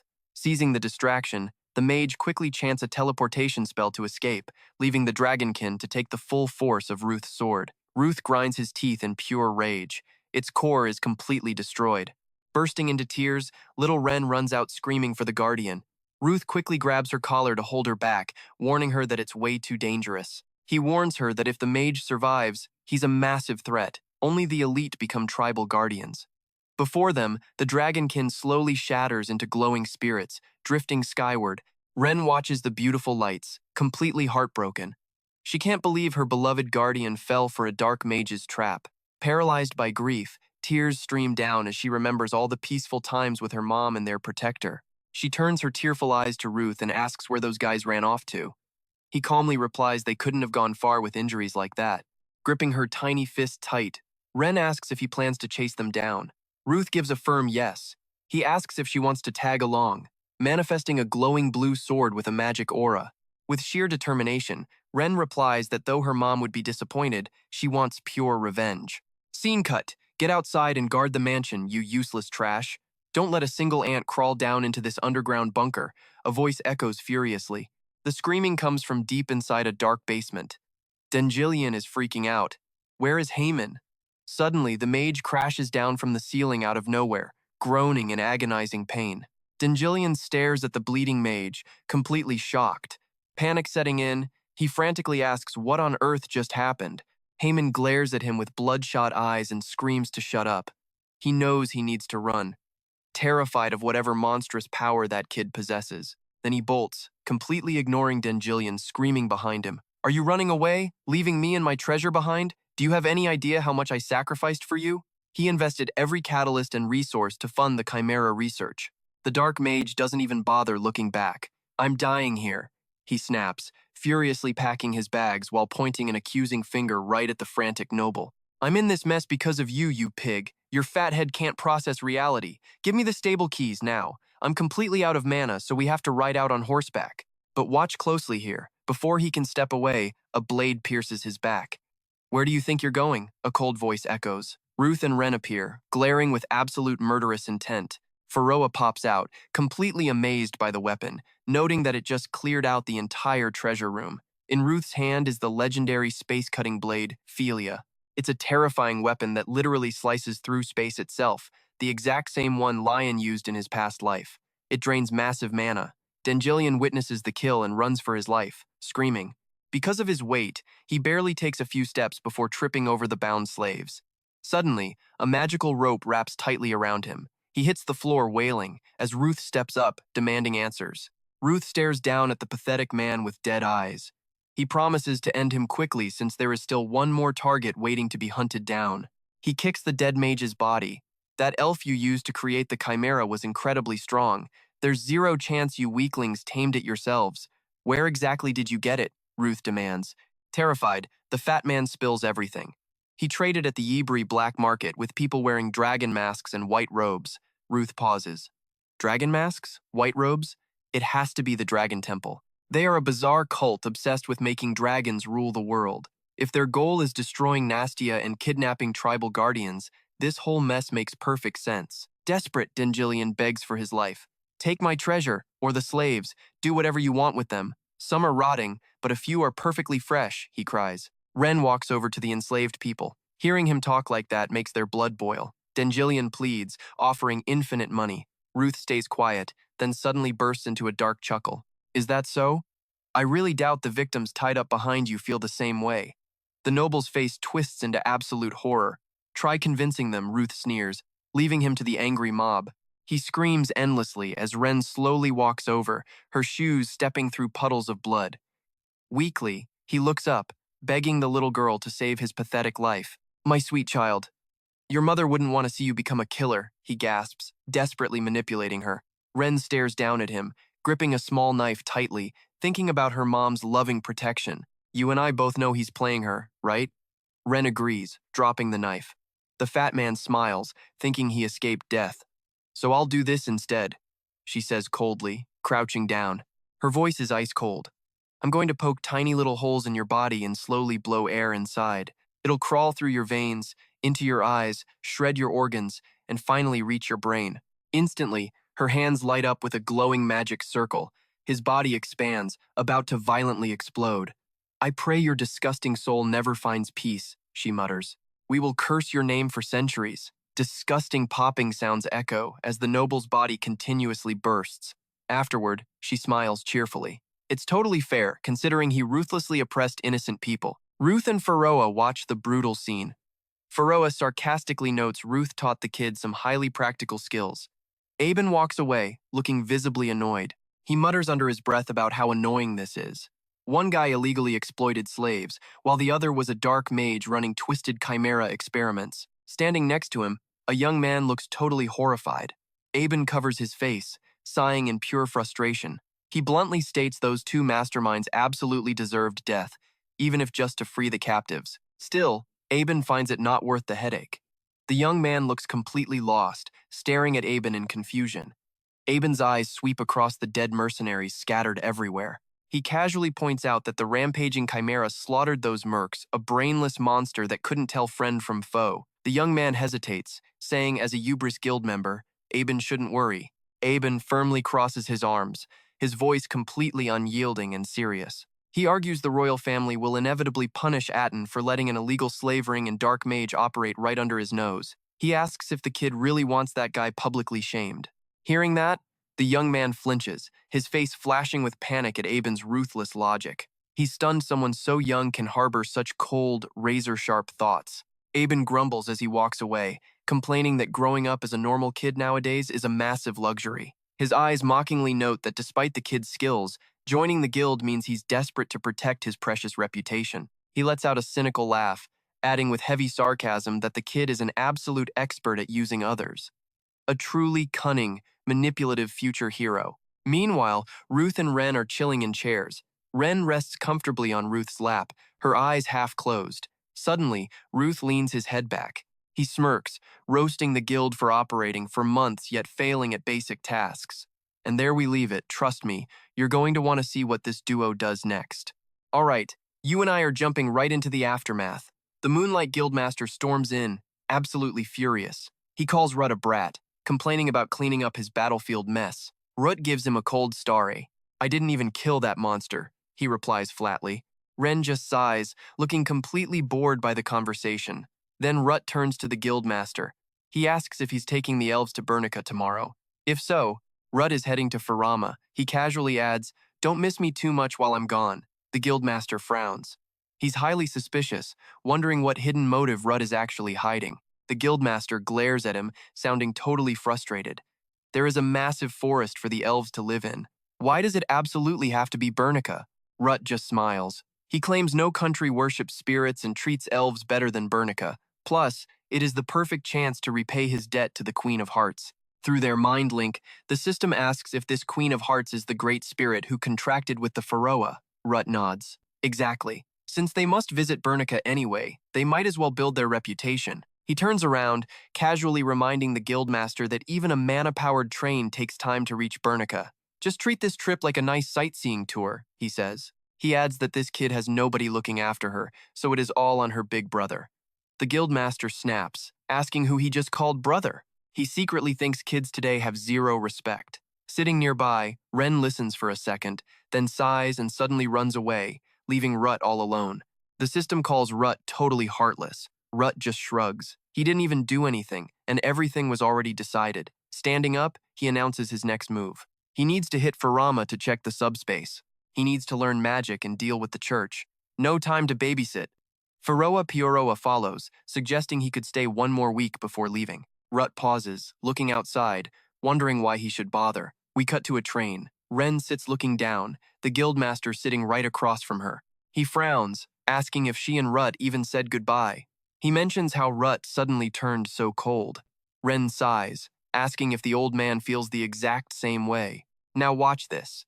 The Guildmaster gets furious at being called an old man. Ren remembers spending a month with Rutt, studying and having fun. She desperately wants to be strong like Rutt. She hopes to fight with her own power one day without flinching. She wonders, if she gets strong enough, would Rutt actually let her follow him? Thinking about this, Ren looks down. She mentally curses Rutt, calling him a stupid, cold-hearted jerk for abandoning her. Suddenly, Rutt appears right there. Hearing her mumbles, he complains. He fed and clothed her, yet she insults him like this? He asks how he was ever mean. Ren stares in pure shock. Why is he here? Rutt hesitates, then coldly claims he just got lost. Ren is super suspicious. How do you get lost onto a moving train? Flustered, Rutt yells that he wanted a cool goodbye, but couldn't do it, and now he is getting yelled at. The Moonlight Guildmaster just sits there, quietly watching them. Rutt turns to Ren with an arrogant smirk. No matter how many years pass, he will collect her debt. She must become a great mage, and if she tries to run, he will hunt her down to the ends of the earth. Outside, people are totally eavesdropping. Ren stares at Rutt, completely speechless. With a proud look, Rutt reaches his hand out to her. If you understand, then let's go. Ren steps closer, thinking he's an idiot. Suddenly, she lunges and hugs him tight. You idiot, she cries. Rutt falls backward, wincing in absolute pain. Standing nearby, the Guildmaster shakes his head. He doesn't know what just happened, but if she doesn't say goodbye now, she's still getting shipped off to Bernica. Hearing that, Ren snaps at Rutt. If he had spoken up sooner, she wouldn't have come all this way. Rutt just shrugs. It was her who vanished without a single trace. Let's pause for a second. This is where the world truly expands. Welcome to the Magic City. Arriving here, Ren is blown away. Glowing magic towers and rare artifacts are absolutely everywhere, all powered by advanced magic. Especially the ice cream here. It has a unique sweetness. It is not just food, it actually reflects a person's magical power. It shows off the unique beauty of this kingdom. Ren cannot hide her excitement. Jumping for joy, she realizes this magic city is top tier, totally different from her peaceful forest village. Standing nearby, Rut quietly watches Ren's massive excitement. He wonders to himself, why would an elf from the forest love a bustling magic city this much? Hearing his question, Ren says she loves magic. She dreams of becoming a powerful mage to help him someday. Rut just chuckles. He warns her that every mage he knows has a terrible temper, hoping she will not end up like them. Ren looks up with wide, curious eyes. She asks Rut exactly who these bad-tempered mages are. Right then, Countess Hypulia appears. She watches them with obvious curiosity in her eyes. She smirks, asking if the two of them are talking bad about her. Rut and Ren quickly turn around. Suddenly, another very familiar voice calls out to them. A woman steps forward. It's none other than Lady Hennis. Rut looks slightly annoyed, immediately pointing out that she is late. But Hennis just smiles. She isn't late, Rut is just early. She mentions that ever since his vacation started, they basically haven't talked, so getting his message this morning was a huge surprise. Stepping closer, Hennis's eyes land on Ren. She stares at the tiny girl next to Rut, totally wondering who she is. Ren cheerfully bows, holding her dress to greet Hennis. She introduces herself as Ren Nastia. Then, she playfully claims to be Rut's secret daughter. She calls Hennis her new mom, hoping she will spoil her rotten. Rut awkwardly laughs, immediately explaining she is making it all up. He says Ren is just some kid he met in a tune who owes him big time, but Ren just keeps on smiling happily. Calling Hennis her new mom makes Hennis blush in total panic. Rut quickly asks if Hennis even heard his explanation. Flustered, Hennis crouches down. She shyly says being called mom feels a bit weird, so please just call her sister. Ren is thrilled. Now she has a beautiful, super kind older sister. Plus, today is her very first time eating ice cream. To her, this is literally the greatest day of her entire life. Hennis cannot help but absolutely adore the cute little girl. However, she turns and lightly scolds Rut. Why buy a kid cold ice cream in this freezing weather? He really should have bought her some nice hot cocoa instead. Rut argues that the kid demanded it. Honestly, she loves annoying him. He even asks Hennis if she actually knows the elf's real age. Hennis just smiles. Age isn't just a number. It's a mark of life's journey. Meanwhile, Countess Hypulia stands to the side. She watches the three of them chat, her eyes full of deep thought. Eben whispers that Lady Hennis is grown up now. Having a boyfriend at her age is totally normal, but the Countess strictly tells him to shut up. As her mother, she's thought about this constantly. She knows Hennis's true goal is helping Layla recover, but deep down, she just wants her daughter to live her own life, totally free from these heavy, crushing responsibilities. Trust me, you're gonna want to see what happens next. The Countess fumes over the next hero. She knows Hennis pays him too much attention. She even wore makeup today. Let's jump into this crazy moment. The Countess was furious, thinking the only way to stop this kid was to end him. But her disciple, Aben, convinced her to lower the bow. Hearing Henith's mother scream, Ruth, Henith, and Ren all froze in shock. Henith turned around, completely stunned. Her mother had almost attacked Ruth, mistaking him for a threat. Cut to a gorgeous, majestic mansion where the Countess, Ruth, and Ren now sit down for tea. The Countess calmly took a sip of her tea. She casually mentioned that Ruth was supposedly the next great hero, just like the rumors said. Ruth politely corrected her. His name was Ruth Denatos. Staring him down with razor-sharp eyes, the Countess bluntly asked if he came to inspect the spatial barrier. Setting her cup down, she sighed, calling the whole trip useless. The barrier was still under inspection and needed another week. If Ruth hadn't suddenly called for Henith, she would have updated him on the schedule anyway. Her eyes flashed with pure annoyance. She firmly told him he could pack up and leave today. Sitting nearby, Henith looked completely confused by her mother's harsh words. Baffled by her sudden anger, Ruth kept his cool. He admitted his visit was about the mission, but he actually had a much bigger question to ask. His next words totally caught her off guard. He straight up asked to learn magic from her, the highly respected master of the Red Tower. Hearing this, the Countess smirked. She snapped her fingers, mocking his absolute audacity. Sure, he had some fame, but a mere second-tier mage asking to study under the great Hypulia? Pure arrogance. Suddenly, little Ren chimed in. Her eyes sparkled with total admiration. She praised the Countess for figuring out Ruth's magic level without even casting a single detection spell. Smiling with absolute confidence, the Countess brushed it off as nothing special. Ren shyly admitted her self-taught magic was weak, but she dreamed of becoming just as powerful and brilliant someday. Full of hope, Ren boldly begged the Countess to take both her and Ruth on as students. She sounded so incredibly desperate. The Countess just chuckled, telling the kid she was oversimplifying things. But before she could finish, Ren turned on the ultimate cute charm, begging even harder. That innocent sweetness made both the Countess and Heenith smile. Their hearts totally melted. But then, the Countess got serious. She offered them a place to stay if they were homeless, but strictly refused to accept disciples randomly. Ruth wasn't backing down. Radiating confidence, he shot back if she couldn't see his raw talent, she could just give him a condition to prove it. Something like an entrance test. Meanwhile, Heenith was happily snacking on pastries nearby. She casually turned to Ren, offering the little girl some more sweet treats. Now, watch closely. This is where it gets interesting. The Countess paused, deciding to ask Ruth one specific question. His answer would determine if he even got to take the test. Heenith stared at her mom in total shock. The question? The true meaning of magic. Ruth replied smoothly, textbooks say it's human willpower channeled through mana. But in reality, it's the power dragons use to kill other dragons. That answer left everyone completely stunned. Especially the Countess. She openly admitted that absolute rookies wouldn't have a clue about that dark truth. Walking toward the door, she explained that ancient magic was exclusive to dragons. Modern human magic is actually pretty similar to those old draconic spells.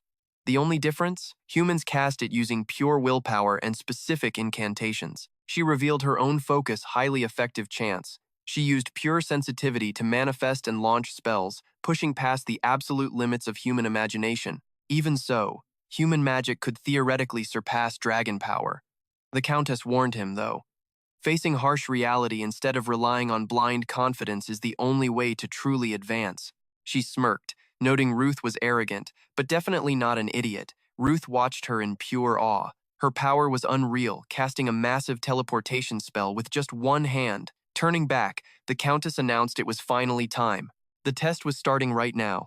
Countess Hypulia glared at Ruth with completely serious eyes. She signaled for him to start the brutal trial immediately. Ruth blinked in surprise, wondering if she really meant right this second. Oh, she did. She coldly stated that he was busy, and she hated keeping outsiders around longer than necessary. Time to move fast. Seeing this, Heenith pleaded, saying Ruth needed time to prepare, but her mom instantly snapped back. She lectured her daughter on noble dignity, claiming it showed in every spoken word. Heenith fell totally silent, shocked by the harsh rebuke. Unfazed by the heavy tension, Ruth stayed calm. He just asked what this insane entrance exam actually entailed. Countess Hypulia looked him dead in the eye. The portal ahead led straight to the Elfell volcano in the east. She noted its ironic name, the Grace of God. Why? Because massive amounts of mana flowed through its volcanic veins. But heavy mana breeds crazy monsters. Ruth gasped at the warning. Outside their research station, the area was constantly swarming with vicious wyverns. You and I both know this is a bad idea, right? Winter's ending, meaning it's wyvern mating season. One wyvern is fine, but left unchecked? They multiply like crazy until the alpha is destroyed. Her mission? Ruth had to hunt down and capture the alpha wyvern hiding somewhere deep in Mount Elfell. His time limit was exactly 1 week. Succeed, and he becomes her disciple. Hearing this, Ruth stepped forward, pure determination on his face. Nearby, Ren reached out, terrified. She didn't want him walking into a literal death trap. No hesitation. Ruth accepted the Countess's challenge, demanding she keep her end of the bargain. Watching silently, Heenith couldn't help but feel a knot of worry for him. The Countess calmly swore on her honor, but Ruth felt totally ripped off. Why did Ren get to skip the exam when she also wanted to be a disciple? Keeping her cool, she fired back. Was he completely insane? Pushing a tiny kid like Ren into a monster zone? Ruth immediately argued he was actually younger than Ren. Still, the Countess wasn't having it. She declared she'd babysit Ren. Whether the kid learned magic, that depended entirely on Ruth surviving. So unfair. Before he could complain, Ren swore absolute loyalty, wanting to follow him into danger. Trying to break the heavy tension, Heenith looked at the little girl. She gently offered Ren more sweet macarons to calm the mood. Hearing the snack offer, Ren instantly waved goodbye to Ruth, wishing him a safe trip. Everyone just stared. She seriously abandoned her epic quest for some basic sweets? No more stalling. The Countess shoved Ruth forward, telling him he talked way too much. Ruth shot her one last determined glare. She reminded him again 1 week. Or fail. Losing his balance, Ruth tumbled straight into the brutal war zone. Total chaos surrounded him. Panic set in. Did she seriously expect him to catch a monster barehanded? 0 supplies, 0 prep, just hellish terrain. Suddenly, a single macaron dropped right next to him. Ruth stared at it. Were they actually mocking him right now? Getting up, he felt insanely bitter, but then the Pharaoh complained about the extreme heat, ordering Ruth to hurry up. Typical. Freezing cold makes him hyped, but hot weather turns him into a complainer. The Pharaoh noted how desolate this place was, totally betraying the grace of God name. Ruth agreed. The mana here definitely leaked from a much darker, older source. You and I aren't ready for what comes next. He thought of the fire dragon Amida, realizing the vein was sealed inside the magma crater. All right, stick with me. You're about to see things get absolutely wild. A massive explosion suddenly rips through the air, shaking the entire space. The Pharaoh then asks Ruth, did he really skip out on magic just for this side dimension? Ruth admits that was exactly his plan, but he never expected to end up in a mess like this. The Pharaoh sharply reminds him it took 3 whole years of walking just to get here, so complaining is off the table. Hearing that, Ruth just stays completely silent. Fast forward 3 years. The fire dragons will eventually show up, but right now, this place is their literal nest. The Pharaoh stresses that major changes are coming, and they need to be fully prepared for the chaos ahead. Hearing this just frustrates Ruth. He honestly hoped to solve this problem right away, but now he has to wait another 3 years. He looks up at the swarm of dragons circling in the sky above. To him, they look like mere hatchlings, nowhere near as terrifying as the old legends claimed. Ruth easily dodges a dragon's strike. He mocks the beast, saying it is way too slow and totally unworthy of being a real opponent. When he finally lands a counterattack, he realizes the dragon's scales are actually pretty tough. Their endurance is no joke. Ruth figures this monster has already fully merged its power, so he decides to strike back with pure, heavy force. But then he holds his arm, wondering how Steroze ever used this technique so easily. He is furious at his own useless hands right now. The Pharaoh suddenly asks Ruth, did he just try using Steroze's signature move? It seems like he can handle these flying beasts without even drawing a blade. Ruth replies that beyond the sword lies sword aura, and beyond martial arts lies absolute slaughter. It is still incomplete. He explains that this specific skill causes massive atmospheric shock waves, meaning the rest of the horde will swarm here instantly. Watching closely, he notes they track vibrations, not sound.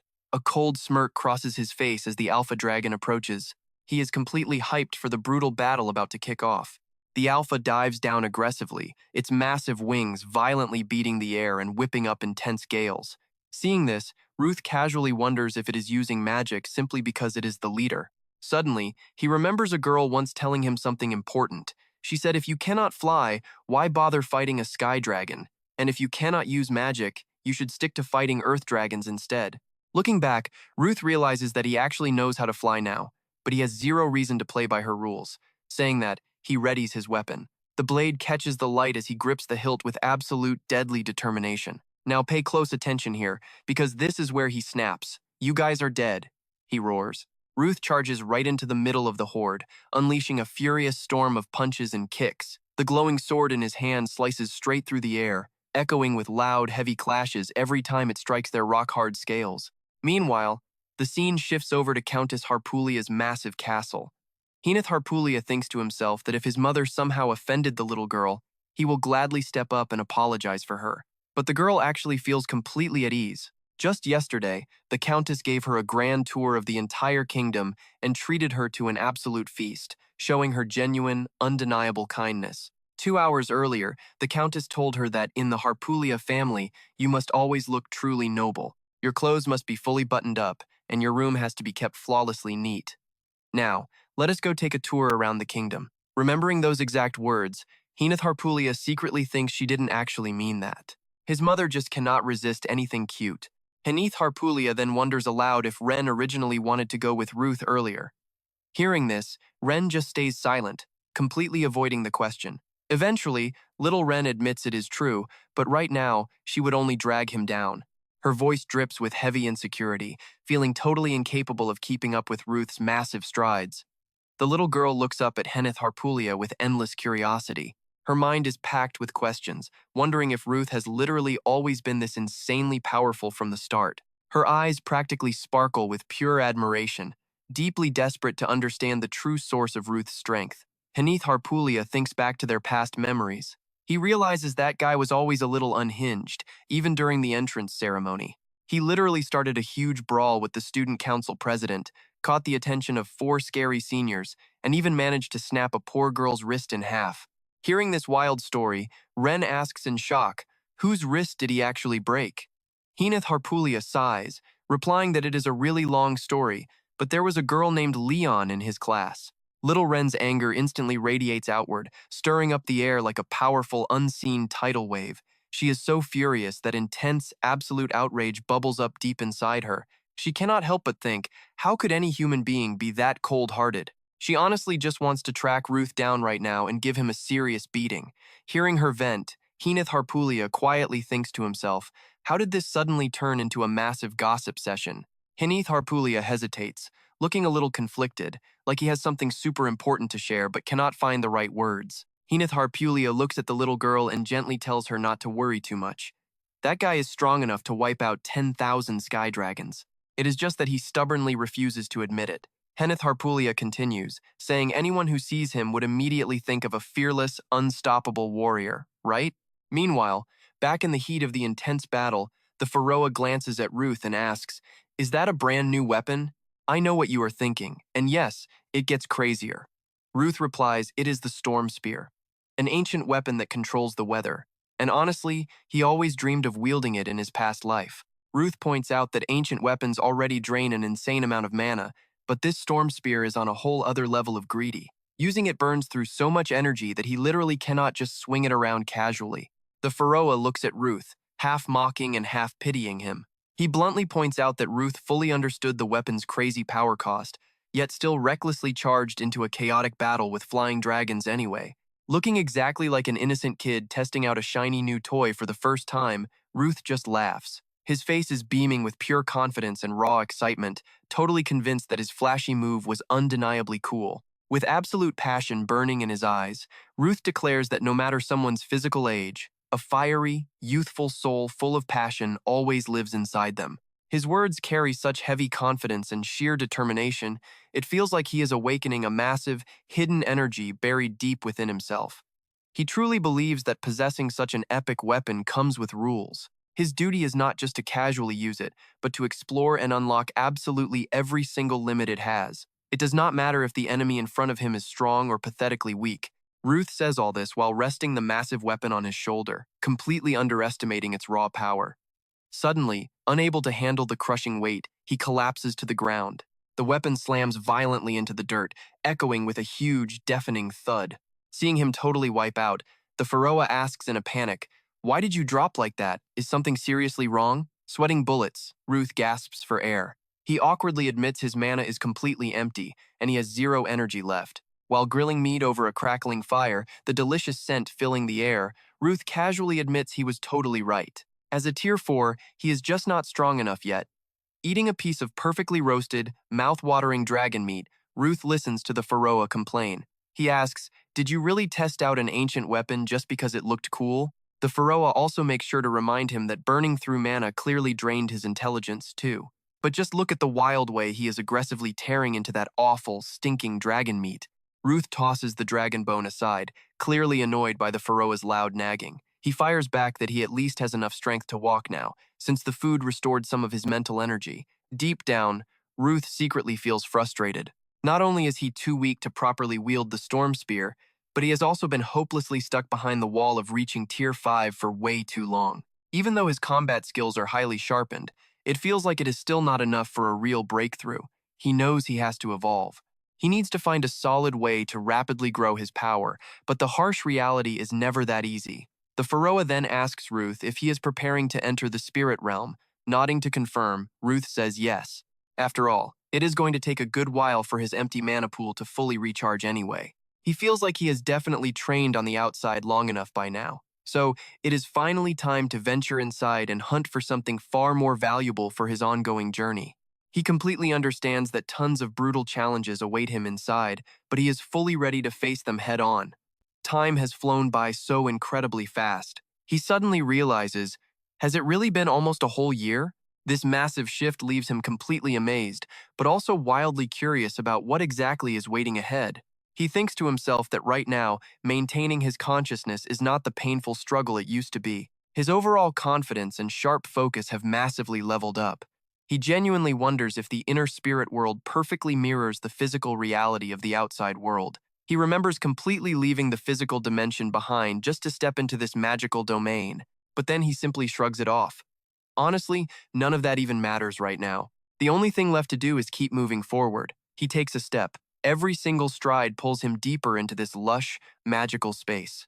And that is where we leave it. Trust me, you are going to want to see what happens next. He mutters about how dead quiet it is, then calls out to Faroa.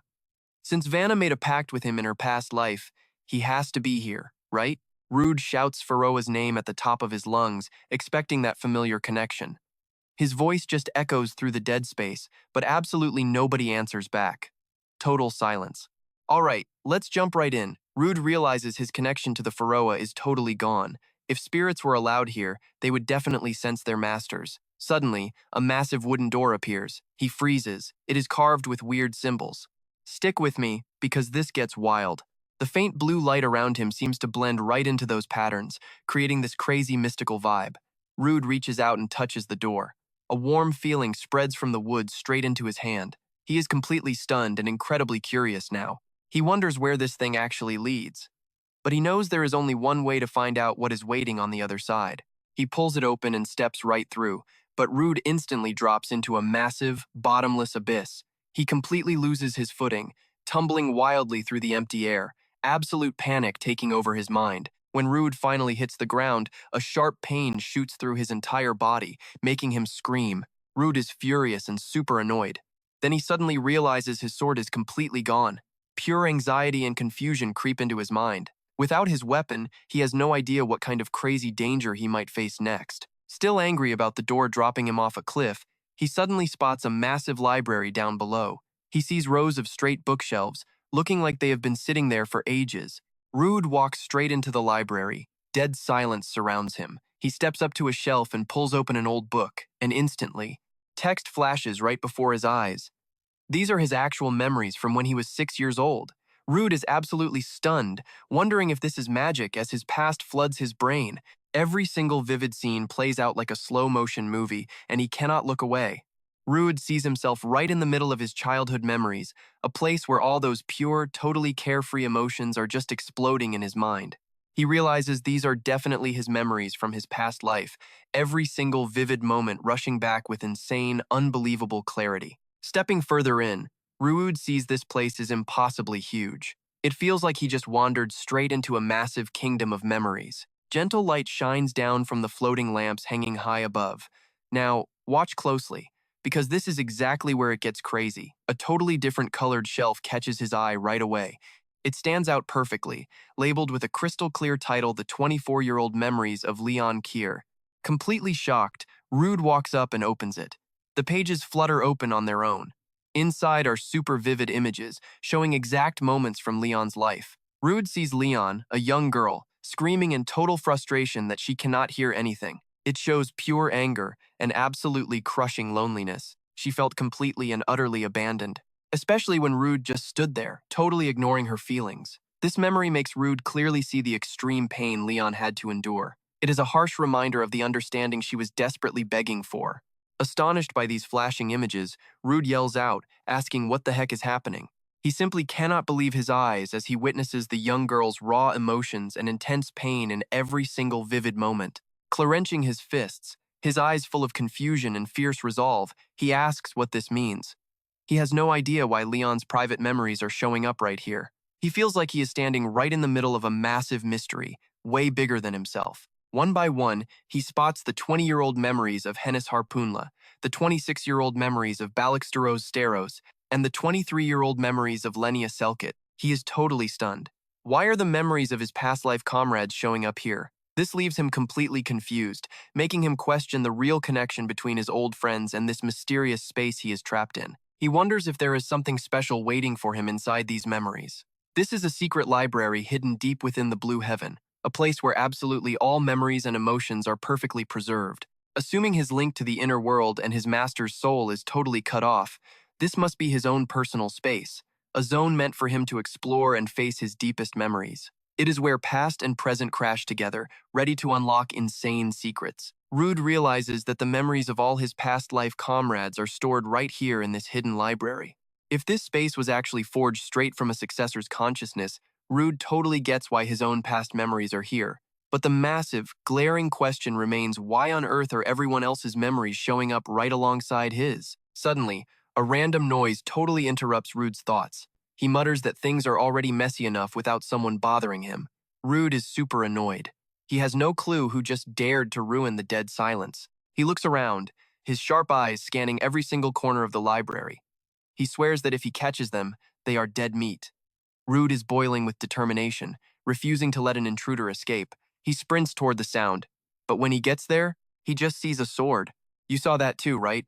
Rude wonders why this sword is just lying all alone on the ground right in the middle of this massive space. He cannot remember where he saw it before, intense curiosity flooding his mind. Rude wonders why this exact spot is so completely empty. This is the shelf for the 13-year-old memories of Ruth Denatos. The air around him suddenly feels incredibly heavy. He feels this glaring, obvious emptiness, almost like his precious memories were straight up stolen by someone. Suddenly, a woman's voice echoes out from nowhere, teasingly asking if he is enjoying his little stroll around here. Her tone is gentle but packs a super mysterious vibe.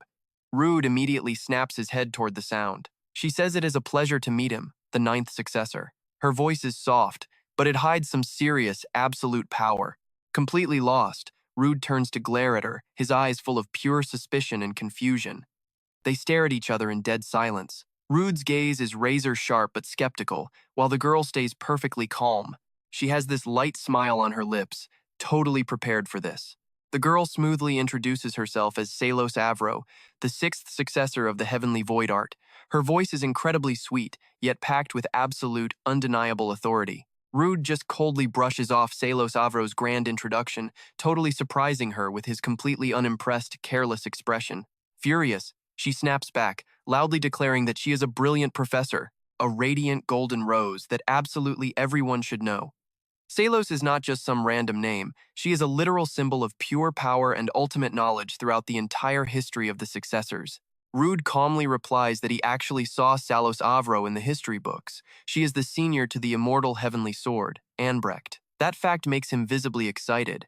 Rude straight up admits that meeting someone as legendary as her is a huge honor. Steroze Avro just laughs softly. Her voice carries this cocky, humorous confidence. She tells him she obviously knows that, but points out the harsh reality she is already dead. She jokes that Rude probably thinks she is a ghost haunting this place, her words sounding playful and a bit mischievous. Steroze Avro then explains the truth to him. When a successor actually dies, both their physical body and their soul transform directly into heavenly spirits, and she is basically an idea given form. She is a piece of the ancient will left behind by past successors, acting as a guide straight to the blue heaven. Steroze Avro looks at Rude super seriously, saying she is only here to help him. But right after that, she suddenly stops talking, looking like something just made her deeply hesitate. She stares at Rude, telling him he is no longer a child.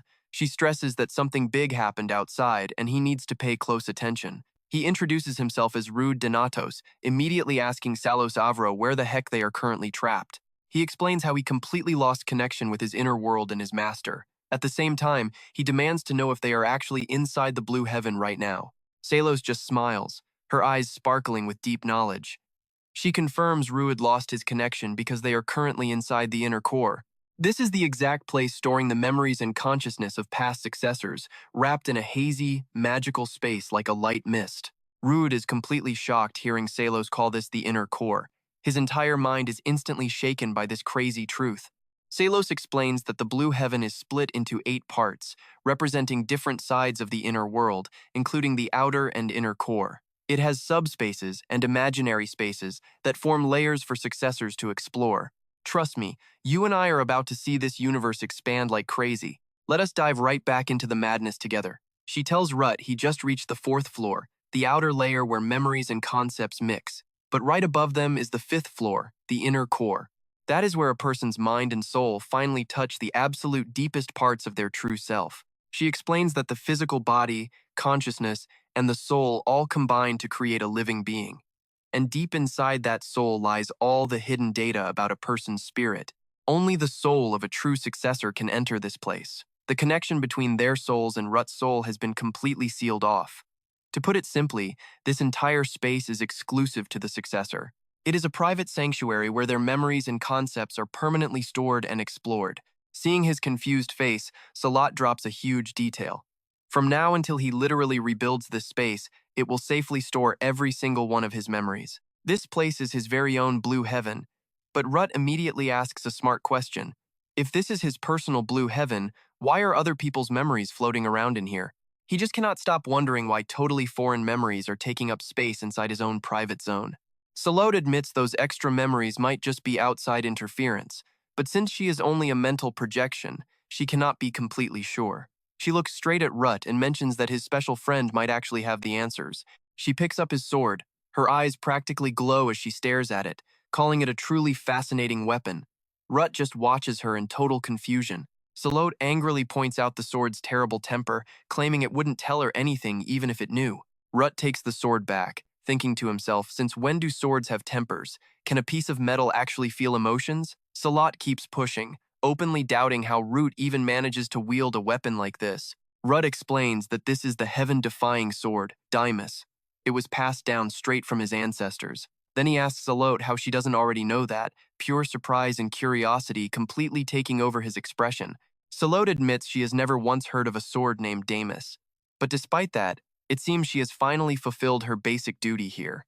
While talking, she reaches out and literally materializes a sword from thin air. It shimmers beautifully in the dim light of the space. She raises the blade high, catching a brilliant, glowing reflection.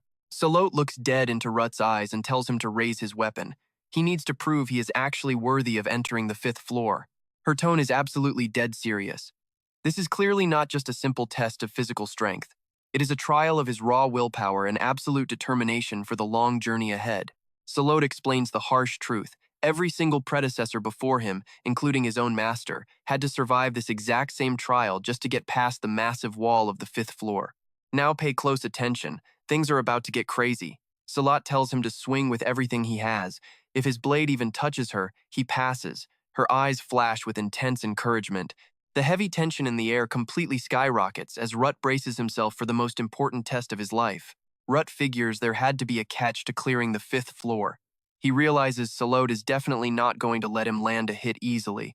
Deep doubt starts creeping into his mind as he grips his hilt. Salot reminds him they are in the inner core.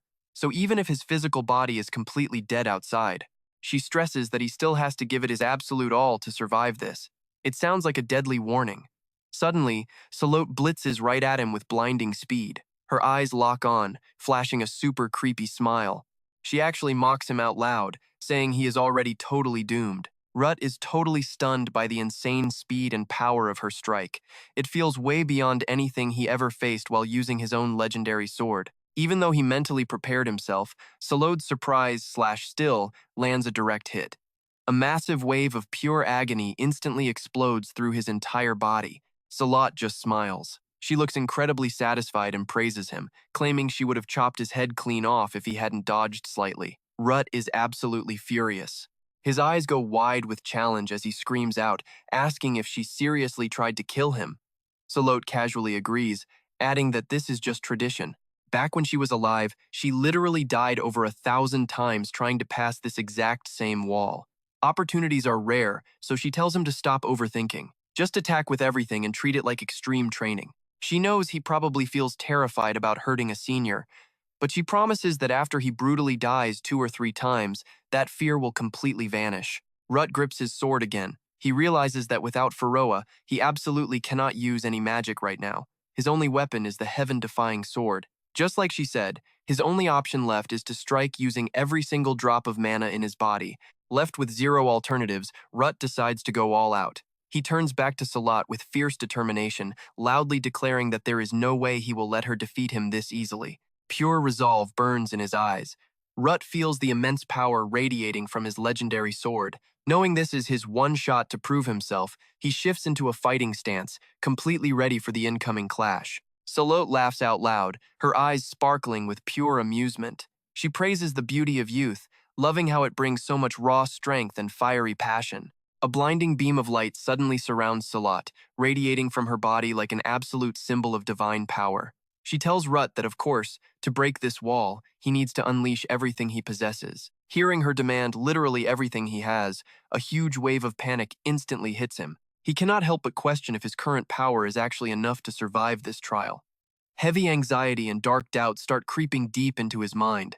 Rut considers using the heaven-piercing martial arts combined with his brother's weapon. That thought alone gives him a massive confidence boost. He realizes he has been flawlessly copying every single technique he ever admired. He blindly chased impossible challenges just to reach this epic level of strength. That surging power feels pitch black to him, like everything around is sinking into an endless, crushing abyss. Salat looks down at Rut on the ground in absolute shock. She genuinely cannot believe a kid like him could ever reach such an insanely terrifying level of strength. Her eyes are completely full of awe. She finally recognizes the monstrous, unlimited potential hiding deep inside his body. You and I both know this is about to hurt. Salat points her sword right at his face. After seeing his bravery, ending up like this is just a huge disappointment. Her harsh words feel like a massive slap to his sanity. Salat raises her blade with a cold stare, telling him not to look at her like that it is only tradition. Right after, she swings a vicious strike straight into his neck, calmly announcing that he just passed the test. Rut clutches his neck in pure agony, a burning sensation exploding everywhere. He cannot help but scream out that this stupid tradition is way too annoying. Pharaoh quickly asks if he is okay. The moment Rut returned, the stone sensed a massive telepathic shockwave, sounding super worried. Still recovering from the trauma, Rut insists he is totally fine. This phantom pain is absolutely nothing compared to the legendary Dragon King's attacks. Pharaoh is seriously confused, asking what Rut actually did inside the Blue Heaven. Hearing this, Rut hesitates for a second. He loosely explains that he was just gathering leveling clues and maybe getting a power-up too. Of course, he also ran into a few annoying glitches. It seems his memories are totally scrambled after his regression. Right now, he has tons of missing gaps. He says all this while casually pulling his sword out of thin air. In his mind, a blurry image of a girl holding a sword flashes by. She is asking what having a bad temper even means.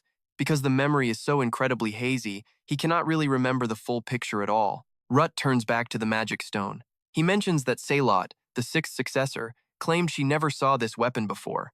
He demands to know if Pharaoh is absolutely sure this was the exact blade Vanna once used. Pharaoh answers honestly, yes, it is exactly the same sword. But the heaven-defying sword he remembers could only cut straight through mana flows. He has never once seen any sword capable of completely absorbing mana like this. Maybe its special ability somehow got heavily upgraded.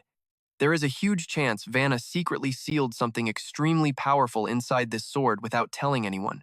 Rut is totally lost. A seal? The stone keeps explaining while Rut closely inspects the blade in his hands. The heaven-defying sword has two main abilities, insane slashing power and magic sealing. Vanna used it to seal the Dragon Kings instead of fighting them. But now, that sealing power has mutated into pure mana absorption. It is highly likely caused by whatever crazy seal is still locked inside the blade. But no matter what that thing is, the entity Vanna sealed away has to be utterly terrifying. Rut suddenly comes up with a completely reckless idea. If it gets too dangerous, he will just toss it straight into a volcano. Despite his jokes, Rut stands up, ready to keep moving. The Divine Stone anxiously asks if he can actually keep fighting, and Rut just replies directly. He says yes. He hit level 5, and his mana is completely full again. The insane entry test is over, so it is time for the real mission. Trust me, we are definitely going to enjoy watching this next battle. Stick with me here. As Rut walks, he glances around. Not entirely sure where they are hiding, but remembering his past life. Members of the Dragon Temple use special markers to find their hidden bases in this dark, rugged terrain. It acts like a barrier blocking outsiders. He wipes dust off a rock, and suddenly, strange glowing symbols appear right before his eyes. Hunting them down is just too much work. Why not force them to come straight to him? Without hesitating, Rut swings his axe blade and smashes the rock into pieces. Far away in another space, a female Dragon Temple member notices her mark has been destroyed. She immediately reports to her superior. Miles quickly asks what happened. She explains the current situation, visibly worried. She wonders aloud if he might have discovered their secret. The leader calms her down. Do not panic. Even if he killed a dragon, he is just an 18-year-old kid. Another member steps out of the shadows, agreeing completely. He laughs and says even if they were found, they could just kill the boy. His voice drips with pure mockery and arrogance. But the bishop sternly orders them to stand down. They must wait for the promised day to eliminate threats to the temple and avenge the lost Dragon King. Hearing this, the woman feels relieved. She agrees, remembering the leader had said the exact same thing.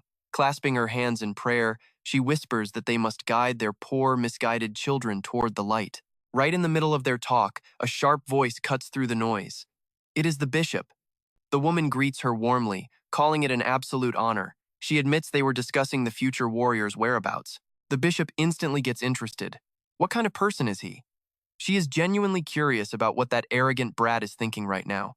One guy looks shocked. Is the bishop planning to handle this personally? She brushes it off, saying she needs some exercise. Now pay attention. This is where it gets wild. Beside her are two massive pet snake monsters, hundreds of meters long, radiating terrifying pressure. Back to Rut. After smashing the mark, he waits forever but nobody shows up. He wonders why they are so late. The magic stone asks Rut directly, if they actually show up, what is your plan? Rut answers coldly. He will slaughter them all, leaving only one alive to spit out the locations of the rest. But then he pauses, thinking, actually, that might be a terrible idea. The stone praises Rut. You actually surprised me, kid. You are finally developing some basic tactical skills. Rut feels awkward and tells it to shut up.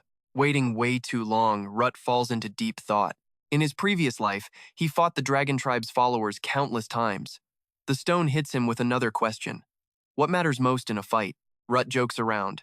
A firm and steady heart? The stone tells him to stop the nonsense. Weapons, mental strength, and skills matter, but knowing your enemy is the most crucial thing. Rut is someone who went back in time. He knows almost everything about the Dragon Temple. If he uses that bait right, he can win this without shedding a single drop of blood. He listens quietly. The temple spreads like a deadly plague, hiding completely. Only after the continent was destroyed did they finally reveal themselves. Thanks to them, the dragon of all forms appeared. 3 leaders rule the top. Below them are 7 bishops. Their skills rival the absolute peak tier of dragon slayers. Below them are only common priests and ordinary followers. They move in total secrecy, always wearing masks to hide their faces.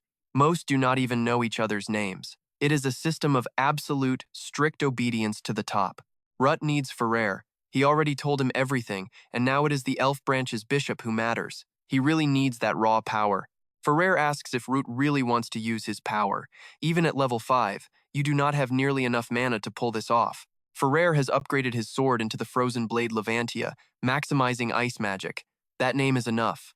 I know what you are thinking, but here is the twist. A sharp voice suddenly echoes out. It is the bishop. She taunts Rut, asking if he really planned to destroy someone else's front yard. Rut does not back down. You should have rung the doorbell, but I could not find it. Nice to meet you, 7th Bishop, Great Mage Griselda Valentin. Shocked that this kid knows so much about her, Griselda panics. Only high-ranking figures know her true identity. How does this brat know? Rut keeps pushing. He apologizes for not greeting her properly and flashes a strange sign. May the Lord protect you under the Dragon King's wings. I am Ruth Denatos, adopted son of leader Adam Migo, here to deliver his orders. Surprise after surprise hits her. That name, how do you know that? Realizing this kid is extremely dangerous, Griselda makes her move. She casts a spell, sending her 2 massive snakes to tear Rut apart. Griselda sneers. You sure know a lot about our temple, future warrior. Pretending to be a member is an insult I will never forgive. How dare you claim to be his son? I cannot stomach this kind of blatant disrespect. Rut fires back. Then how dare you doubt my father? Do you think the temple is stupid enough to leak the leader's real name to a kid like me? The snakes wrap around his neck, but Griselda shows no mercy. Once I rip your eyes out, you will understand, you foolish dragon slayer. Griselda continues. I do not know why you came to cause trouble, but since you know too much, I absolutely cannot let you live. Rut has not even fought back yet. Veins pop on his forehead in pure anger. He warns her not to do something she will regret. You know how much Griselda loved my father. She did everything just to please him. You are basically attacking his son. Griselda completely loses control. She tells him to shut up before she cuts his tongue out. She thinks Rut is just making up lies to save his own life, and she refuses to fall for it. 10 years ago, Rut drops a massive truth bomb that leaves Griselda frozen. His father was directly involved in that highly classified incident. Griselda stiffens in absolute shock. How do you know that? Rut declares boldly. A roof for the enlightened, serving the virtuous dragon god. The judge of this chaotic world has lost his way. As he speaks, an explosive power shatters the snakes. The sheer force catches Griselda off guard. Ruth repeats the words of the seven dragons. The controller of this filthy world, the executioner of the faithless. Let me say it again. I am the adopted son, Ruth Migo. Time rewinds to the battle with the dragon of all forms 15 years ago. The defense guild was entirely wiped out, leaving 0 survivors. The southern region was completely destroyed too. Looking at the ruined landscape, this is the legendary power of the beast. Griselda was an 8th-tier great mage who mastered everything, only to realize human magic is nothing compared to dragons. A man approaches her dying body. Trust me, you and I are going to want to see what happens next. Let's dive right in. You and I are about to witness the pure will of the dragon race. He believed humans should never have defied the divine dragon. For Griselda, this exact human delusion of superiority caused her all this agonizing pain. He wanted to hide their truth and doctrines from the world just to save her. It was her only path to salvation. Hearing those words, Griselda is brought to absolute tears. To her, this was a blessing from the man she called Lord, the very savior of her entire life. Because he knew everything that happened that day, she believed he was definitely the adopted son of Amigo. Griselda drops to her knees instantly, admitting she committed a grave sin. She hadn't heard any news about Rudd before this. She never expected the cardinal to have a secret adopted son hiding out in Arityum. Rudd has the total upper hand now. He coldly asks Griselda if the cardinal needs to report his every move to a lowly disciple like her. He mocks her, saying her devotion seems pretty weak. Hearing this, Griselda panics completely, desperately denying it. Rudd plays hard to get and turns away. He acts like he could not care less if someone like her doubts him. He says he will just report today's little incident to his father. He came here to check their progress, so she better lead him to the lake. Griselda grits her teeth, but to make amends, she agrees to guide Rudd. Turning away, knowing his act worked perfectly, Rudd complains a bit to Fairwar, glad nothing binds him anymore. But why so dramatic? Fairwar firmly insists that when it comes to lying, confidence is absolutely everything. Griselda actually brings Rudd to the Fire Dragon's seal. Playing his role perfectly, Rudd demands to know their unsealing progress. Griselda timidly answers that everything is flowing smoothly, estimating 3 years at this rate. Her voice just keeps getting quieter and quieter. Rudd fakes extreme anger, calling 3 years smoothly flowing. Griselda gently begs for forgiveness. Staring into the abyss, Rudd analyzes it. Just as he predicted, the seal perfectly matches the Fire Dragon's shape. Even if he manages to defeat the Thunder Dragon later, his preparation time is dangerously short. He absolutely has to use this chance to cripple the annoying Dragon Church's army size right now. Rudd speaks up again. It is finally time to teach these little lambs a harsh lesson about blessings. Rudd claims he already fooled the immortal heavenly sword. Everything is going exactly according to his adoptive father's plan. The subjugation battle's real goal is gathering the strongest dragon slayers into a subspace to slaughter them all at once. On the day of the battle, soldiers will gather outside the subspace for emergencies, including the Crown Prince of Alopia. Since the royal family is hostile toward the divine dragon, they are just another massive obstacle that needs to be completely wiped out eventually. Now watch closely. This is where he hooks her. He orders Griselda to assassinate the Crown Prince while he handles the dragon slayers inside. Griselda buys it, but nervously asks if this means starting a full-blown war. Rudd keeps his deadpan act going. A few dozen men will never be enough to fight the Crown Prince's elite guards. He continues his strict instructions. Gather absolutely everyone to annihilate them. Griselda fully believes Rudd's lies and instantly obeys the command. Mission accomplished, Rudd turns to leave, casually dropping that he will tell his father exactly what he saw today. But Griselda suddenly stops him, begging him to wait. Rudd gets annoyed he was so close to a clean getaway. He snaps, asking what she wants. Griselda forces a highly awkward smile. She just wants to apologize one more time for everything that happened earlier. She begs Rudd not to report her mistakes to the cardinal. She knows she messed up, but she is willing to do absolutely anything to not disappoint her lord. Rudd immediately plays hard to get, asking why he should believe her empty promises. Griselda scrambles, offering him anything gold, money, or rare treasures. Rudd says he doesn't need cash, but maybe she could hand over a few high-tier weapons instead? Since she is an 8th circle mage, she must have some pretty decent gear lying around, right? Rudd throws out the bait. Hearing this, Griselda lights up with pure joy. Of course, she eagerly offers options, like the Chain of Mists. She claims it works on any opponent, but Rudd suddenly cuts her off, demanding what the hell she is doing. Griselda panics. Rudd angrily barks, asking who gave her the right to choose. Bring everything out. He will take exactly what he likes. His attitude is completely arrogant. Terrified by this, Griselda immediately promises to bring it all out.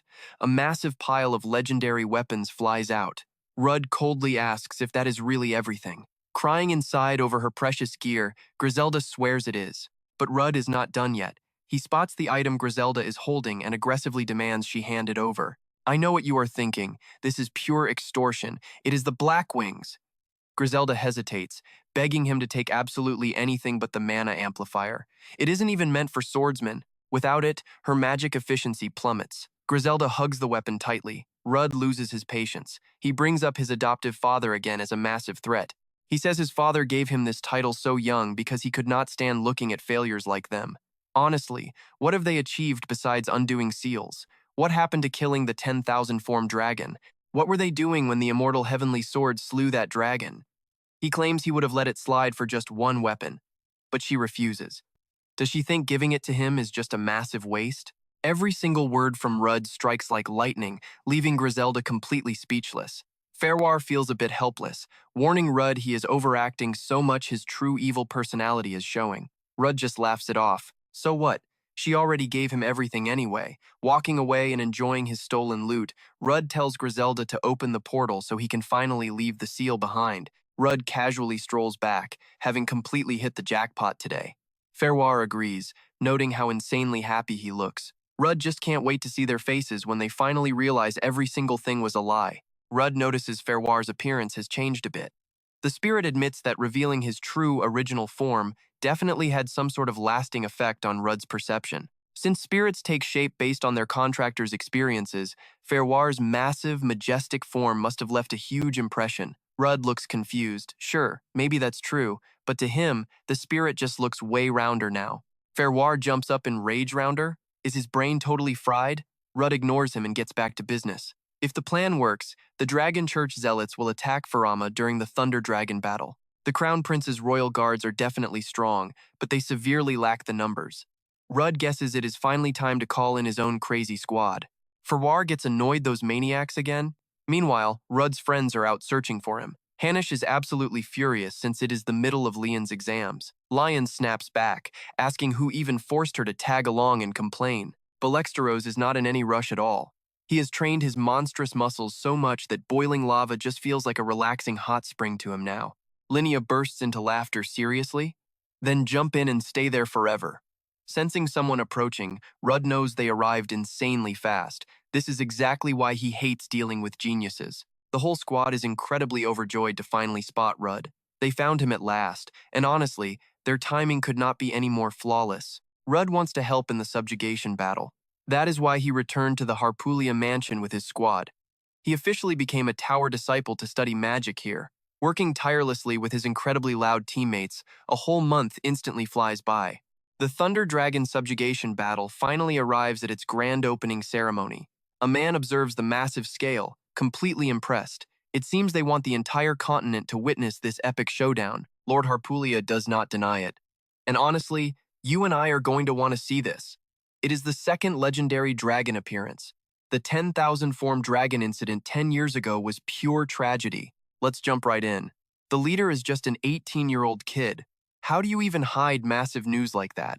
Honestly, he just came here to network with the high-ranking Dragon Slayer guildmasters. The lavish banquet is in full swing with tons of top-tier elites attending. But his ultimate goal is a total bust. He couldn't meet anyone important at all, except for the manager of the subspace. Tower Master Layla is here, busy greeting guests. Are they saving their energy for the funeral? At the very least, His Majesty and the Crown Prince should be here. Looking exhausted, Layla slips away and bumps into the lazy kid, Ruth. Who does he think the main character of this ceremony is? Ruth just claims he's tired and still has to take care of his younger sister. Layla is absolutely furious. Tired? She is prepping the entire subspace and suddenly has to feed and house all his friends. Plus, he made his own master handle this massive feast, and he has the nerve to complain about being tired? Feeling guilty, Ruth quickly apologizes to Layla. Still, she offers to take care of the little girl for him. She tells him to go greet those annoying nobles outside, since the royal family is fully supporting him. Ruth is confused. He never asked for anything. Layla explains that him becoming a fourth circle mage in just 1 month is absolutely incredible, but Ren is also super talented. The kid remembers everything she teaches, plus she is incredibly patient and hardworking. It's like looking at her own daughter when she was little. Snapping back, Leela tells Ruth to go show his face already. But looking at her, Ruth remembers his past life. In exactly 5 years, Layla will die. But now, he has regressed. Watch closely here, this is crucial. Even though he told Heneth Harpulia the ingredients for the cure, just like before, only she can perfect the recipe. He trusts her completely. The real problem? The final ingredient to cure the mana fever is a literal piece of the frost dragon's body. Thinking about it makes Ruth feel a bit overwhelmed. Suddenly, someone calls out to him. It's Heneth Harpulia, looking absolutely stunning in her dress. Ruth must have made her walk back and forth forever just trying to find him. Ruth is totally clueless. Why was she looking for him? Heneth Harpulia gets defensive. If the main character of the event is missing, obviously someone has to find him. Plus, she had something important to tell him before. Before she can even finish, Ruth grabs her hand and just stares intensely at her. Heneth Harpulia immediately blushes hard. She stammers, asking what's wrong. Ruth just asks why a clumsy person like her is drinking wine. He was just teasing her. Heneth Harpulia gets embarrassed and mad. What is he even talking about? Wine isn't even that strong. But Ruth just coldly walks away. Does she want him to repeat exactly what she once said to her own mother? Heneth Harpulia secretly curses him out. Looking at the wine glass in his hand, Ruth looks briefly terrified. In his past life, he couldn't understand who she got her drinking habits from, but now, seems like she was just born that way. This girl is unbelievable. Meanwhile, Heneth Harpulia is trying to play it cool despite her blushing. Ruth just tells her to hand over whatever she brought. Bam! A pair of gloves hits Ruth right in the face. He asks what this is. Heneth Harpulia explains it's custom gear she crafted herself. She even added lightning resistance, though she isn't sure how long it'll hold up against the lightning dragon. Ruth gives her a compliment. Super useful, even if they look a little bit ugly on the outside. Heneth Harpulia thinks to herself, this guy always makes her heart skip a beat. So annoying. She refuses to admit she's falling for him. She just doesn't want to lose a friend, that's all. He means nothing to her. Then Ruth says he also has something for her. He pulls out a pair of earrings, leaving her completely surprised. But the second she grabs them, the earrings instantly transform into a weapon. It is a shape-shifting staff. Aren't items like this insanely rare in this world? Not only does it massively amplify magic, but it also boosts raw mana. These are all top-tier spells. This has to be a legendary item. Ruth is super proud, even bragging that he totally scammed someone to get it. But he tells Heneth Harpulia not to worry. The staff turns into earrings, so it's super convenient for her. He knew she hated carrying those heavy staffs around anyway. Heneth Harpulia absolutely loves it. She immediately warns Ruth not to dare ask for it back later. Overflowing with happiness, Heneth Harpulia puts them on and smiles, thanking Ruth. He's glad too. No problem at all. The earrings really look beautiful on you, he compliments her. That completely unintended riz makes Heneth Harpulia blush bright red. Unable to speak, she just runs away, shouting that she's going to show her mom. I know what you're thinking. Romance time over? Yep, now it's Steroze's turn to find him. He mentions that tons of people are looking for Ruth, but Ruth has zero intention of going out there. It's not like he knows any of them anyway. Steroze doesn't get it. Isn't this the perfect chance to network with all the prestigious noble families? Ruth tells him to go meet them himself then. Steroze shoots back that he is already famous enough. Ruth also has something he wants to give Steroze. He pulls out a ring. Completely misunderstanding the vibe, Steroze panics and says he only loves Ruth as a very good friend. But definitely not in the romantic way Ruth is implying. Ruth gets absolutely furious. He angrily explains that this is a protection ring. It can completely block one single fatal blow. Since Steroze always does crazy suicidal stuff, he just needs to wear it right now. Ruth says he isn't judging Steroze's fighting style at all. He knows warriors have their own fierce pride. That's exactly why this isn't some weak protective spell. It is simply a special item that will give him a second chance at life. Because Ruth clearly remembers the fatal wound Steroze took in his past life. But somehow, Steroze still thinks this is just a pure friendship ring. The Steroze family never wears armor, but if his best friend insists, he will listen. Ruth can't take this cringe anymore. He warns Steroze that if he speaks any more nonsense, he is getting a punch straight to the face. Suddenly, out of nowhere, Lenia drops in.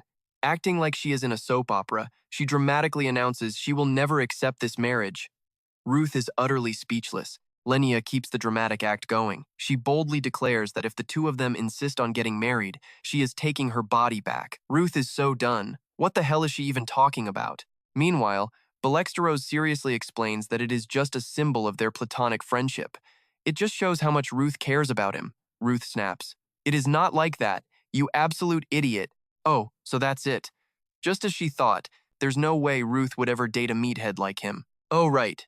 She tells Steroze his father is actually looking for him. Hearing that, Steroze sadly walks away. Ruth scolds Lenia for driving him off like that, especially since she clearly saw everything that just happened.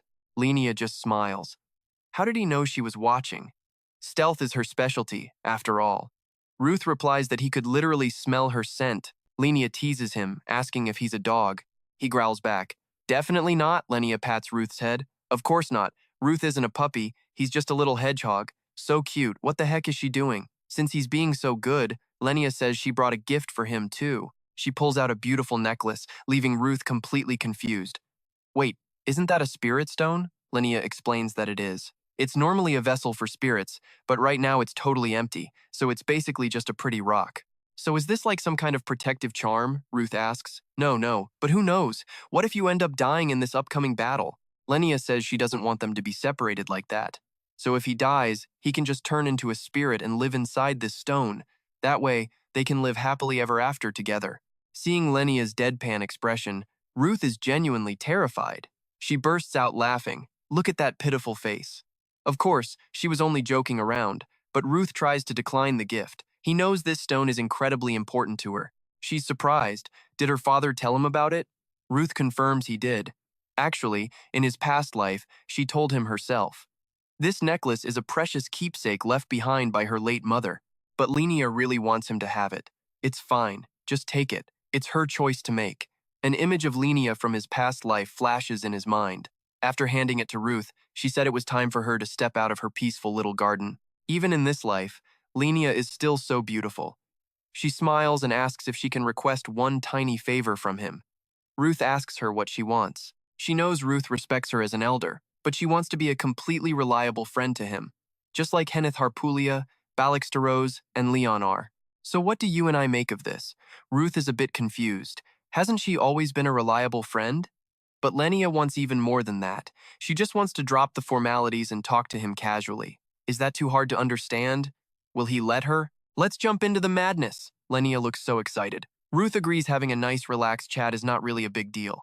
Lenia is practically glowing. She mentions a beautiful garden by the balcony and asks if he wants to check it out. Ruth says yes, but wait, shouldn't they be heading to the dining hall? It is almost time for dinner, after all. Ruth starts saying he heard the royal chef was invited, but before he can even finish, Lenia dashes off. He chuckles to himself. A quiet backyard garden is definitely going to be way less suffocating than staying in here.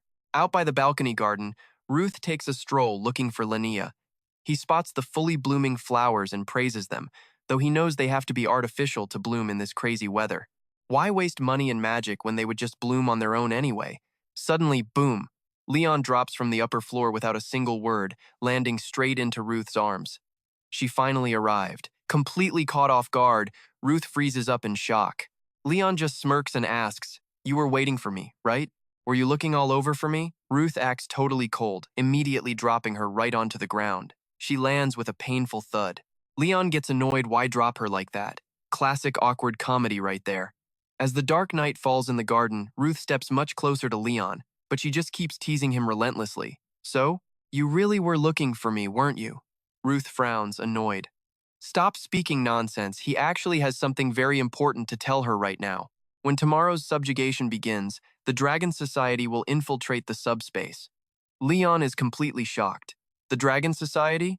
Is this actually really happening? Ruth admits this is the exact trap he set up. Like he said before, those fanatics are the absolute biggest roadblock on their path to killing the 7 dragons. He tried his absolute best to lure as many of them as possible into this battle, including the chief priest and Elfu's whole unit. He seriously needs her help to take every single one of them down. To be perfectly exact, their society leader is an 8th circle mage.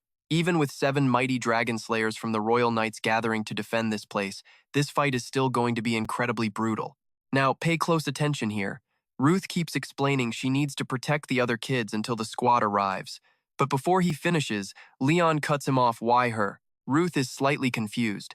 Leon asks why he is only telling her this, instead of waiting for everyone to gather up first. Ruth simply explains that the Vicious Dragon Society members are all regular humans. Those scumbags might have killed nasty monsters and magic beasts, but they have never actually killed a human being. They would definitely panic, which is why he came to her. But what about her? Leon gets totally defensive. So he thinks she is perfectly fine with it? Just because he knows her future does not mean he knows absolutely everything about her. Yeah, she went crazy for revenge and ruthlessly killed people in the past, but she has changed now. She initially only wanted to help him, so why should she help those random strangers? Ruth quickly calms Leon down. Do not be mad. It is really not like that. The current her is completely different from her past life. She is so much stronger now. He knows that taking a life is never easy for her. But the real reason he told her all of this? It is not just because she is the only one who knows he is a regressor. It is simply because she is the absolute strongest person he knows.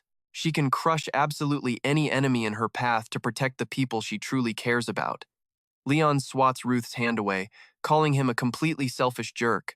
Ruth immediately apologizes for his words. Leon points out that despite all his smooth, sweet talk, this entire dramatic conversation is totally meaningless unless he manages to come back safely after killing the lightning dragon. Ruth slowly nods. In his past life, he won, but back then he had someone else beside him. This time, he has her, Leon. He openly admits he used to be incredibly weak. Hearing that, Leon yells at him to stop putting himself down like that. Leon insists he is way stronger than he was back then. Even if it is just because he regressed, his power is completely real. He is always working so incredibly hard to find the absolute best solution. Plus, he already knows her mother is in this subjugation squad too, right? Ruth's cheeks turn bright red as Leon playfully pinches them. She firmly tells him they have to win at all costs. Ruth completely agrees. Hearing that, Leon finally smiles gently. Ruth complains her pinch felt like getting his teeth pulled out. Leon tells him to stop overreacting. She barely even hit him. But wait, is he actually bleeding?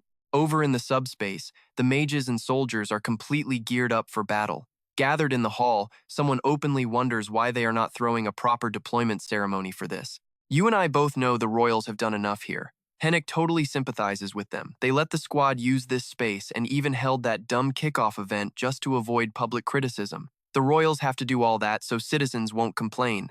But Leon still wonders. If there is no real deployment ceremony, it might just be due to the Bernstein family's deeply rooted grudge against dragons. In the distance, the crown prince approaches to greet the troops, or maybe he just wants to save face with the bloodline nobles. The prince turns, spots Ruth, and immediately says hello.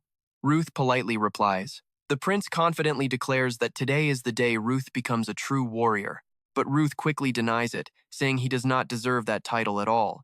The prince tells him not to be so incredibly hard on himself. If he is really not worthy of that title, then why would the royal family go through so much trouble to help him out? Ruth mutters internally, when did he ever ask for their help anyway? Besides, from the very beginning, does acknowledging someone as a true warrior not require the Holy See's direct authority? He actually heard that without concrete proof, the Holy See would not even bother looking into it.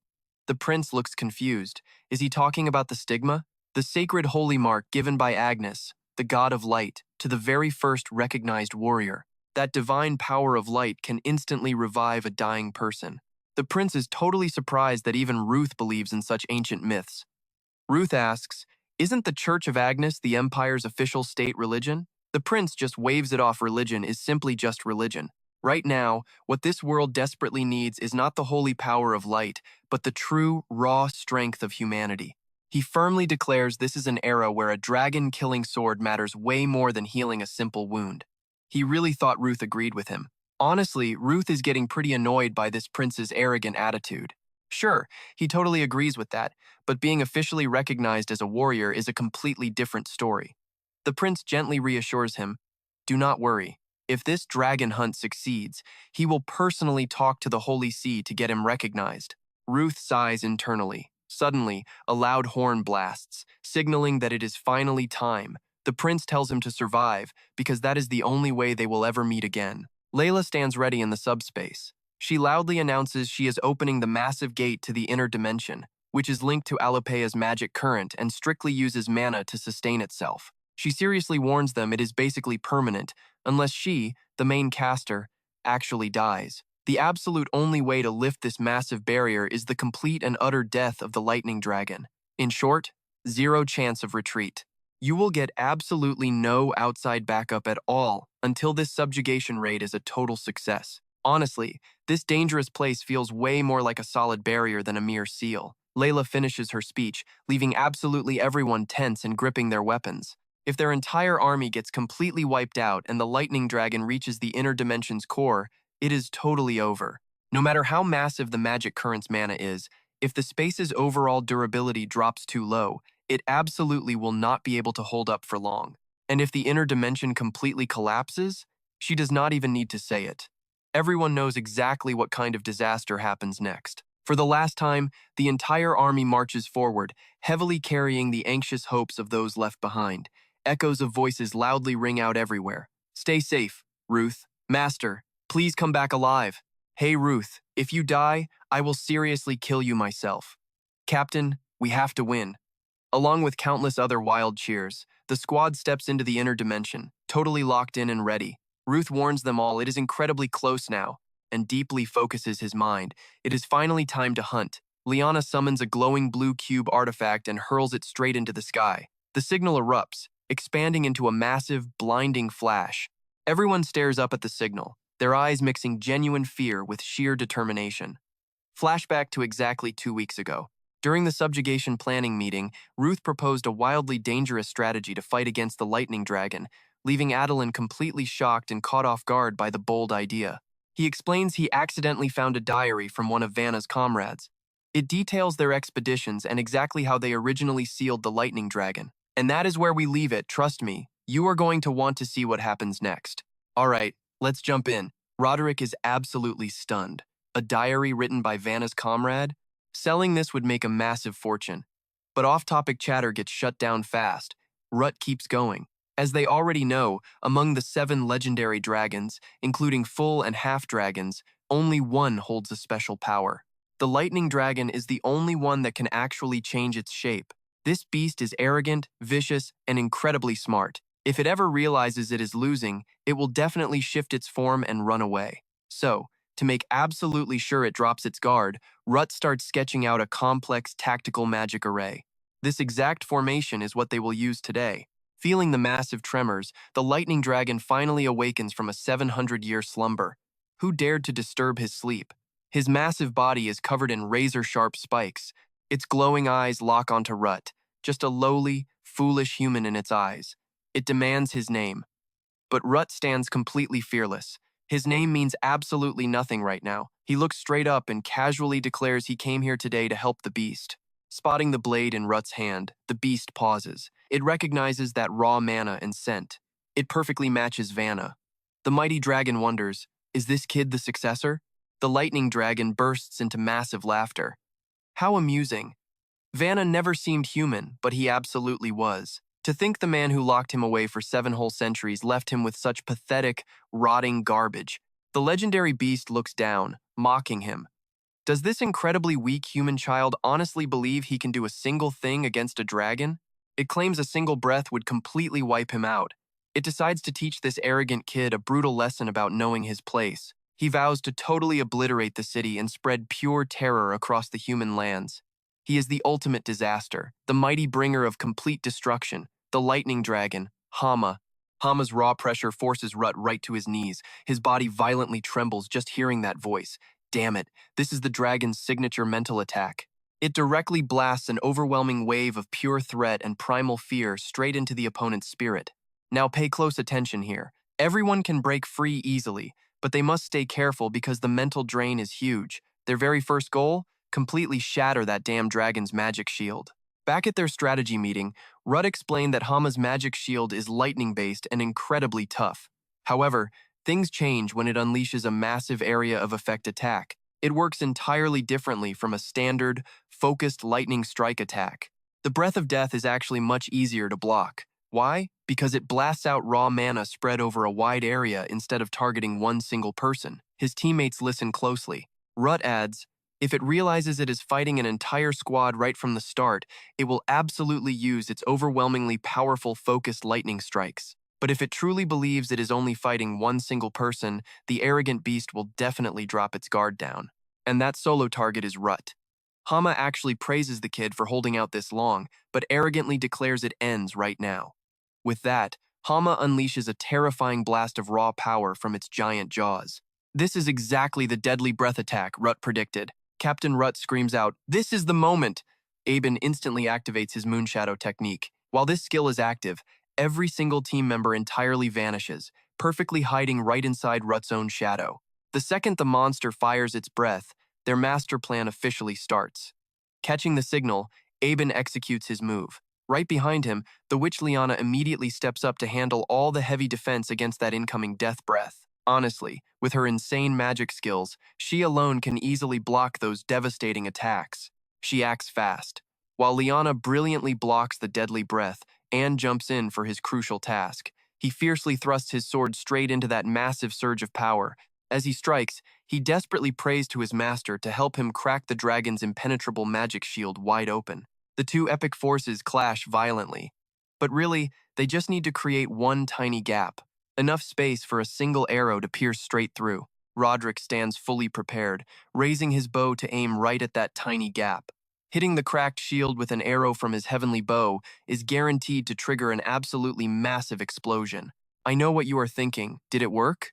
Absolutely. A colossal explosion erupts. Massive energy from the bow violently pierces the lightning dragon's shield, completely shattering it. But unfortunately for them, the giant beast barely feels a scratch. Its glowing eyes lock onto Rut's entire group with pure, boiling rage. Gritting its fangs, it curses them. Another wretched successor of Vana, it mocks them for pathetically hiding in the dark, calling them nothing but lowly bugs crawling on the dirt. The mighty Hama throws its head back and unleashes an earth-shattering roar, violently shaking Aben's invisible shadow barrier. The furious beast dares them to use every single cowardly trick they have. It promises to show them what true godlike power really feels like. Right as it speaks, brutal lightning violently erupts, completely wrapping around its massive wings. Liana spots the sparking energy and immediately screams a warning. The beast is charging up a devastating lightning strike. She frantically throws up a heavy magical defense and panics and screams Rut's name at the top of his lungs. Rut instantly knows exactly what she needs him to do, giving a hard, quick nod. Without a second to lose, the duo perfectly syncs up, front and back. Their immense shockwave energies instantly fuse together to launch a crazy counterattack. Their combined blast violently collides straight into the dragon's brutal lightning strike. In a single terrifying heartbeat, the entire sky is swallowed by blinding lightning, making everyone on the team sweat cold fear. Flashback to the strategy room. Someone asked Rut exactly how he planned to handle these lightning attacks. Liana explained it perfectly. Dragon magic plays by completely different rules than human spells. Hama does not chant. It attacks on pure, destructive instinct. Because of that, its raw magic is not tied down to one single form. Hundreds of unpredictable lightning bolts crash down, and since every single strike takes a totally unique shape, simply dispelling them is absolutely impossible. Rut did not even hesitate. If they cannot break the spell, they should not bother dodging. They just need to counter it head-on. He ordered Liana to funnel the lightning's path using her white flames, while he and the commander forcefully bend the trajectory itself, and strongly agreed. His martial arts are actually perfect for wide-range defense, so he confidently took charge of guarding the squad. Anything that slips past, just let the heavenly bow user snipe it. Hearing that crazy plan, the archer immediately complained, shouting that it is much easier said than done. Rut totally ignored the complaining and kept pushing forward. He boldly declared that once they successfully shatter that energy barrier, the very next step is violently dragging that arrogant dragon straight out of the sky. Plus, Hama is extremely cautious, focusing entirely on healing magic. Trust me, you will want to see how this ends. Stick with me here, because this is where the raid gets crazy. Aben looks dead serious. He knows Shadowbind can't hold a Dragon Emperor for long. Even backed by heavy magic, it only paralyzes the beast for a brief second. Rut stays completely calm. He says linking the shadows is all they need. Their real trump card? The shadow-severing sword. And that legendary weapon is right there, gripped tightly in Adeline's hands.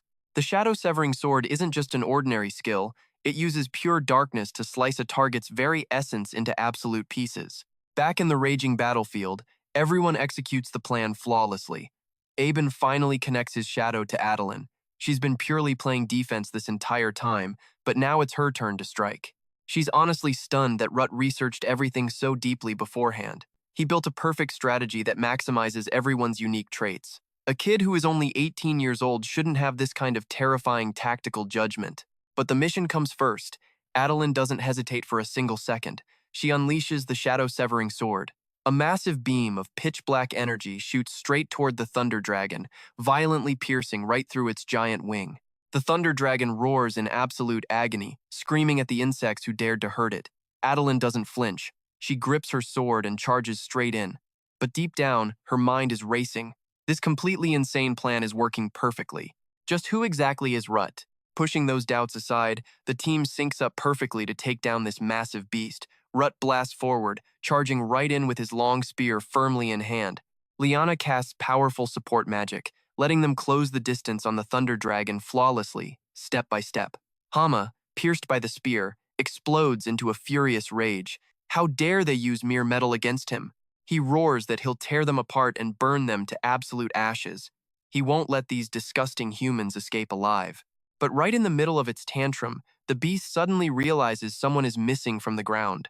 Ruth has completely vanished. He's already behind the dragon's back, gripping a long spear. The Thunder Dragon immediately senses his presence. It scoffs coldly, realizing this boy is the mastermind. Ruth just gives a faint smile, asking if the giant lizard is trying to learn his name. He doesn't hide it at all. He bluntly declares himself the prime successor of the heaven-piercing arts. The second he finishes speaking, his spear glows. A massive magical tornado suddenly rips open across the sky above them. Without wasting a second, Ruth hurls his spear straight toward Anne, shouting for her to catch it. Anne is definitely annoyed by this arrogant kid, but she still reaches out and grabs the weapon mid-air. She instantly channels her magic. The spear is immediately swallowed by a surging current of blue energy. Of course, Anne doesn't miss the chance to scold Ruth, yelling that raw power isn't everything and he needs to work on his personality. Now pay close attention, because the stakes are about to skyrocket. The rest of the team stays busy, with Liana rapidly stacking support buffs onto Roderick. Arrows fly out with brutal momentum, smashing into the Thunder Dragon. They know the Shadowbind will break soon, so they need to guarantee enough massive damage to actually hurt this beast. But reality doesn't care about their perfect plans. The damage was just way too shallow, and the dragon's magical shield has already fully regenerated. Once that magical shield is back up, their attacks become practically useless. The beast roars, cursing them out. Ruth still tries to drive his spear deeper into its flesh, but the magical barrier is just too thick to pierce. He grits his teeth in sheer frustration. The Thunder Dragon is now in a state of absolute blinding fury. Ruth violently bites his lip, completely unable to hold back his boiling anger. The fighters on the ground aren't doing any better. Pushed back by Hama's explosive energy wave, they just grit their teeth and retreat. Then things go from bad to worse. Massive magical crests begin lighting up all across the sky. Liana spots them instantly, and her face drops in pure horror. This monster is trying to cast multiple high-tier spells at the exact same time. The raw power radiating from Hama is just way too intense. Thousands of lightning bolts crash down relentlessly, completely breaking right through Liana's struggling defenses. Adeline violently sprints toward her. Before the worst happens, Adeline catches Liana and desperately throws up a heavy protective barrier over both of them. Hama glares down from the sky like a supreme god looking at mere insects. Dripping with utter disgust, it sneers that it expected humanity to finally change after 700 years. But apparently, humans haven't made any progress at all, just descended into total pathetic self-indulgence. Such a mediocre species shouldn't even be able to survive for a single century. Did they really think they could defeat a dragon of the 7 branches? Hama pauses for a second, then coldly declares he will snap his own wings and walk the earth like the bugs they are. But for this one fleeting moment, every bit of this humiliation will be fully repaid by the screaming agony of mankind. Its glowing eyes lock onto Ruth, overflowing with raw hatred. How dare this mere boy look down on a dragon emperor? It vows to slaughter every living creature who even knows his name, and Ruth will be forced to watch with his own wide eyes as they are violently erased from this world until the very end. Once the boy loses his mind from sheer terror, it will chew him up and swallow him whole. It tells Ruth to feel proud, because he gets to be the main course in its ultimate entertainment. I know you're thinking this fight is already crazy enough, but buckle up. Meanwhile, in the outer airspace, the clear blue sky suddenly goes pitch black. An absolute nightmare unfolds as the heavens are instantly blocked out by a massive swarm of dragons. Humanity's greatest enemy has arrived. They've walked right into a massive dragon ambush, forcing Iris to scream for an immediate defensive perimeter. Henith stares at the overwhelming swarm, violently biting her lip. What the hell is actually going on here? She didn't feel a single trace of magical fluctuation at all. Plus, how are these low-tier dragons suddenly moving with such perfect military coordination? But when they finally look closely, they spot the horrifying truth. There is literally something riding on the beasts' backs. Humans. Literal humans are controlling the dragons.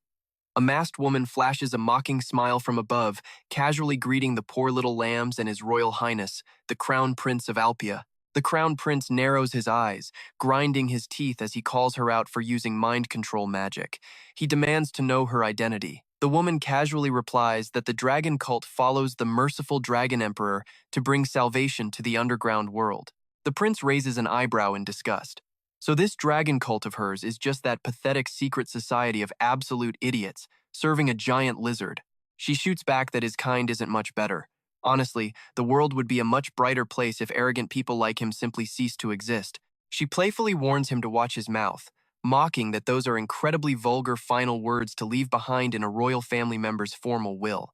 Hearing this absolute disrespect, the prince's guard instantly explodes with blinding rage and lunges right at her. How dare she insult the crown prince? But she doesn't panic at all. She just chuckles calmly, gracefully flicks her wrist, and summons a massive dark magic circle that effortlessly blocks the guard's furious attack. She smirks lazily, telling him not to be in such a rush. He'll be joining his precious prince in the afterlife soon enough. With a single snap of her fingers, the introductions are officially over. The fanatical followers of the dragon cult instantly swarm in, aiming straight for the crown prince. The royal guards rapidly form a tight defensive perimeter around him. But the cultists don't just have insane numbers, they are highly trained killers. It doesn't take long before the royal guards are completely overwhelmed and pushed back. The royals are absolutely baffled. Since when did a full-blown rebel army of this massive scale just quietly pop up on the continent? The prince is now in serious danger, but thankfully, Steroze arrives just in the nick of time to back him up. Steroze unleashes a massive pillar of fire, instantly incinerating the assassin who was targeting the prince. Steroze never expected to be fighting fellow humans instead of monsters. But he has zero choice here, it's kill or be killed, and the reality of it is terrifying. Still, there is no way he'll stand by and let his comrades be slaughtered by these maniacs. It's time to go all out and protect everyone. And just like that, the battle in the outer airspace erupts into absolute chaos. Both sides have crystal clear goals. The dragon cult wants the crown prince's head, and humanity wants to wipe out every last masked fanatic. The masked female leader watches the bloodbath from high above, frowning slightly. There are way more capable fighters down there than she originally calculated, probably students from the academy. But honestly, it doesn't matter anyway. Their one and only target is the crown prince. Still, if these talented kids keep growing, they could become a massive threat to the dragon cult later. So she decides to just nip the problem in the bud and eradicate them right now. But right at that moment, a bizarre magical dimension suddenly flashes into existence, completely trapping her inside. She just snorts in pure contempt. There's no way she's letting some cheap trick manipulate her. With a casual wave of her hand, she violently shatters the magical space. Narrowing her eyes at the person who dared cast it, she can't help but crack a sinister smile as she calls out a single name, Iris. So what do you and I make of this twist? Iris glares right back, gritting her teeth. She calls her Grand Mage Griselda the exact same woman who supposedly died 10 years ago during the Myriad Dragon incident. Yet here she is, fully alive. Let's dive right into this crazy showdown. Hearing those words, the masked woman stops hiding. She rips off her mask, revealing her true face. Just like she guessed, Iris recognizes her instantly. And get this, she actually invites Iris to join her twisted enlightenment. Iris just scoffs. If she survived, she should have stayed hidden and kept her mouth shut. Instead, she's worshipping those monsters as gods and acting as their lapdog. She is an absolute disgrace to every single mage out there. Griselda ignores the insult. She coldly replies that Iris has the exact same boring temper, telling her to just loosen up and have a little fun.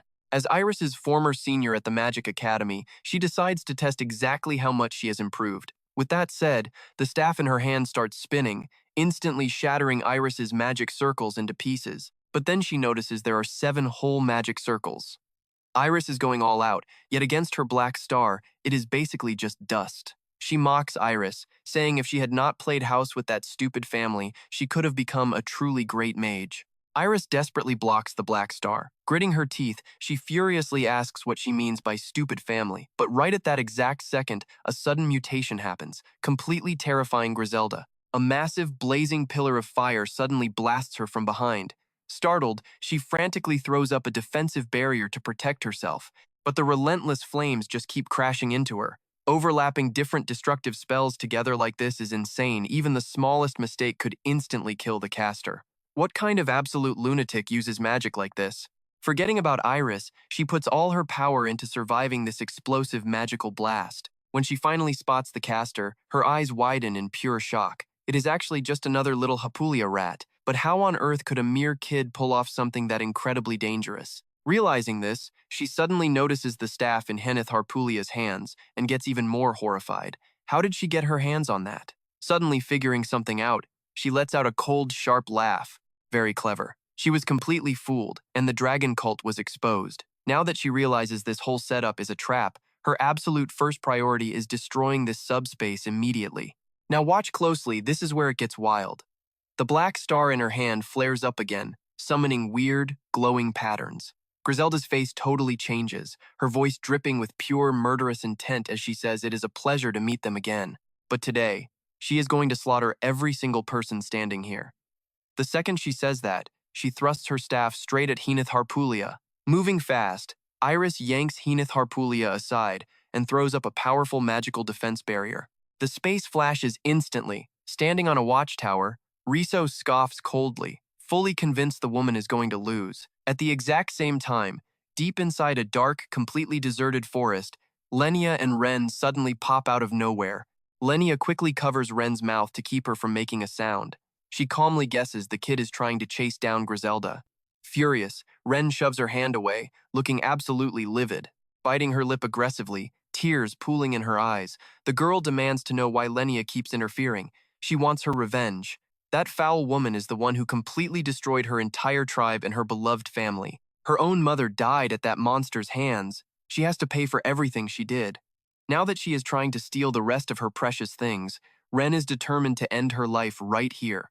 Lenia gently warns her that she will be killed instantly, but Ren does not care at all. She stubbornly tries to leave, so Lenia grabs her hand tightly. She asks the girl what about Iris being put in danger just to protect her. Hugging the bitterly crying Ren, Lenia pats her head to comfort her. She completely understands how incredibly angry the kid is, but she has to start thinking about the other people too. She tells her to wait until she is strong enough to protect everyone. Think about how devastated Ruth would be if she died. Ren stays silent in Lenia's arms, suddenly feeling a deep wave of pure nostalgia. Sighing softly, Lenia says she is going to cast an invisibility spell on her, so she needs to stay put. She reassures the little girl, telling her not to worry until she finally becomes strong enough. With that, Lenia immediately stands up to face the dragon cult members. Ice magic starts forming in her hands, ready to blast them into oblivion. She is going to protect Ren at all costs. Meanwhile, Leon is running around with her sword, desperately searching for everyone. She clearly feels the magical reaction. Stop! The master of the Red Tower must have severed the connection once again. She can also feel the Black Star moving in that exact direction. She had originally planned to launch a devastating surprise attack when the time was absolutely right, but Henith Harpulia completely messed everything up. Suddenly, a weird noise right behind her makes her flinch and spin around in shock. It is Henith Harpulia. The second she arrives, she angrily questions why Leon just stood there watching everything. Leon glares right back at her, saying she is the one who should be asking questions here. Why the hell is she here all alone?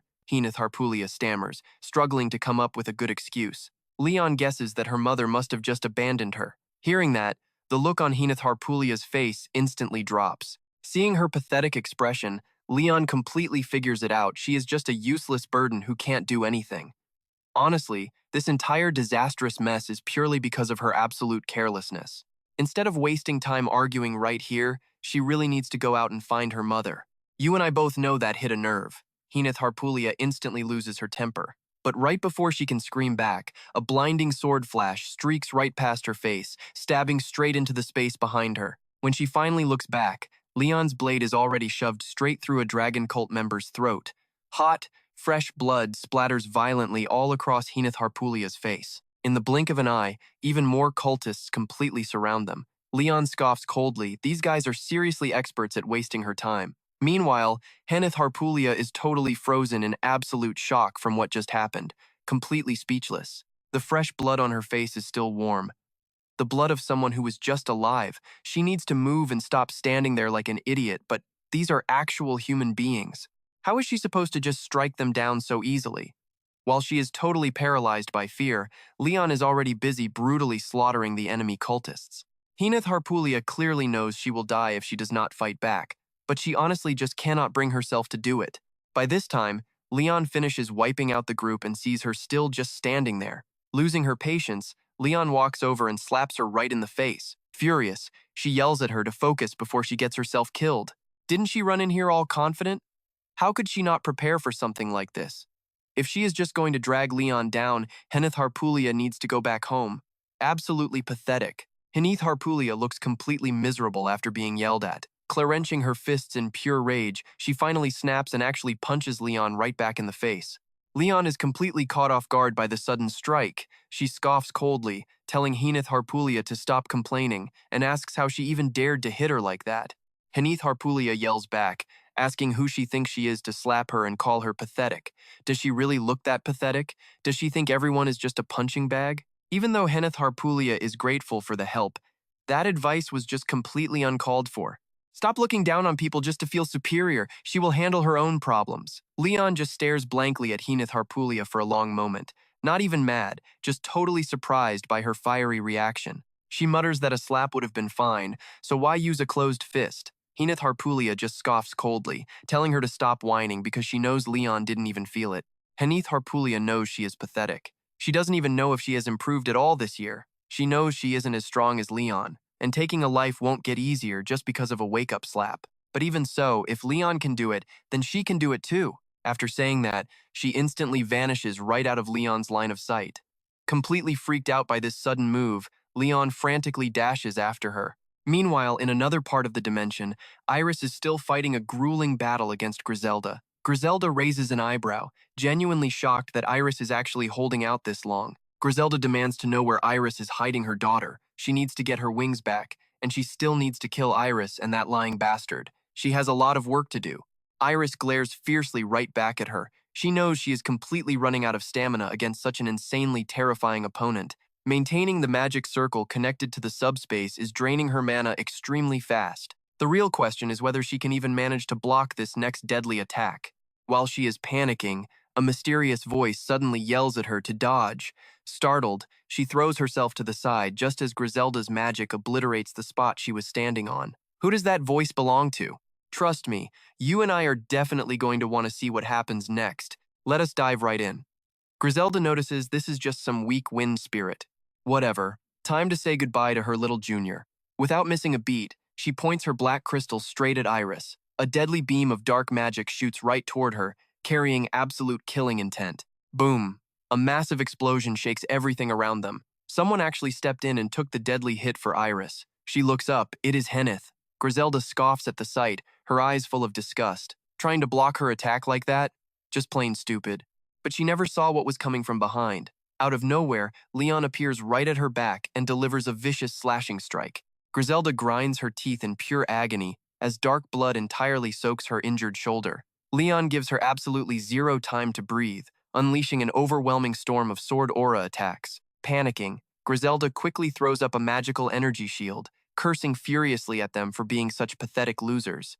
You have to admit, Leon hits way harder than those other weak fairies. His relentless strikes are actually giving her serious trouble right now. On top of that, she still has to block Henith, backing him up with magic attacks. Henith charges in, wielding just a broken piece of her staff.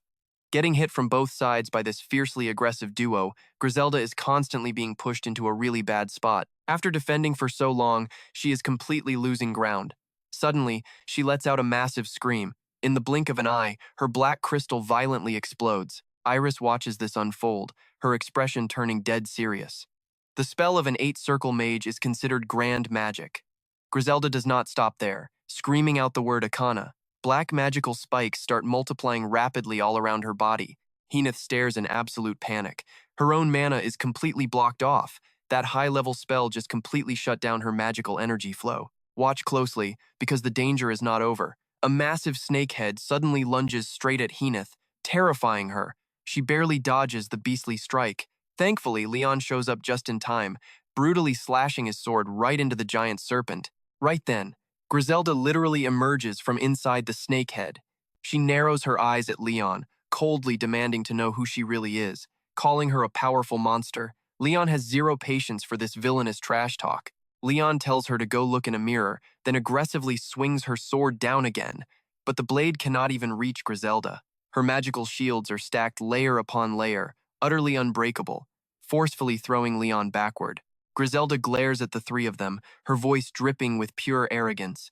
It does not matter anyway, she plans to slaughter all of them. She was just curious, treating the answer as Leon's dying words. Leon finally realizes the real problem, why she cannot use her own magic anymore. Heenith just scoffs coldly, telling her to actually use her brain and think about it for a second. Griselda lets out a sinister chuckle. If Leon refuses to answer, she will just take her life and figure it out herself. But the moment she finishes speaking, a mysterious voice suddenly echoes from the forest. Immediately after, a massive explosion violently rocks the area where Griselda is standing. When the dust clears, two completely new figures have appeared, a man and a woman. The woman angrily yells at Griselda, claiming she's the only one allowed to defeat her student. The man beside her just chuckles, saying she is exaggerating. Meanwhile, inside the subspace, Ruth's squad has clashed with the Thunder Dragon countless times. Every single one of them is completely covered in brutal wounds. They have pierced its shield and slashed apart its fortress-like body so many times already. Yet the Thunder Dragon shows zero signs of fatigue. Are they really going to die here? Is all their hard work just going to waste? Just then, and speaks up, sharply warning them to stop acting like total idiots. Anything with a heartbeat will eventually die, even the shape-shifting dragons. Aben is no exception, unless he is literally a god. Hearing this, the group immediately starts mocking Aben. Furious, Aben glares at the two of them and loudly orders Liana to sever the mental connection between those specific members. Ruth understands Han's worry and steps in to reassure An. Their efforts will absolutely not be wasted. During their first strike on the shield, they had to go all out just to chip it. Ruth frowns at the beast and starts chanting a spell. Massive blocks of ice instantly materialize, blocking the Thunder Dragon's deadly lightning strikes. What they gained from all these relentless clashes is the ability to easily shatter its barrier. Its defensive shield is way weaker now. Even Hama's mana is entirely concentrated around its neck area. That specific detail means the legendary monster is genuinely feeling threatened by them. Hama is getting furious. After 700 years, a Pharaoh is acting as a human slave. Hearing this, Ruth's teammates are shocked. Someone reminds Liana not to push herself too hard, handing her a stamina recovery potion. Then they ask Ruth if he is absolutely sure the dragon heart is located there. What are the exact percentage odds? I know what you are thinking. Can they actually pull this off? Well, Ruth confidently says 95%, but secretly, it is 100% because he checked it in his past life. Roderick happily cheers. 95 is basically a guarantee. He will give it his all, while Liana just scoffs. So he is actually taking that massive gamble. Adeline, who can amazingly still stand firm, coldly speaks up. No matter what, they really only have one single option left here. They cannot drag out this exhausting war of attrition any longer, so they will do exactly what Ruth wants. Everyone here fully trusts him and relies on his plan. If that remaining 5% chance of failure happens, the seniors will step up and handle the mess. He does not need to worry at all. Suddenly, the ground violently explodes right beneath them. The group instantly scatters. The Thunder Dragon relentlessly chases them down, sneering that they are just throwing their lives away. What a bunch of absolute fools! Roderick draws his bow and fires at Hama, pouting. Throwing their lives away? Total nonsense. They have a solid 95% chance of winning, and that is more than enough odds to bet their entire lives on. They keep ruthlessly attacking the Thunder Dragon. Their fierce, aggressive momentum makes the beast unbelievably furious, roaring loudly that it will melt every single one of them into ash. To target the Dragon Heart, they have to fight at extreme close range. But the Dragon Emperor is on high alert right now. They need to carve open a path no matter what. By coordinating their heavy attacks, they must force its colossal, heavy body to actually move from that spot. As the magical shield gets weaker, it struggles to block everyone's incoming strikes. They are going to use a massive area of effect attack once again, so they must seize this perfect opportunity. At this moment, Aben suddenly charges forward, screaming at the ugly, overgrown reptile. Ruth rushes in at the exact same time, endlessly taunting it. He mocks how the Thunder Dragon's attacks have gotten so weak. Why struggle so hard against a bunch of annoying little bugs? Could the mighty dragon actually be scared? This blatant provocation makes the Thunder Dragon absolutely lose its mind, spitting a massive fireball straight from its mouth. Ruth frantically dodges to the side, narrowly avoiding the blazing inferno rushing at him. The Thunder Dragon glares at Ruth with a cold scoff. Did he seriously think it would fall for the exact same trick twice? Ruth starts feeling the pressure. He silently contacts the squad to switch their coordinates, warning them to expect a vicious counterattack. Liana immediately casts her magic to shift the entire battlefield formation. Ruth's group completely vanishes from the Thunder Dragon's line of sight. This sneaky maneuver makes the majestic beast extremely annoyed. In its eyes, aside from scurrying around like little rats, they cannot accomplish anything at all. But right then, Adolin charges in with his sword, landing a savage slash directly on the Thunder Dragon's body. The beast does not look worried in the slightest, though. That strike is basically just a minor scratch to it. It barely has any real effect on its massive form. Yet the moment it thinks that, complex magical arrays suddenly appear, totally trapping the dragon's massive body. Adolin finally speaks up. They have successfully disabled its regeneration ability. The suppression will only hold for about 30 seconds. The Thunder Dragon simply refuses to take their little stunt seriously. It considers all this absolute garbage. It is going to crush them into bloody paste right here, right now. Instantly, its colossal body rises up, completely blotting out the sky. It dive bombs straight down from the air, aiming to flatten Ruth's squad into nothingness. In that heart-stopping, split-second moment, and appears just in time, throwing up a defensive barrier to save Roderick's life. He breathes a massive sigh of relief. He almost died right there. He immediately regroups, firing an endless barrage of arrows at Hama. The arrows fly like lightning, but to Hama, just a boring trick. And that is where we leave it. You are going to want to see what happens next. Alright, stick with me here. You and I are about to watch an absolute bloodbath. The beast wants everyone dead. Rut stays focused. That golden dragon blood is hot as molten iron. One wrong move, and it is game over. Right on cue, the lightning dragon launches a brutal counterattack. Rut keeps his eyes locked on that incoming golden blood. With the Bloodstorm sword in his grip, this could actually be his perfect opening. Waiting for the exact right second, Rut charges right in. Before this, back when he was rolling around on the dirt completely beaten down, he finally saw it. The exact spot where his brother had pierced the dragon's heart.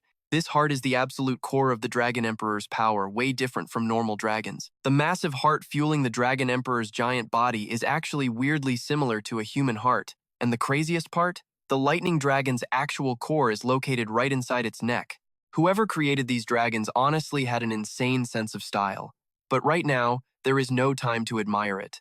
Everyone's mana is almost completely drained. They have to pour absolutely everything they have left into this one final strike. Thinking he can literally slice through space itself, Rut instantly unleashes his massive Great Slash technique directly at it. The group behind him watches in pure joy. They actually think he just pulled it off. But Rut can feel it that hit was not enough. The beast's heart is still beating because, right at this moment, it transforms into a completely human-like shape. He remembers his past life, where his brother barely defeated the lightning dragon, covered in brutal injuries but praised by everyone. Looking back on it now, his brother truly was an absolute legend back then. But while his mind is suddenly wandering, a massive, deafening scream snaps him right back to reality.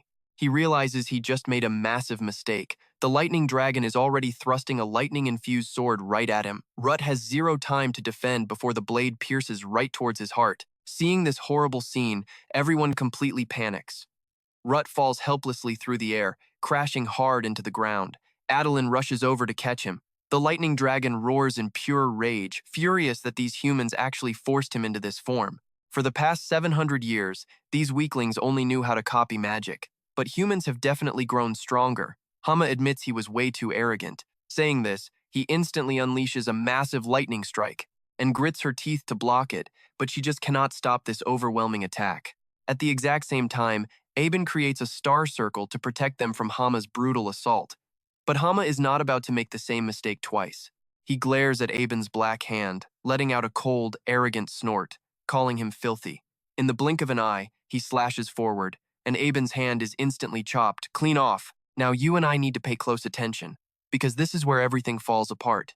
Roderick desperately yells for Liana to use healing magic, but Hama will not give them a chance. Before her mouth can chant those spells, he makes his move. Using a terrifying hand covered in razor-sharp claws, he violently crushes her mouth, completely silencing her, and desperately charges right at him, swinging her sword non-stop in an absolute frenzy. Sharp streaks of sword energy flash wildly through the air. Roderick does not just stand around either, firing an arrow straight at Hama, but Hama casually raises his hand and catches the arrow like it is absolutely nothing.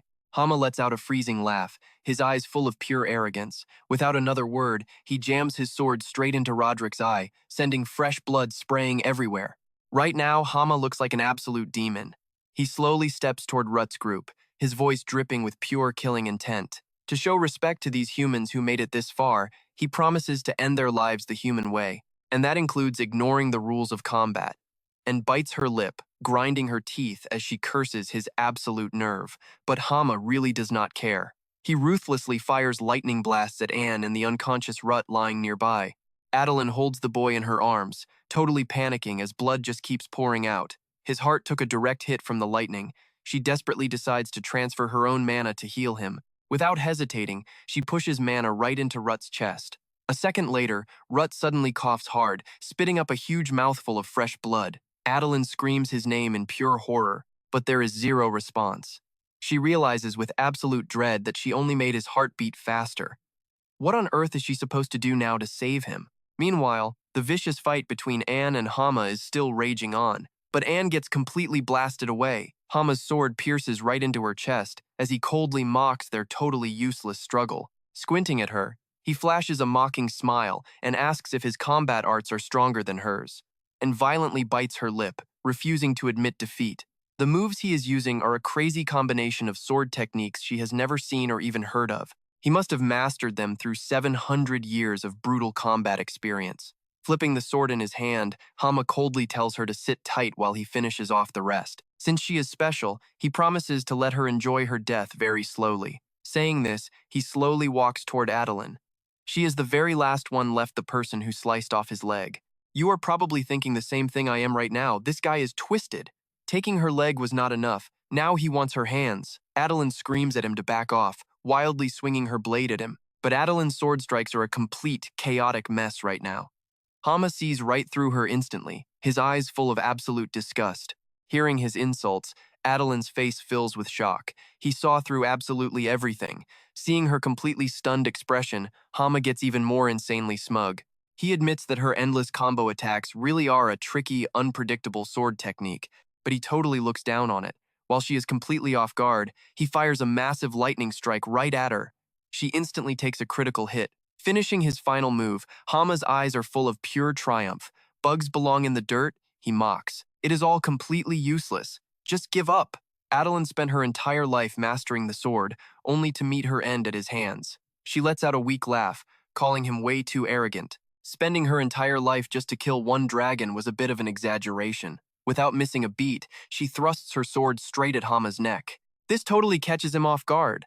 Adeline was already bound to his shadow. Was that previous clumsy strike just a distraction? She flashes a weak smile and tells him to never underestimate humans.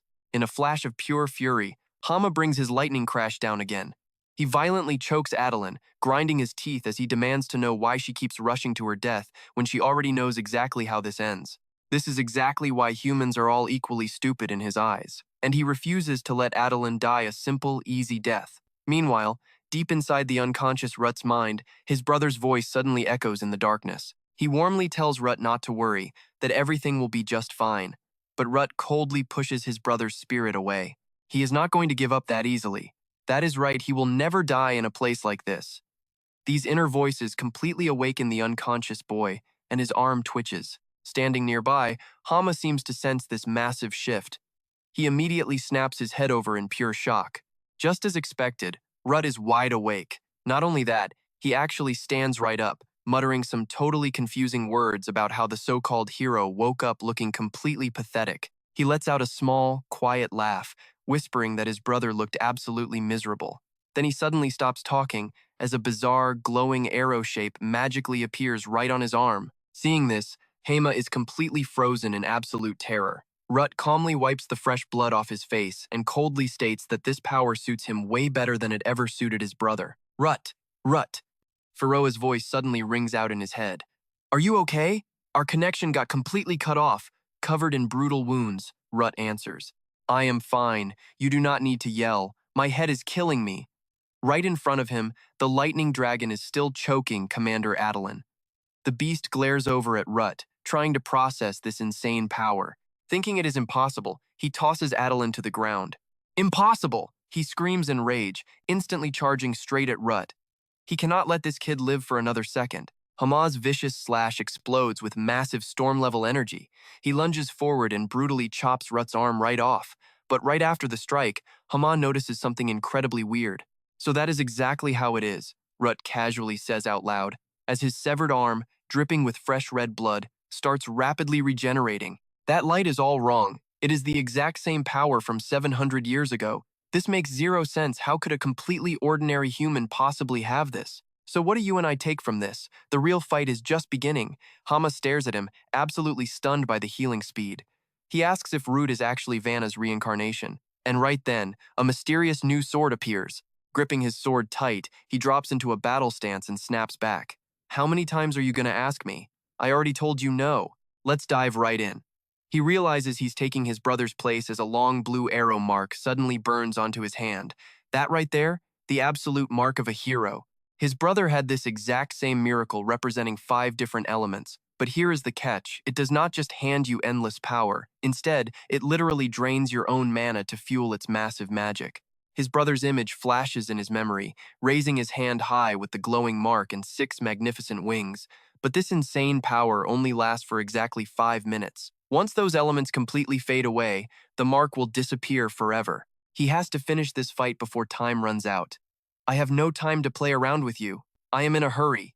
He lunges forward, slashing straight at Loithim Long. Shut your mouth and fight me, you overgrown fat lizard. Loithim Long refuses to back down. He roars right in his face. Do not get cocky. They both charge straight into absolute chaos.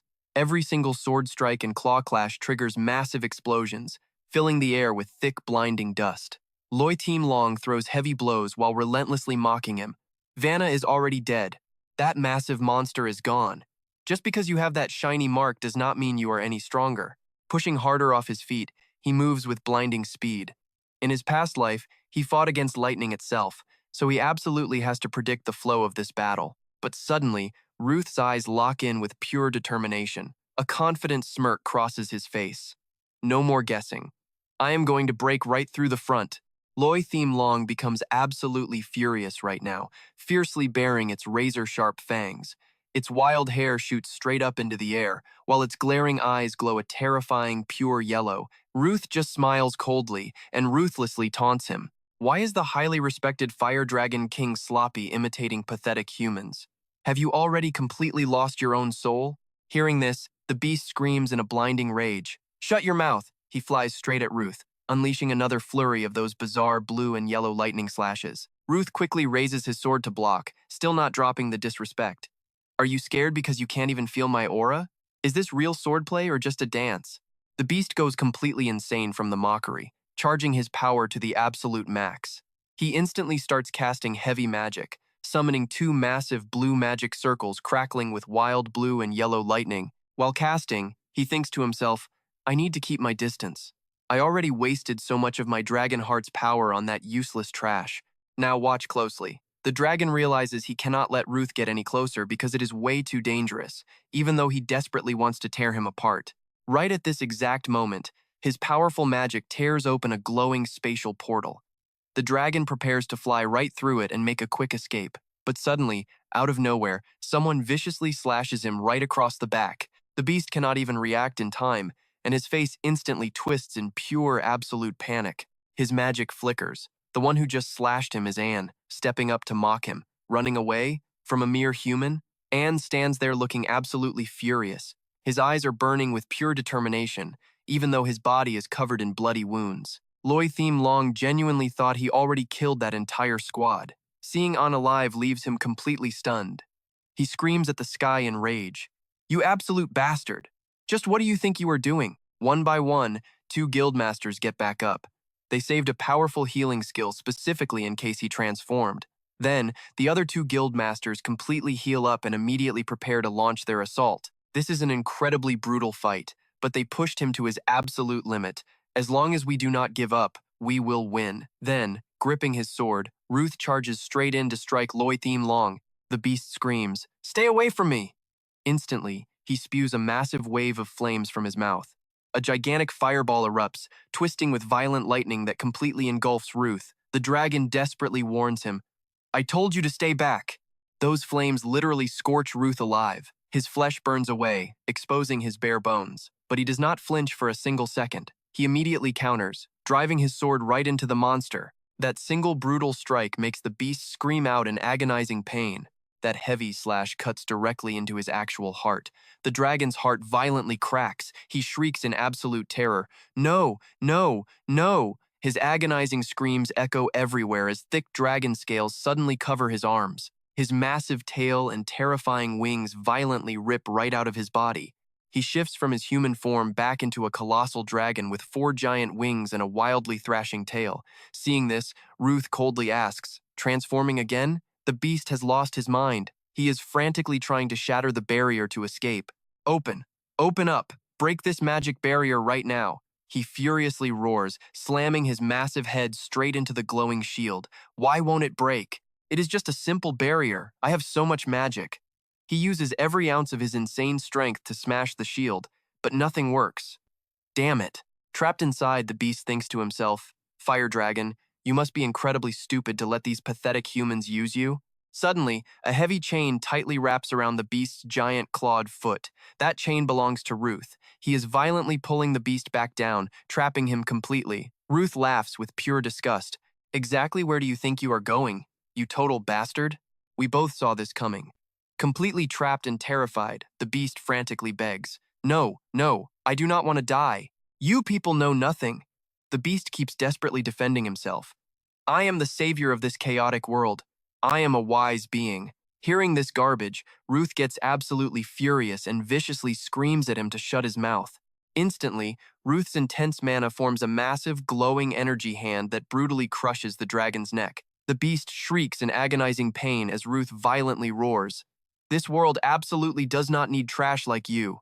Ruth's overwhelming energy literally wipes away the dark, suffocating space, finally letting the bright light of the sky break through. Steroze and Lenia stare at this insane display in pure shock. The sky is actually opening up. This is impossible. On the other side, the Grand Mage Griselda thinks Lo Long shattered the barrier and laughs like a maniac. "The barrier is opening! Ha ha ha! They actually won!" But instead, Loithim Long just completely loses its head and collapses dead. The barrier fades away, revealing the warm light of survival. The expedition team is finally back. The guildmasters, Ruth and Anne, walk out. Some keep a stone-cold expression, while others smile and happily wave to the crowd. Ruth clearly took the most brutal damage, barely standing while being supported by Adeline. The exhausted knights still fighting on this side look up at the sky, completely stunned. That dragon! That massive headless dragon is Lo Long? Does that mean it is dead? His Highness the Prince speaks up, completely mind-blown by the insane scene unfolding right in front of him. Lo Long is dead. Start clearing the area. A commander quickly steps up, shouting loud orders to all the knights. Grand Mage Griselda suddenly sees Lo Long is totally dead, her face instantly twisting in pure panic and absolute terror. "My God, this is completely impossible. We actually failed? Damn it. Do we need to fall back and retreat right now? How did everything possibly end up exactly like this, Prince?" While she is distracted, someone suddenly slices her arm. She jumps back in sheer panic, violently gritting her teeth in pain. Turns out, it is Ruth. He steps right up and coldly asks, "Where exactly do you think you are going?" Right at that moment, Leon appears directly behind her. She tightly grips her heavy sword, totally ready to send this evil mage straight to the afterlife. The crazy mage glares at Ruth, furiously grinding her teeth. "Who the hell are you, you bastard?" She doesn't even notice her blind spot. Then, Leon violently stabs her straight through the chest. Blood absolutely sprays everywhere as she screams in pure, agonizing terror. But unfortunately, she manages to rip open a spatial magic portal right in time and escapes. Damn it! She ran away as fast as an absolute rat. Claire shouts in absolute frustration. Professor Daniel chimes in, equally confused. Did she have an escape teleportation scroll on her? However, with a fatal wound that deep, not even high-level holy magic can possibly save her life now. She will not live much longer anyway. Since the remaining enemies are mostly wiped out, let's help the Black Dragon Knights first. Right then, Heenith and Ren run over, absolutely bawling their eyes out. They scream out loud, "Ruth! Old man!" Ren dashes forward and pulls Ruth into a massive hug. Steroze completely opens his arms wide. "Ruth, I am giving you a very warm hug right now." Lenia also jogs over, playfully teasing him. "I couldn't find you anywhere, so I honestly thought you died." Heenith sits beside him, looking incredibly worried. "Do you have any idea how stressed I was?" Being bombarded by all this overwhelming affection makes Ruth's face turn completely pale. Meanwhile, the two guildmasters are casually chatting nearby. "I am so glad you are safe. What exactly happened out there? I really did not think everyone would make it. So, is Lo Long's corpse going to be fully researched?" Another guildmaster steps up. Thankfully, the Lo Long hunt was actually a success. But dealing with all this massive fallout, the Empire is going to be total chaos in the future. "Oh, be gentle. That really hurts." Standing nearby with her arms crossed, Leon awkwardly apologizes to Ruth. "I am so sorry, I totally missed that blow." Ruth calmly replies, "Hey, it is completely fine." "Oh, I forgot. I am actually the hero now." He confidently declares this while having the wounds on his face bandaged. "So what do you and I make of this?" Nobody believes him, completely mocking him. "A hero? You? A legendary warrior? Did you hit your head?" But Ruth firmly insists, "I am dead serious. Let's jump right back into the chaos." Another voice mocks him, saying his head will heal if he trains. Rudd is completely speechless, asking if she wants him dead. Lion just stands there, laughing out loud.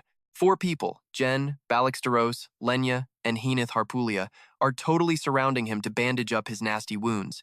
They are all joking around. Seriously, what kind of hero actually talks like that? Fast forward 1 week later. The citizens are gossiping, everyone holding newspapers to read the breaking news. The entire continent is getting hit with back-to-back incidents, marking the absolute beginning of an era of pure chaos. The scene shifts to a massive palace. Right now, 5 people are standing around, reading the news to a red-haired guy. Kings from various kingdoms have been actively gathering intel about the situation through Pharima and Alopecia. They are super interested in the raid members who miraculously survived, but after that brutal battle, every single member was heavily injured. Now, they are recovering in the Aknek Temple, a sacred sanctuary strictly forbidden to outsiders. Cut to the sacred land of the Aknek Temple. Inside a room with 6 apples on a plate, a loud voice rings out. "So Adeline and Liana are finally recovering? That is such a huge relief." "That is right. I visited them on my way here, and they were staring blankly outside." Rudd explains his visit with Adeline and Liana. Roderick, sitting on the bed, listens happily. Getting outside is a great sign. Rutt chats while eating some cake. "The healing magic used on you must have been insanely powerful to reattach your arm like that." Aben, his arm fully bandaged, replies they were lucky a midsummer guild priest was nearby. Roderick, lying right next to them, quickly chimes in. He proudly claims it was only possible because he physically carried the severed arm back to get healed. Hearing this, he interrupts. "No matter how great holy magic is, it can never compare to the absolute miracle we created, right? The immortal warrior Rutt." Hearing that teasing nickname, Rutt's face goes completely dark with disgust. He is absolutely furious. "Could you seriously stop bringing that up? I have been getting teased about this nonstop for 2 straight days." Flashback to 2 days ago at the Aknek Temple. Rudd is walking behind a priest while someone keeps teasing him. Why not? Is not that the title for the second hero recognized by the Pope himself? Nonsense. Even if you are famous, it is still just a fancy title. Roderick suddenly asks him how he felt meeting the Pope for the very first time. Rutt flashes back to a memory, and an image of a wheelchair appears. He casually replies that it was nothing special, though everything went smoother than expected. He looked exactly like a 20-year-old guy. He must have used magic to completely stop his aging process, just like you did. The image of the Pope flashes in his mind. Rutt continues, saying that based on the hilarious Immortal Warrior title given to him, the Pope's personality is wild. Hearing that, the guy instantly teases him again. "Come on, is not Immortal Warrior an incredibly cool title to have?" Roderick refuses to let him off the hook either. "Oh yeah, super cool. The Immortal Warrior is a total tongue twister." Hearing that, Rutt is left completely speechless and annoyed. Furious, he storms right out of the room. Roderick calls after him, begging him to come back. The others do not care much, laughing and saying to just let him go since he needs some alone time. Thanks to his rapid holy healing magic, Rutt strolls down the hallway, deep in thought. He really hopes the others recover quickly so they can finally leave this place, but he also wishes they would be way less annoying. He recalls the moment he was congratulated for his new title, but everyone still made sure to roast him. Hey, come on in, immortal warrior. Congratulations on officially being treated as a hero, immortal warrior. Haha, since you are immortal, try not to die from sheer embarrassment. Thinking back on it, Rutt grinds his teeth, incredibly annoyed. He stops scratching his head, cursing that he has nowhere to hide. Suddenly, someone calls out his name. A priest walks right up to him. Even though you seem perfectly fine right now, we still do not know much about your symptoms. We really do not know if there will be any lingering side effects. Rutt quickly replies that he understands and tries to leave. But before he can even take a step, another voice calls out. We finally meet. I am so glad you are doing okay. It is Gegami, holding a huge bouquet of flowers to visit him. Rutt asks him why he is even here. Gegami casually answers that he had a strong feeling Rutt would be treated at the Aknek Temple. Plus, I have a massive interest in holy magic, so I came here to study it. The director even wrote a recommendation letter. Rutt coldly waves him off, saying he gets it, but internally thinks that old geezer went overboard. Gegami turns directly to the priest, asking if he can stay alone with Rutt. He insists they have something important to talk about. The priest agrees, but reminds Rutt to return on time for his mandatory health check. Rutt immediately glares at Gegami, stating they have absolutely nothing to talk about. Gegami just smiles and asks if his ancestor's diary was actually helpful. Rutt snaps back, asking exactly what he means. Gegami casually replies that he is just genuinely curious if that diary ended up being useful. Now pay attention, because this is exactly where the real mystery kicks off. Gegami pulls out a notebook, explaining his deep investigation into the Temple of the Dragon God and the Temple of Light. The Dragon faction works in total darkness, so intel is super rare. Thanks to the recent raid, their hidden remnants are getting captured one by one. The Imperial family is investigating but making zero progress, which sparked a wild theory. Rutt grabs the diary, reading it intensely. Gegami continues explaining his massive theory, suggesting that there might actually be a hidden connection between these two powerful cults. The core doctrine of the Temple of Light is a legendary tale about humans and gods from ancient times. Back then, there was a terrifying, insanely powerful entity known as the Ancient Demon. It completely destroyed the world and tortured humans just to achieve its twisted goals. But then, Aknek, the god of light, freed humanity from all that suffering. The ancient demon from the Temple of Light and the Dragon God.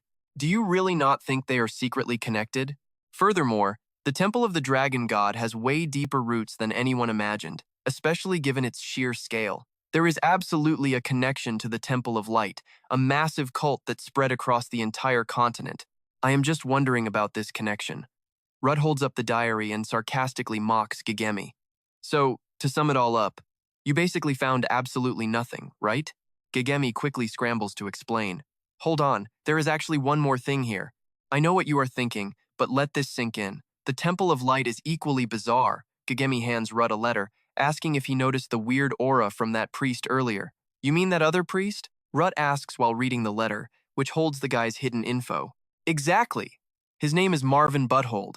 His entire background, his reasons for joining the temple, and his overall goals all look completely normal with absolutely zero suspicious red flags. However, there is this one tiny little detail my eyes caught, and it has been stuck in my head, even if it is just a wild guess. Hearing this, Rutt gets absolutely furious. Are you seriously wasting time investigating such trivial garbage? Accusing people based on pure, insane theories is crazy. Rutt turns around and waves him off, calling it a huge waste of time. Gegami stays completely calm, promising to bring something way more valuable next time. Rutt just walks down the stairs. He asks Faroa what he thinks about that priest from earlier. Faroa is super confused, asking why he would even believe the guy after roasting him like that. Rutt explains that even though Gegami is a total weirdo, his suspicions are always dead on. Faroa shares his thoughts. From what he can tell, the guy is human, but his magic power and true danger level are completely unknown.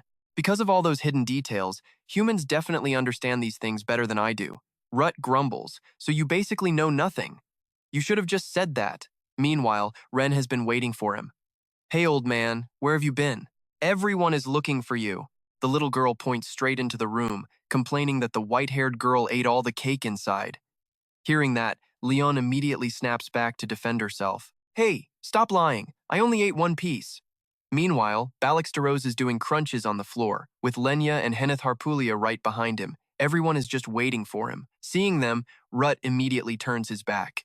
Do you guys not know the way home? Visiting hours are almost over. Finally, everyone actually decides to head home.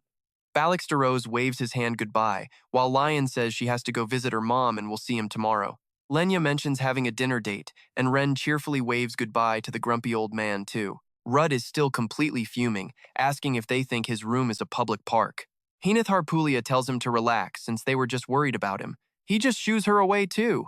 That is where we leave it, trust me. You will want to see what happens next. Stick with me, we are jumping into pure chaos. Heneth calls him cold, then suddenly turns around. What? Do you know anything about holy magic or the Hospital of Light? She asks. It is surprising he is curious. He asks about priests there, like the immortal Marvin. Heneth is totally shocked. Who? Before she can finish, he suddenly backs off, refusing to say more, and just shoos her away out the door. Furious, Heneth puts her hands on her hips. You are making me worry. Ruth just casually lies down. Fine, goodbye. I am leaving, take care, she storms out annoyed. But she is highly suspicious. That name, Marvin, keeps ringing in her head. Walking back, she remembers his family is famous for holy magic. Then it hits her. She swapped info with a girl at the Holy Power Club. It is late and completely empty, but a place like this must have a magic comms device. She frantically looks around. Found it! She spots 2 phone booths and immediately dials the girl she spoke with earlier. Hello, is this Haley? My name is Heneth Harpulia, we spoke recently. We met at the club the other day. Oh, right. I have a question. Are you free to meet up now? The voice replies. No, sorry, can you call later? Right now is terrible. I just heard my uncle passed away. He was dead for 3 days, but nobody knew until they finally discovered the body in his house. Uncle Marvin. Hearing that exact name, Heneth completely freezes. Wait, Uncle Marvin? She is so distracted by the call, she does not even notice Marvin appearing right behind her, terrified of the name. Meanwhile, Ruth is sound asleep. Suddenly, he jolts awake and immediately grabs his sword. Sensing danger, Felroa quickly asks him, What is wrong? He leaps out of bed, instantly shifting into a combat stance. My mana is cut off. Felroa realizes it too. Something is blocking this spatial realm. It feels like a shield, but definitely not normal magic. Ruth thinks fast. This room is locked down tight, yet someone broke in completely undetected. Plus this bizarre aura, not human. Now pay attention, things are about to get wild. Someone is outside. Ruth aims his blade. Who the hell are you? A voice echoes back. You make me sad, fake son. You call me father but do not know my identity? Marvin stands right there, choking Heneth as a hostage. Furious, Ruth yells. How would I know when you constantly shapeshift? Heneth is being choked so hard she can barely breathe. Adam Migo, the fake priest, stares back with an absolutely deadpan expression, tightening his grip while she squeezes her eyes shut. Then the priest flashes a truly wicked smile as his entire face morphs, revealing his true form, purple hair and razor-sharp eyes. He laughs out loud. Ruth tenses up, realizing this is the absolute worst-case scenario. That guy is the dragon cult leader, Adam Migo. He comes and goes like a ghost, completely untraceable, and can constantly change his outward appearance. This crazy ability is more like supernatural power than magic. In his past life, even though he only appeared briefly, blood flowed like rivers wherever this monster went. Even when his brother finally defeated him, he admitted it was pure luck. He is that overpowered. Not even Leon knew his real identity. A monster wearing human skin. Adam tosses his monocle, smirking at Ruth. Felroa speaks up. We cannot even call him human. Not a dragon either, more like a twisted chimera. Ruth, are you really planning to fight this guy? Ruth answers, clearly stressing out. I cannot. He is holding Heneth hostage, so there is no way I can win. Bringing her here means he wants to talk. Focus on saving Heneth. The second an opening appears, freeze him instantly. Felroa chills the blade. I must protect her, even if it kills me. Ruth grips his sword. By our pact, I command you. Adam smirks, mocking the boy. Are you not going to draw your sword? You really need to understand your opponent's strength to trick Griselda with a pathetic lie like that. Hearing this, Ruth immediately tosses his weapon to the side. It looks like he is refusing to fight back. just like letting an idiot pretend to be a bishop. She was embarrassed but still spilled everything to you, right? I wounded her on purpose. He waves his hand dismissively. Yeah, I killed her. She lost followers and could not even secure the Thunder Dragon. I was extremely disappointed, realizing her peaceful time in the fields was completely pointless. In the end, her life was totally worthless. Ruth furiously snaps back. Stop lying. You do not even know what disappointment feels like. You just fake having emotions. Do not act like you care just to score points. Adam chokes Henneth even harder. Immortal warrior, I did my homework on you. Survived the dragon disaster, a poor orphan, an absolutely classic starting point for a hero story. Everything looks perfect, but something is missing. Ruth stands directly opposite him, fists clenched, ready to strike if he hurts Henneth. You and I know his secret, but hearing the villain piece it together, absolutely chilling. Odd that a third-rate mercenary suddenly became a genius in 2 years, matching the Dragon King. Do you not find that strange, Lady Harpulia? Something is completely off, right? Henneth just glares at him with pure, fiery rage.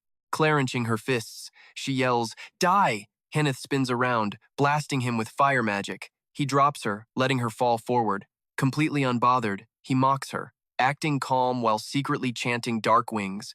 It feels like giving a toddler a spear. He taunts her, effortlessly casting the dark magic.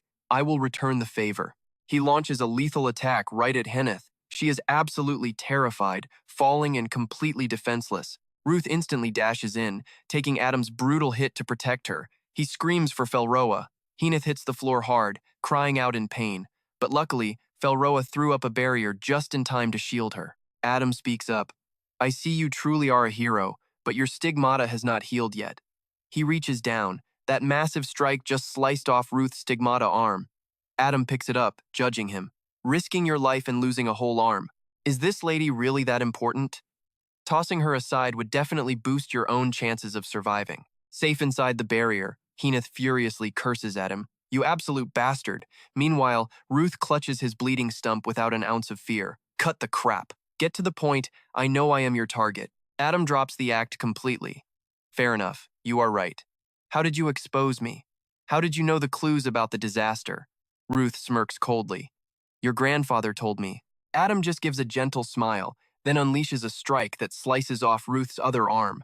Inside the shield, a panicked Henneth desperately pounds the glass.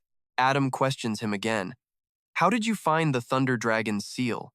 Bleeding heavily from both stumps, Ruth glares fiercely. I just picked it up. He viciously attacks the boy again. The Thunder Dragon should not have died so pathetically. If only the seal broke at Arityum, just like the old disaster. The strike violently chops off Ruth's leg, collapsing him into a pool of fresh blood. Ruth violently grits his teeth. That day, lightning shattered Arityum's seal, turning half the students to ash. All the tragedies of his past life were caused by this monster. Adam stomps his head into the dirt. Angry over a disaster that never happened? A reincarnated hero? No. My conclusion? A regressor. That is where we leave it, trust me. You will want to see what comes next. Ruth goes completely pale, his eyes wide in pure shock. Stick with me here, we are diving into a massive twist. Adam reveals they were heroes before the regression. Hearing the dragon god's name leaves Ruth absolutely stunned. Adam grabs Ruth's face tightly. He explains how the floating island's sudden disconnection a year ago perfectly matched the time Ruth entered Arityum. The empty seat was no coincidence. He calls Ruth the toy of the Genesis dragon, Cana. Ruth's face goes totally dark, completely confused. The mysterious man smirks, asking if this is his first time hearing that name. The dragon god, Cana, creator of the dragon race and the 7 dragons, a supreme god of creation because only a true god could reverse time. Adam says Cana seems to really like him. So the god the dragon cult worships is actually Cana? A forgotten deity with the insane power to literally bend time itself. Ruth glares back, absolutely furious. He yells that he does not care if the guy is a dragon god or whatever.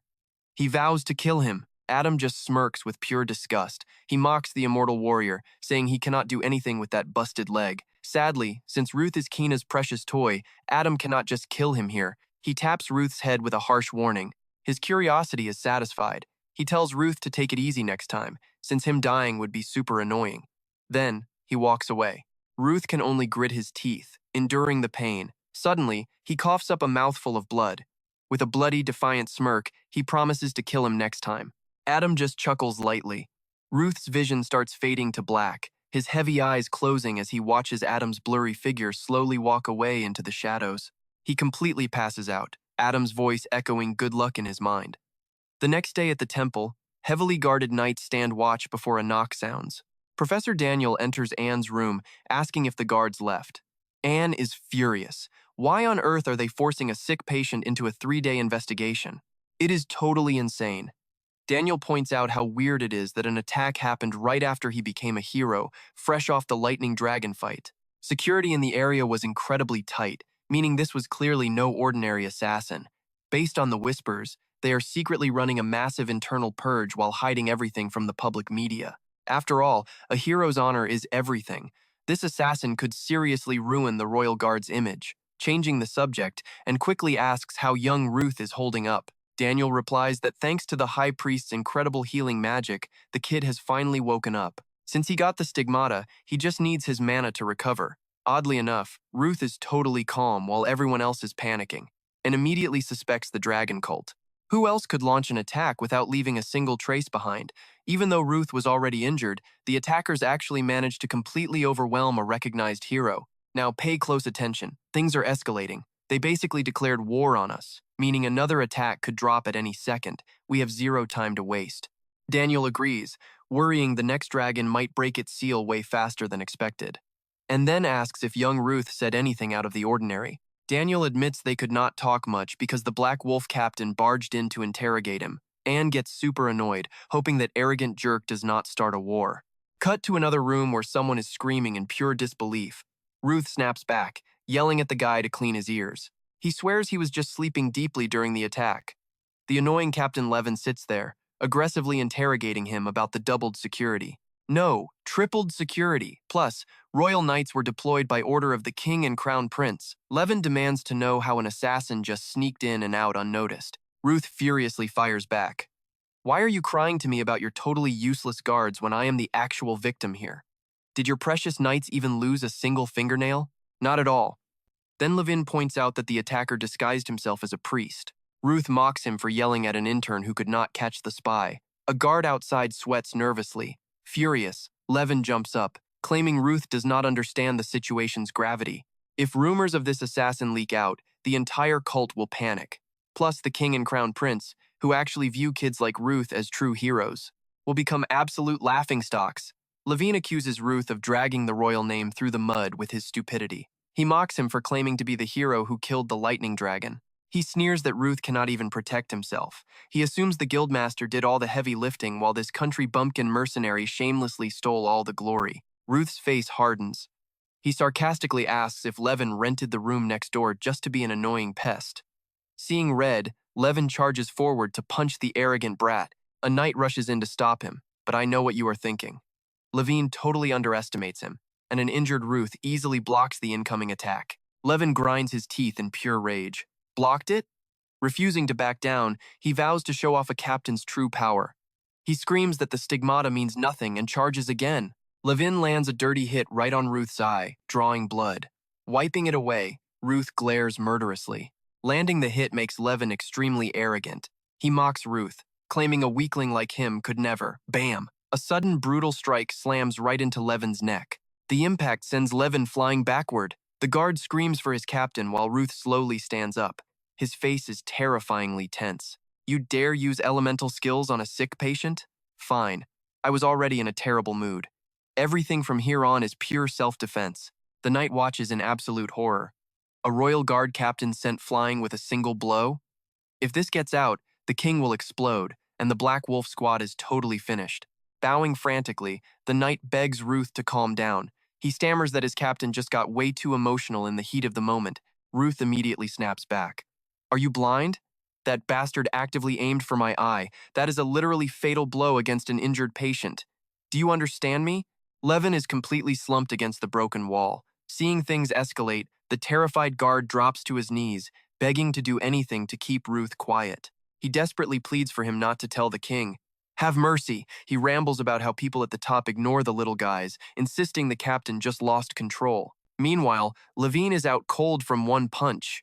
Ruth just glares coldly. Absolute nonsense. Just shut your mouth right now. Give me one good reason to stay quiet. Panicking, The knight pulls an artifact from his pocket. The king gifted this supposedly made from the Bonica world tree. It is a green stone wrapped in strange vines. The knight admits it might not do much, but since the king gave it, it has value.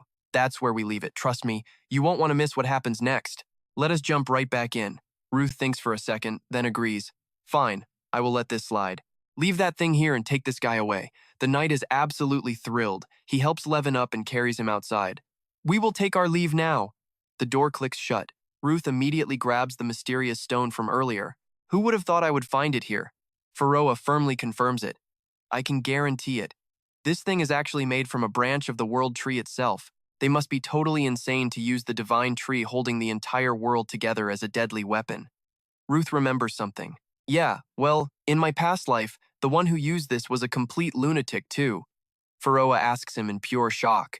Wait, who is that evil person? Hearing the exact name, Faroa is completely left speechless. Faroa then explains that because the world tree no longer resonates with it at all, this item is basically just a normal dead branch right now. But it is still so hard to believe she could actually use it.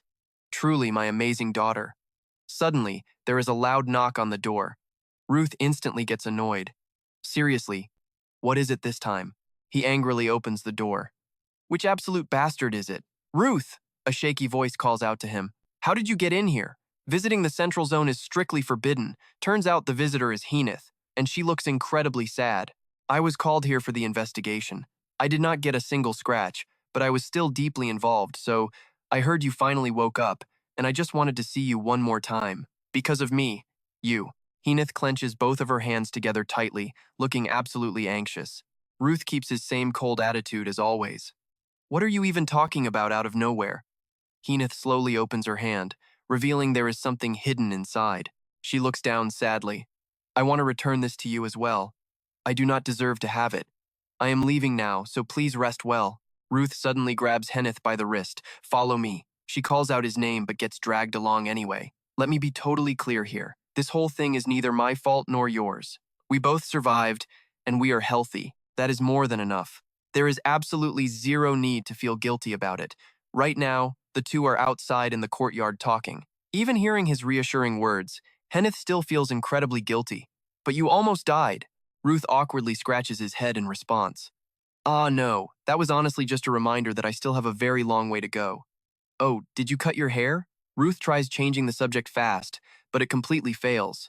Henith tightly grips her skirt. Do not change the subject. If Leon had been there instead of me, you would not have been hurt this badly. Ruth immediately asks her, Hey, why are you saying this?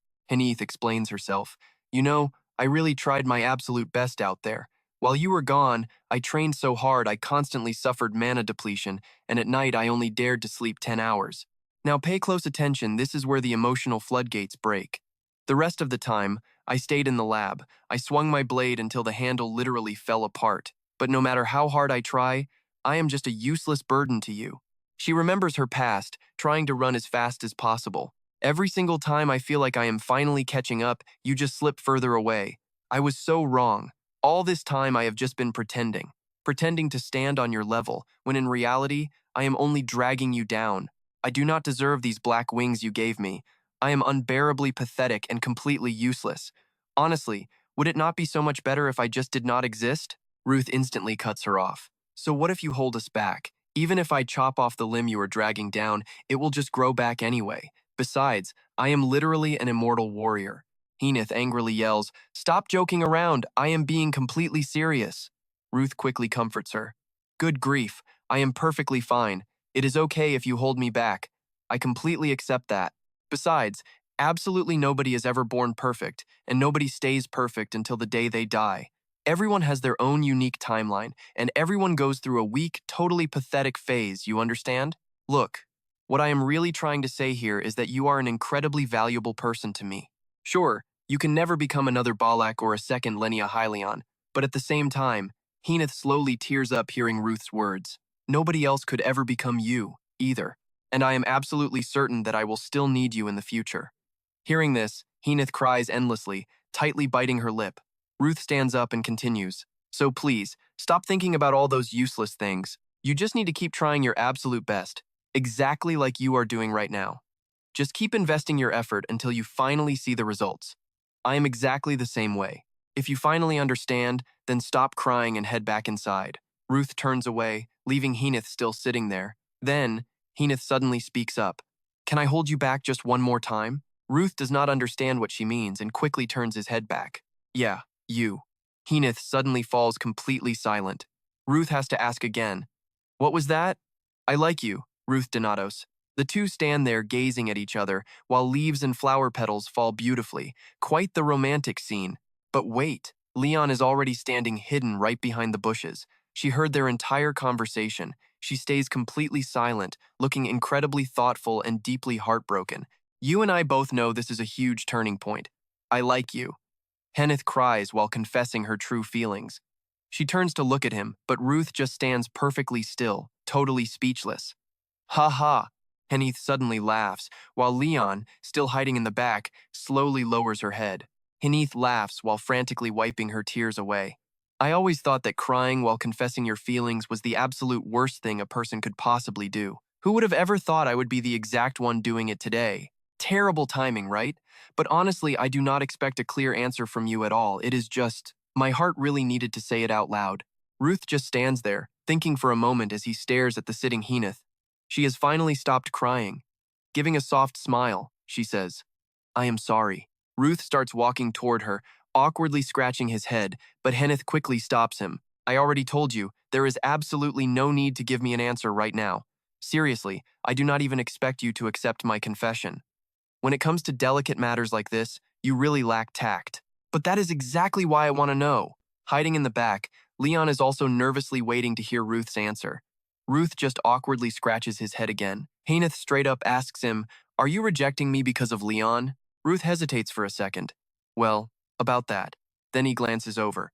He looks straight at the bushes and clearly spots a shadow hiding there. He finally answers, No, to me, all of you are simply my precious friends and comrades. Hearing this, Leon is completely stunned. We really do not need to play around with each other's feelings. Besides, why make promises when you could literally die at any given moment? Hearing those exact words, Leon's hands begin to tremble violently. Ruth coldly continues his sentence. To be completely honest, Leon's romantic feelings for me just make me. Leon listens intently, desperately hoping he might actually accept her love. But nope. Ruth drops the heavy truth, feel incredibly uncomfortable. The moment he finishes that sentence, Leon turns around and runs away with heavy, dragging steps, utterly heartbroken. Ruth watches Leon as she flees, quietly thinking to himself, Yeah, that is more than enough. Heenith suddenly stands up. All right, I completely understand what you are trying to say now. But Ruth, have you ever heard this saying before? Heenith flashes a bright, absolutely beautiful smile, looking at him with deep affection. Love can bloom even in the middle of a war. Haha, this is so embarrassing. But I actually feel super relieved now. Luckily, I still have a tiny bit of a chance. Hearing this, Ruth breaks into a cold sweat. What the heck? Did you even listen to a word I just said? Heenith just replies to his panic with an incredibly sweet smile. Of course I did. Now I am getting serious. I will keep trying my absolute best, exactly like you said. Whenever you get released from here, let us meet up again. Then Heenith turns around and walks away. Ruth calls out, All right, make sure you get back safely. Faroa suddenly appears, instantly mocking him. You just brutally rejected 2 different women at the exact same time. Congratulations. You are definitely going straight to hell in your next life. Ruth immediately tells Faroa to shut up. At the end of the day, they are just my comrades. Honestly, I firmly believe they would reject me anyway if I was the one making a move. They only act like this because they completely misunderstand my actions, mostly because I am a regressor who knows the future. Besides, they are both still incredibly young anyway.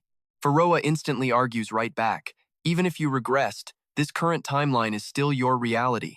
Do you seriously think you can just judge and completely ignore their real feelings only because you have already seen the future? Hearing this truth bomb, Ruth turns his back and walks away. Look, I simply do not have the time to think about such petty little things. And that is where we leave it, trust me. The real storm is just beginning. Adam Migo, one of the 3 mighty cardinals of the Dragon Court, has finally discovered the regressor. It is the very being they call the Dragon God, the ultimate ancestor and creator of all dragons, the origin dragon, Kana. Let's jump right in. Why would the mighty Dragon God actually favor me and claim my death hurts him? It makes absolutely zero sense. Fairwar tries calling out to him, but Ruta immediately cuts him off. I know. I know that damn curse is completely stopping you from telling me anything more about him. The real issue right now is Adam Migo. He is a cardinal, but he's changed way too much recently. Not a single word or action from him can be trusted anymore. Because of that, I've come up with a totally crazy theory, Ruta thinks to himself while walking up the stairs. He stops dead on the stairs, gripping the railing as his face darkens. What if Adam Migo regressed even before I did? Fairwar wonders the exact same thing. Could Adam Migo actually be a regressor too? Ruta explains that, just like before his own regression, nobody believed going back in time was even possible. Yet Adam Migo immediately suspected Ruta had regressed, but him regressing at the exact same time just doesn't add up. Then there's his arrogant attitude toward the dragon god and that absolutely overwhelming strength. If those weren't enough, his insane skills definitely prove something is wrong. Ruta vividly remembers the brutal night Migo chopped off his arm. That night, even though I didn't try to fight back, my extreme senses were fully activated. Despite that, I couldn't predict a single one of his movements. Everything was just a complete and total blur. It genuinely felt like time itself had completely stopped. He stares at his own arm, totally lost in thought. Furwar asks, wait a second, do you think he can control time just like the dragon god? You know, messing with time is something only literal gods can pull off. Ruta suspects Adam Migo might have made some dark deal with Kana, but that's still just a theory, and right now I desperately need a real solution. Ruta clenches his fist tightly. I've already mastered 5 consecutive strikes, but I am still severely lacking in raw power. I can't just sit around helplessly and wait for my teammates to reach their full potential. Now pay close attention here, because the stakes are massive. Based on his words, he won't kill me instantly, but if I just do nothing, our next clash will end exactly the same. Walking back to his room, he realizes something huge. From now on, I can't just rely on my past experiences. I have to find a way to get strong enough to fight him as fast as humanly possible. Seeing you train again, I guess you are finally feeling better. It's Anne coming down the stairs, spotting Ruta. Master. Anne pulls him aside for a quick chat. The two head straight into a quiet reading room where Anne delivers a crucial update. Right now, the royal detectives will completely continue to pursue the Dragon Temple. However, you really shouldn't get your hopes up too much. No matter how massive Alpia's overall influence actually is, they simply cannot ignore another sovereign country's autonomy just to conduct a random investigation. The absolute most they can do is heavily rely on one of the investigative guilds. Ruta immediately speaks up. Yeah, I didn't plan on letting them handle everything anyway. I fully intend to take bold action myself. When the 3rd year kicks off, the student internship guilds start up too. I plan to fully exploit this hero title the royal family gave me to do everything I can. The only thing I really need right now is time. Hearing this, Anne falls into deep thought, then finally speaks up. Time, huh? Kid, since you have achieved so many incredible feats and victories, you are definitely going to face a major test sooner rather than later. Even though this heavily depends on their personality, some of the predecessors might actually side with you just to see how much you've grown through that test. Who exactly is in charge? Ruta instantly fires back. That would be Salos Avro, the 6th generation. Come to think of it, she was actually your master, right? Since you are the 7th generation. Hearing that specific name, Anne looks completely shocked. How does she look? Anne nervously asks Ruta. How does she look? Honestly, it seems like she is living a pretty fantastic life right now. She's super aggressive and enthusiastically wants to make my life an absolute nightmare. Ruta says this while running a finger across his throat, mimicking how she wants him dead. Hearing this, Anne absolutely panics, his face twisting into the most hilarious, terrified expression. Anne nervously strokes his chin. I see. He suddenly flashes back to the brutal past when Salos Avro aggressively trained him. Then he breaks into a massive, bright smile. It really sounds like she's having a lot of fun. You probably already know that time moves way faster for spirits than it does for humans. You could easily make up for lost time by training in that specific dimension, right? And violently slams the table and stands up. Ruta immediately questions him. You mean I should actually ask her to help me train? Yeah, she will be more than happy to do it. She's a truly excellent tutor. And turns around and starts walking away, reaching the door, and stops and adds one last thing. Someone like me can't even begin to compare to her power. The future will definitely be different from your past life. This is absolutely our best move, especially since we have no idea who or what will unseal the next dragon. You and I both know this is insane. He unwraps his arm bandages, thinking hard. Sure, it is just the spirit world's illusion, but the physical pain you feel there? Exactly as brutal as the real world.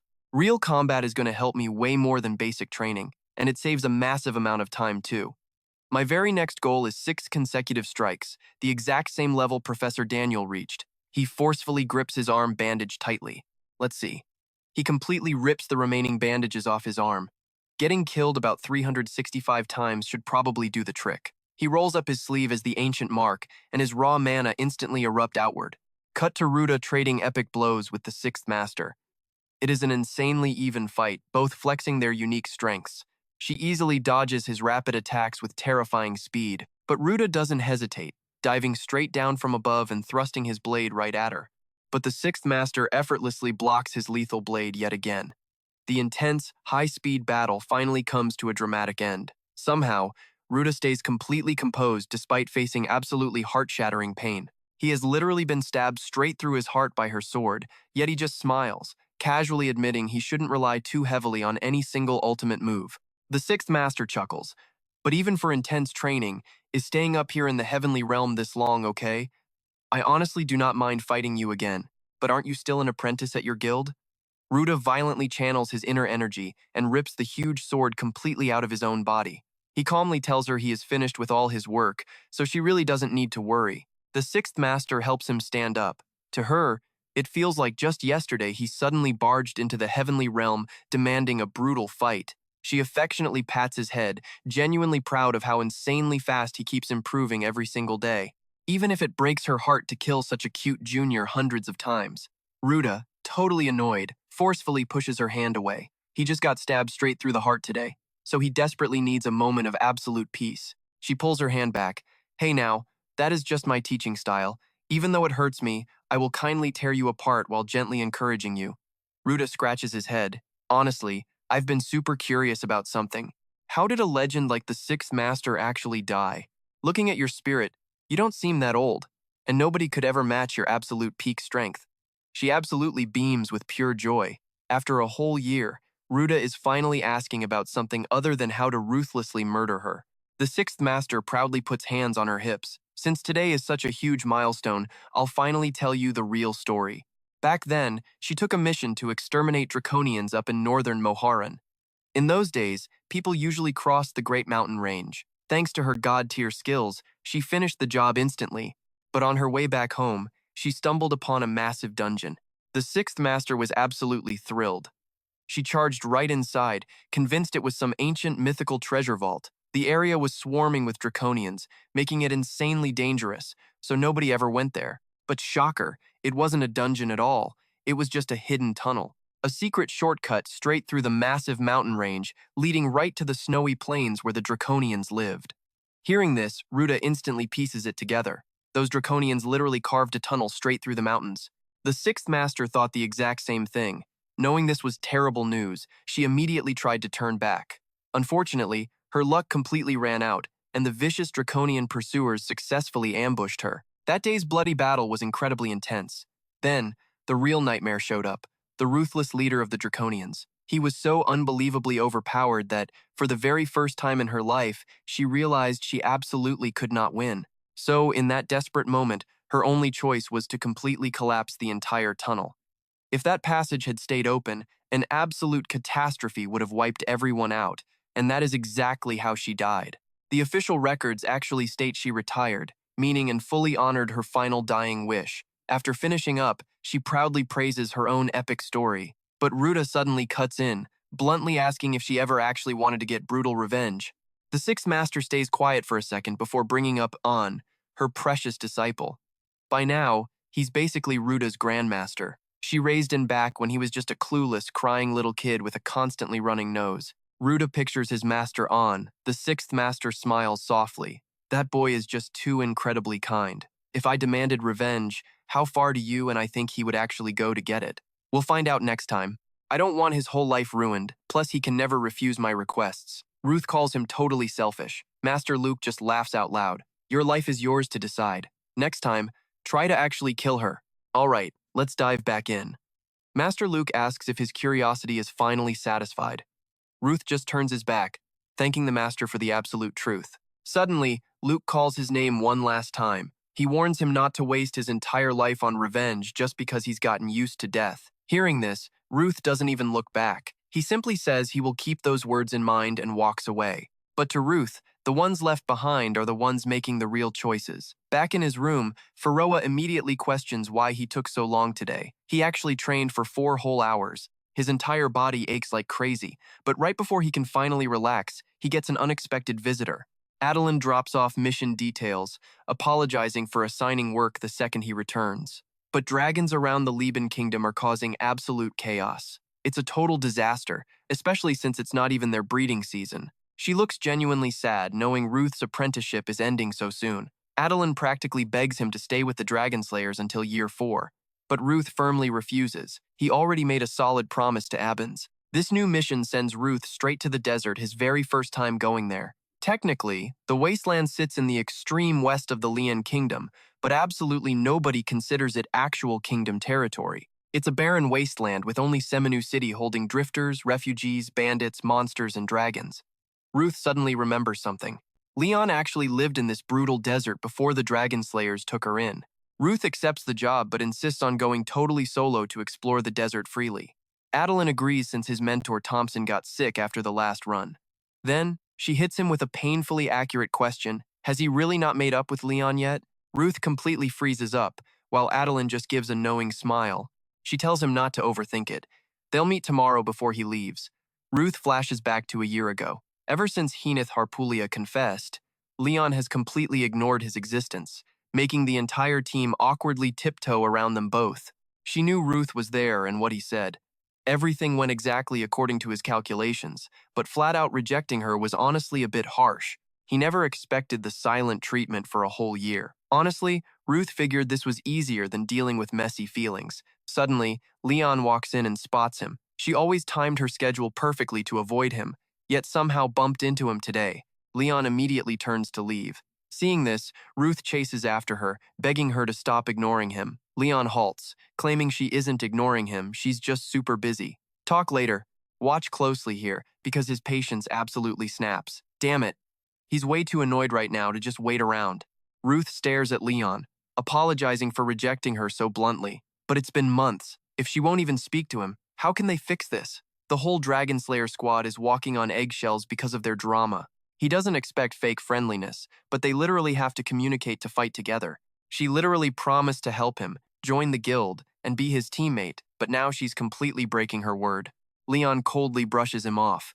She drops a basic apology and says she'll pay more attention.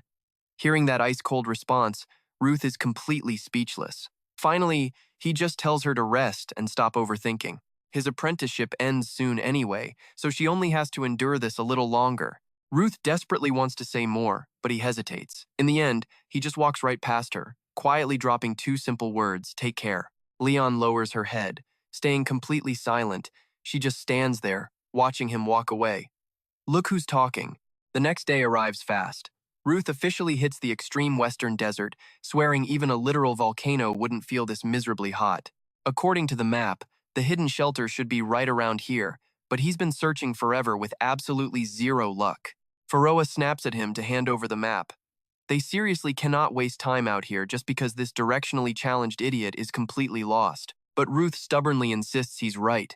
Faroa sarcastically asks why he was given a return stone then. Flashback to departure, Adeline handed him the stone, warning that desert sandstorms cause instant disorientation. Don't make the team search for you again. Holding the stone, Ruth asks if she's ever actually been to the desert. And of course, she has it's the ultimate gathering spot for hardcore criminals. There's so much negativity around those refugees, but it's incredibly special to her, because that exact wasteland is where she first met her daughter, Leon. Scanning the harsh surroundings, Ruth realizes how insane it is for a kid to survive out here. He can't even imagine what Leon went through back then. Suddenly, Faroa shouts at Ruth he finally spotted the hidden shelter. Following Faroa, Ruth enters the sketchy desert shelter. Someone immediately demands to know if he's a new mercenary. Ruth quickly denies it, stating proudly that he is a dragon slayer. The guy steps closer, highly suspicious. He refuses to believe some kid is a real slayer, assuming Ruth is just a hiding criminal. Ruth coldly fires back, asking if the guy is just describing himself. Getting roasted makes the guy absolutely furious, cursing Ruth out like a dog. Luckily, someone else steps in just in time to stop the brawl. The desert has zero connection to the outside world, and things are super unstable lately, making everyone paranoid. Hearing Ruth is really from the Slayers, the man admits they must be swamped dealing with dragons. He acknowledges Ruth's obvious talent, but still warns him to watch out for local bandits. He orders his crew to leave, wishing Ruth a good stay. Without another word, the Fog Guard squad quickly vanishes. Seeing them leave, the waiter mentions the Fog Guard is always super cautious. He asks if Ruth needs anything. Finally relaxing, Ruth walks up to the counter, takes a seat, and orders a simple cup of coffee. If they don't have coffee, anything works. It's about 6 months until the illusion dragon destroys Siren in his past life. The chaotic dragon rampages signaling that massive attack also started right around this exact time. We both know what this means, right? The attack timeline perfectly matches his past life. The only issue is this 6-month gap. Those fleeing dragons are clearly just responding to the illusion dragon's mana. By now, the illusion dragon must be slowly waking up. But why does absolutely nothing happen over the next 6 months? Ruth runs through theories, figuring the beast simply hasn't reached its peak form yet. Maybe it spent those 6 months recovering after shattering its seal. But that's just a wild guess. Right now, his main priority is tracking down that dragon's exact lair immediately. Lost deep in thought, 2 kids suddenly appear nearby. The boy whispers to his friend, Millie, claiming the sun never rises inside that specific forest. He says a dragon is rampaging inside, plus crazy rumors about hungry ghosts lurking around. Millie mentions their boss warned them to completely avoid the dark forest. While they're whispering, Ruth practically teleports behind them, demanding to know where this forest is. Startled, the kids scream in absolute panic. Unbothered, Ruth coldly asks one more time where this dark forest is actually located. The kids warn him the Collin family doesn't mess around, mocking him as just some proud but nameless bandit. Finding them super annoying, Ruth casually smacks the boy right on the head. Seeing this, Millie is absolutely terrified. She completely bolts out the door, screaming for help, completely ignoring Ruth yelling at her to stay put. With the boy now crying his eyes out, Ruth is forced to awkwardly comfort him. Suddenly, Lenia appears, totally shocked to actually bump into Ruth out in this massive wasteland. Misunderstanding fully cleared up, Ruth follows Lenia out of the bar. She mentions hearing from Ren about his Dragon Slayer gig. Ruth is equally surprised to see her, joking about whether she's interning for some random bandit crew right now. She laughs, claiming the guild sent her on a distant mission to broaden her horizons. Ruth bets they just wanted her out of trouble. Faroa quickly asks about her missing mentor. Trust me, you're going to want to see what happens next. Stick with me here. Lenia just shrugs, claiming she lost her advisor out in the endless desert. Ruth thinks it is completely impossible to follow this girl's insane logic. How did she go from bandit advisor to babysitting 10 little kids? It makes zero sense. The 2 kids immediately deny it. They met Lenia last week, boasting she is so insanely strong she froze an entire Ivon monster in one single strike. Lenia explains she met them while cleaning up for the Blind Car Merchant Guild. She escorted them for safety, but they treated her to an amazing meal, so she owes them until the mission is done. Faroa gets super emotional again. That is truly his daughter, a girl with a heart as pure as a saint. Finally, Ruth arrives at the Collin family camp. Everyone in the village immediately locks eyes on this strange newcomer. Tipped off by the kid, their boss steps out. Turns out, the arrival is Lenia's friend, Boss SD. SD of the Collin family, the guy those kids would not stop hyping up. Once inside, SD asks why a hardcore warrior like Ruth is visiting their humble home. SD recognizes Ruth because he still keeps tabs on the outside world. Since they are super welcoming to travelers, Ruth might mistake them for regular outdoor bandits, but they only rob criminals. Plus, their crew is just non-combatants, like Miss Nee and the elderly. Ruth cuts him off. No need for explanations. He is not here to make friends. He just wants directions to the dark forest and will pay up. Shocking Eddie. It used to be a completely normal forest, but a month ago, pure darkness swallowed it. No sunlight, just overflowing raw mana. Eddie guesses the dragon claimed it as a lair, drawing in ghouls too. He advises Ruth to bring backup. Before he even finishes, Ruth and Lenia rush inside. Lenia tells Eddie not to worry and just head back. They already wasted a whole day getting here. They absolutely cannot lose another second. Eddie says goodbye. He promises if they return to camp alive, he will treat them both to an absolutely epic feast. Lenia expects warmth, but Ruth brutally throws cold water. Eddie has a family to feed. He cannot afford that. Lenia smiles, saying family warmth is nice. Ruth acts tough, but secretly he already paid Eddie a massive fortune for guiding them. Now watch this closely. Entering the dark forest gives them instant chills. with mangled dead bodies scattered absolutely everywhere. Lenia takes a look. These fatal wounds were definitely not made by a dragon. These bodies belong to the blind car guard unit. Seeing Ruth march ahead without her, Lenia frantically chases after him. She insists on going deeper together, claiming she is his respected senior. Ruth brutally rejects her, stating she lost all rights when she took bribes. Moving deeper, Ruth feels it. This heavy, radiating mana definitely belongs to the Dark Dragon. Her seal is totally broken. But one thing bugs him. Why is the forest so dead silent? It is like someone already wiped out all the enemies. Lenia glances around. This forest feels incredibly eerie. Absolute silence. Zero signs of life. Suddenly, her eyes widen. Something terrifying is rushing right at them. A massive ghoul horde. Endless ghouls charge at them with bizarre, twisted movements. Lenia is actually hyped. The rumors were true. She has seen tons of mana beasts, but never real ghouls. Ghouls are an incredibly rare, corpse-eating mana monster. The more corpses they eat, the more human they become. Did they leave the swamp dungeon just for the dragon? Ruth suddenly tosses Lenia a spirit water weapon. It is hers now. Lenia highly doubts it is a weapon. It looks like a basic necklace. Ruth tells her to use her resonance skills to link with it. Trusting him, she resonates with the item. Boom! It transforms into an absolutely stunning weapon. Lenia excitedly runs over, ready to slice these freaks into pieces. Suddenly, her body feels incredibly light. But before she can even swing, Ruth already massacred them all. Lenia pouts. Totally unfair. Meanwhile, Ruth feels suspicious ghouls usually fight fiercely over food, not pack hunt. Ruth closely inspects the bodies. He realizes with absolute shock that these things are not ghouls at all. They are all walking corpses. Lenia freezes, sweating cold drops.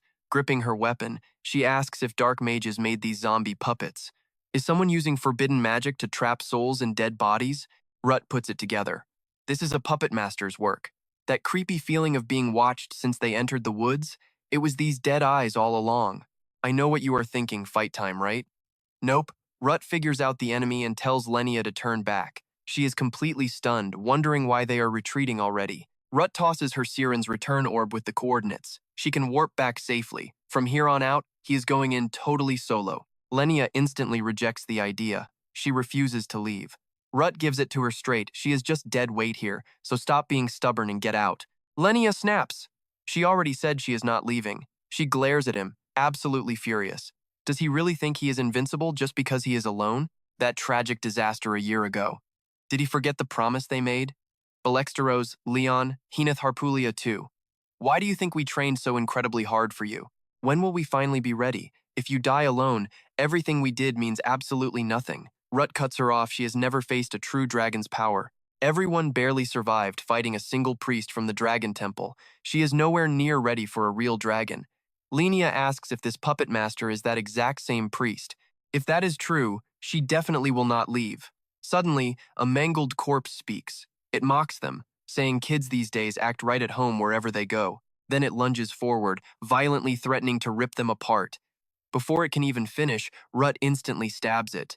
Listening to a stalker's garbage talk is just pathetic. Ruth rests his sword on his shoulder, completely cold.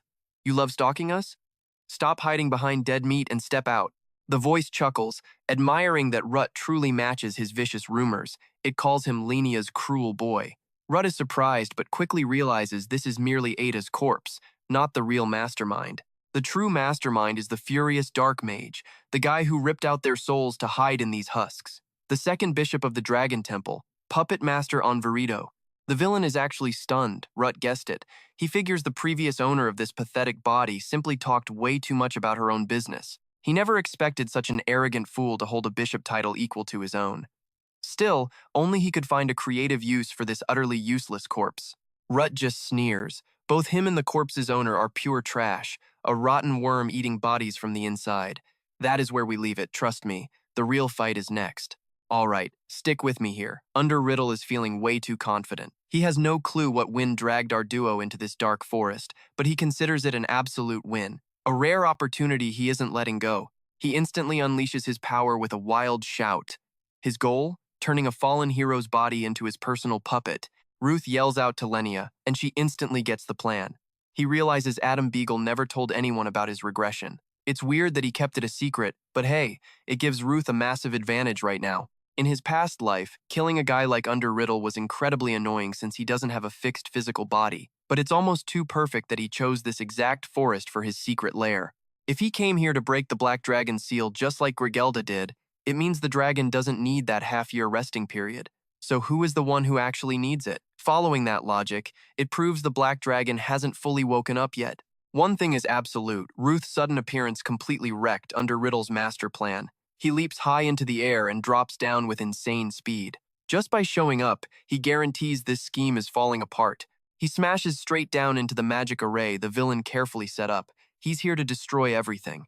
Riddle never expected Ruth to launch such a crazy, unpredictable attack. He thinks Ruth doesn't even know what horrors are hiding in this forest. He refuses to believe the kid can wreck the place. He throws out a threat, but Ruth just quickly readies his razor-sharp blade.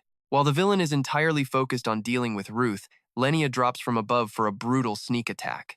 This total surprise strike stabs straight into Riddle's current body. He completely missed Lenia coming at him. He got arrogant, thinking she was just a useless tag-along. His soul inside this stolen body isn't complete yet, so if he loses this fight, it's game over. He dies. More importantly, if she wakes up because of this messy battle, it'll be an absolute disaster. He desperately needs more time to pull off his brilliant plan. Meanwhile, Ruth whispers to Lenia, "If things go sideways, this guy will just jump into another host. They have to obliterate this body completely so he can't come back." He tells her not to overexert herself, just wait for the right opening to strike like she just did. Riddle sizes Ruth up, seeing the absolute pride of someone who actually defeated the Thunder Dragon. Honestly, now he wants to steal Ruth's body more than anything, but dragging this fight out will only bring him more trouble. So, he plays dirty and calls in a bodyguard. Seeing this shift, Ruth immediately orders Lenia to fall back. The bodyguard Riddle summoned finally steps up, mocking Ruth and Lenia for fighting 2-on-1. But who exactly is this guard?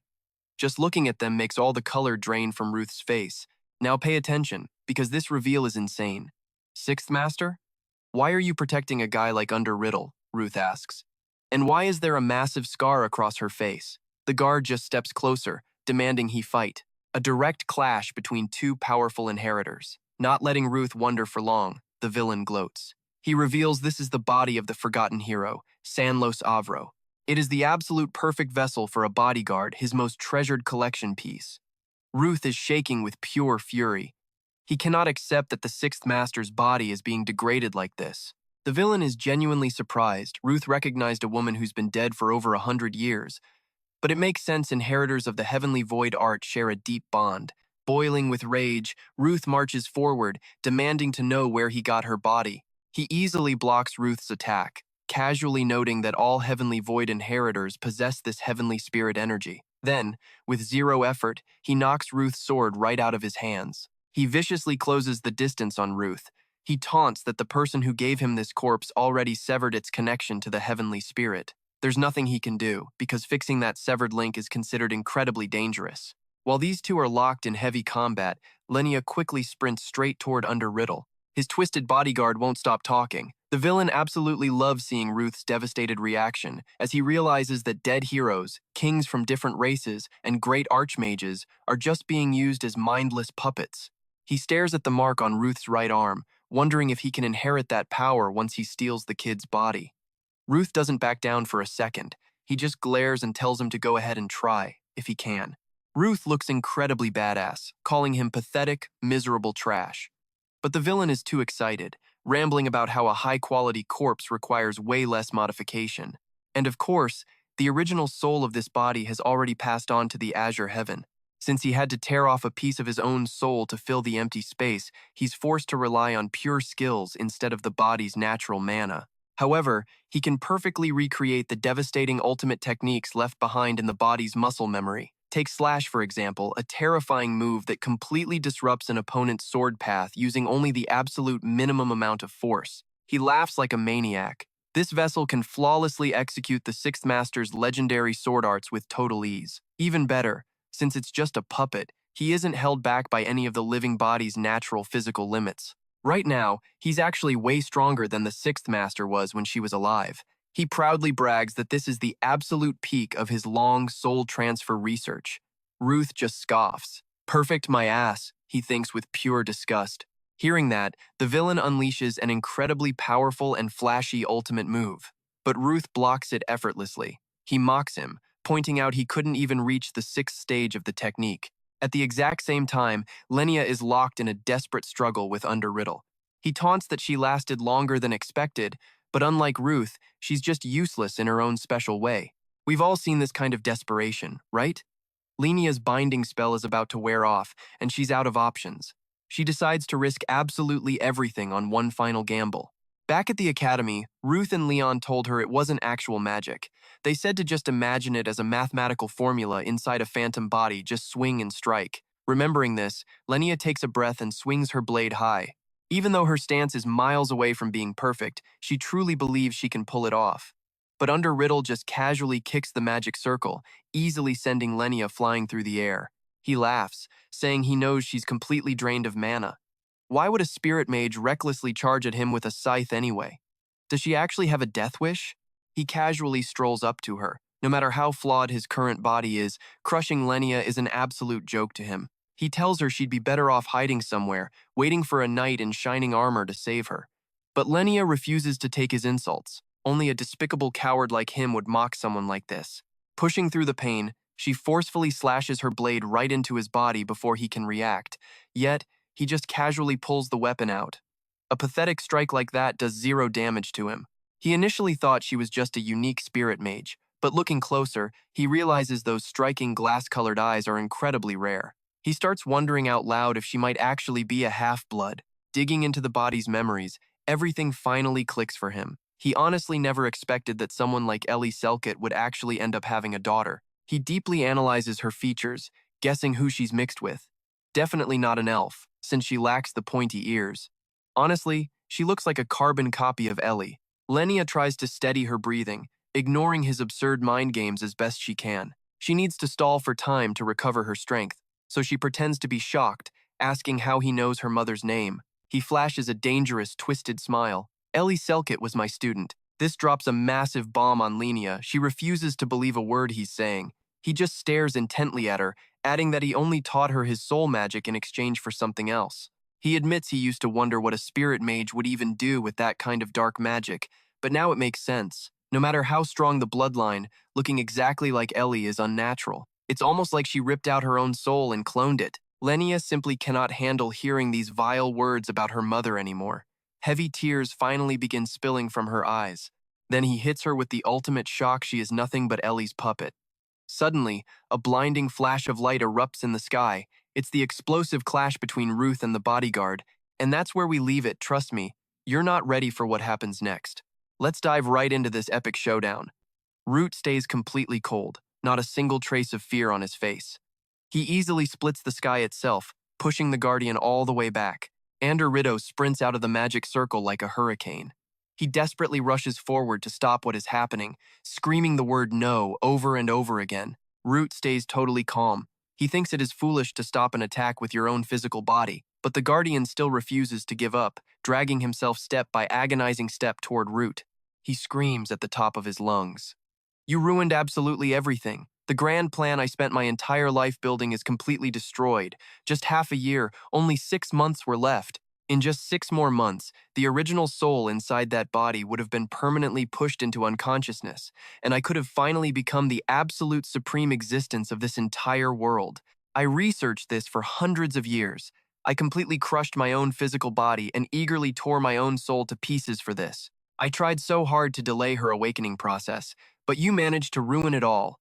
He furiously blames Ruth for accidentally waking her up from her deep sleep. Ruth finally puts the pieces together.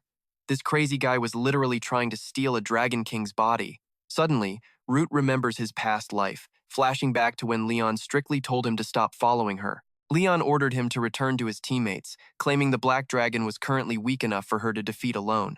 Trailing behind her would only be a dangerous distraction. But Ruth simply refused to give up. He stubbornly wanted to follow her into battle, believing that if she died, his own life was basically over anyway.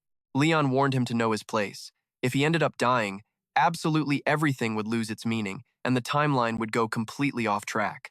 Ruth suddenly asked Leon if she felt it too.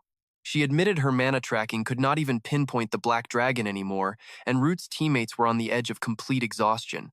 Then, She stared him down and asked if he finally understood the heavy responsibility he needed to carry out.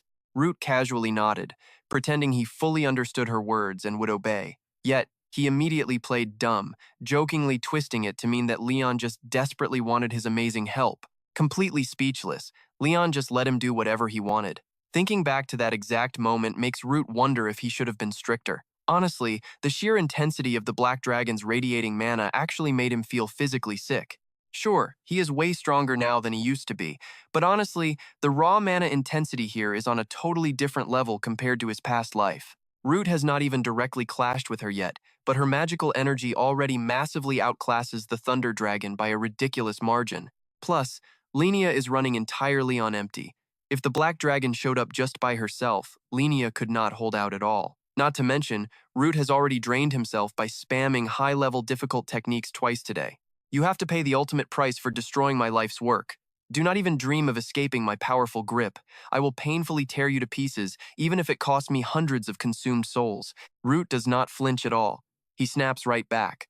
When it is your time to die, you should just quietly die, you absolute bastard. Take a good look at this pathetic mess your rotten brain single-handedly created. Ander cannot believe Root dares to speak like that after burning down his precious forest and crushing his long-awaited dreams. Right now, even killing Root and tossing his bleeding corpse to the wild beasts would never make up for this unforgivable crime. Now pay attention, because everything changes here. The Black Dragon Lozia finally appears. She casually grabs the Guardian, warning him about his nasty attitude. Linnea is totally paralyzed by surprise and absolute fear at Lozia's sudden, terrifying arrival. She grips Anderito tightly. She completely saw through his dark intentions. Daring to corrupt the Dragon God's holy church? What an absolutely ridiculous, laughable kind of faith. Every era has its dragon worshippers, but he is different. The Black Dragon Lausia holds him close, noting his body belongs to one of Fauna's successors. Stealing is bad, she whispers. You said some very interesting things while I was sleeping, so I think I should teach you a little lesson. Anderito finally forces out a response. You are a Dragon King, so you must know. That boy standing over there is the second hero, the successor of Fauna. He is the natural enemy of the Dragon God, the ultimate disgust of the entire world. The Black Dragon pretends to look totally surprised. Ander quickly adds that Root is the despicable hero who brutally murdered the Thunder Dragon while she was fast asleep.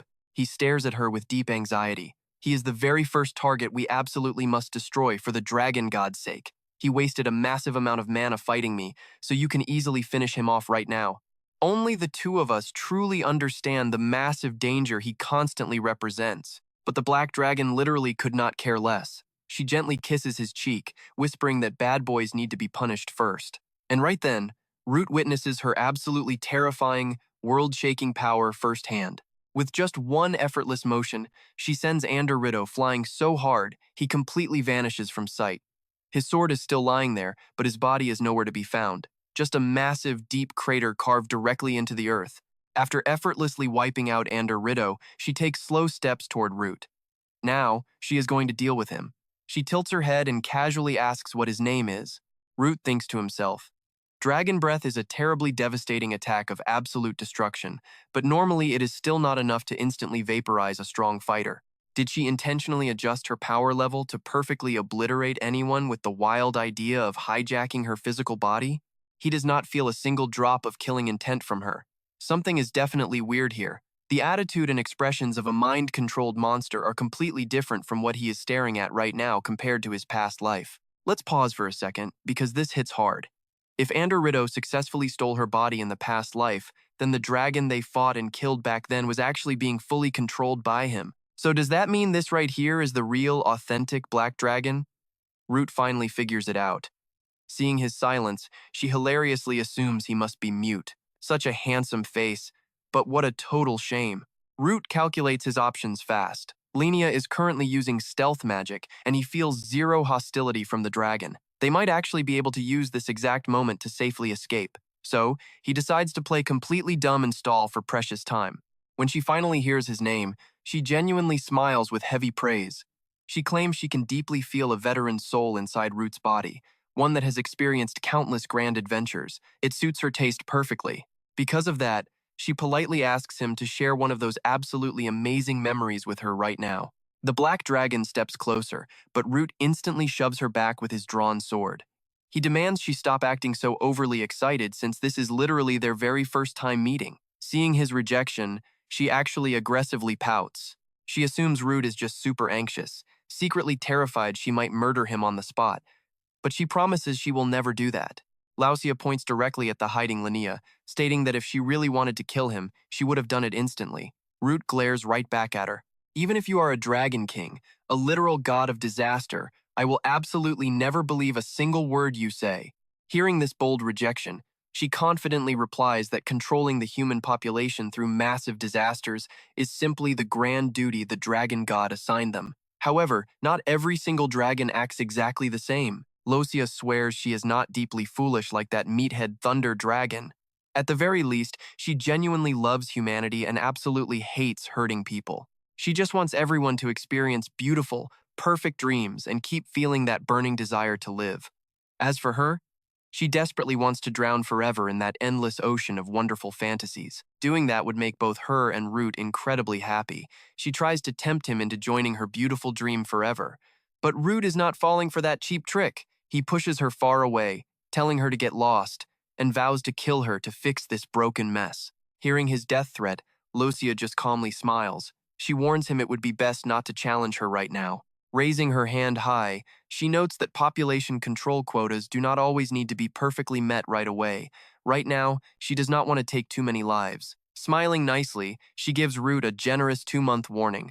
She allows him to pack up his loved ones and run fast. She casually mentions she will entirely wipe out the city near this forest, so he better escape somewhere incredibly far away. Root is beyond furious. Whatever you say, in the bitter end, you are still going to brutally slaughter absolutely everyone anyway. Stop acting so completely fake. What kind of merciful chance is this, you damn giant lizard? She just laughs out loud, feeling Root is way too immature to truly appreciate her massive generosity. Then, her tone shifts. I do not want to die yet, and since I am awake, I have duties to fulfill. Lower your weapon right now, or I will be forced to give you a very permanent goodnight kiss. Ferrara suddenly appears on the scene. He quickly links his soul directly with Linnea, creating their one and only massive escape window. Root instantly dashes over, screaming her name out loud while grabbing her hand as tight as possible. But wait! Lennia's leg is already smoothly wrapped up by the terrifying black dragon Lausia. With just one ridiculously simple, relaxed movement, she effortlessly intercepts Linnea hand. The dragon just stands there, smiling coldly. Run far away so I cannot find you. Later, Linnea safely rests in the infirmary. So what do you and I make of this? Trust me, the real chaos is just beginning. Stick with me here, Adeline apologizes, knowing it's the nurse's day off. But the nurse just laughs it off, saying the infirmary never really gets a day off anyway. Adeline nods, looking over at Linnea on the hospital bed, anxiously asking for an update. The nurse quickly breaks down her condition. The poison spread, so moving around will be tough for a while, but thankfully, her life isn't in danger. She should wake up in a day or two. However, her mana needs way more time to recover since the poison completely drained it. Obviously, absolutely zero mana usage until she heals. The nurse then asks if she's a Dragon Slayer intern too. Adeline shakes her head no. Linnea is with the Holy Light Guild, so they need to contact their guild master. They really shouldn't have let her go alone now, everything is a total mess. Right at that moment, Ren walks up and calls out to her. Adeline startles, turning around to ask what's wrong. Ren simply says Ruth is waiting in the office. Adeline suddenly remembers she totally lost track of time talking. Ren steps up, offering to handle things here and promising to take good care of Linnea. Hearing that, Adeline instantly smiles, saying she is incredibly proud of Ren and thanking her for helping out. If Linnea wakes up, just let her know immediately. Ren nods without hesitation, and Adeline finally leaves, feeling totally relieved. Ren walks straight over to the bed, staying right there to carefully watch over Linnea. Meanwhile, over in the office, Ruth drops the entire crazy truth on Adeline, making her instantly frown and fire back a serious question. The illusion dragon actually woke up from its deep slumber in the dark forest and will destroy Seminel within 2 months. Ruth nods slightly. Seminel is the only city right next to that cursed forest. Adeline tightly clenches her fists, her expression turning dead serious. After a very long silence, she finally speaks up. She knows Ruth well enough to know he isn't joking around. Plus, anything that could actually injure those two is definitely no ordinary threat. But if what he says is actually true, even if she warns the entire continent about it, Not a single nation could ever stop this disaster. The desert area is basically just a completely abandoned wasteland. It is the only city sitting in the middle of the desert. People don't even recognize it as a real city, and they heavily look down on the illegal trading happening there. Furthermore, the Liber Kingdom technically owns it. Administratively, this whole desert belongs to Liber, so obviously, this self-developing rogue city is just a massive thorn in their side. But Ruth couldn't care less. The Crown Prince promised backup, and so did the Grand Master and Dan Yen. Now pay attention here, this is exactly like the battle against the Thunder Dragon. Instead of sacrificing thousands of normal soldiers, wouldn't it be way smarter to just gather a squad of absolute elite heavy hitters? Luckily, the Illusion Dragon relies on mind control spells, meaning she won't be as wildly aggressive or pack the same raw, destructive power as the Thunder Dragon did. Of course, we still have to see what happens, but more importantly, our priority target right now is the Dragon Cult's second bishop, the ultimate puppet master, Anvrito. He lost a massive chunk of his power. Even though he took a direct hit from the Illusion Dragon, Ruth is completely certain that Rad is still alive. Having lost his original goal, he might be tracking the dragon to survive, or pure hatred is pushing him to act alone. He crafted a bodyguard using the corpse of the 6th-generation Skymaster. This guy is going to be an absolute nightmare to fight, endlessly reviving by burning through the trapped souls inside his twisted heart. Adeline quietly listens to every single word Ruth says before thoughtfully breaking the silence.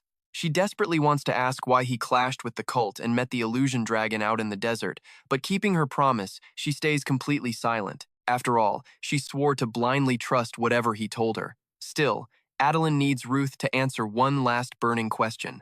Is he absolutely 100% certain about the Illusion Dragon's nature and this upcoming attack in 2 months? Ruth nods without a single second of hesitation. He is completely certain. A Dragon King would never lie. Deception is a pathetic trick meant only for the weak. Adeline narrows her eyes at him for a moment before finally agreeing. If that's true, there is zero time to waste. Once word reaches the Liber Royal Palace, those stubborn old men definitely won't sit still. Things are about to get super complicated, so the Dragon Slayers need to move independently. They are heading to Seminel now. She suggests bringing the immortal Heavenly Sword along, and Ruth promises to pass the message to her.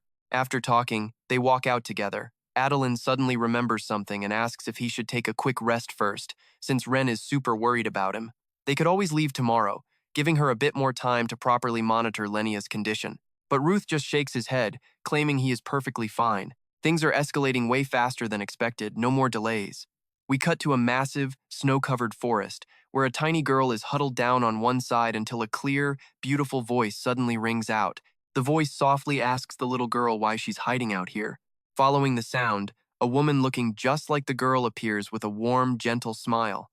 The little girl looks up, happily cheering that she got caught. So now it's her turn to hide. But her mom shakes her head, saying playtime is over for today. It's getting dark and they shouldn't wander around. The little girl pouts, slowly standing back up. Walking away, she grumbles that her mom always finds her way too fast. Next time, she swears she'll hide way farther away just to completely surprise her. The two of them keep crunching through the snow. The little girl keeps aggressively babbling about how even her own mom won't ever find her next time. But suddenly, she spots a weird, invisible barrier right in front of her. She reaches out to touch it, eyes wide with pure shock. What is this thing? You and I both know something is wrong here, right? Suddenly, someone whispers Lenia's name in her ear. Turns out, this whole thing was just Lenia's lost childhood memory. Her early childhood memories were always super blurry, literally feeling like being buried deep under the snow. Her mom's face looks exactly like hers, but she simply can't remember anything that happened after this. What exactly was she looking at back then? Suddenly, a creepy voice echoes in her ear. You are Ellie's puppet. Lenia's eyes snap wide open in pure terror. She bolts straight up from the bed, gasping. What the hell was that voice? Lenia touches her chest right over her heart, feeling totally disoriented. She tries to think about that weird memory, but every single time she tries, a blinding headache strikes. Right then, Ren walks in from outside and is totally shocked to see her finally awake. She rushes over to the bed, anxiously asking if she's feeling all right. Lenia looks at her, asking where they are. Ren sets some items down, explaining that this is the Dragon Slayer's base and she's been completely unconscious for 3 whole days. The priest said she needs at least 1 month of solid rest with 0 mana usage to properly recover her failing health. Lenia gives a weak nod, showing she understands. Ren plops down in a chair, stress clearly written on her face, explaining how terrified she was seeing those brutal injuries. And to make it way worse, Ruth completely left without even saying a single goodbye. Lenia softly apologizes for severely scaring her, then asks exactly where Ruth went. Ren explains he headed straight for Seminel, mentioning they were gearing up for a massive, all-out war. Ren angrily snorts, acting like she doesn't care about him, but grumbles that he should have at least rested one day before leaving. Hearing this, Lenia lets out a heavy sigh. So that's it, she just became a huge burden to everyone. Right on cue, Leon strolls in from outside. Seeing her finally awake, she genuinely asks if she's doing okay now. Lenia tries to get up to greet her, but Leon immediately orders her to stay in bed, saying she just dropped by before heading out. Leon puts a small chest on the table. It's a supply of recovery potions sent over by Henith Harpulia and Balak Steroze for the recovering guild members. Besides the guards outside, everyone else already left for Seminel. She tells Lenia not to walk around unless it's an emergency and to just focus on healing up. Lenia hesitates, worrying heavily about her own guild. Leon totally reads her mind, waving it off and saying she already contacted the Holy Light Guildmaster, so just stay right here with this little thief. Ren instantly explodes in anger, loudly yelling, "Who are you insulting?" Leon glares right back, scolding her and saying she knows damn well Ren sneaked into the food storage. Ren awkwardly laughs it off, totally denying it and calling Leon completely petty. Lenia suddenly calls out to Leon. When she gets to Seminel, could she please tell Ruth that Lenia is incredibly sorry? Hearing this, Leon gets instantly annoyed. Seriously, what is up with these two? Do they think she's a messenger bird? Leon tells her to just go apologize to him herself. Since both of them said the exact same stupid thing, why should she do their dirty work? And that's where we leave it. Leon storms out, while Ren watches her go before nervously calling out to Lenia, "Stick with me here." Seeing the girl so down, she tells her to eat up, you need food to heal. Lenia nods, thanking the kid and offering help, but Ren just shakes her head, telling her to get some rest. Meanwhile, Lion heads outside to give the villa guards their strict orders. Once done, she immediately walks away. The guard watches her leave, his mind racing. This is the very first time so many guild members are leaving the building all at once. Is something absolutely massive about to happen? Just then, another guard hurries over, awkwardly apologizing for being late to his shift change. The first guard stares at him, completely surprised. This guy is literally never late. He makes an excuse about some urgent business. But the second no one is looking, a malicious smile spreads across his face. Meanwhile, Rut's group is already traveling, calling the castle where Ren is happily chatting away about everything. She brags about baking cookies all day long, hoping Leon won't be mad anymore since she completely refilled her entire snack bag. Rut brutally hits back. It's her own fault for stealing them in the first place. Ren aggressively denies it. Giving is receiving. She then asks if he wants to talk to Lenia, who's right there. Rut rejects her, claiming he's busy. Ren snorts, why is she always the one calling him? Ignoring her attitude, Rut says he's hanging up, but promises to buy epic food on the way back, so just stay put. Instantly thrilled, Ren warns him not to buy any of that boring, weird stuff like last time. She starts rambling about some popular capital trend. Annoyed, Rut literally just hangs up the call. Adeline walks in, awkwardly pointing out he didn't have to cut her off so brutally. Adeline nods, telling him to move the immortal heavenly sword has reached the city gates. Rut follows, amazed that a place like Tavan actually has working telephones. Never judge a book by its cover, Adeline completely agrees. This century-old city was originally built from scratch by the very first wanderers who survived the harsh desert wastes. They even set up a strict guard unit just to maintain some bare minimum level of order and discipline. Now pay close attention. Despite a good start, the city is still chaotic. Adeline was stressing over whether they'd even open the gates, but since they're cooperating, they must be praying for outside muscle to stop the dragon's absolute rampage. Suddenly, a voice mocks them. Why are you walking like grandmas doing yoga? Even if you ran, you wouldn't be much faster. Adeline looks up to see Anne walking over with Daniel and another woman, but her face instantly sours. Why bring that thing along? The woman glares, absolutely furious at being called a thing. Daniel walks right up to Rut, ruffling his hair with a laugh. Long time no see. You've actually grown a bit since our last meeting. By graduation, we'll see who's taller. Rut brushes it off, saying he just reported via telepathy, so it hasn't been that long. Still, he sincerely thanks him for coming. He turns, but Adeline is already marching toward the castle. Everyone hurries after her. Rut watches her back. He knows she's completely torn inside because of the puppet master issue. He can't help but sigh. Even he is shocked. As her direct disciple, he feels totally helpless. Just then, a guide arrives to escort them. The castle lord has agreed to meet face to face. Inside the grand fortress, Ruth's group is led to a waiting man. He introduces himself as the Lord of Semeneo, awkwardly apologizing. It's his first time hosting outsiders as actual guests, so he begs them to overlook any poor hospitality. Adeline completely ignores the polite small talk, cutting straight to the absolute main point. They state exactly why they came. Is opening the castle doors proof of his cooperation? Mikhail stares at Adeline. As the dragon-slaying order's commander, she officially acknowledges his lordship, unlike other stuck-up nations who just treat him like some common bandit leader. Protecting this place is his sworn duty as a lord, as she has clearly seen.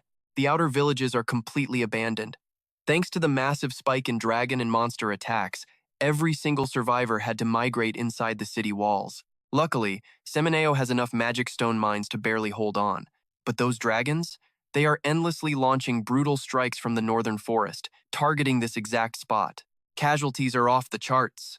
This war of attrition will drain them dry, so when the dragon-slaying order arrived, he had no choice but to welcome them. The Empire's strongest guildmaster and a royal certified hero are offering a lifeline. You see where this is going, right? They came to crush whatever is hiding in the northern forest. Hearing this, everyone falls dead silent. Adeline finally drops the bomb. The phantom dragon will attack Semeneo in exactly 2 months. Mikhail's face turns pale. One of the 7 dragon kings? He grits his teeth with a heavy sigh. Instead of getting recognized as a legitimate city, it feels like they are marching straight toward absolute ruin, just like the fallen Caliban kingdom. Without a second of hesitation, he pledges total cooperation. He grants Adeline's squad full access to roam his territory and station inside the castle to fight this phantom dragon together. He even promises maximum military and supply support. Then, this proud lord deeply bows, begging them to defeat the beast. Flustered, Adeline tries to stop his bow, but Ruth savagely cuts in. You're completely misunderstanding. You think killing a dragon king is easy? You actually think we came begging for Semeneo's help? Sure, crushing the phantom dragon is our end goal, but if that was it, we wouldn't care if your city lived or died. We'd just march straight into the dark forest. Why offer such a meaningless alliance? Let's be real, not a single nation on this continent cares about Semeneo. Honestly, they would probably cheer if this place burned to the ground. Without any backup coming from the outside world, making sure Semeneo actually survives has to be the absolute top priority. Protecting this place matters more than the dragon. We should be the ones demanding terms. Even the arrogant Elopia Empire paid massive bounties for the lightning dragon. Adeline panics but can't stop him. He doesn't hold back. An elite outside squad is risking their lives for you, and you're acting like letting us inside is some kind of grand favor? The Lord is absolutely furious at Ruth's disrespect, but he can't deny the logic. After a tense silence, he bluntly asks what Ruth wants, completely shocking his own loyal guards. Hearing that, Ruth finally sits up straight with a cold smirk. Leaning on the table, he glares right at Mikhail. All right, let's start the real negotiations. Hours later, a deal is finally struck. Ruth's group exits the castle while Mikhail watches them go. A salty subordinate mutters that he can't believe such a shameless scoundrel is considered a generational hero. Demanding magic stones makes sense, but forcing a literal bandit gang into the Legion? What's the point? Mikhail just sighs. What else could they possibly do? It's their only shot. Let's see if this hero can actually save Semeneo. Outside, the woman traveling with Daniel pats Ruth's shoulder, praising his absolute genius for scamming a lord with a straight face. Daniel immediately defends him. It wasn't a scam. He just demanded fair compensation for their deadly work. Ruth agrees, complaining that too many people just treat heroes like glorified errand boys. And that's where we leave it. Adeline groans he should have warned her first. But honestly, can you blame her for still being terrified about what comes next? All right, stick with me. We are diving straight into the fallout. The leaders agree that with negotiations done, they need to prep for the next 2 months. Even the puppet master knows fighting the phantom dragon again is going to be brutal. Better safe than sorry. A nod's in agreement. She suggests doing a quick patrol of the outer walls to crush any bugs lurking around. Daniel follows right behind her. Meanwhile, another woman tries to invite Adeline for a drink, but gets instantly rejected. Adeline asks Ruth where he is heading. Ruth says he is going to Faramah to pick up some custom weapons. Using a portal through a magic stone over in Siren should get him there fast enough. Adeline lets him go. Suddenly, Pharaoh pops out, complaining about how fast human magic is advancing. He asks why Ruth does not just teleport directly to Farama. Ruth shakes his head, explaining that a magic stone has its limits. The further you jump, the more massive the stone needs to be. Pharaoh chuckles, joking that Ruth picked a great time to be born. Any earlier, and he would have died in a shipwreck during a volcanic eruption. Back then, magic travel was painfully slow, slower than horses, and people had to navigate by the sun. Pharaoh gets absolutely furious. Ruth ignores his rant and teleports to Siren. He admits it is a bit pricey, but insanely convenient. As he approaches the portal, he suddenly hesitates, looking conflicted. He mumbles, debating whether to hit up the dragon-slaying order's basement to buy what Ren wanted. Pharaoh teases him for being such a typical dad. Ruth coldly tells him to shut up, but Pharaoh reminds him not to forget Lenia. Defeated, Ruth sighs heavily. He heads down into the order's basement and stares blankly at the pastry counter. He scowls at the baked goods. What is so great about these sugar blocks anyway? But meanwhile, back at the castle where Lenia is resting, an absolute bloodbath is unfolding. Lenia and Ren are severely injured, collapsed on the floor of the fortress. A chilling, dark voice echoes out, mocking when the kid will finally grow up. Let us rewind a few hours. Lenia was resting in the castle, sighing by the window. If healing took this long, she would completely miss the Phantom Dragon raid. But something was bothering her. The Phantom Dragon easily crushed everyone, so why did it only poison her? Plus, it called her Ellie's puppet. She could not even bring herself to tell Ruth or her father about this. Now pay attention here, because this is where everything changes. While she is completely lost in her dark thoughts, a malicious voice suddenly sneers from behind her. Finally found Ellie's little puppet. It is the guard who just came to relieve the shift.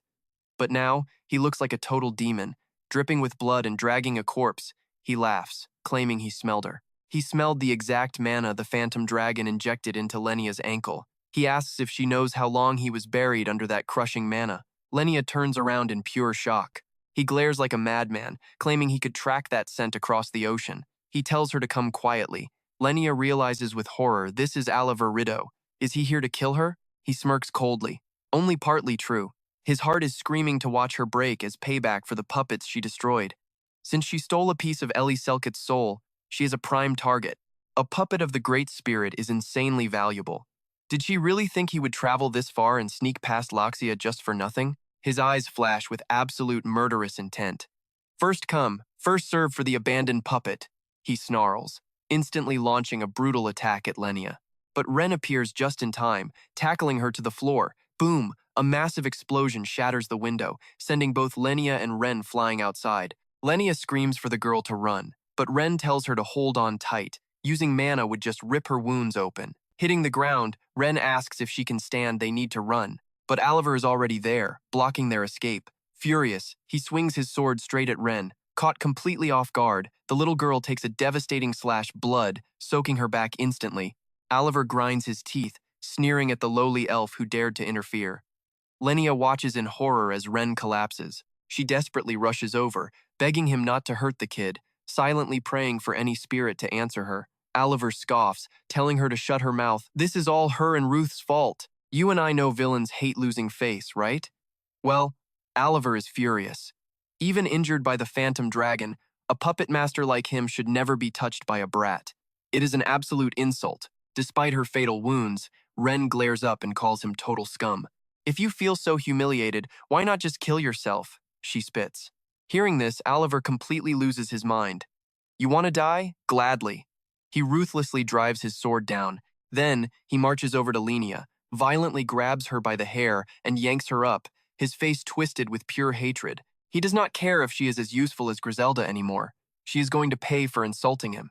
He cannot wait to see that hero's face when he completely takes over her body. Even Ruth could never have predicted this sneak attack. After all, Lenia would never confess to being her mother's puppet. Oliver grins, it is time. He tells her to say goodbye to her fake soul. Lenia thrashes in agony, desperate to break free, but it is useless. Ren feels the crushing dread of being abandoned, failing to protect the ones she loves. She refuses to cry over her own weakness. That is exactly why she trained so hard. Ren just wants to be strong like Ruth. Suddenly, she forces herself back up. Clutching a dagger, she violently screams at him to let Lenia go and charges. Sensing the danger, Oliver drops Lenia instantly. He spins around, pointing his bloody sword right at Ren's face, screaming, "Do you not understand words? Shut your mouth!" But Ren stands her ground. She has to save Lenia. She will not let this bastard take her. Without hesitating, she plunges her dagger straight into Oliver's chest, completely ignoring his sword piercing her own body. Oliver is completely blindsided by her reckless move. He grits his teeth in rage, cursing her as lowly trash. How dare she touch him? She pushes the blade deeper, making him scream in agony. She wants him dead. Oliver explodes with rage. He violently yanks his sword out, ready to strike her down again. Seeing this, Lenia screams in absolute panic, begging him to stop, but he is past listening. Just as the fatal blow falls, a massive black shadow suddenly erupts, completely swallowing Oliver's body. In the blink of an eye, he is sucked dry into a withered skeleton. But Ren still grips her dagger tight. As Oliver's remains crumble to the ground, Ruth suddenly appears, catching Ren's completely lifeless body before she hits the floor. Even now, Oliver's skull does not understand how Ruth found them. He guesses that damn dragon must have tipped him off. "If you think this is over, I will be back," he threatens. Ruth completely ignores him, brutally crushing his skeletal remains into dust with his foot. Seeing this, Lenia desperately drags herself up. She has to save Ren.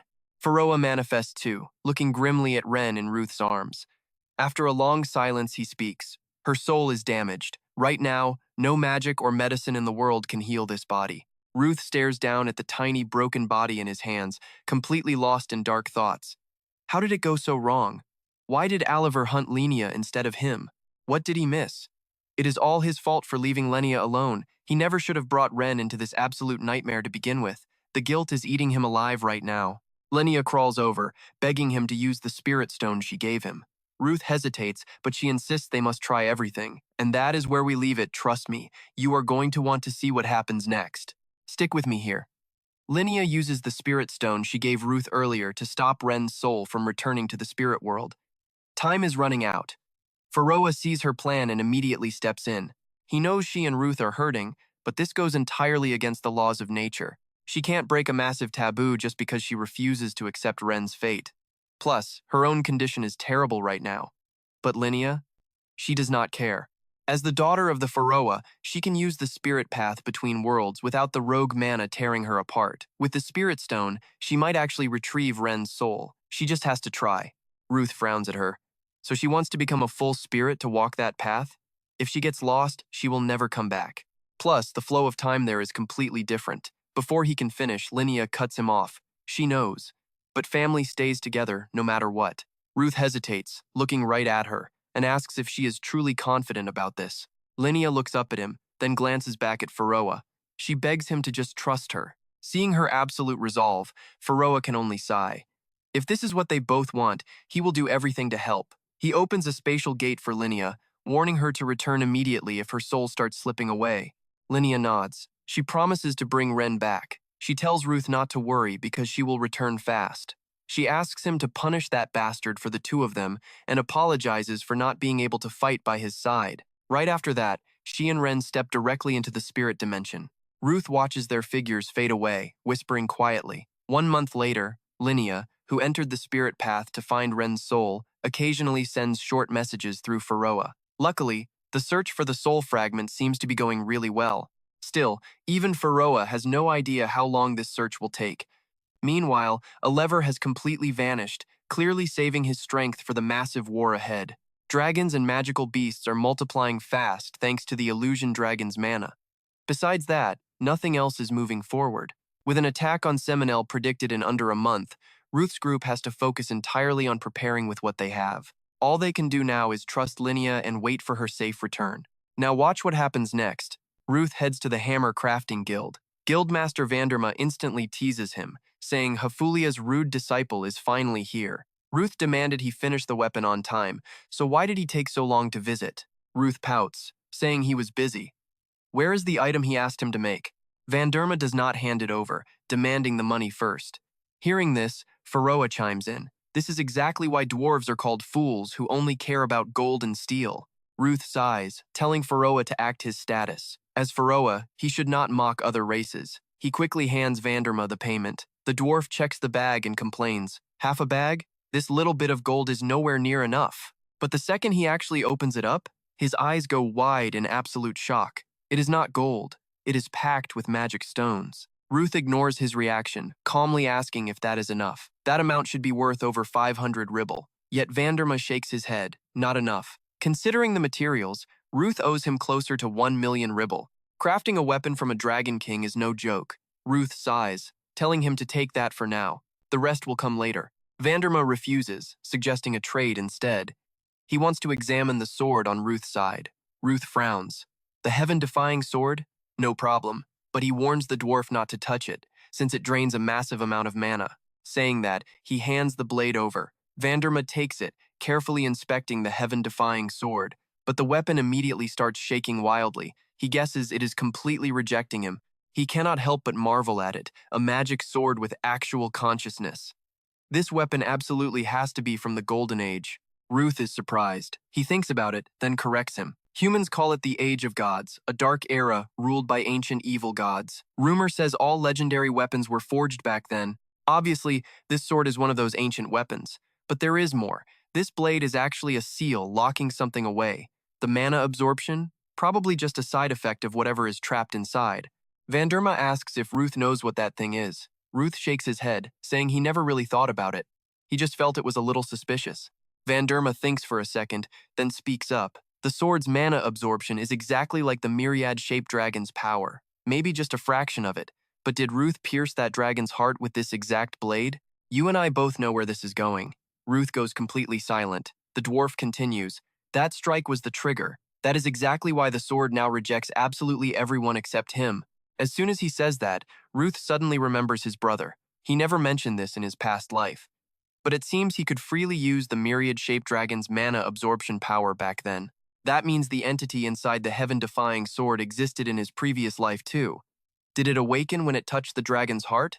While Ruth is lost in deep thought, Vanderma keeps marveling at how fascinating the weapon is. He wants to figure out the materials used to forge it, but since he cannot even touch it, he just has to give up. Then, he pulls out the promised weapon and hands it over. A true masterpiece. He used the lightning dragon's heart, horns, and skin to forge this. The result? The hammer lightning bow. Ruth takes the bow from his hands. He tests the tension, pulling the string back. Instantly, intense lightning sparks erupt. Calling it the lightning bow makes perfect sense. No complaints here. Vanderma says this is his first time forging a weapon from a Dragon King's corpse. Tough, but extremely fun. Now that it is done, all his other creations just feel like total garbage. After his rant, he shoos Ruth away, saying it breaks his heart to watch him take his masterpiece. Ruth snorts, teasing the dwarf for being single. Just pretend you married your tools. Walking down the street, Faroa asks if Ruth is heading straight back to Seminole. Ruth nods slightly. The illusion dragon's attack is coming soon. The dragon's rage is only going to get more brutal. There is absolutely no time to rest. After that day, every time he spots one of Oliver's puppets, he destroys it instantly. But the main body never shows up with his guards. He guesses the dragon plans to appear in that exact form on the final day of the war. While he is muttering to himself, Leon suddenly walks up, saying she really needs to talk to him. They find a nearby spot. He narrows his eyes, asking what brought her here. Leon ignores the question, firing back with her own. Since returning from the wasteland, has he slept? He looks completely exhausted. Ruth frowns. She traveled all the way to the magic tower just to say that? Leon chuckles softly. So much has happened lately. She understands his feelings. The current situation is extreme. She gets why other nations refuse to help, and why he kept Heenith and Steroze completely in the dark. She completely understands his choices. Linnea was severely injured traveling with him, and whatever happened with Ren clearly left him drowning in guilt. He worries about their safety, but overthinking will just drag him deeper into the darkness, eventually leading to a terrible mistake. Leon sighs, steps closer, and grabs his shoulders. Is that why he asked her mother for that huge favor? He begged her to keep Leon out of the upcoming war. Ruth just frowns at her, not saying a single word in response. A moment later, he claims it was the logical choice. Leon instantly cuts him off, glaring at him. She demands to know what she actually means to him. And trust me, we're definitely finding out next time. She reminded him. Before, he said they had to fight side by side as comrades to truly understand each other. But now? Stick with me, because you and I are about to watch this whole dynamic shatter. She absolutely snaps at him. If he just wants her to stay quiet, hide at home, and helplessly watch him lose, then why treat her like a teammate in the first place? Why did he even bother confessing that he was a regressor that day? Seeing his conflicted expression, she doesn't back down. She pushes harder, demanding to know exactly why he is so insanely obsessed with keeping them safe. Did he only tell her the truth so he'd have an excuse to throw his own life away just to protect theirs? He stays dead silent. Leon screams at him to answer her right now, and suddenly, Rude just completely explodes. He admits everything is entirely his fault. He is absolutely terrified for them, and he apologizes that things have to happen this way. But he isn't asking for anything crazy. He never told them to quit fighting.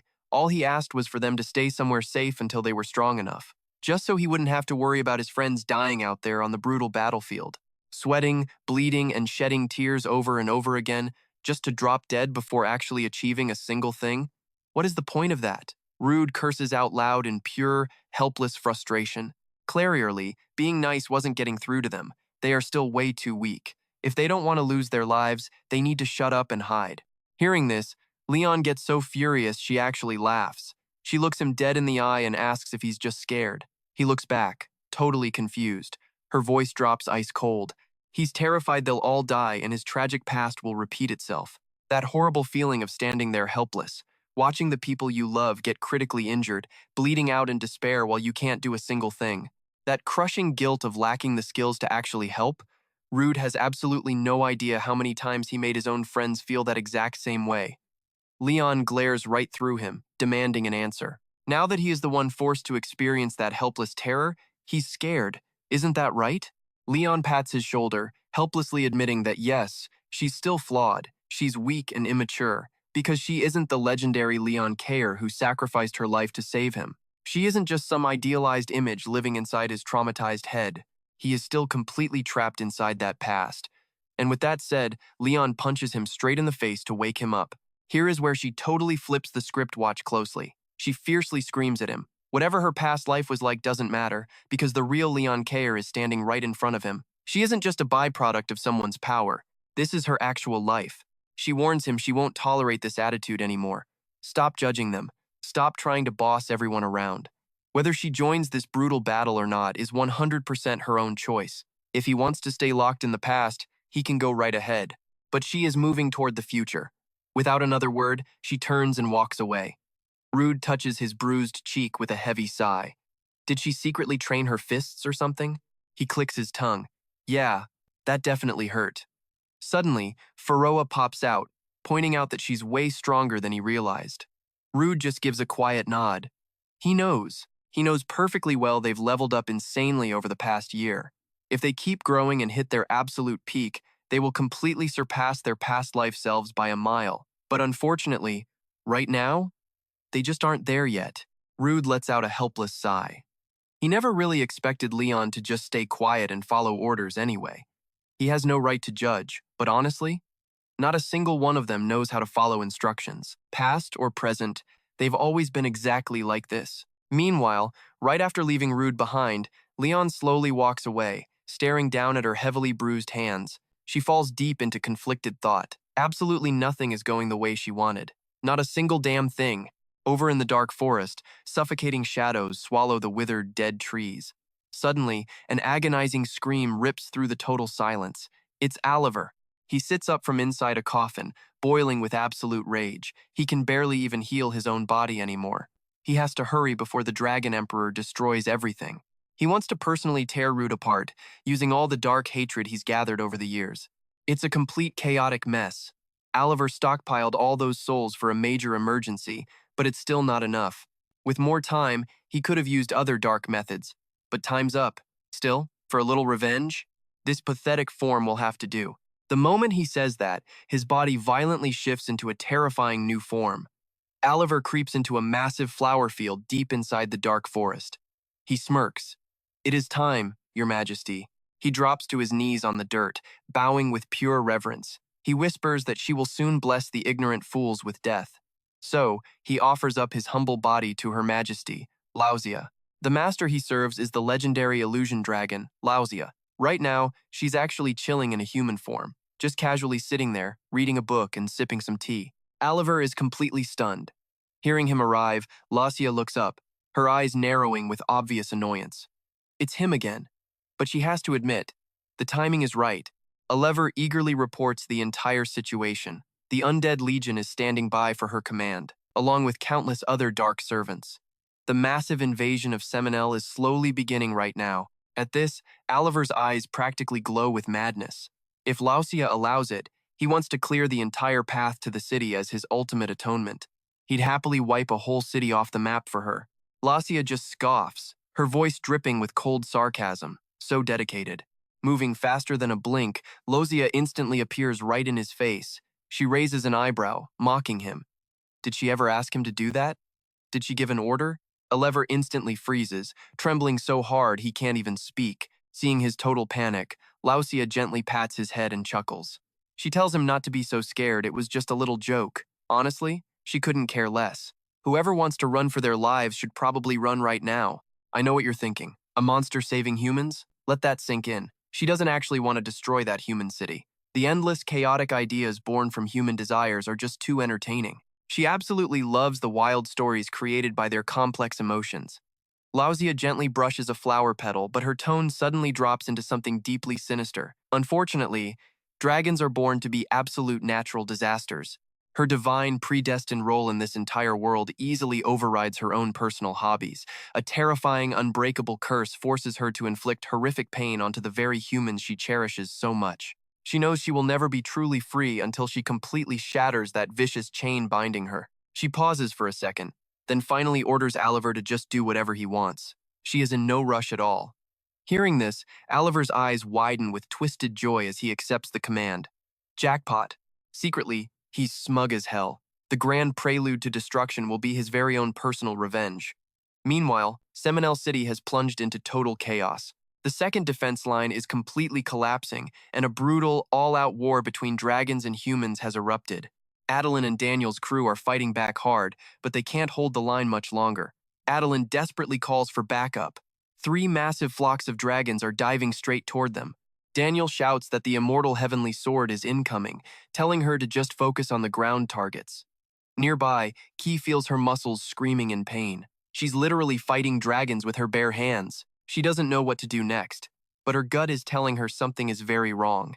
Key lands a devastating punch right onto a charging dragon's skull, and then she finally realizes the horrible truth. The more monsters they kill, the more enemies seem to multiply out of nowhere. Key pushes the thought aside and checks on a soldier. He gasps that he's fine, then immediately begs her to back up the east gate. That terrified soldier shakily forces his trembling body back up to his feet. He remembers earlier when a stranger came up and asked if he really wanted to join this deadly war. He had hesitated back then, pointing out that although Seminel had never been directly attacked before, the city elites were never exactly kind or welcoming to the wasteland refugees either. Refugees were completely banned from entering the city walls.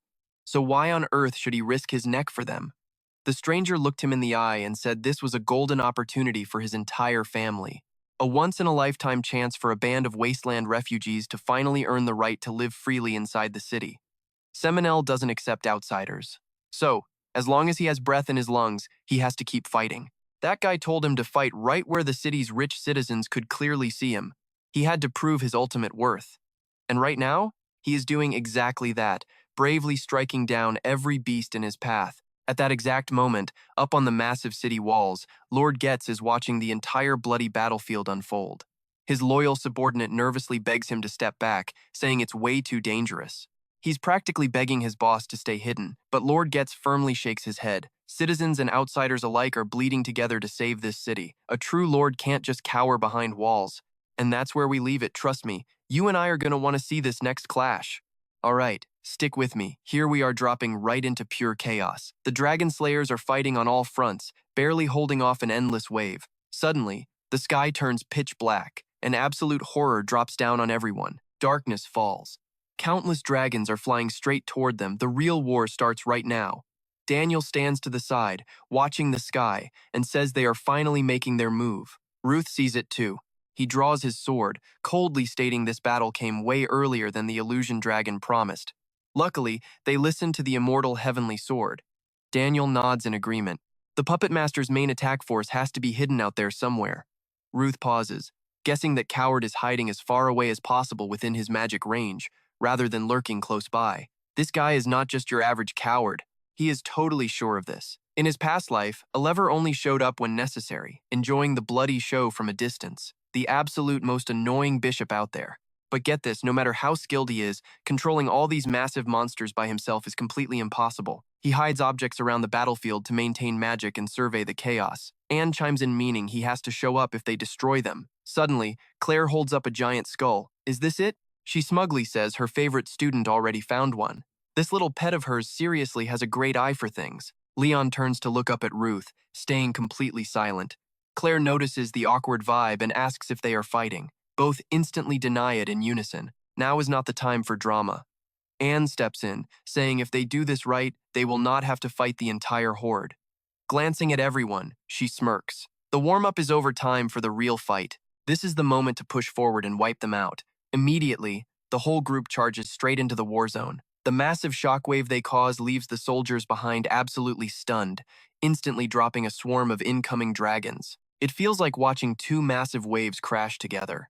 Every single dragon that dives in gets instantly crushed by Ruth and his team, but they are breaking free one by one. The weapons connected by the magic generators are slowly starting to crumble apart. Now pay attention, this is where it gets wild. A dragon corrupted by madness cannot tell friend from foe. It is just a savage army tearing itself apart, so Ruth knows the puppet master cannot hide anymore. He has to come out. At the exact same time, Oliver, who is controlling the dragons, suddenly realizes something is very wrong. He is losing his magic generators at an insane speed.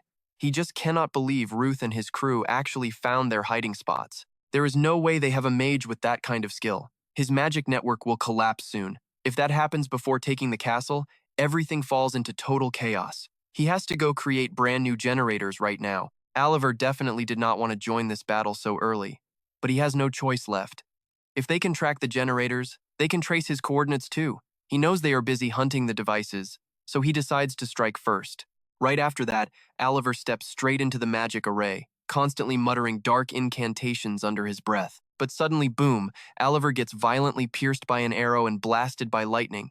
It is Ruth. He actually found Oliver's hiding spot and fired with zero hesitation. He smirks, glad he finally hunted the guy down. Flashback to that day. When meeting Vanderma to get the lightning bow, the dwarf told him to channel his deep desires into it. Ancient runes are unique dwarven magic. Woven from faith and dedication, they only activate through pure desire. The crafting is only complete after engraving that will. Depending on what you want to achieve with the weapon, the runes will answer. Hearing this, Ruth gripped the bow tight, thinking deeply before muttering he would imprint his greatest desire into it. Back to right before finding Oliver Ferraroa suddenly detected his mana. He gave a quick nod, drawing his bow without second-guessing. He said he would shoot right from there and asked for magic support. Instantly, he used the Heavenly Lightning Strike skill, aiming dead at the target. In a flash, the arrow was coated in pure magical lightning. It is a high-speed teleportation skill. Good thing he took down Kamar to unlock this insane move.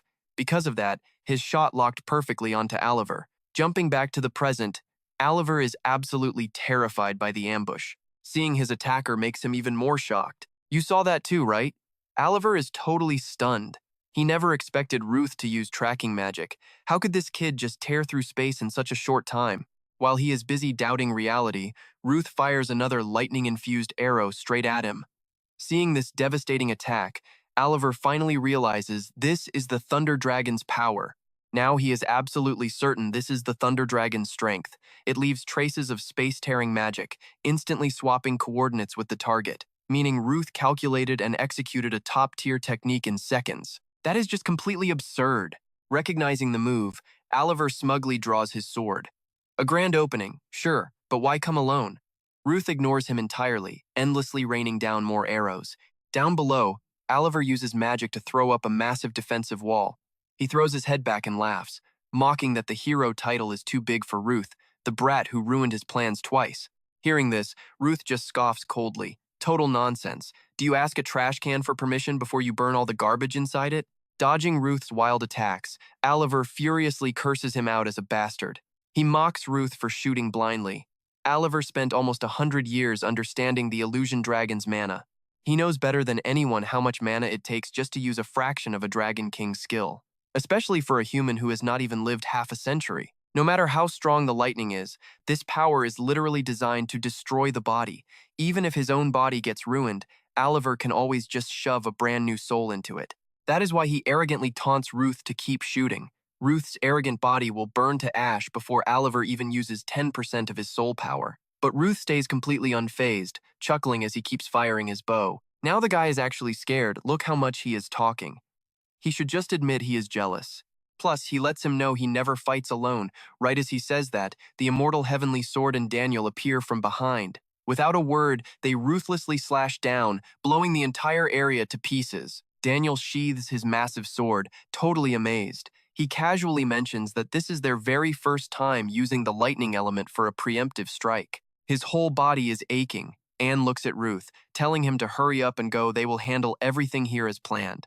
But before he can even move, Oliver screams out, "Are you seriously running away?" He refuses to let him escape. Saying that, he charges straight at Ruth with his blade. But too bad, before he even touches him, another sword fiercely blocks his path.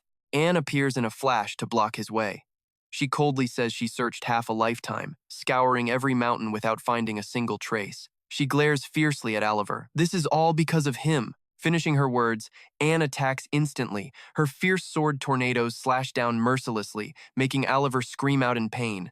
Pushed by their relentless assault, Oliver completely snaps. He has zero reason to hold back anymore. Do these pathetic little creatures actually think they can take him down? He seriously doubts they have what it takes. So what do you and I make of this? He let them run wild due to the Dragon King's orders, but judgment time is here. He will wipe out his past humiliation and prove who the strongest truly is. Stick around for the next one. All right, you and I are about to witness pure madness. Oliver laughs out loud, screaming to behold the true power of soul sorcery. The moment he stops speaking, 3 undead corpses suddenly spawn on the battlefield. But wait, only 3? Adeline instantly feels that something is wrong. Then it hits her. These are not your average zombies. They are on a completely different tier. Adeline immediately calls out to Leon and Kak, and they instantly jump into action. Finally, some opponents actually worth fighting.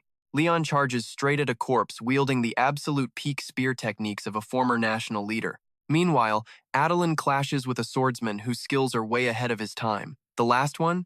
A legendary mage who fought right alongside Harpulia. Oliver literally handpicked these top-tier bodies to keep as his personal weapons. He plans to completely wipe out everyone from Seminel, Dam Chimbing, and Caruth, and absolutely hates his smug attitude. She fiercely slashes forward, striking him hard enough to shatter the mask right off his face, and grits her teeth, calling him out for being way too arrogant for a guy who is basically just a walking mortuary. Oliver reels back in pain, furious, glaring daggers straight at her. He screams like a maniac, asking how dare she interrupt his grand speech. The guy is completely consumed by pure rage now. Daniel suddenly notices Oliver leaking a massive amount of mana and quickly shouts out a warning. The second she gets the signal that the heavenly spirit is starting, Anne does not hesitate. She quickly replies, focusing hard to expand her target zone as much as physically possible. While they are coordinating, Oliver lunges forward with his sword, aiming directly for a kill. His target this time, Daniel. The villain notices Daniel looks completely ordinary, with no special marks and absolutely no mana-absorbing sword. There is no way Daniel can strip away even one of his hundreds of soul layers with just a basic chunk of iron. Brimming with contempt, Oliver casually swings his blade right at Daniel. Now pay close attention here. He shifts his gaze back to Anne. She is the only real threat. Why? Because she is the 7th successor of the Heavenly Void style, the absolute strongest killer right now, the immutable Heavenly Sword. And Rut? He must be the 8th successor. Thinking about this, Oliver scoffs out loud. So they are just carrying the heavy burden of being disciples. To him, tradition is completely pointless and pathetic. Oliver narrows his eyes, laughing mockingly at Anne. He brags that she can never overcome his current body, exactly like her master who failed before. That is exactly why strong souls always desperately chase after true immortality. And hears this and coldly sneers. What absolute garbage. His flashy soul sorcery is nothing special at all. She decides it is time to teach this guy what the tradition of the Heavenly Void style is really about. Suddenly, a glowing ring appears. Oliver instantly recognizes it. It is pure attribute power, a raw display of innate talent forged through perfectly refined mana, and actually materialized it directly into her blade. Seeing this insane weapon upgrade, Oliver aggressively clicks his tongue. This just got incredibly annoying for him. Moving at lightning speed, Anne closes the gap in a flash, appearing right in his face. She coldly whispers one simple line. First, the junior strikes. Oliver is super confused, but just a split second later, Daniel launches a brutal ambush right from behind. Next, the senior strikes. Daniel roars loudly, unleashing a massive blue blast of energy that completely swallows Oliver whole. But after the dust settles, Oliver checks his body. 0 damage. He instantly smirks, mocking them for trying. Are they seriously joking? How could some basic attacks ever pierce through his ultimate mana shield? But the moment he stops bragging, something feels totally off. Panic sets in as he asks Daniel what exactly he just cut. Silence, no answer. Instead, Anne is already charging right back in. Daniel does not pause for even a second. Both fighters strike at the exact same time. 2 massive shockwaves crash directly into Oliver, creating a huge explosion. Buried deep inside the rubble, Oliver grits his teeth. He is absolutely furious. How could someone who can slice through souls actually exist here? First a random lackey, and now this duo. They have completely analyzed his one fatal weakness. He refuses to accept this. If his core original soul shatters now, it is game over forever. I know you are cheering too, right? Seeing him finally grounded, and breathes a sigh of relief. This is the end. Hearing those words, Oliver scrambles up in absolute panic. He stubbornly screams at them to stop joking. Do they really think this is over? No way. He is absolutely convinced someone will come to save him. Glaring at Anne with pure denial, he violently questions her. Does she think a true genius like him just spawns every day? Even that arrogant guy Adam Migo desperately needs him. In his twisted mind, his life is simply worth way more than all these useless, completely unnecessary people in this world. His epic soul sorcery is his absolute life's work. These fools could never understand what this means for the future of humanity. Staring up at the sky, Oliver goes completely insane, screaming at the top of his lungs for the King of Dreams to finally descend, and just frowns at the pathetic sight. She glances over at Daniel and tells him to just end it already. Even now, Oliver is still praying for backup, fully believing that he is untouchable and immortal. But too bad for him. Nobody answers his cry for help. Daniel drives his sword straight through his chest. His core soul is completely shattered. Even if he has backup bodies stored away somewhere, he can never maintain his own ego ever again, and breathes a huge sigh of relief. That is enough. This could have dragged into an insanely brutal war, but thanks to Daniel and Ruth, it ended way easier than expected. Because of all this chaos, this pitiful disciple actually got the rare chance to face her master's legacy again. Listen, everyone has an absolute peak in their life. That golden era where your physical abilities and skills hit their absolute maximum potential. It is that fleeting time when life feels completely full of joy. But for us, limited humans, those perfect, legendary moments only last for a tiny, brilliant flash in time. Because it fades so fast, it truly earns the title of a golden age. Her master taught her to never just live for tomorrow. Enjoy the present, take in as many disciples as you can, and make sure your legacy lives on. And used to absolutely hate the idea of teaching. She thought it was pure torture. She always regretted doing it, but deep down, she knows her beloved master was right all along. The ultimate golden age, of hers. So what do you and I take from this? The time they spent together was tragically short.